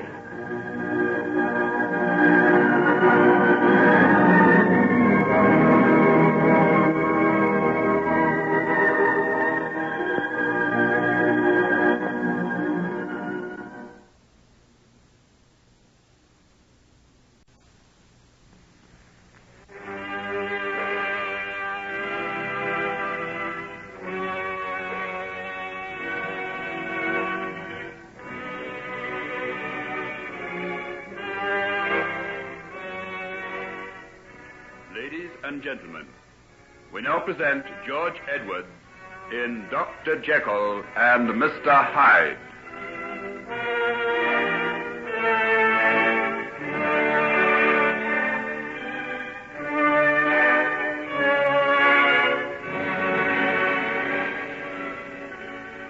Why, Margaret, where are you off to? Hugh, oh, don't stop me now.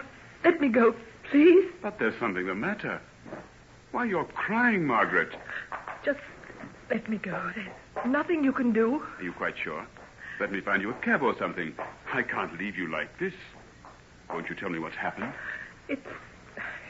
Oh, I'm so ashamed of myself, crying in the street. Everybody's turning to look at me. Oh, forget about that. You just tell me what's the matter. You've got me very worried. There's nothing to worry about. It's just that I met Henry and it rather upset me. Oh, Hugh, I'm so glad it's you I met. You're so comforting. Well, I'm jolly glad of that, because you look as though you're in need of a little comfort. Why, look, here's the little tea shop. How would you like to go in there for a while? Looks nice and cozy. You can sit there and tell me all about it. All right. Let's go then. Good girl.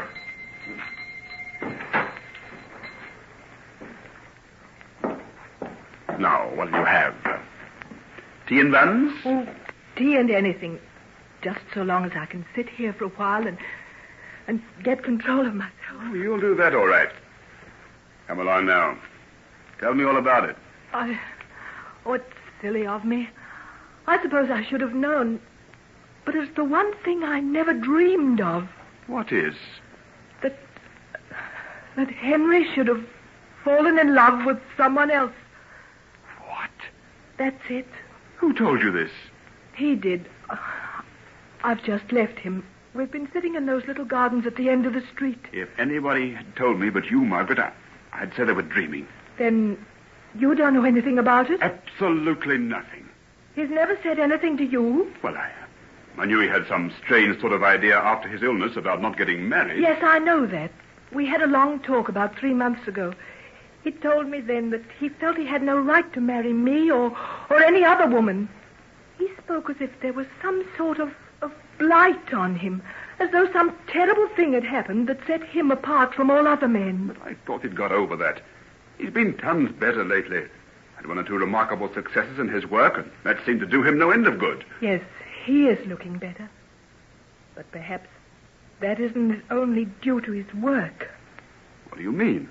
Well, if there's this other woman... Oh, I can't believe it. Then why would he say it? Goodness only knows.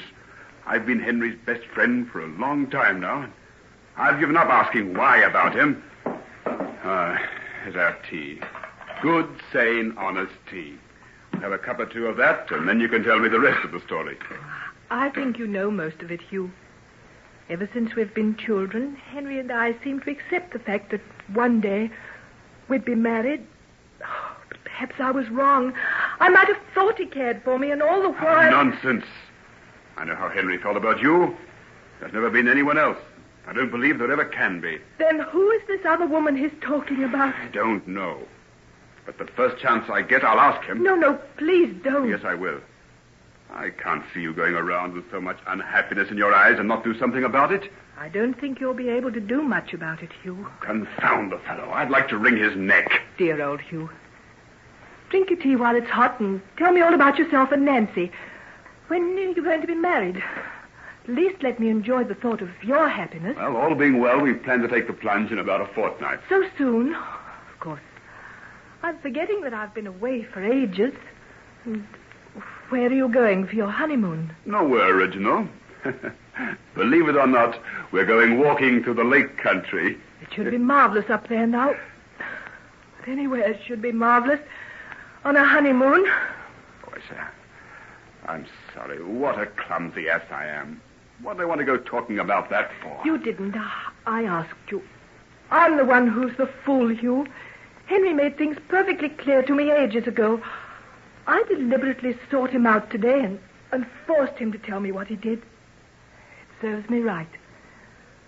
I should have had more pride. Oh, pride be hanged. I admire you for doing it. Must have taken a lot of courage. Not one woman in 1,000 would have done it. That's nice of you. I feel I need a little of that sort of thing.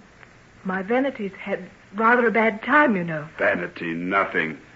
If Henry's mad enough to prefer someone else to you, that's just his bad judgment. I wonder who on earth she can be. I don't know. But I'll find out just as soon as ever I can.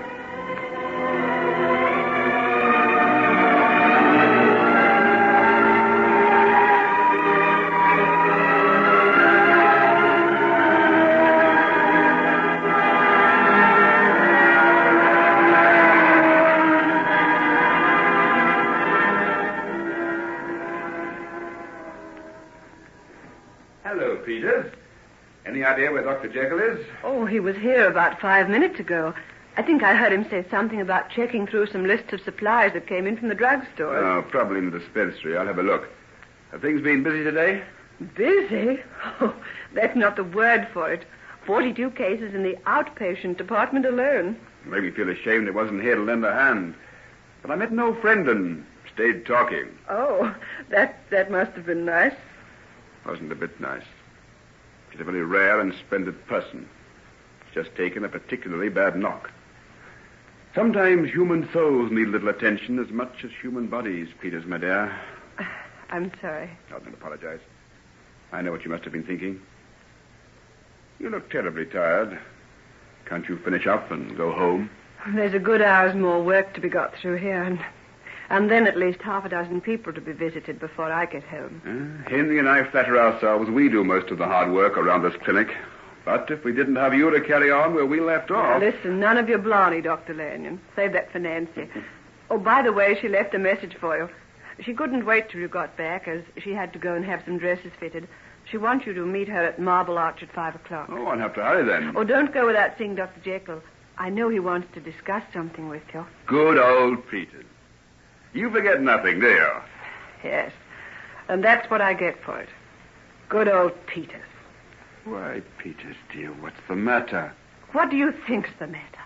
Just because I work here like a cart horse doesn't mean that I've got no further ambitions than a load of straw. Ambitions? Of course, I know there's neither honor nor glory here. That's not what I mean. I'm not talking about material things. What is it, then? Oh, I suppose I'm a stupid old maid, but somehow the sight of Nancy going off this afternoon to have a wedding dress tried on, looking so happy and so pretty, and me left here to dress leg ulcers and carbuncles. Peters, darling. Oh, don't take any notice of me. I'm sorry. I'll get over it. I'm tired, I suppose. Of course you're tired. You'll have to have a holiday. I'll speak to Henry about it. Don't you dare. Don't you ever dare mention what I've just said to you, or I'll walk out of this clinic and I'll never come back again. Well, I'll be... Hello there. I say, what have you been saying to Peters? I met her running along the passage as though all Nick were after her. It's what she's been saying to me, rather. But she doesn't want that discussed, so let's forget it. All right. By the way, where have you been? We need you rather badly down here this afternoon. I was talking to Margaret. Margaret?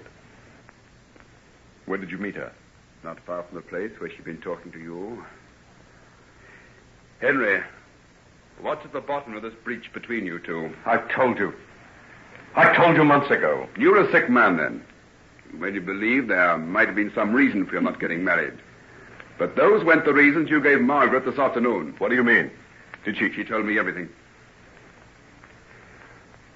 Henry, old man, it isn't true, is it? What are you talking about? There isn't any other woman, is there? How do you know? Because I know how you feel about her. Don't think I haven't seen the look on your face when anybody mentions her name. There's no one else in the world for you but her. And I told her so. You what? I told her so. I suppose you had some sort of reason for telling her different. I had some sort of reason. Of course I had, you blundering idiot. How dare you interfere in my private affairs? If I told her one thing, what right had you to say anything different? Henry, I'm awfully sorry. I should think you would be. Do you think I did it lightly without knowing all the consequences? And now you come along and undo all that I've done. She was so unhappy. Well, what if she was? Isn't it better to know the truth and live in a fool's paradise? Then it is the truth? Yes. Yes, the truth. Then I can only apologize all over again. I feel that... No, I can't tell you how I feel. That's all right. You meant well. I know that. And of course, you weren't expected to know. The longer I know you, Henry, old man, the less I seem to understand. I know, but bear with me. Bear with me. You don't understand the position I'm in. If I were to lose your friendship... Oh, you'll never do that. I know, Henry. Can I say just one thing more? Go ahead. Are you going to be happy this time? I mean, are you going to be married? Why do you ask that? I've got two reasons. One of them is that I think it would be very good for you. The other is Margaret. Why, what do you mean? I think, if you'll forgive me for saying so, if you were married to somebody else, she might possibly find happiness with John Fairley. You think so? I don't think she will as long as there's a hope for you. Yes, I think you're right. I'll ask the lady if she'll marry me. I'll do it right away. Do I know her? Very well. Very well indeed. Excuse me, Doctor, but I find I can get away sooner than I expected. Oh. Do you mind if I go now? Come in, Nurse Peters, and shut the door. Yes. I've got something to say to you. I told you that you knew her, Hugh. Well, here she is. What? Well, what are you talking about? Hugh, my dear. Dr. Lanyon has been chiding me with my bad behavior, Nurse Peters. I have the honor to ask you to be my wife.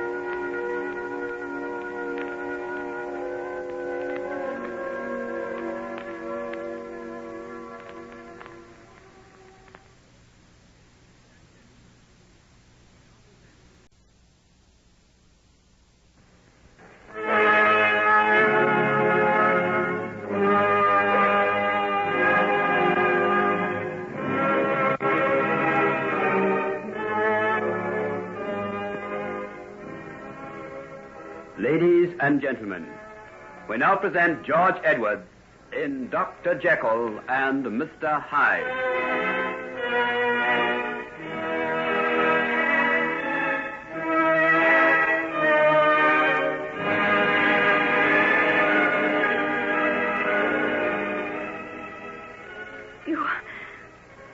You what? Is it so astonishing?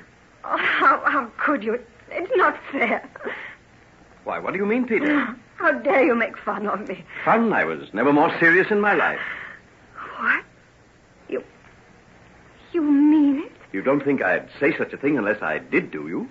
Why, Look here, I'd better go. Yes, perhaps you had, you. I'll see you tomorrow. Thanks for everything. Nonsense. Good luck. Thanks, I need it. Goodbye.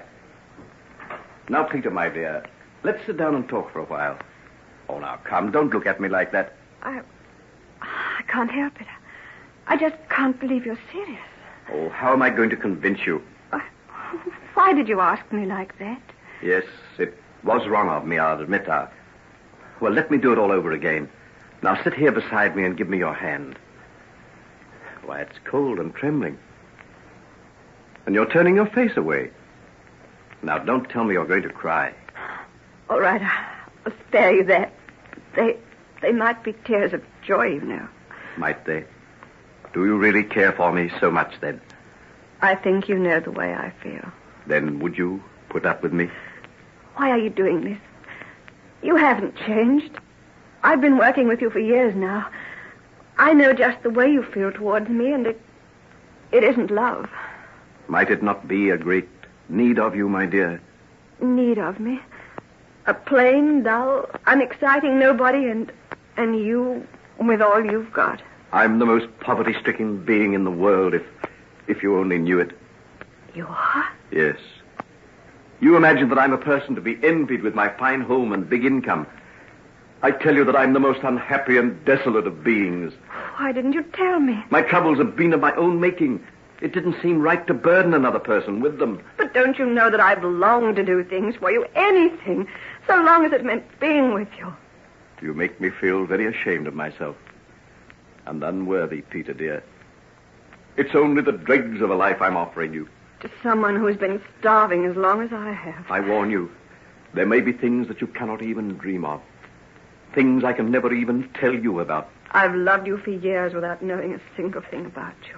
But supposing I were to tell you that there are chapters in my life that I daren't let a single human creature know about. Not even the woman I marry. Are they past? Are they over and done with? Forever and ever. So help me, God. Then I'll ask nothing about what's no concern of mine. What strange and wonderful and terrible creatures you women are. You'll follow the path of your desire, no matter what pit it may lead you to. Oh, thank heaven for it.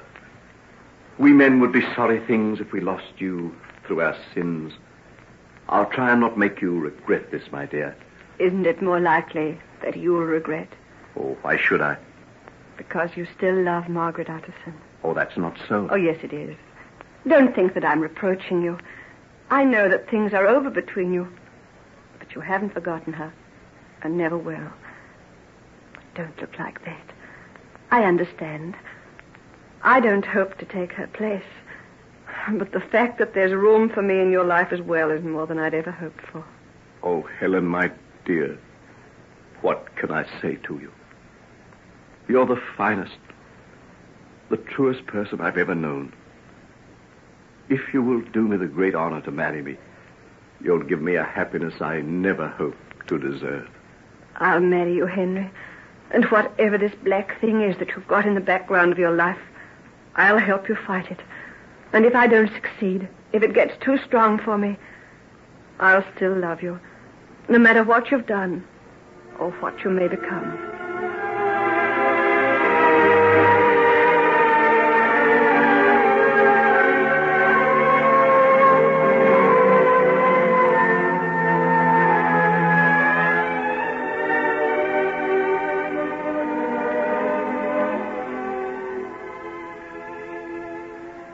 Hugh, William, do you take this woman, Nancy, to be your wedded wife, to love and to cherish in sickness and in health, for better or for worse, till death do you part?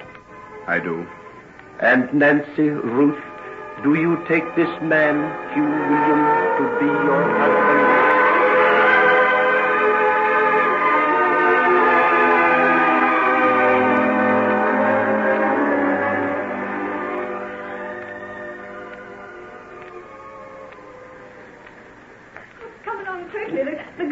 going to blow his whistle. Oh, think out of his hand, Henry. A man can't be allowed to Mr. Trevor's sitting off on his honeymoon. In you get, Nancy. I'll throw in the bags. Thanks. Where the diggings is that porter? Here you are, sir. Come a bit fine. I got it on the traffic jam. Oh, Lord, where's my wallet?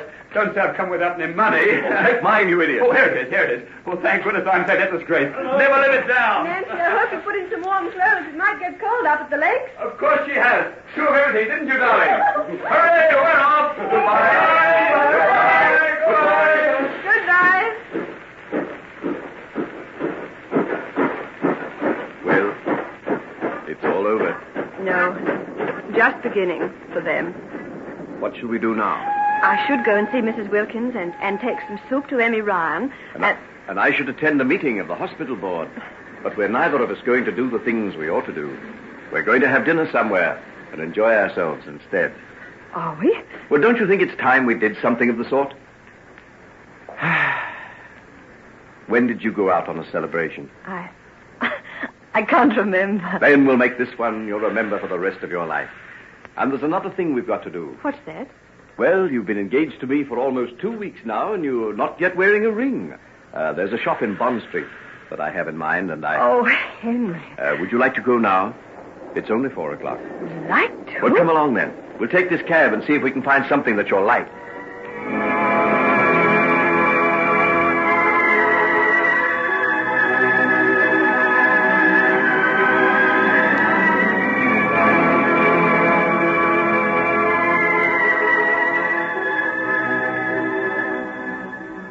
Now, you're quite sure you like the sapphire one best? Oh, quite sure. Sapphires have always been my favorite stone, and it fits so perfectly, just as if it had been made for me. Perhaps it was. It certainly looks very nice on your hand. If you're quite satisfied, my dear. Oh, I'm more than satisfied. I just adore it. You couldn't have anything better, sir. That's a perfect stone. Here's my card, then. Will you send the account to me at this address? Certainly, Dr. Jekyll. And if ever you'd like us to send you round some necklaces or other pieces of jewelry... I'll let you know. Good afternoon. Good afternoon, sir. Good afternoon, madam. Good afternoon. And now, what do you say to a little drive around the park before we go and have dinner somewhere? I'm wondering when I'm going to wake up. This can't be me, Henry.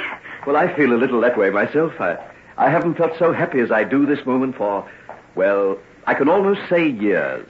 I feel terribly like Cinderella. Oh, but you're only going for a ride in a handsome cab, not a fairy coach. I wouldn't change it. Not for all the fairy coaches in the world. Fresh flowers for sale. Fresh flowers for sale. Oh, look. Look, Henry. Yes, there's an old woman there selling lilac. Let me buy you some. It'll match your dress. Oh, but what will I do with it? Well, just carry it for a while till you get tired of it and then throw it away. Throw flowers away? Oh, I couldn't. All right, we'll go and call on your old Mrs. Wilkins and give them to her. Henry, how much champagne did you drink at Hugh and Nancy's wedding? Not enough to account for the way I feel now. Something's happened to me. I feel as though a great load has rolled off my soul. You know, you look happier than I ever remember you doing before. The curse is lifted from me, Helen. I'm a free man. Fresh flowers for sale. Lilac from the country. Buy a bunch of lilac. Wait here for me. I'll just slip across the road and buy out her entire stock. Mind you don't get run over. I don't think you're quite responsible just now. Take care. All right. Even standard!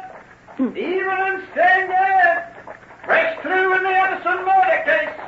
£2,000 reward offered for the capture of Edward Hyde. Even standard! Henry! Henry! Let me get you. Is he hurt? Is he hurt? Oh, God, Miss Boy, them horses! You stop dead in front of that team of horses. Never see Where's my pal? I shut out here. My swear win. Here, get back, everybody. Get back. Don't crowd around. I'm a trained nurse. Let me attend to him. Here. What's the matter here? Been an accident, Constable. The gentleman walked fair in front of the horses, he did. Where's the driver? Yes, sir. He went, my pal. I shouted after him. He was crossing the road, and all of a sudden he stopped dead in his tracks right in front of the horses. I couldn't do a thing. All right. Now, let's have a look at him. Now, stand back there. Hey, who are you, miss? I'm a friend. I'm a trained nurse.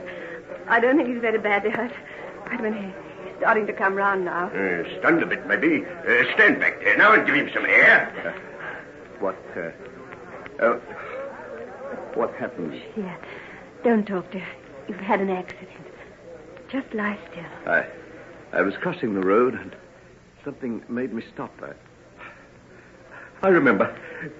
It was the newsboy. Get me a paper. Get me a paper. Henry, lie still. You must lie still. I must see that paper. It's all right, I tell you. I'm all right. I was only stunned. Henry, keep still, quiet. Up off the ground. There's nothing wrong with him at all. Where's the paper, boy? Hey, boy. Give me a paper. Henry, are you sure you're not hurt? No, I'm not hurt. Oh, let's get away from this crowd. Let's get away, I say. Not so fast, sir. I've got to get a few particulars. What for? Why, what do you want to know? Your name and address, sir. Now, move on, everybody. Move on. Go on. Now, make it lively. Here you are, the Evening Standard. Fresh clue in the Edison murder case, the Evening Standard. £2,000 reward for the capture of Edward Hyde. £2,000 reward.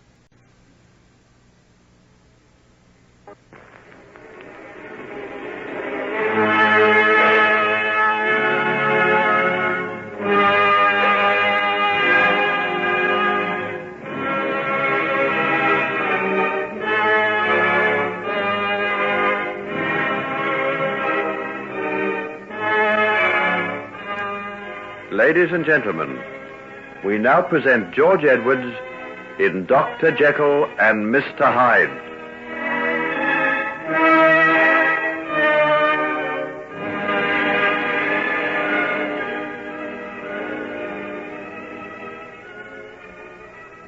Lord save us, Miss Peters.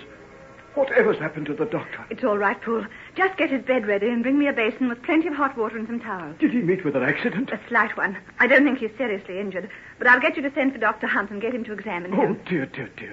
What a picture Dr. Lanyon's away. It is a pity, but he's on his honeymoon, so we'll just have to make the best of Dr. Hunt. Can you put his arm around your shoulders and help me upstairs with him? Yes, of course. Now. Steady on, sir. Just lean on me. Take it easily, Henry. I can manage. Don't try too much, Henry. You've had a bad shaking, to say the least of it. I'll be all right after I've had a night's sleep. Here we are. Here's your room, sir, now. Easy now. Now, through the door, sir. Right. That's right. Now, just wait a minute till I get you a chair. Would you care for some brandy or anything, sir? No, just help me into bed. I'll leave you now. Poole, call me, will you, as soon as you're ready? Yes, Miss Peters. Thank you. By the way, miss, could I have a word with you outside? Yes, of course. Just wait a minute till I close the door. What is it? There's 2 men waiting downstairs to see the doctor. From Scotland Yard, they said they were. You mean detectives? Yes, I guess it must be something to do with the man Hyde. Did you see the evening papers? Yes, I did.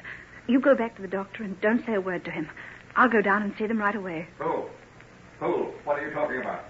Coming, sir. Good afternoon.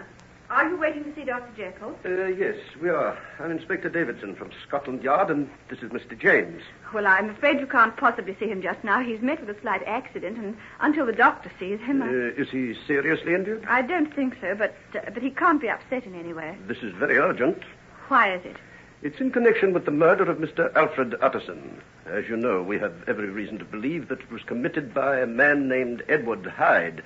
He was an associate of Dr. Jekyll's, and we've come into possession of fresh evidence that proves that he came to Dr. Jekyll's house the night of the murder and was admitted by a side door that leads to the doctor's secret laboratory. That's not true. Henry, what are you doing down here? Oh, I don't want to worry you, Dr. Jekyll. You're not worrying me. What do you want? We want to know if you were aware that Edward Hyde made use of that door into your laboratory the night of the murder. Edward Hyde did not come in that door. Whoever told you so is a liar. Henry, try not and get so excited. Excited? Why, what are these men trying to suggest? Do they think that I would conceal such a fiend as this man Hyde? We know that he was in the habit of coming to your place, Doctor. That was before I fully realized what kind of man he was. I tell you, I drove him out of my life. I know nothing of him. I don't even know his whereabouts, and hope to heaven that I never set eyes on him again as long as I live. If we could have a look, sir. Look as much as you like. Here. Here are the keys. Thank you. Poke and pry into every nook and cranny in the house. You'll not find anything. Very well, sir. Thank you very much. Come along, James. We'll have a look in that laboratory.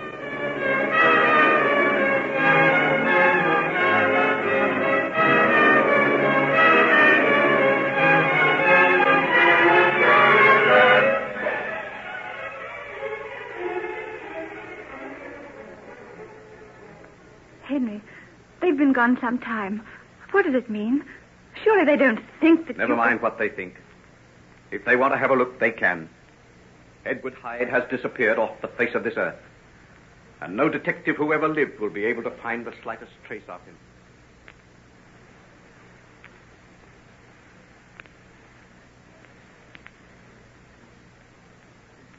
Henry, dear, are you sure you'll be all right sitting here in these gardens all by yourself? Yes, of course I will. I've got this book to read and the sun to warm me. I'll probably go to sleep. I won't be any longer than I can help, but I must go and see one or two of our patients. I know you must. Tell them I'll be back on the job again tomorrow. Oh, by the way, if old Harris is in much pain, you can increase the dose of morphia just a little. I'll leave it to you to decide if he needs it. Yes, I understand. I'll come back here for you. I shouldn't be longer than an hour. You'll find me waiting here for you. Goodbye, my dear. Goodbye. Lovely day, sir. Mind if I just rake up these few leaves from round your feet, sir? Oh, not at all. Go right ahead. First sign of autumn, they be. Though you'd never think it to feel the warmth of that sun on your back. Huh. Make a lot of extra work, don't they? Oh, all one to me, sir. I've been in charge of this part of Kensington Gardens for 39 years now, and spring, summer, autumn, winter, it don't make no difference. Every season has its own charm, I always says. Hey, will you just look at them children running all over the borders? Hey, get off them edges, you young rascals, or I'll be after you. Get away there.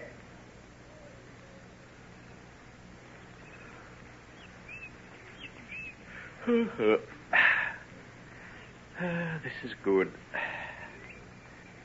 I don't know when I felt so lazy or so content.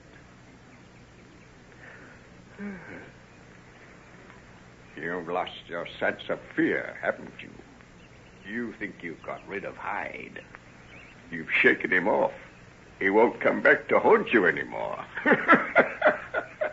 You're wrong. He's with you now. You're remembering, aren't you? You're thinking of the things you used to do, the pleasures and the lusts, the frightful things you did. Oh, stop, for pity's sake. Pity? What have I to do with pity? Oh, leave me in peace. What have you and I to do with peace? This woman, Helen, do you think that she'll be able to satisfy you and keep me at bay? Have you forgotten the women we knew in Limehouse? That negress in the Sailor's Tavern? That Eurasian woman on the waterfront? The one who tried to knife me and who'll carry a scar across her face till she goes to the grave? Those were the days and nights when the blood raced through your veins like lava, not the sluggish stream that lulls you off to sleep today. I'm happier this way. There's no such thing as happiness for you, Henry Jekyll. You forswore peace and happiness in the first moment you lifted that fatal draught to your lips and called out of the depths of your immortal soul the creature that was Edward Hyde. The creature that is stronger than yourself. The creature that even at this moment is claiming you again, is throwing off the shape and form of Henry Jekyll and emerging once again as Hyde. No. Let me go. You can't escape. You can't escape.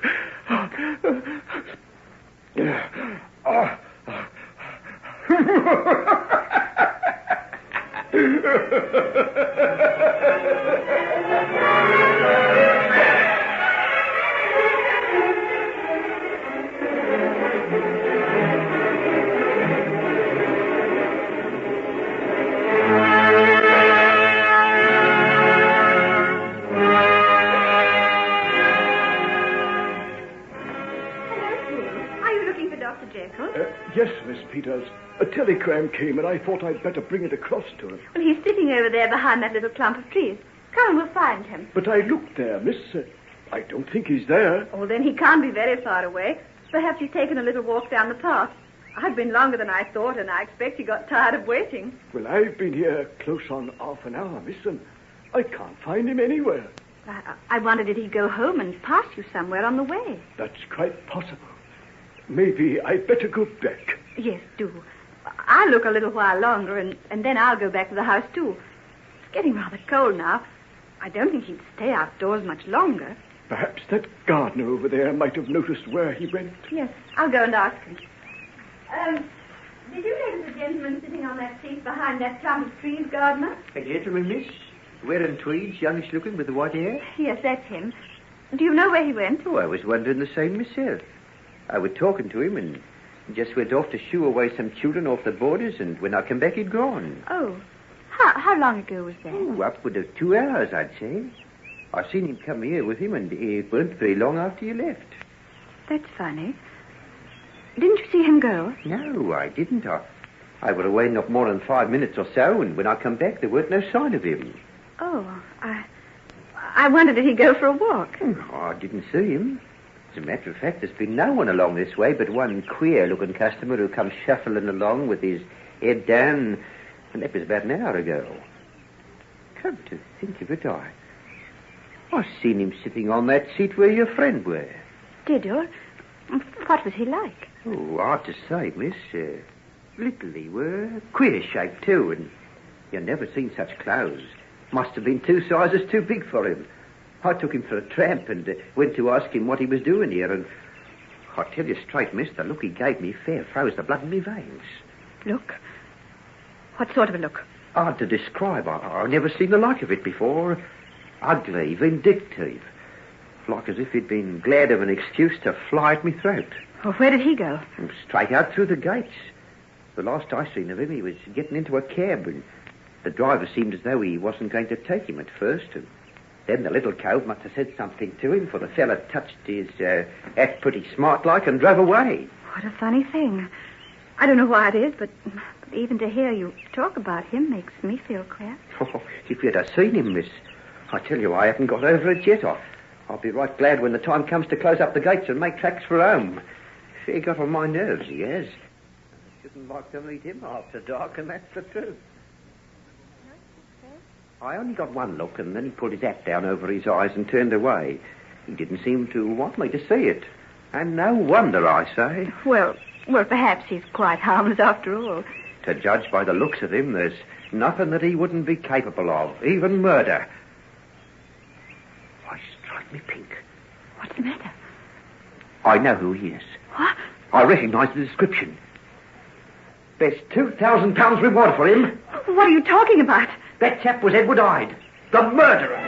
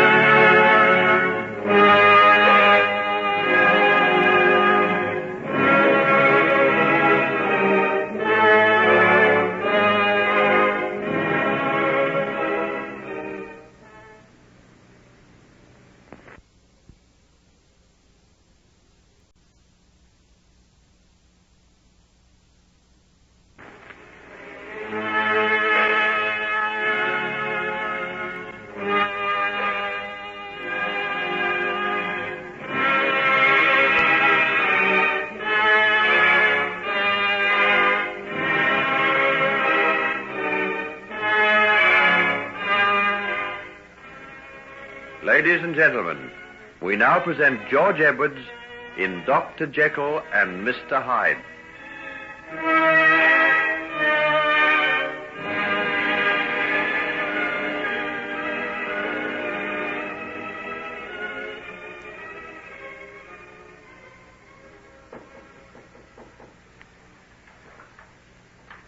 Oh, Miss Peters, I'm that glad to see you. Have you had any word from the master? Yes, well, I've had a letter. So have I, miss. Won't you step inside and see what's to be done? I've got a man with me, Poole. A locksmith. A locksmith? Yes, but I'll explain about it later. He's outside on the footpath. Tell him to come in and then come to me in the doctor's library, will you? Certainly, miss. Will you come inside, my man? There. Let's take a seat in the hall here, and we'll tell you when we need you. All right, Governor. Mind if I put my bag of tools on the carpet? No, that'll be all right. Just put them on the floor. Poole, what does your letter say? It doesn't say very much, Miss Peters. Just to expect a visit from you and to do everything in my power to help you carry out certain instructions. Here it is, miss, if you'd like to see it. When did you get it? About an hour ago. It was delivered by messenger. A bit of a boy who just pushed it into my hand and ran away before I could ask him anything. That's how I got mine. Oh, Poole, I'm frightened. I feel certain something terrible's happened to the doctor. Listen to what he says in the letter he wrote to me. My life, my honor, my reason depend upon you. If you fail me tonight, I'm lost. No matter what may try to prevent you, do as I ask you. Otherwise, a fate so terrible will descend upon me that I cannot bring myself to put it down on paper. Mercy on me. Whatever can he mean? Let me read the rest of it. Find a reliable locksmith and go at once to my house. Poole, my butler, has his orders and will help you in what you have now to do.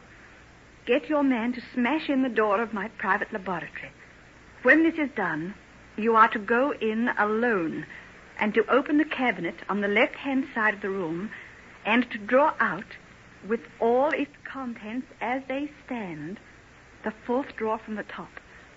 This drawer I beg of you to carry back to your room in Bloomsbury exactly as it stands. At midnight, I ask you to be alone and to admit with your own hand a man who will present himself in my name. Place in his hands the drawer you will have brought from my house, and you will have earned my undying gratitude. Do not fail me. Think of me at this hour, in a strange place, laboring under a blackness of distress that no fancy can exaggerate. And yet, if you will faithfully do as I ask, my troubles will roll away like a story that is told. Serve me, my dear Helen, and save your unhappy friend, Henry Jekyll. Why, whatever can it mean? Heaven only knows, Poole. But one thing is clear. We must do as he asks and get him the drawer without any delay. Come along, then. I'll tell the man and we'll go out to the laboratory. Have you got a lantern? I'll get one. I think I'd also better get an axe. That door is very thick and strong. Oh, then get it. It's now nearly 10 o'clock, and I've got to be back in my room by midnight. There's no time to be lost.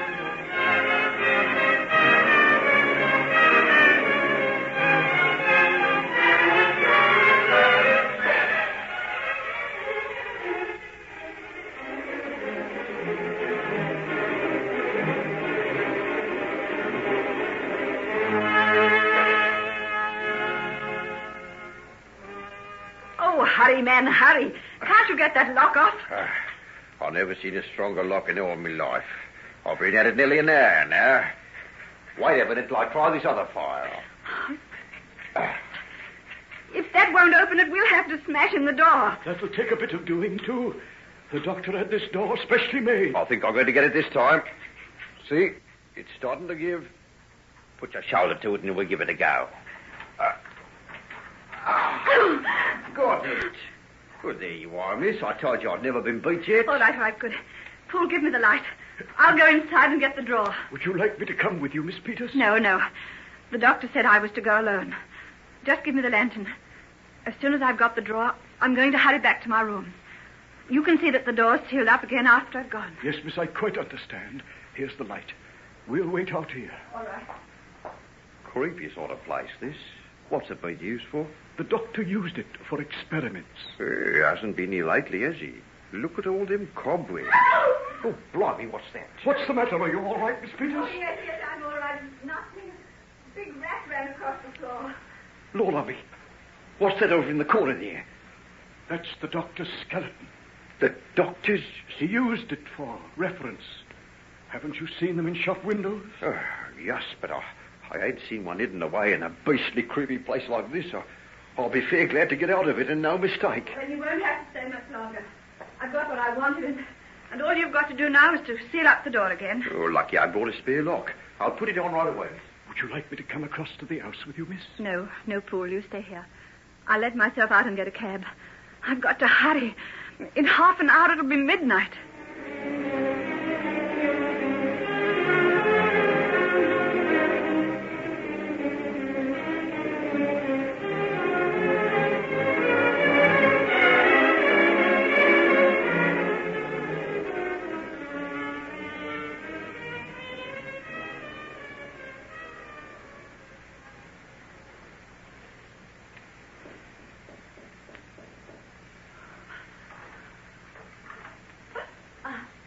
Are you from Dr. Jekyll?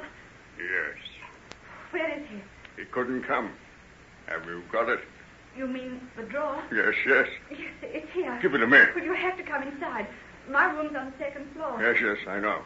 Let me in and shut the door. Quickly, quickly. Isn't that a policeman coming along the street shining his bullseye on the doors? Yes, it is. Here, let me in and shut the door. Is everyone asleep? Yes, I think so. Then take me upstairs. No, I'd rather that you waited here. Don't keep me here arguing. Take me upstairs and into your room. Some fool may come blundering out here. Do as I say. How dare you talk to me like that? I'm sorry. I apologize. You must forgive me. It's on account of my anxiety. You don't understand. But my friend, Dr. Jekyll... He's ill? Desperately ill. If I don't soon take him the contents of that drawer, it may be too late. Well, then come at once. I shouldn't have kept you waiting a moment. Can't I come with you? Surely I can do something to help him. He only needs the contents of that drawer. But if he's so ill... No, be guided by me. Keep away from him. Very well, if you're so sure. Here's my room. Come in and I'll give you what you want. Where is it, for pity's sake? Tell me where it is. It's here, under that sheet. Is that what you came for? Yes, that's it. I was afraid there might have been some mistake. It's all there. The powders, the tincture, and the book containing the formula. What's the matter? Are you ill? You look like death. When a man has faced the horror that I have, you can't begin to imagine what it means to see these things. They are all that stands between heaven and hell. I cannot begin to thank you for what you've done. Then you must tell me where Henry Jekyll is. I insist. I'm his fiancée. I've got the right to know. No, I cannot tell you. Then you'll not take that drawer. Wait till you do. Give it to me. Give it to me. I say, oh, by heaven. You can't. You can't. Who's that? I don't know. Is it anyone for you? Not at this hour. Open the window and see who it is. Who's there? What do you want? I want you to open this door. Who are you? The police. The police. Ask him what he wants. What do you want? I have a warrant for the arrest of Edward Hyde. We trailed him to this house. He went in this door not 5 minutes ago. No. It's you. You're Edward Hyde, the murderer. Don't let them in. Don't let them in. If you do, it's the end of Jekyll, too. What am I to do? What are you to do? Oh. Have you a measuring glass? Yes. Give it to me. Give it to me. Quickly. Quickly. Here it is. Turn up the light so that I can see to measure out a dose of this tincture. What are you going to do? Oh, do as I say. Do as I say and ask no questions. 3, 4, 5, 6 drops. Now the salts. The mixture starts to work.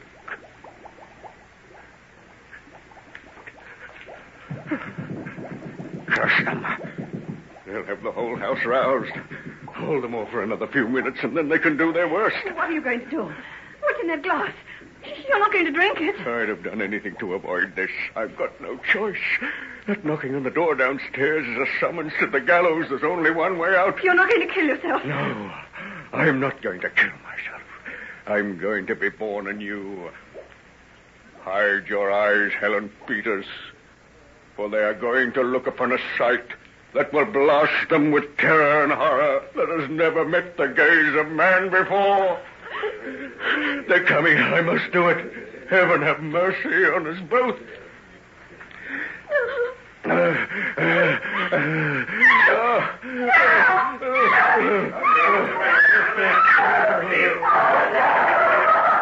wrong in there?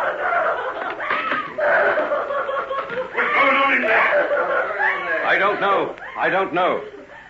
She got suddenly terrified when she heard the banging at the door. I've done my best to calm her, but she seems to be quite beyond control. And who are you? This is my card. I am Dr. Henry Jekyll.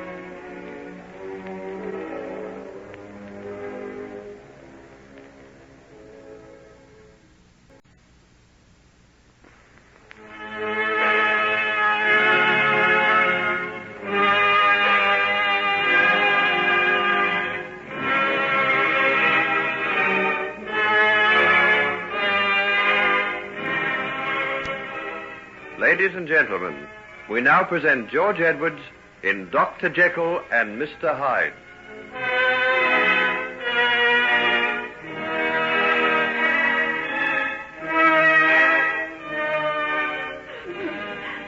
Dr. Jekyll? What are you doing here? I was called in to attend to this young lady. A serious case of hysteria, I'm afraid. I must ask you to leave us as soon as possible. Otherwise, I can't answer for the results. Huh? What's the matter with her? She had a bad fright earlier in the night, and the sound of you knocking on the door downstairs seemed to have had a violent effect on her. Well, I'm sure I'm very sorry, but we had our orders. We've got to search this place. A man by the name of Hyde. Edward Hyde, the murderer? That's him. He was seen in Kensington Gardens this afternoon, and it was reported to us. We've traced him all over the place.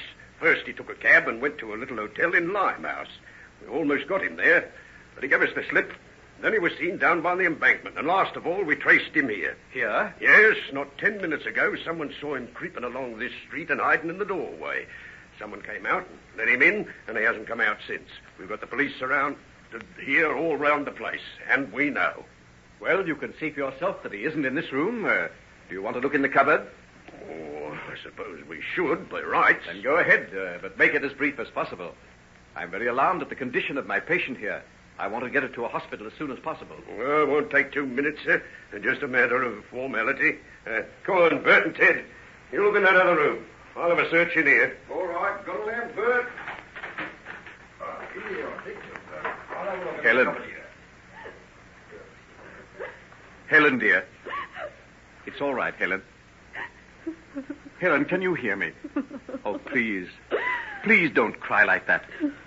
There's nothing to be afraid of. It's Henry. Don't you know me? Don't look too good, does she? No. I must have help, but I don't like to leave her. Do you think one of your men could get me some sort of a cab? I've got to get her into a hospital. Do you think she'll be all right, sir? Well, what do you mean? Well, she looks to me as though she's, well, what you might say, sort of lost her reason. Don't say that. Why, what do you know about it? She's had a bad shock and nothing more. She'll be all right if only you'll do as I ask and not stand there gaping. Oh, I'm sorry, sir. No offense meant. I'll go down and speak to the sergeant right away. Helen. Oh, Helen, my poor darling. Oh, don't say I've done this frightful thing to you. Must the curse fall on every living creature that I love? Oh, heaven, not this. Not this.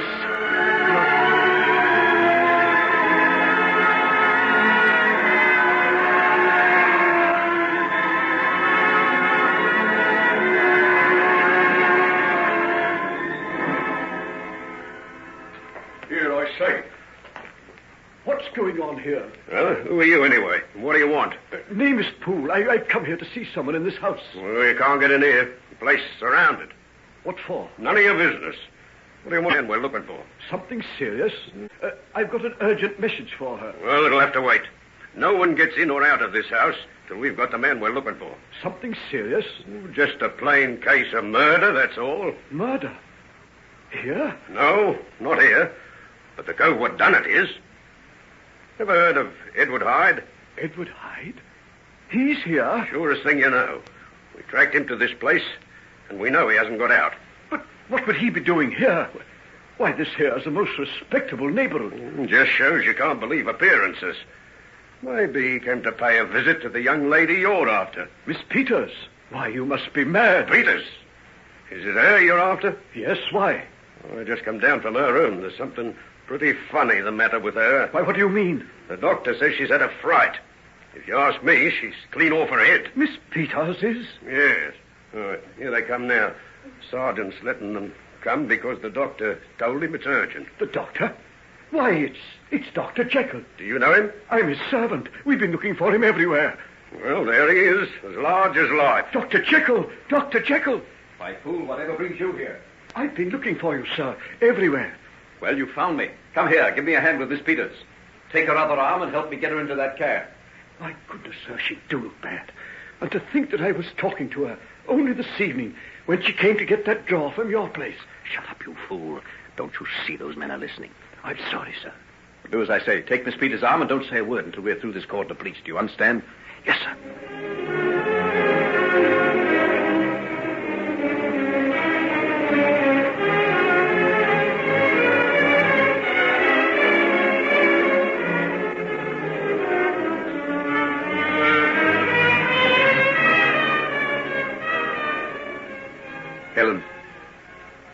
Helen, can you hear me? Yes? Open your eyes and look at me. Where am I? You're in my home. I brought you here 5 days ago. 5 days? I don't remember. Well, don't try to. You've been very ill, but you're getting better now. I'm taking care of you. Are you, Henry? What happened to me? Don't try to think. Just lie there and let me hold your hand in mine. But there's something I want to remember. Something terrible. It's there at the back of my mind, but I can't quite find it. You mustn't. If you try to think and upset yourself, I'll have to give you something to put you to sleep again. You wouldn't want me to have to do that, would you? No. What happened at the clinic? They're doing the best they can. Dr. Lanyon will be back from his honeymoon at the end of next week. And that will make things better. But who's looking after all the sick people? Now, you're not to worry about that. That's how you've made yourself sick. You've been working too hard. You've had a very bad breakdown. I have? Yes. And you've got to take great care of yourself. As soon as you're well enough, I'm going to take you away. How would you like to go to the south of France, or perhaps to Italy? Do you mean that? Of course I do. Now, you just lie there and don't talk. And think of where you'd like to go as soon as you get better. Will you stay here beside me? Well, I'll just go into the next room for a few minutes and have a word with your nurse. Then I'll come back. Don't be long, Henry. I feel afraid of something. I don't know what it is, but I don't want to be alone. I'll come back just as soon as ever I can. Now, close your eyes and don't worry, dear. I'll try. Oh, nurse.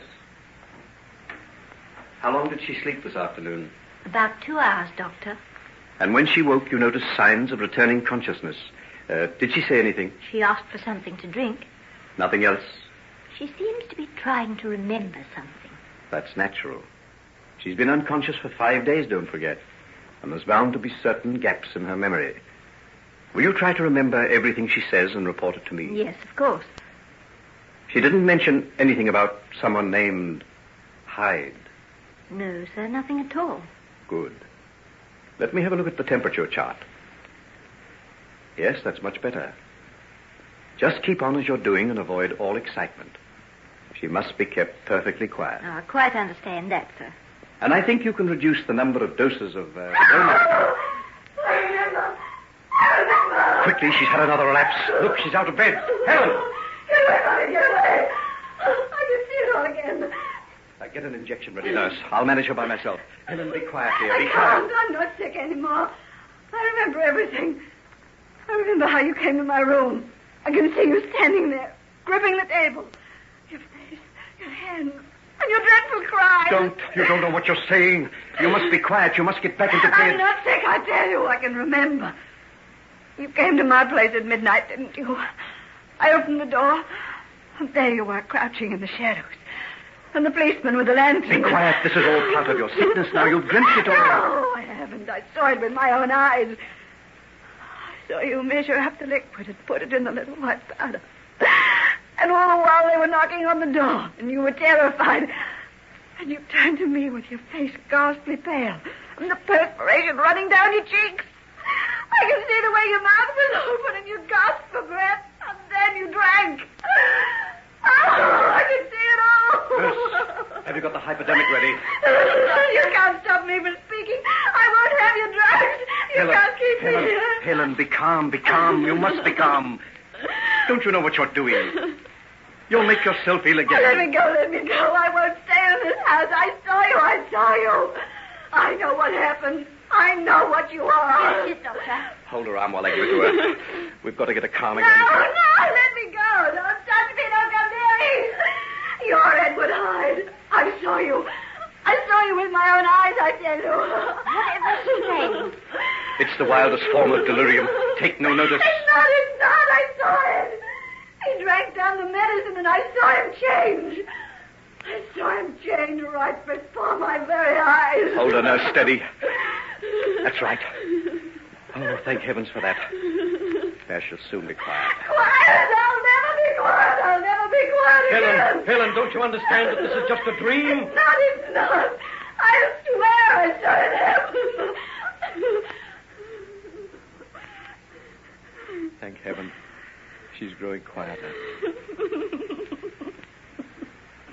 Come and help me lift her into bed. It's the worst time she's ever had. Yes. It's very serious. If there are many more of them. Do you think her mind might be permanently affected? It may be. There. Poor soul. She's gone to sleep.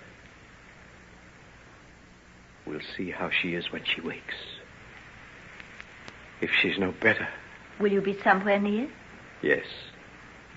I've cancelled all engagements. I won't leave her. No one must attend her but myself, as long as she persists in this mad delusion that I am Edward Hyde.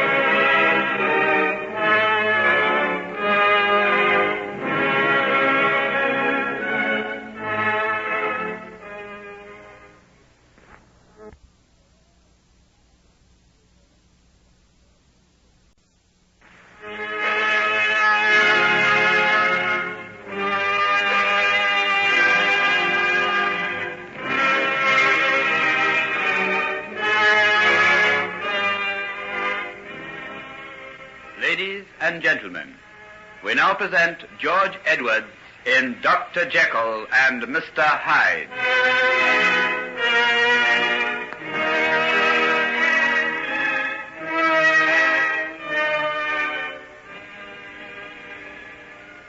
But, Doctor, why can't I see her? I've already told you, Mrs. Peters, that your daughter has had a most serious breakdown.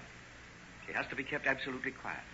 If you were to go in and cause one of her attacks of hysteria, I really couldn't answer for the consequences. I can't believe it somehow. She was perfectly well when I saw her that evening. We had supper together.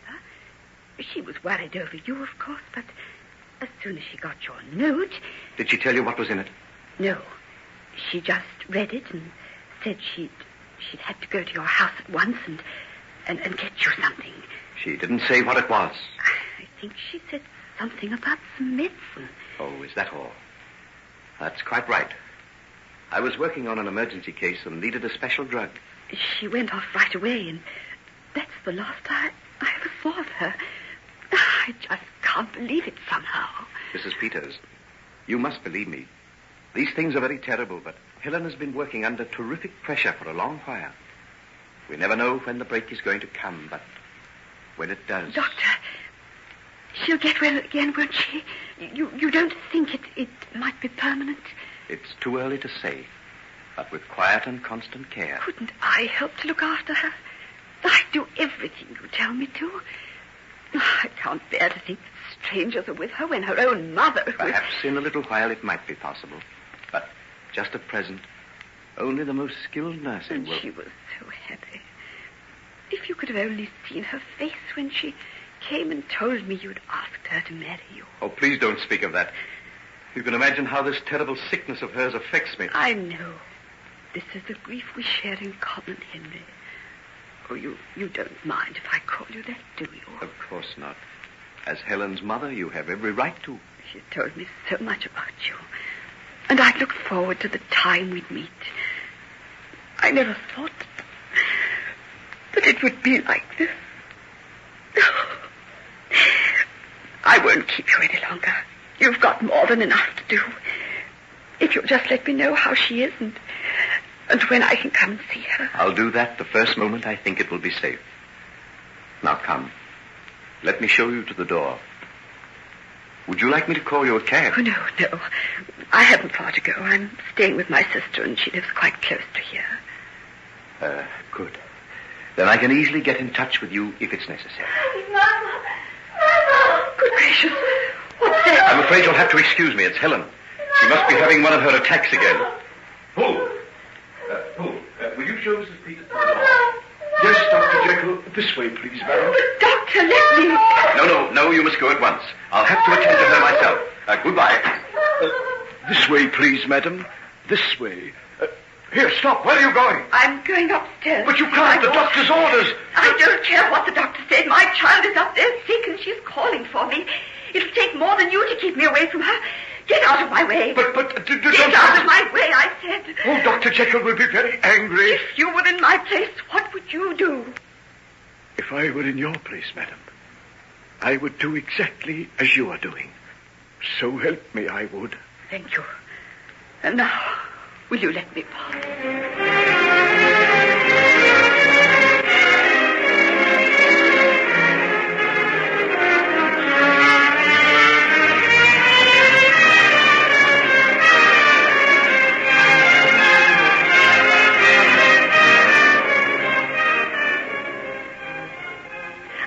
See my mother, I will, and you can't keep me away from her. Helen, dear, your mother is already gone.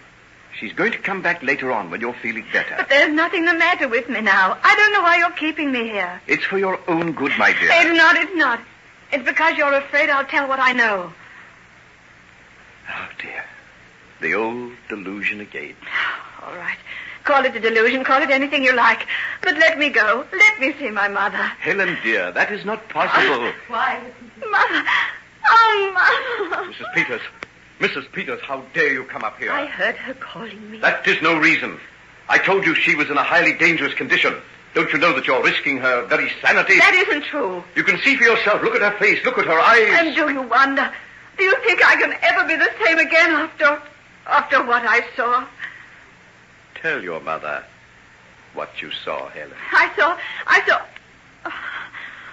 Oh, how can I tell her? No one will believe me. I insist that you tell her. Tell me, Helen. Tell me, dear. Oh, Mother. Oh, perhaps he's right. Perhaps it was a terrible delusion. But tell me, what was it you think you saw?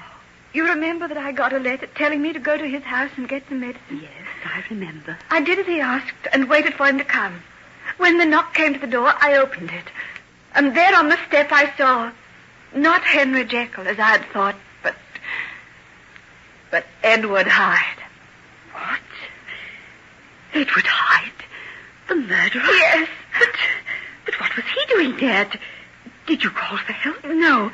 He told me he'd come from Henry. I was frightened and let him come inside. He asked for the drug. He seemed half beside himself with fear and told me something would happen to Henry if he didn't get it. I took him up to my room. Go on. I showed him the drawer which held the drug. And just as he was about to go, we heard a loud knocking on the street door.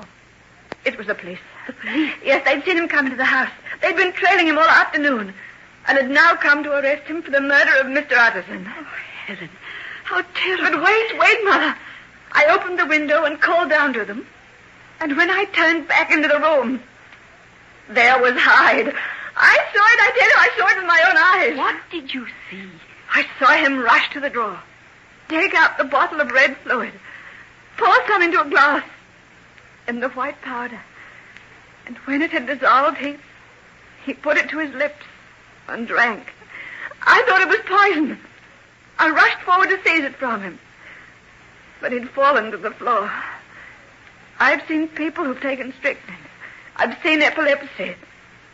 But I've never seen anything so terrible as the seizure that he had then. I just stood there, paralyzed with horror. And then he seemed to change. I can't explain it, but his face seemed to swell up and grow black, and his features seemed to melt and alter. His whole body changed before my very eyes. Everything grew black before me. I sprang away and held my hands before my eyes to hide the horror from them. And when I looked again, he'd got up to his feet, was clinging to the edge of the table. And I swear that what I say is true. The man I saw there, gasping for breath, pale and terrible, was Henry Jekyll. Helen, what are you saying? Now, will you believe me when I tell you that she is completely unbalanced? I'm not. I saw it, I tell you. Helen, dear, you mustn't upset yourself like this. Oh, Henry, what are we going to do about her? I'll give her another sedative and put her to sleep. Sleep? Sleep? You're always putting me to sleep. Why don't you do the job properly and put me to sleep forever? Helen. Oh, Mother, take me away from here. I'm not mad. If he'll let me go, I'll never tell another living soul what I saw. Helen, my dear, Helen. I'll let you go, my dear, as soon as you are well. As soon as you can persuade me that I imagined it all. I'll never believe that, never. Come now. Take this sleeping draught and rest. You've had far too much excitement, my dear. Yes, take it, Helen. It's for your own good, dear. You too, Mother. You too.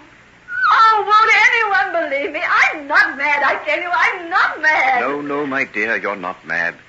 But you're very, very sick. Oh. Now, calm yourself. Now, just drink this down and go to sleep. I'll let your mother come and see you tomorrow. Come now. That's a good girl. Drink it down. That's a good girl. We'll leave you now, my dear. I want to have a little talk to your mother, and then I will come back. Now, will you be all right? Yes, I'm all right. Nurse will look after you. Come, Mrs. Peter. Oh, Henry, this is terrible. You see what I mean? Oh, yes, of course I do. What will be the end of it? I'm hoping that rest and quiet and unremitting care will bring her round. And if not? If this strange delusion doesn't pass, well, we may have to find some way of safeguarding her against herself. You don't mean some sort of home? Well, it's early to think of that, but it may become necessary. Oh, no. Not my lovely, sane girl. Don't you think it breaks my heart as much as yours? This most dreadful thing that has ever happened to me. I'd give my very life if I could make her well again. Have you any idea what made her like this? Yes. I believe that she did open the door and saw Edward Hyde standing there. After all, we have the evidence of the police that he came to that house that night. And do you think he did something to her? I think that the shock and terror of seeing him there may have unbalanced her. So that's another crime against the name of Edward Hyde. I wonder, is there any punishment terrible enough to fit the sins of such a man? There is a punishment awaiting Edward Hyde. That will be more terrible than anything that you could ever imagine. With every hour that passes, it is creeping on him, and he knows, as I do, that there is no escape.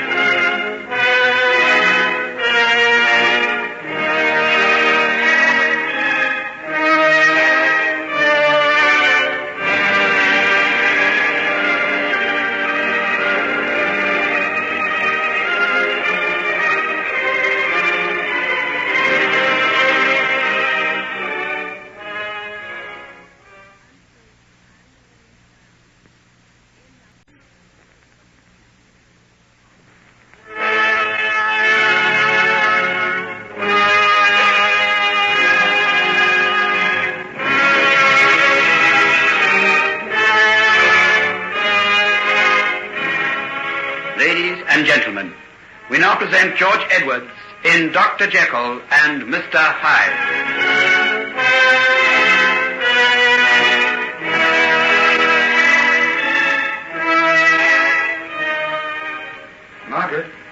Margaret?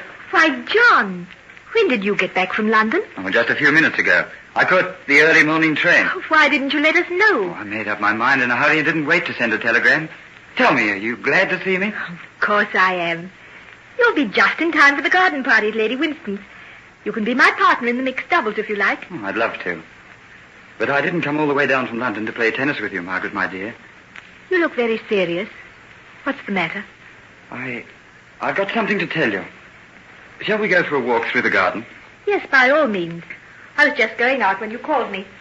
I wanted to pick some delphiniums for your mother's room. You don't know how much I love to see you so much at home down here, Margaret. You just seem as though you belong. Your mother and father make me feel that way. I can't tell you how kind they've been. Of course they have. They love you, that's why. Margaret, Shall we go into the garden? Yes, come along. We'll go out through this door. Tell me what you did in London. Did you have a good time? Not very. Why? I was longing to get back here all the time. I don't have to tell you why, do I? Please, John. You can't stop me, Margaret. I've come down here to say these things to you, and you must hear them. But if I don't want to hear them? Why don't you? Margaret, it's months now since I spoke of this. You asked me to give you time. Haven't I been patient long enough? You've been marvelous. Don't think I'm not grateful. Grateful? Do you think it's gratitude I want from you? Margaret, look at me. I've reached a decision. I'm not going to stand by and see you let the best years of your life go by for the sake of a man who I really believe is absolutely worthless. Why do you say that? Because of certain things I heard in London. What were they? Don't look at me like that. I'm not merely carrying gossip back to you. It's because your happiness and mine is at stake that you've got to know. Very well, then. What is it? A friend of mine, someone whose word I can absolutely trust, was in a jeweler's shop in Bond Street one day last week. Go on. Jekyll came in while he was there. He had a woman with him. They were buying an engagement ring. What? It's true. He heard it all. They chose a ring of sapphires and went out of the place arm in arm. Oh, don't tell me any more. Don't, please. My dear, I could kill him for hurting you so much. It's all right. Actually, I knew it all along. You knew? Yes. I saw him when I was in town a few weeks ago. He told me then. That's why you came back looking so white and strained. Oh, why didn't you tell me? What could you have done? Couldn't I have helped a little bit? Doesn't the fact that I love you and would do anything in the world to make you happy count for anything? Indeed it does.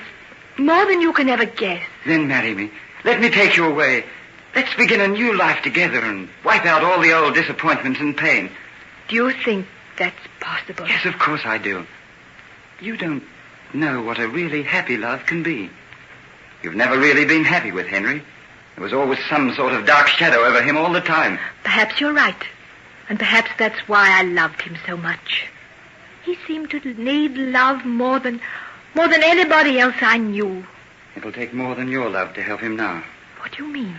Well, I don't know exactly. But there are strange stories about him. People are beginning to whisper. What about? What has he done? He's been drinking. He failed to attend an important operation at a hospital. I caught sight of him for a moment only yesterday, and I was astounded at the change in him. Then something must be wrong. He'd never do that unless there was. Yes, there's something wrong, all right. There's always been something wrong with him. Some queer, sinister streak in him that's coming to the fore.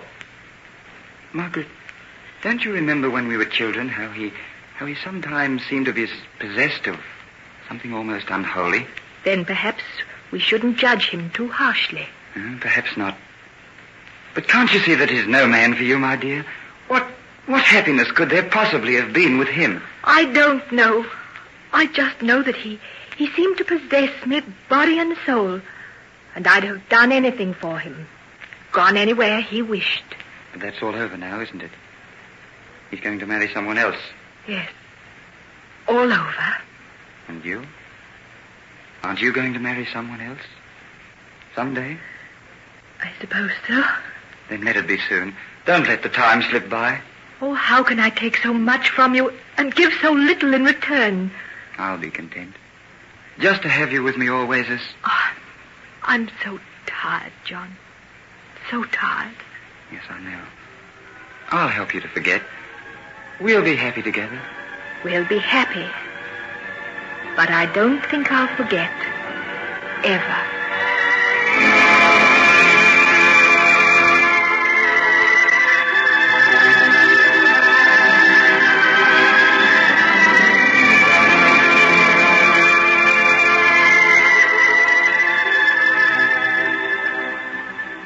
Helen, will you talk to me for a while?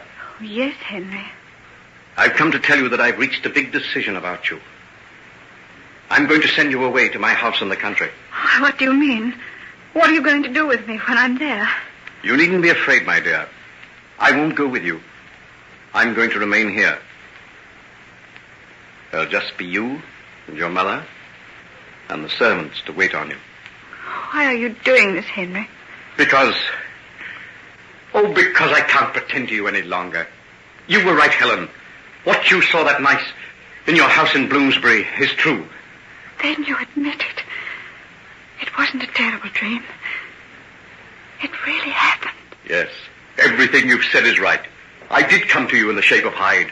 I did take that dreadful dose, and you saw me change back into Henry Jekyll with your own eyes. No. In spite of myself, I've begun to believe you. I've begun to think that it wasn't possible. I know that. But something happened last night that makes it impossible for me to go on deceiving you. Henry, you look terrible. You're pale and trembling.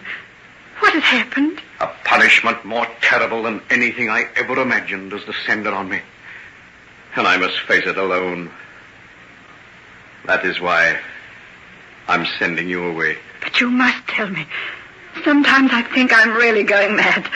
I know what I saw, yet I know it isn't possible. In the realm of science, my dear, nothing is impossible.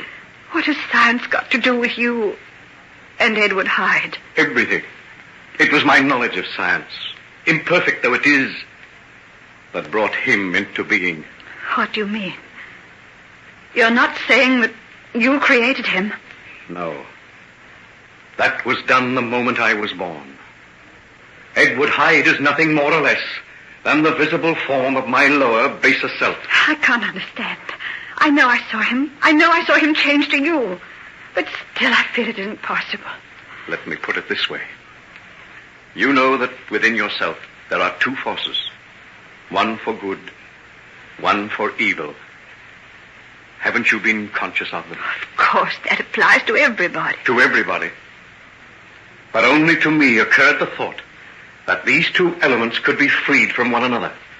The evil to follow his inclinations, the good to pursue his highest ideals, without the constant urge to abandon the austere path of the spirit and indulge to the full the flesh. Henry, when I hear you speak like that, when I see your face as it is now, all the horror of the past few days vanishes. You're once more the man I loved and worked with. I can see again the tender, compassionate face of the saint, bending over the suffering men and women who came to you for help. Can't we forget all that happened? Can't we go back to the clinic again? They're waiting for you, Henry. I can never go back again. Why? You can't desert them. Think how they need you. Who'll look after them if you're not there? I hope that you and my friend Hugh Lanyon will take my place. But why? Why? I don't understand what you've been telling me. It seems like some sort of nightmare. Oh, if only it was. If only I could wake and realize that the horror that possesses me was nothing more than a dreadful vision of the night. Henry, tell me, what is it that makes you shudder and turn pale? I've brought this terrible fate on myself. Therefore, I must endure it alone. But what is it? What? In the beginning, it was Jekyll who was stronger than Hyde. And now it is the other way. Hyde is the master. I am now his slave. But how? He takes possession of me any time he likes. No. At one time, he could only appear when I took the medicine. Now I have to take it to change myself back into Jekyll. Oh. It happens more and more frequently. I have to take stronger and stronger doses, even to the danger of my life. Henry, no. Oh, no. Oh, don't cry, dear. Don't cry, dear. I had no right to tell you. Yes, you had. I wanted to know. We'll fight it together. There must be some way. None that I know of. You must go on taking the medicine. You must fight against him all the time. But I can't fight. I can't fight. I feel myself growing weaker. Weaker after each attack.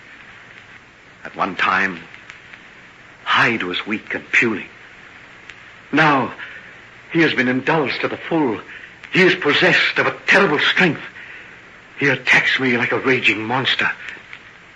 I have no power to resist him. Perhaps if I were with you. No, never dream of such a thing. I couldn't answer for what might happen. He's now so vile, I dare not let him loose. As soon as I feel the first shudders that warn me of his coming, I have to lock myself in my laboratory, where no one ever comes, and where I keep the drugs that can restore me back to sanity. But as long as you have that... Ah, yes, as long as I have it. And there lies my horror and my final dreadful doom. I have only enough of the original for 3 more doses. 3 more doses. And though I have ransacked London, there is no more to be had.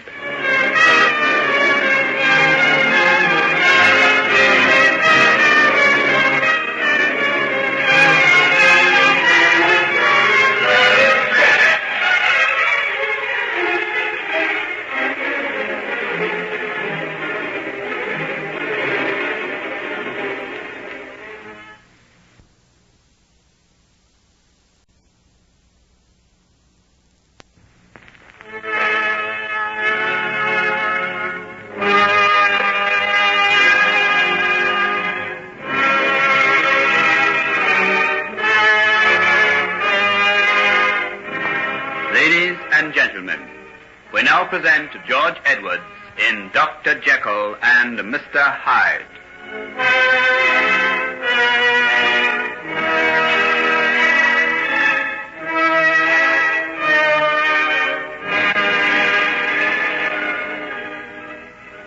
Three more doses, and then the end. Either I must remain forever hidden from the sight of men, or go out and meet my punishment on the gallows. Oh, it's impossible.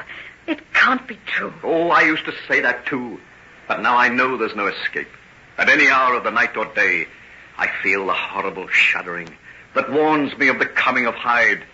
If I fall asleep, I always wake as Hyde. He creeps on me if I leave myself unguarded for a moment. He plays the most fiendish tricks on me. I have no peace, no soul of my own. He possesses me like a demon, which only the power of the drug can drive out. And soon, I won't have that. But there must be more. Where did you get it before? I got it from a wholesale chemist several years ago. And have you asked them for more? I've had every chemist in England searching for it. It was a rare kind of mineral salt that came from the Ural Mountains. And can't they get any more? They can. They can supply me with unlimited quantities, but it's useless. It doesn't have the least effect. But why? Isn't it the same? Well, they swear it is. I can only conclude that the first lot I had was imperfect, in some way that no one knows anything about. There was another element mixed with the essential salts. What it was, I haven't the slightest idea. But it was that mysterious, unknown chemical that gave me the power to split myself in two, and without which I am lost. You mustn't give up. We'll find some more. But when? The amount I've left will last me at most another 2 days. And that's only if I remain awake the whole time and never relax my vigilance for an instant. Oh, Henry, my dear, my dear. When the end comes, Helen, the thought of your bravery and loyalty will be the last thoughts to sustain me. Nothing could have been more fine, nor nobler than you. But I'm afraid for you. You must go. I can't tell you of the baseness of the creature I become when Hyde possesses me. There are thoughts of you, but... Oh, don't let us speak of that. One thing is certain. You must go. You mean now? Yes, now, at once. At any moment I may cease to be the man you know. I can't leave you alone like this. Oh, don't ignore what I say. You must go. I insist on it. Pack your things. I've already told my coachman to have the carriage waiting for you. He'll take you to your mother's house. Tomorrow, he'll call again and take you to the train. I'll make all the arrangements for you to stay at my house in Norfolk. It's yours. I've made out the deeds. I want you to live there as long as you like. But Don't say anything. There's no time for explanations. I've done what I could in the little time that's left. It comforted me a little to feel that I could provide for you and make you free from want for the rest of your life. And now, you want me to go? You must. This is farewell. It has to be. Goodbye, my love. Think of me. And pray for me. Day and night. And if you send for me, no matter when or where... Never. I forbid you to come. You must never come near me. It would be Hyde who sent the message. After tomorrow, there shall be no more of Henry Jekyll. This side of eternity.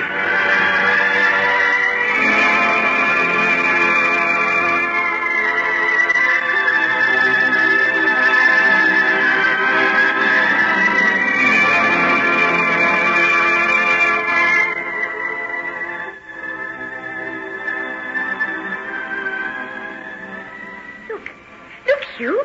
I can see him. Oh, see who? The skylark. See, he's right above us.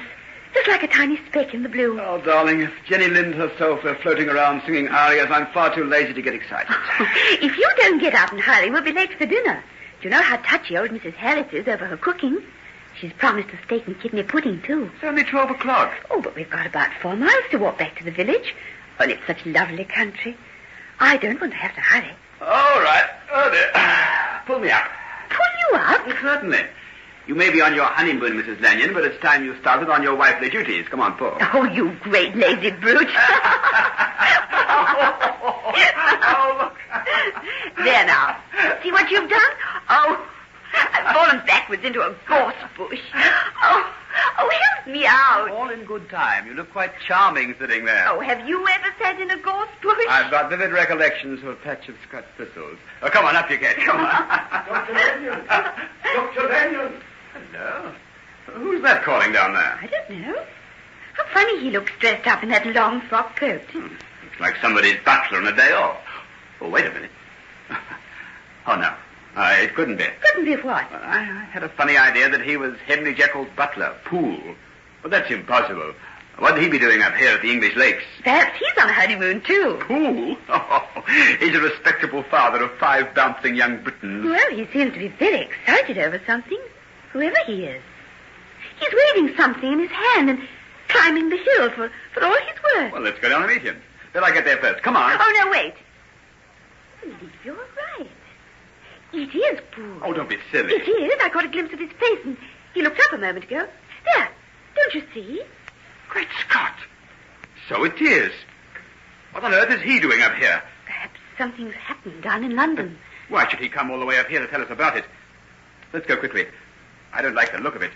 There must be something very much the matter to drag Poole out of his native haunts. Give me your hand. We'll take the short-cut down the slope. Oh, Dr. Lanyon, sir. Thank heaven I found you. What are you doing here? I've come all the way to tell you. I tried to put it in a letter, but it didn't seem possible. What didn't? What's the matter? I don't know, sir, and that's the plain truth. But it's Dr. Jekyll. There is something happened to him. I don't know what it is. For heaven's sake, man, put it in words. Is he ill? Has he disappeared? No, sir. He's at home. Or he was when I left. But he shut himself up in the inner room of his laboratory, and he won't come out. What? I know you'll find it hard to believe, sir. That's why I didn't feel that writing a letter was any use. I had to tell you myself. Well, sit down and tell me. Nancy, you don't mind if we're a little late for Mrs. Harris's beefsteak pudding? Oh, of course not. This is far more important. Oh, indeed, ma'am. You don't know how urgent. Something's happened to the master, though what it is, heaven alone knows. Now, start at the beginning, Poole, and tell us all you know. Well, you know the doctor's way, sir. How he likes to shut himself away in that room and work on his experiments. Well, I didn't take no notice for the first few days. And then when he wrote a note telling me to put his food on a tray and leave it outside the door, and on no account to stay there or allow anyone to come near the place, I began to get worried, and no mistake. But why should he want his food put on a tray? I don't know, sir. Unless it was that he didn't want to see or be seen by anyone. This is fantastic. You're not imagining all this. I only wish I was. Look, I brought the note to show you. Read it for yourself. Put my food on a tray outside the door of my laboratory. As soon as you have done this, go away at once and do not return under any pretext whatever for at least an hour. In addition to this, do not allow any other person besides yourself to come near the building. These are my explicit instructions and must not be disobeyed. Henry Jekyll. Oh, good heavens. You see, sir. And what's happening while you're away? Well, I had to take a chance. I felt I couldn't get along without your help, Dr. Lanyon. So I got my wife to take the food across. I know the doctor will be angry, but I can't help that. Tell me the rest. Well, sir, it's nearly a week now since he last came out. I can't tell you the awful feeling that's been over us all. We've been creeping round the house as though someone died. 2 of the maids gave notice. I've given orders for lights to be kept burning all night. But that's all nonsense. The doctor probably engaged in some very difficult work. He just doesn't want to be disturbed. Oh, I wish I could think that, Mrs. Lanyon, and that's the truth. And what do you think has happened? It's my belief, sir. There's been foul play. Foul play? What on earth do you mean? Oh, I daren't name it, sir. But I beg of you that you'll come back to London right away and help me find out. Of course I'll come back with you. But tell me what you mean. All this sounds like some sort of nightmare. That's just what it is, sir. The sort of thing that makes you wake up in the night in a cold sweat of fear. I tell you, sir, there's not one of us who'd venture across that courtyard and into the little building after darkness falls. Not if you was to give us £1,000. But why? Why? Wait till you've heard. Though I hope for your sake that you never will. Well, heard what? The dreadful cries and the moans that come out through the door. All this week, him or it or whatever it is that hides in that room has been crying night and day for some sort of medicine and cannot get it. Every time I go there with the food, I find sheets of people lying waiting for me. Every one of them telling me to go to some chemist to try and find the drug he wants. Have you got one of those notes? Yes. Here it is. And this is written in the doctor's hand. I'd know it anywhere. That's true, sir. And what happens when you take it to the chemist? Oh, they're sick of the sight of me, one and all. They tell me they've sent what he asked for, but he returns it, saying it's not the right sort. Don't you see what's written at the bottom of the note I've given you?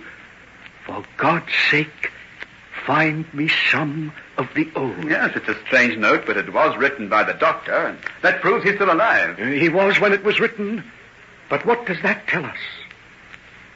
Dr. Lanyon, I've seen him. Seen him?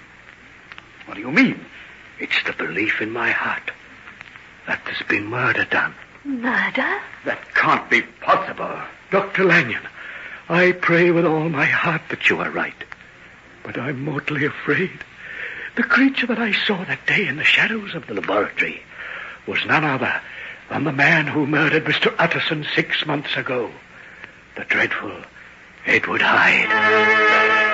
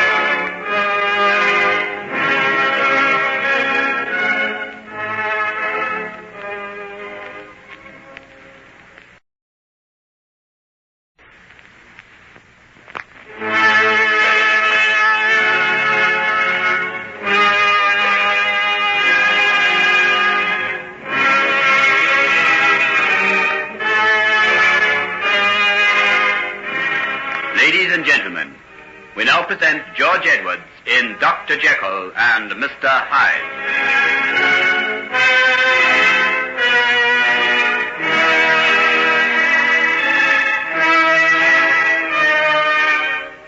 I tell you, sir, I'm making no mistake. The hideous creature I saw scuttle up the stairs and through the laboratory door was Hyde. I'd know him anywhere. Haven't I had to wait on him when he came to stay in the doctor's house? I don't doubt you, fool, but what on earth is he doing in Dr. Jekyll's laboratory? The man's been hunted in every corner of the kingdom. There's £2,000 reward offered for his capture. How could Henry Jekyll hide such a creature? I would never have come up here if the need wasn't desperate. Oh, I've been driven half distracted, sir. What with the worry of Dr. Jekyll and the poor people coming ringing at the door asking for him. What poor people? The people from the clinic, sir. They're lost without him, and that's the truth. Oh, it'd fair wring your heart, it would, to hear the way they plead for him to come and look after their sick. But what's happened?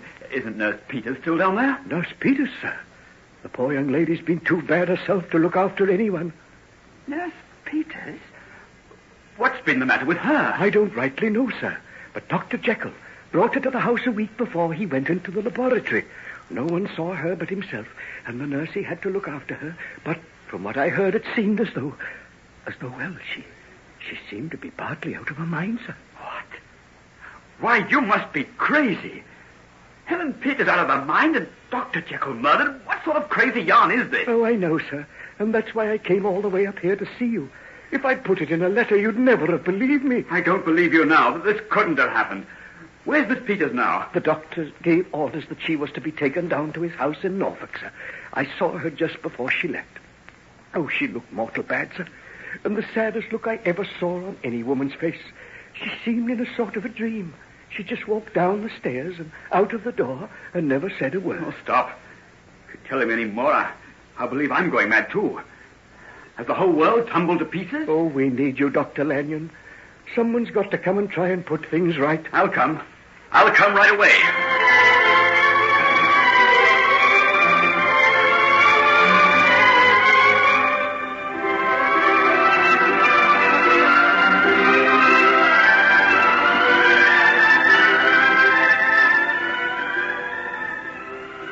Helen, dear, here's a letter for you. Do you feel well enough to read it? Yes, Mother, I'll read it. That's a good girl. You're looking ever so much better today.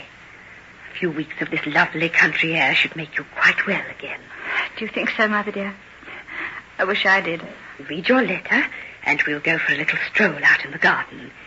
You never saw anything like the delphiniums and the roses. And they'll make you better just to see them. Do you know, there's the dearest little pony cart and an old fat cob in the stables. I was talking to the head groom about it this morning. How would you like to go for a drive through the park? The trees are looking lovely. Just the fern, the little tinge of ferns and faint tinge of the autumn. Why, dear, what's the matter? Is the bad news in the letter? No. You may read it if you like. What is it? Why, it's some sort of document. A deed of gift. Yes, from Henry. He's given me this house and the parklands and all the land. He told me he was doing that before we said goodbye. Helen, dearest, don't cry. You mustn't upset yourself. This was done to make you happy, not to cause you any pain. Happy? No, I don't think Henry expected me to be happy. My darling, I wish I could tell you what... I wish you could tell me what happened between you. Is it so final?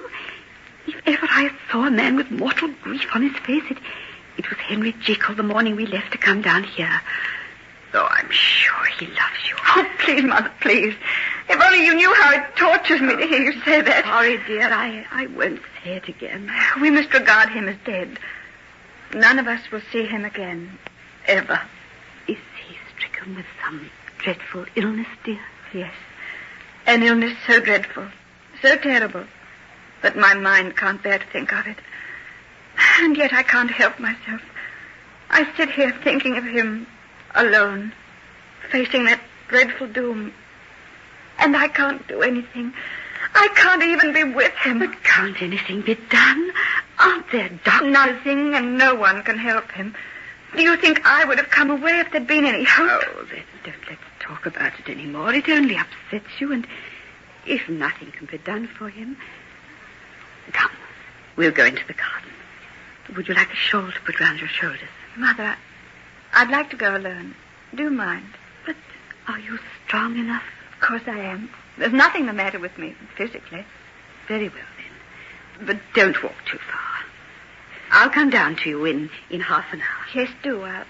I'll be down under that beech tree at the end of the lawn. I think perhaps I'd better wear a coat. It might turn cold. Yes, do. Now take care of yourself. I will. Goodbye.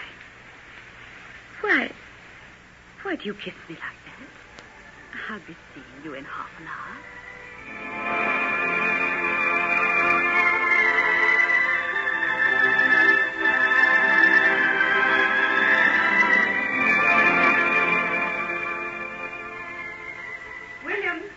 Williams, my mother was telling me that you've got a pony cart and cob here that I could drive.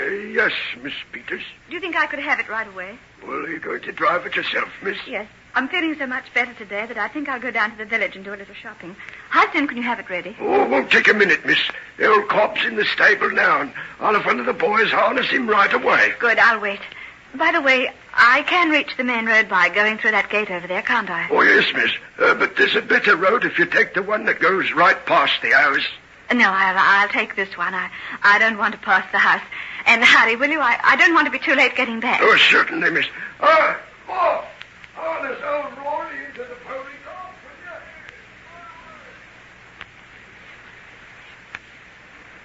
Porter, I want to go to London. Can you tell me when I can catch a train? Yeah, you're dead lucky, miss. There's one due right now. It'll take you as far as Norwich, and then you'll get the express. Oh. Oh, there she is, coming up to the crossing now.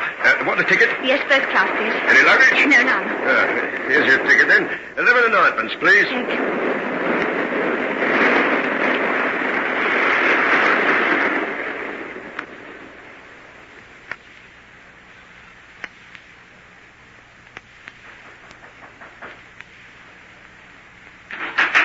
Yes?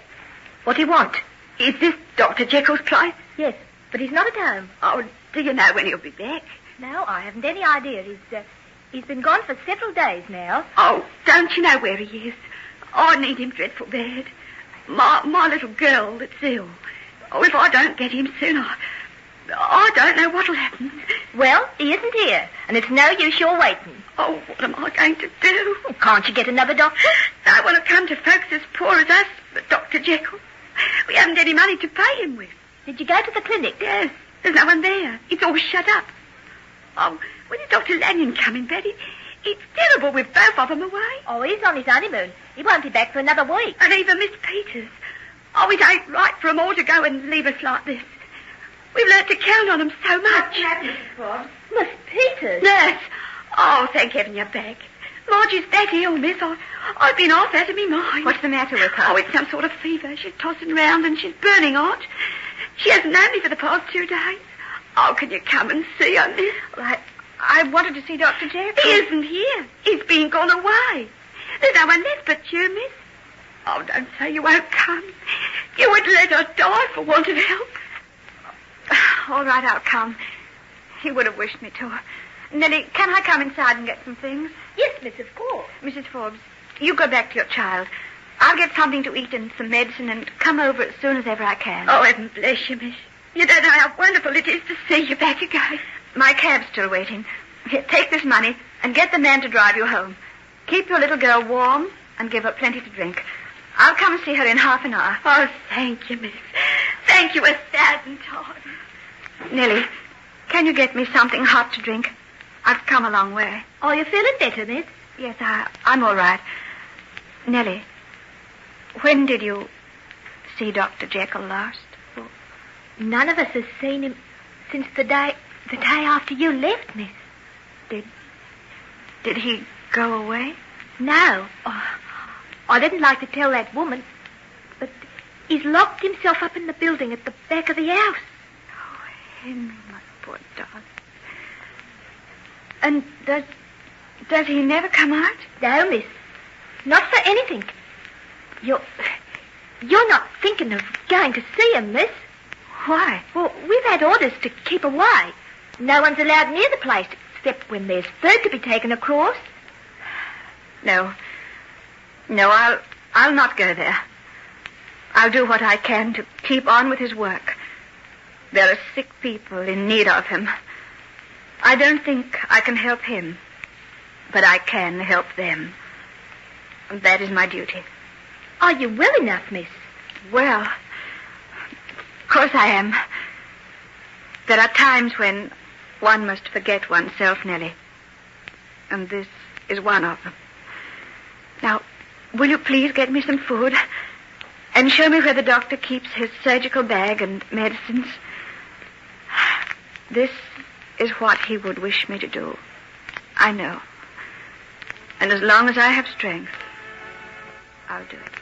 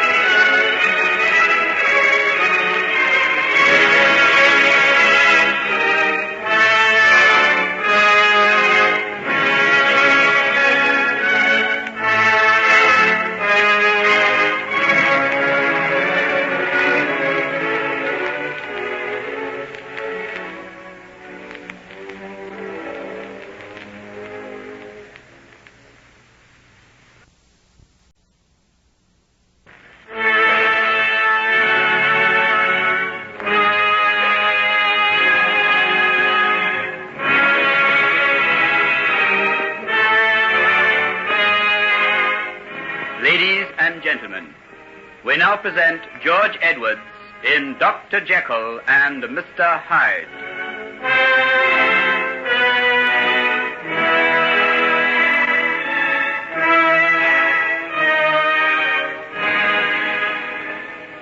Let me see now. I'll want this little box of medicines, the thermometer, a stethoscope, some cotton wool.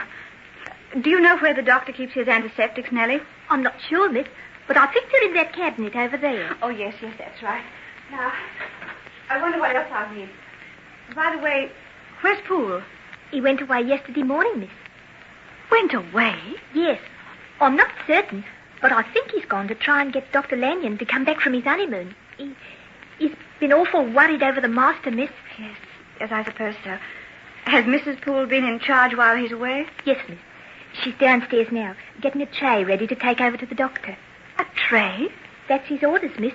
3 times a day, food's to be taken over to him. It's to be placed outside the door, and then whoever goes over with it is to leave at once. We never see him, miss. There's the empty tray waiting for us when we get back, and not another sign. I see. There's Mrs. Poole coming up with his supper now, miss. Will I tell her you're here? No. I'll go out and see her myself. Ask someone to get me a cab, will you? I must hurry away as soon as I can. Yes, miss. I'll do it right away. Thank you. Mrs. Poole? Lord, Miss Peters, how you gave me a start. I never dreamt of seeing you back here so soon. Are you feeling better, miss? Yes, I'm all right. There was nothing really the matter with me. I only needed a little rest. Tell me, Mrs. Poole, have you seen Dr. Jekyll? No, miss. None of us has. Not since the night after you left. And how was he then? Oh, dreadful, moody and depressed, miss. Never touched a bite of his food and didn't say a word to no one. Poole told me that he spent most of the night in his study writing letters. Round about daybreak, he heard him pacing up and down like as if he had something terrible on his mind. Yes. Go on. Well, you know, miss, that Poole's never the one to pry on his master. But the fact is that he was that worried he never slept a wink the whole night through. At last he got that bad that he got up out of his bed. Did he see the doctor? No, miss, but he heard him. He came back pale and trembling and sat on the edge of the bed not knowing what to do. He told me that he heard the doctor sobbing down in that empty room and it fair broke his heart to listen to. Oh, if only I'd been here. Well, I don't know that you could have helped, miss. It wasn't long after that we both of us heard him slam the door that leads to the courtyard at the back of the house. Then we heard his footsteps going over the paving stones and the sound of his key in the lock of that building where his laboratory is. I don't know why it was, miss, but both of us held our breath. There seemed to be something strange about the sound of his footsteps dragging slow and terrible across them stones.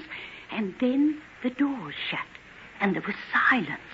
And there's not been any one of us has set our eyes on him from that time on. Oh, Miss Peters, what do you think's come over him? I don't know, Mrs. Poole. I don't know. But we must do as he says. Leave him alone and hope and pray that it will pass. Will you come out with me now? I daresn't go alone. I always get one of the maids to come with me. Why? What are you afraid of? Wait till you hear. Hear what? Come with me now and listen for yourself. It's time I took this food across. I daresn't be a minute late. All right. Wait a minute. I'll open the door. Oh, listen to that wind. Oh, I hate this courtyard. Always damp and never gets the sun. Look, the sky's quite bright, but it's dark in here already. Mind where you're going. Them stones are full of holes. Look. What? Oh, it's him, sitting at the window. Oh, the poor gentleman, how pale and ill he looks. Oh. He hasn't seen us yet. Don't move. Stay in the doorway, and I'll go and speak to him. Henry? Henry? Helen, what are you doing here? I came to see you, Henry. I heard that you were sick. I'm so glad to see you, dear. You must go away, Helen. Please don't send me away. I just want to be near you in case there's anything that I can do. No, it's quite impossible. You can do nothing. I beg of you to go. Now, at once. But why? Because... Oh, Helen! Henry! Henry, what's the matter? Oh, Miss Peters, Miss Peters. Oh, what does it mean? Did you see? Yes. What's come over him? That look on his face before he shut the window down. It froze the very blood in me veins. Listen. Oh, that's it. That's what we've been hearing all the week. Day and night it is.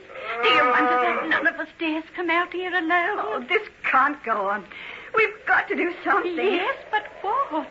That's why Poole's gone for Dr. Lanyon. We had to have some help. Oh, but he mightn't be here for days.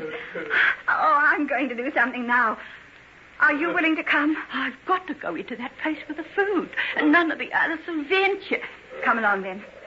We'll go together. Oh, just listen to that wind. Oh. Heavens. Dark in here. I can hardly see a thing. There's a lantern just inside the door. Wait a minute till I light it. There. Oh, that's better. Now, you wait here. Where are you going, Miss Peters? I'm going to speak to him through the door. Oh, no, you mustn't. Don't you realize that something dreadful has happened to Dr. Jekyll? You expect me to stand by and do nothing about it? But listen to that voice crying in the room up there. Is that Dr. Jekyll? Who else can it be? Whoever it is that's crying out like that, it's never Dr. Jekyll. I've served him 20 years, miss, and I couldn't be deceived.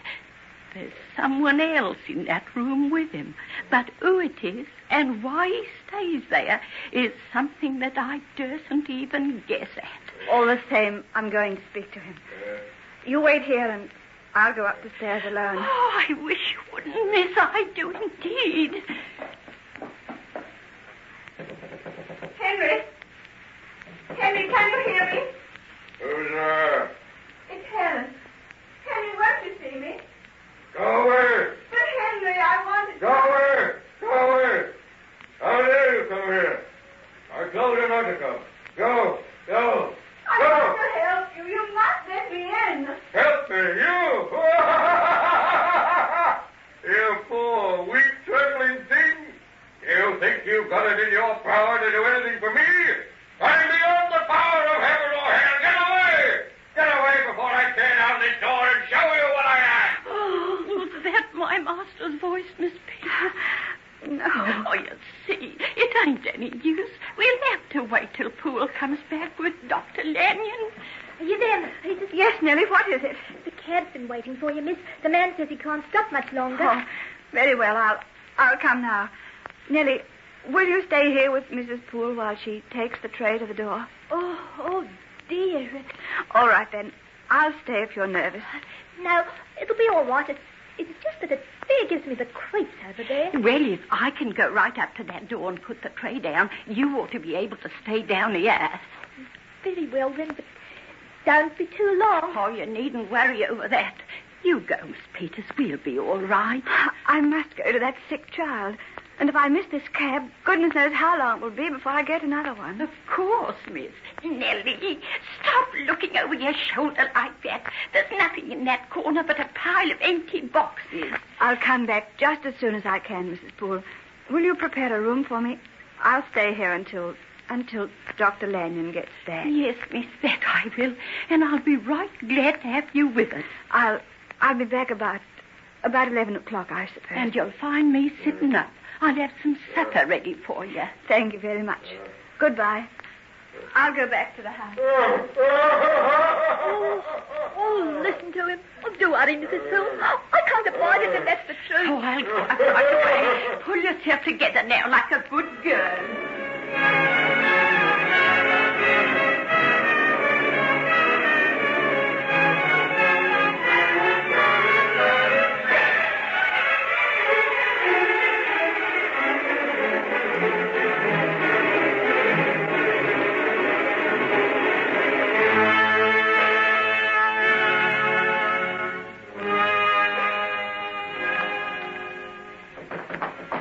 Open this door. Let me in. Oh, I'm sorry, miss. What have you got this door locked for? We always keep it locked when we get in. Can't help us. Who are you? Oh, I'm the kitchen boy, miss. What are you doing up here in the main house? If you please, miss, all the servants have been coming up here at night. The servants' doors at the back. We hear him two dogs playing there. I see. Well, I suppose it's all right. Mrs. Poole's letting us sit down the fire in the big entrance hall. It helps to keep our spirits up. Oh, there's nothing to be afraid of. The doctor's very ill, that's all. And there's no... Nellie, what's that? Nellie. Nellie, here, quiet. What's the matter? I saw him. He came out through the door. Oh, Mrs. Poole. Mrs. Poole? What do you mean? Look at him now. He's coming across the court. Oh, shut the door. Shut the door before he gets us. Oh, look at him.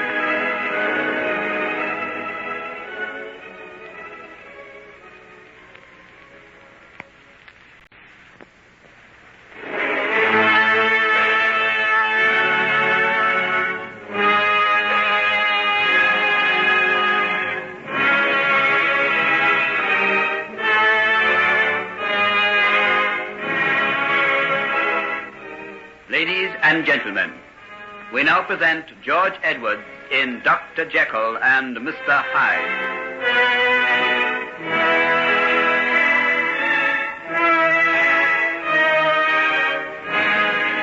Nellie, what's the matter? Oh, look through the window. Can't you see him? There. He's crouching in that patch of shadow. Where's Mrs. Poole? Oh, he had a great stick in his hand. I seen him hit her with it. Just as she was bending down, put the tray on the doorstep outside the door. He hit her? Yes. Oh, on the end. I could hear the sound still. She never made a sound. Just fell forward on her face. And then he seen me. And he gave a sort of an awful cry. Oh, don't let him get in here. He won't. We've got the door bolted and barred. But we can't leave Mrs. Poole out there. Miss Peters, it ain't no use of anybody going out to risk their lives for her. What do you mean? He killed her. He killed her right before me very eyes, he did. Nellie, stop it. Get back to the entrance hall, all of you. Someone get some brandy. She's going to faint. Thomas, help me carry her here. Here, what's the matter? What's happened here? Oh, Dr. Lanyon, thank heaven you're here. What's the matter? I don't know. Something terrible has happened out in the laboratory. Wait till I get these people to calm down. Listen, everybody, all of you. Go back to the kitchen. If there's anything you can do, I'll send for you. But you must keep calm. You understand? Yes, Good. Off you go, then. Now, we'll take care of Mary. And none of you to move out of the kitchen unless I tell you to. Understand? Yes, What's happened, Dr. Lanyon? What's happened? I got held up paying off that cab. I don't know yet. Will you take charge down the kitchen? There seems to be a danger of hysteria. Yes, sir. Certainly, sir. Where's Mrs. Poole? What's the matter? What are you looking at me like that for? Where is she? Nothing's happened to her, has it? Tell me, someone, tell me. Poole, come in here. Dr. Lanyon, get Thomas to help you carry Nellie in, too. She's coming round now. But tell me. Poole, we don't know. There's been an accident. Nellie's the only one who saw. Saw? Saw what? They were both out in the building where Dr. Jekyll is, and I think that he came out. Who came out? Who? Not him. Not Hyde. Oh, for pity's sake, not Hyde. Hush, man, you mustn't cry out like that. Let me go to her. We can't leave her alone with that fiend. Oh, Sarah. Stop him! Don't let him go. It isn't safe, I tell you. Come back here. You must wait. You've got to think. Oh, let me go. Don't you know it's my wife? All right. We'll go together. But first we must arm ourselves. Where does the doctor keep his pistols? In the top drawer of that cabinet over there. Good. Well, they're gone. Gone? That means he's got them over there. You mustn't go unarmed. Armed or not, I'm going. My wife is over there in that building with that creature out of hell. I'm going to her. If it's the last thing that I ever do. Paul, listen to me. Nellie says that she's beyond the reach of help. She is beyond the reach of help. You don't mean... Yes. Nellie, can you tell him? Take this brandy. Try to be as calm as you can. Yes, Mr. Eden. What is it, Nellie? What happened? He opened the door just as she bent down with the tray. She never saw him. I got a glimpse of his face in the light, and then he raised the stick and struck. And it was Edward Hyde? Yes, Edward Hyde. Oh, Lord, have pity on her. We saw him out in the courtyard. What? He's come out of the laboratory? Yes. Then we'll act quickly. The man's a dangerous homicidal maniac. We've got to get him before he commits any more of his terrible crimes. What will you do? By rights, we should call in the police. Oh, no, not that. My dear, what's the matter? Oh, don't you know what that means? It's the gallows for him. And was there ever a man who walked this earth who more richly deserved to die in such a way? You don't understand. You don't know what you're saying. Helen, you'd never have pity for such a one as Hyde. But is it only Hyde that you're condemning? You mean Henry, too? Yes. Don't you know that there's some deep and dreadful bond between the two? Helen, have you thought what might have happened to Henry, too? Has he been shut away with this monster all this time and still not come to any harm? He's all right. He's alive. I saw him not half an hour ago. He spoke to me. Are you sure of this? Certain. He was looking out the window as I went across the courtyard. Then? Well, don't you see that we must try and save him from himself? But how? We can't let Hyde go free. Well, he can't get out of that courtyard. It's surrounded on every side by a high stone wall. The only door into the street outside can't be opened. So how can he escape? And what would you have us do? Sir, if you will excuse me, I'm going out there. I can't stay here while I know my wife is lying in that place. Very well. I'll come too. We'll arm ourselves as best we can. After all, there are two of us. You can take some of the other men. There's Thomas and Bradshaw. And what chance would even Hyde have against four of you? All right. Call them, Poole. Tell them to get pokers or sticks of some sort. And don't tell the other servants. Call them upstairs and tell them separately. Can you do this? Aye, sir. I can. But if I so much as get my hands on him, I'm a God-fearing man, Dr. Lanyon. But right from the first moment I set eyes on that evil countenance, I longed to close my fingers round his throat. And now... I know. But we have no power to take justice into our own hands like that.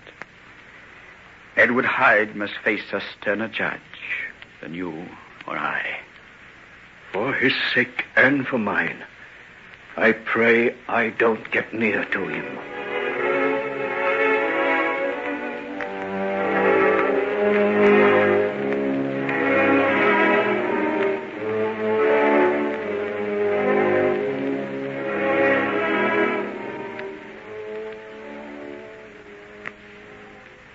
Are you ready now? Sure, we're all ready, sir. Poole, you got the lights? 2 lanterns, Doctor. That will be enough. It isn't really dark yet. Come along, men. Keep together. Be ready to seize him if he's still in the courtyard. Thomas, you can open the door. Yes, sir. He's not out there. No. Although he might be hidden in one of those shadows. What a dismal place this is. Always full of shadows. Look. There's a light in the upper window. And that's his shadow. Pacing up and down. Up and down. Yes. You're right. But is it Hyde or Dr. Jekyll? Take a look, sir.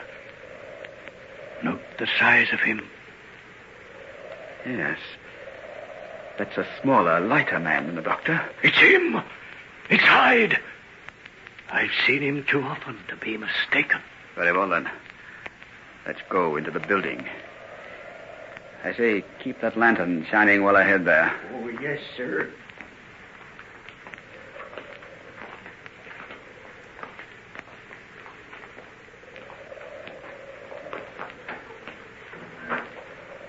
Quiet now. Poole, you'd better stay here with Thomas and let Bradshaw and me go ahead. You mean, sir? It might be better that way. It's all right, sir. Don't worry, sir. I'm man enough to face what may be coming to me. Very well, then, Poole. Follow me. Oh, Lord. Look at them rats. The size of rabbits. Look. What's that up there? It's her. Poole, are you sure you wouldn't rather wait and let me go up the stairs to see? No. I'll face it, sir. I'll come. Very well. Come along.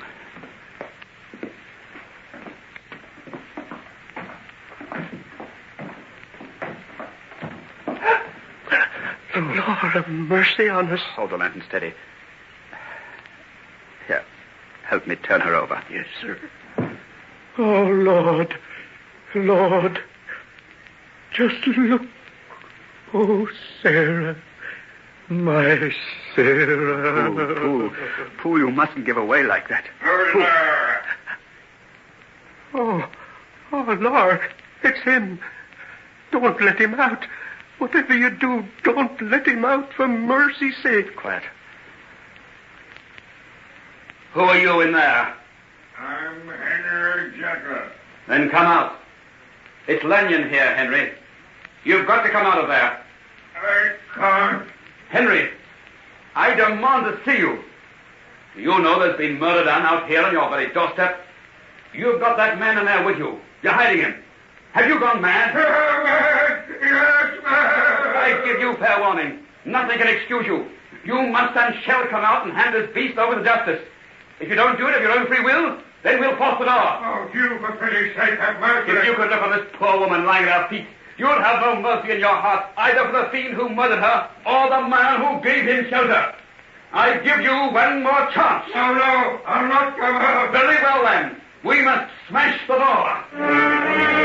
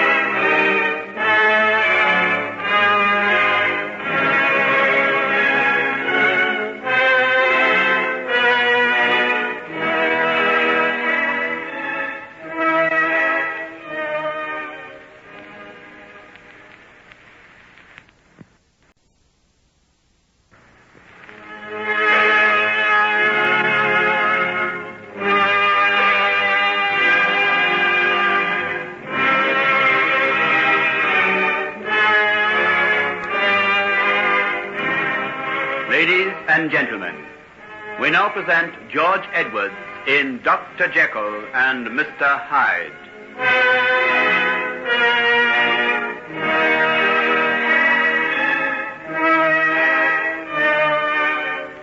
You're not Henry Jekyll. The voice isn't his.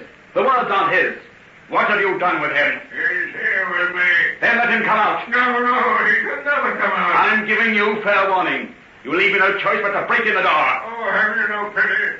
Can't you let me stay here in my agony? No, come out of here once, you Yeah. Pity, you fiend.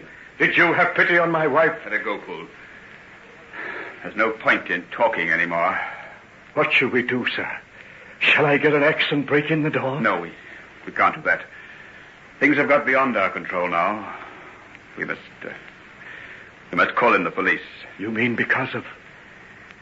We must not touch her. Nothing must be moved. Could I stay with her, sir, please?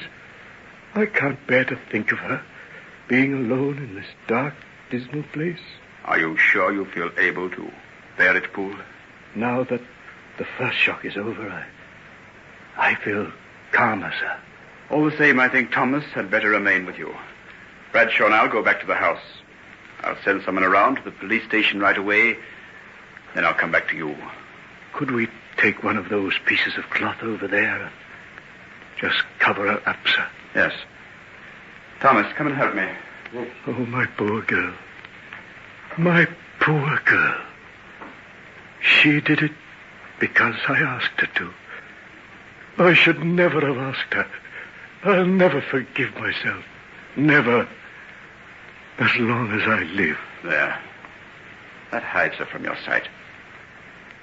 Come along, Bradshaw. We'll go. Bradshaw, you go to the police station and tell them what's happened. Tell them to hurry. We know Hyde's locked in that room now. But at any moment, he might take it into his head to break out. Yes, sir. I'll go right away. Is that you, Dr. Lennon? Oh, Helen, I was just coming to look for you. What did you find in there? Is she dead? Yes.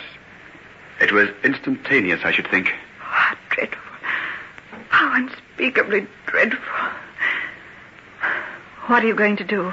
I've just sent Bradshaw for the police. The police? There's no alternative. I know. So that's to be the end. The gallows. Strange. He told me once of a prophecy. An old gypsy woman on a wind-swept heath. She warned him that this would be his fate. Who were you talking about? Did you know Edward Hyde? Edward Hyde? Yes. Yes, I knew him. But I knew Henry Jeckyll best. Helen, look at me. Do you feel all right? I know what you're thinking. Poole told you that I've been ill, didn't he? Yes. They thought I'd gone out of my mind. It wasn't so. And you needn't look at me as though you're afraid of it again. I know what I know. And soon you'll see it and know it too. Can't you tell me what you mean? I can't tell you. You must see for yourself. You must look on a sight that will freeze the blood in your veins and shake your very life to its foundation. Helen, what are you talking about? Don't ask me. There are no words. You must wait and see what you will see.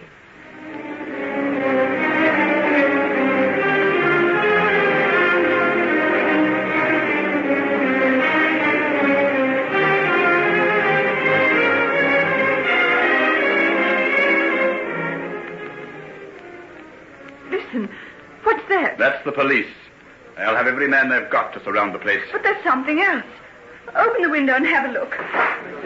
Look! Just look at those people. Where did they come from? Goodness only knows. They're coming this way. Look, the police are forming a cordon to keep them back. How did they get to know? There only needs to be a whisper of the name of Hyde to arouse them to frenzy. I don't think there's ever been a man before who so filled the common people with loathing. Every man, woman, and child in England has heard of his crimes. Oh, I can't bear it. Shut the window. Don't let me see. There. That'll be the police. I'll go down and let them in. Will you wait here? Yes. Yes, I'll wait. I think you'd be wise to remain in this room. Things may be a little bit unpleasant downstairs. Do you think I can shut away the horrors of tonight by shutting the door? Oh, go. One or two more. What does it matter? If the end must come, let it be soon.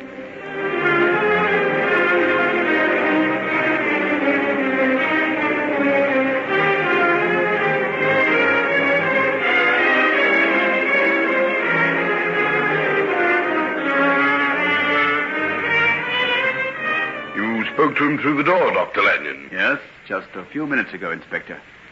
He can't get out without our knowing it. There's only one door. Is anybody keeping watch? Yes, 2 men. I don't think we ought to delay too long. He's been out once tonight, and we want no more murders. You're right, we don't. I'll get my men. The whole place is surrounded now, but we need half a dozen or so to be with us when we break in. You've got tools? Yes, an axe and a crowbar. You'll need them. The door's particularly thick and strong. Let's get started then. The men are waiting outside. I'll call them in.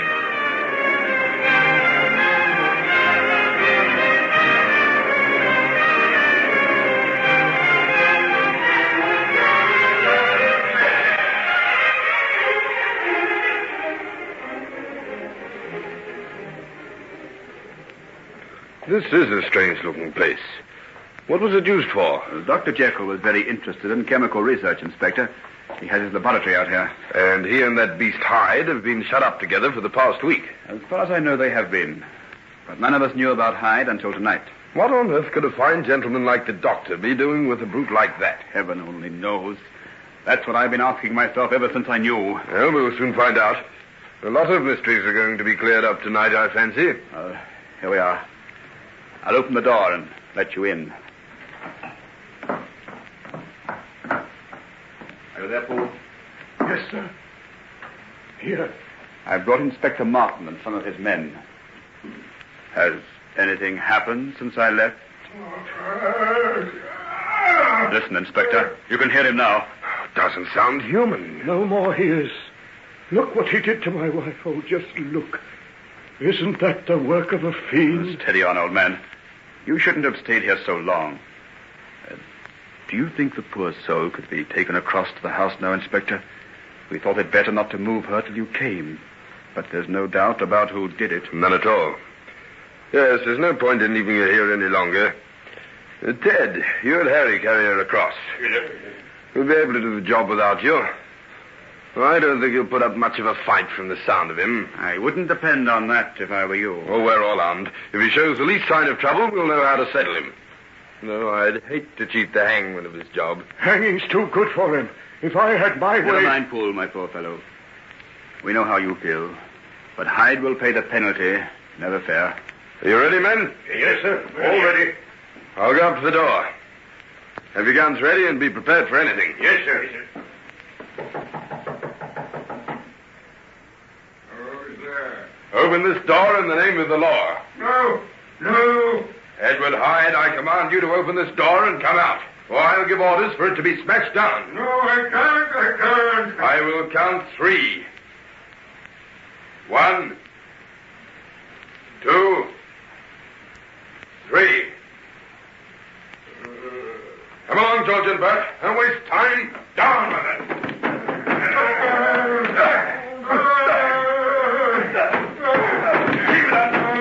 Keep it up. Keep it up, men. We don't want it to slip through our fingers. Stop! Helen. Wait a minute, Inspector.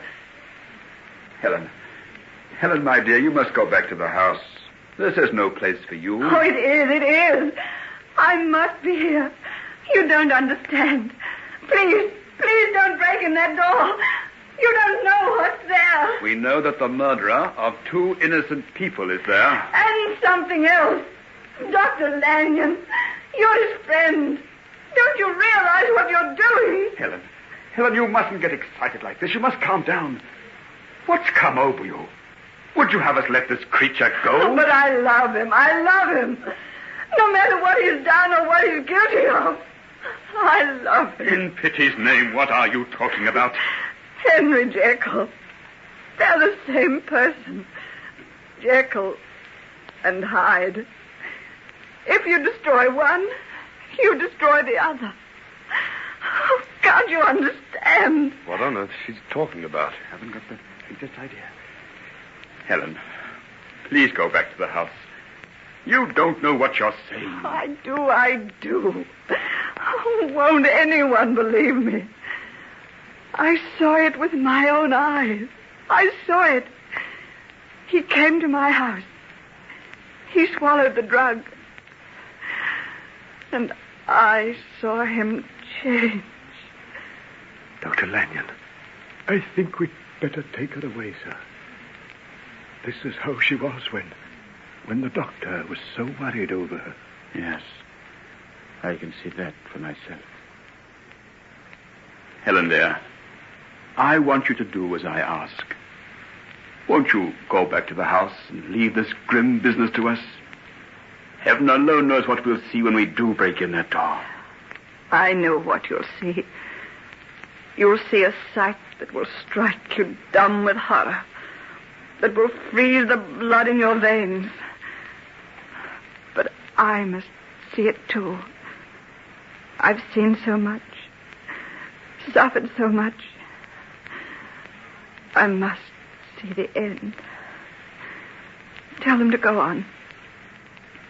I'll be calm. I know it has to be. Go on, men. Smash in the door.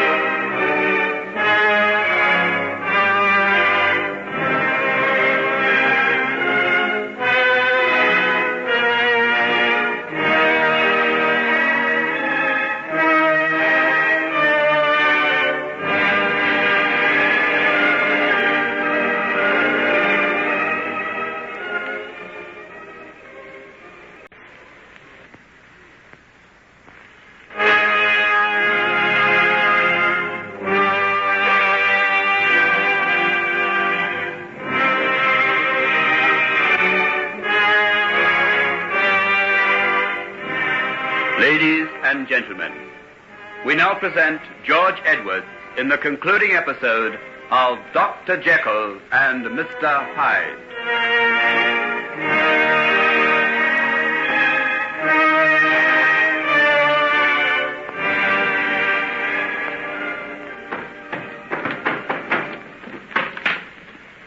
We'll soon know now. See, the lock's beginning to give. Oh, Helen, won't you please go? There's nothing you can do. I can see the end. Please, you must let me stay. You must. Have your guns ready, men. Look out he doesn't try to rush through. What are they going to do? They won't shoot him down. Come on, Hyde, in your gun. Come on, right in. Look, what's the matter? There, on the floor. Oh! I thought he would. Dead. But look, sir. That's not Edward Hyde. What do you mean? Don't you see, sir? That's a big man. Hyde was little more than a dwarf. That body lying there is Dr. Jekyll. By heaven. I believe you're right. Inspector, did you hear that? Yes. Come along. Let's go and make sure. Watch every entrance, men. Hyde must be somewhere in the building still. Search it from top to bottom. Yes, sir. Yeah. What is it, Doctor? Is it murder? No. I don't think so. Don't you see that glass lying near his hand? Smell of almonds. The odor of one of the most deadly of all poisons. He knew what he was doing. We searched the old place, sir. There's not the slightest trace of Hyde. But that's impossible. We heard him in this room. He must have got out by some secret door. Are you certain he hasn't slipped through the cordon? Well, there hasn't been the slightest sign of him, sir. There's a man stationed every few feet. If you'll excuse me, Doctor, I'll have to go and see about this. Yes. Yes. Go along. We'll stay here until you come back.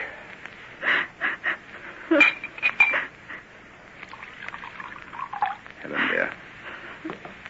Drink this. There. And now, my dear, won't you sit down? Why, there's a letter here. Addressed to me. Then read it. I think I know what you'll find written inside. And it seems right that you should read it here, in this room. The place where he made his experiments. The scene of his terrible triumph. And his terrible death. You make me almost afraid to read. But you must. It's the last chapter in the life of your friend. You must know it. Very well, then. Hugh, my dear friend, when this shall have reached your hands, I shall have passed beyond the scope of mortal friendship and of mortal pain. But because I know the bewilderment and the terror which the act I contemplate will arouse in you, I feel it my duty to tell you the full story of my distorted life. As you know, I was born to a large fortune, endowed with enough graces and distinctions to render life unusually fortunate, and with every guarantee of an honorable and distinguished future. Young Markham, I think, marked the start of that dreadful path which has led me to this tragic end. If it hadn't been for you, I'd never have gone there. Never have spoken to those girls, never drunk their beastly wine. But you wouldn't tell the head, Markham. I would, I tell... Jekyll. Good heavens, Jekyll. Why are you looking at me like that? What's come over you? Don't stare at me that way. Your eyes. What's the matter with your eyes? Keep away. What are you going to do? Don't bare your teeth like that. You're a cannibal. Jekyll, don't. Don't. Keep away from that window. Keep away, you fool. Even you, my dearest friend, never knew the truth about Hettie Wilson. I don't know why I didn't die. That's the truth. I thought about it often enough. I went down to the river once, but there was always the hope that there'd be a letter next day, or I'd see you in the street.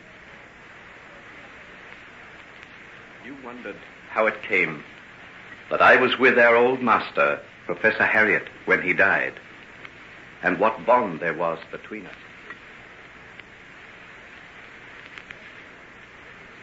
Final, ultimate test. Oh, but this is blasphemy. You're going to rip apart the veils that hide the human soul. Galileo was threatened with a rack and the wheel of inquisition for the blasphemy of saying that the earth revolved round the sun, and I am prepared to accept the torture that will follow the taking of this preparation for the sake of my beliefs. Are you prepared to stay and witness what follows? Yes. Yes, I'll stay. Good. I now drink to the cause of science. And Margaret. What can I say about Margaret? My only excuse is that I truly loved her. Oh, Henry, if I only understood you better. But there's something so strange and wild about you. At times you seem so old, as though you'd lived for 1,000 years. Don't try to understand me. Just love me, Margaret. Love me forever, no matter what happens, no matter what I do. Otherwise, I'm lost. I know I am. I do love you. Oh, if you only knew how much. From Margaret inevitably follows the death of her father. Even as I write, I am sickened with the memory of this most frightful crime in the long register of horrors that lie against the name of Hyde. Hyde, stop this. I've done nothing to you. Haven't you? If you hadn't kept Margaret away from me, Edward Hyde would have ceased to exist long ago. She would have made all the difference. Look on your work, O righteous man, and see what you have called forth out of the darkness of a human soul. You foul obscenity. Take my daughter's name off your lips. You're the vilest, most repulsive creature I've ever set my eyes on. The world will be a better place to be rid of you, and God willing, I shall do it. Yeah, kill me, would you? And take that, and that, and that. And Helen. Ah, Hugh, my friend, what would we do without these brave, loyal women who have glorified our lives? Heaven knows, I knew how little I had to take from her, the rich treasure that she offered me. I'll marry you, Henry. And whatever this black thing is that you've got in the background of your life, I'll help you fight it. And if I don't succeed, if it gets too strong for me, I'll still love you. No matter what you've done, what you may have become.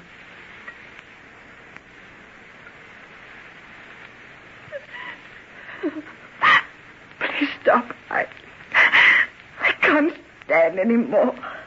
There are only a few more lines. I think you ought to hear them, Helen, dear. Go on, then.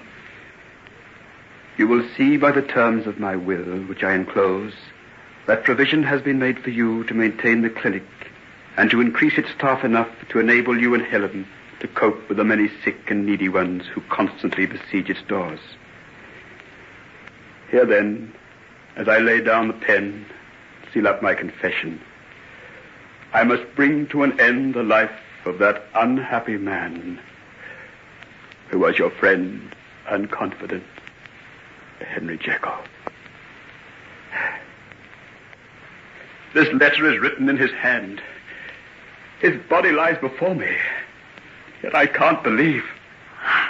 I know. I saw the terrible transformation take place before my very eyes. And even I can't believe. If I make this confession of his public, no one will believe it. They'll say it's the ravings of a madman. We can't do that. Let his secret die with him. There's the fire. All you've got to do is put it in. Have we the right? Henry Jekyll made a great discovery. Perhaps one of the greatest of all time. Someday the dark experiments he made may reach perfection in the hands of other men.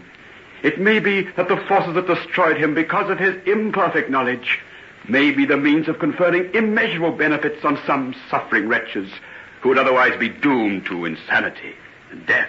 In the realm of science, nothing is impossible. Those were his very words. Yes. Who are we in our ignorance to condemn him?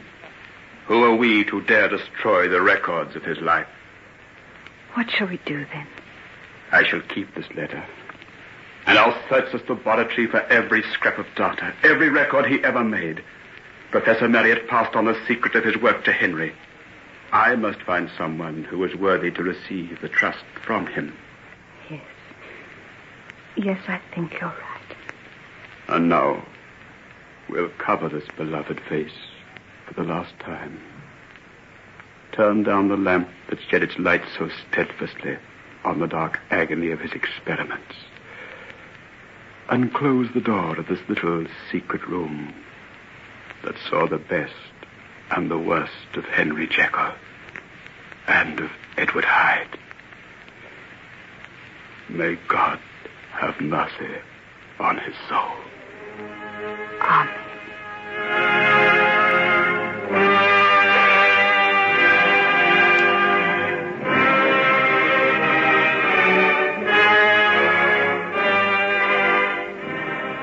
And so concludes Dr. Jekyll and Mr. Hyde, adapted for radio by Betty Rowland from the story by Robert Louis Stevenson and a George Edwards production.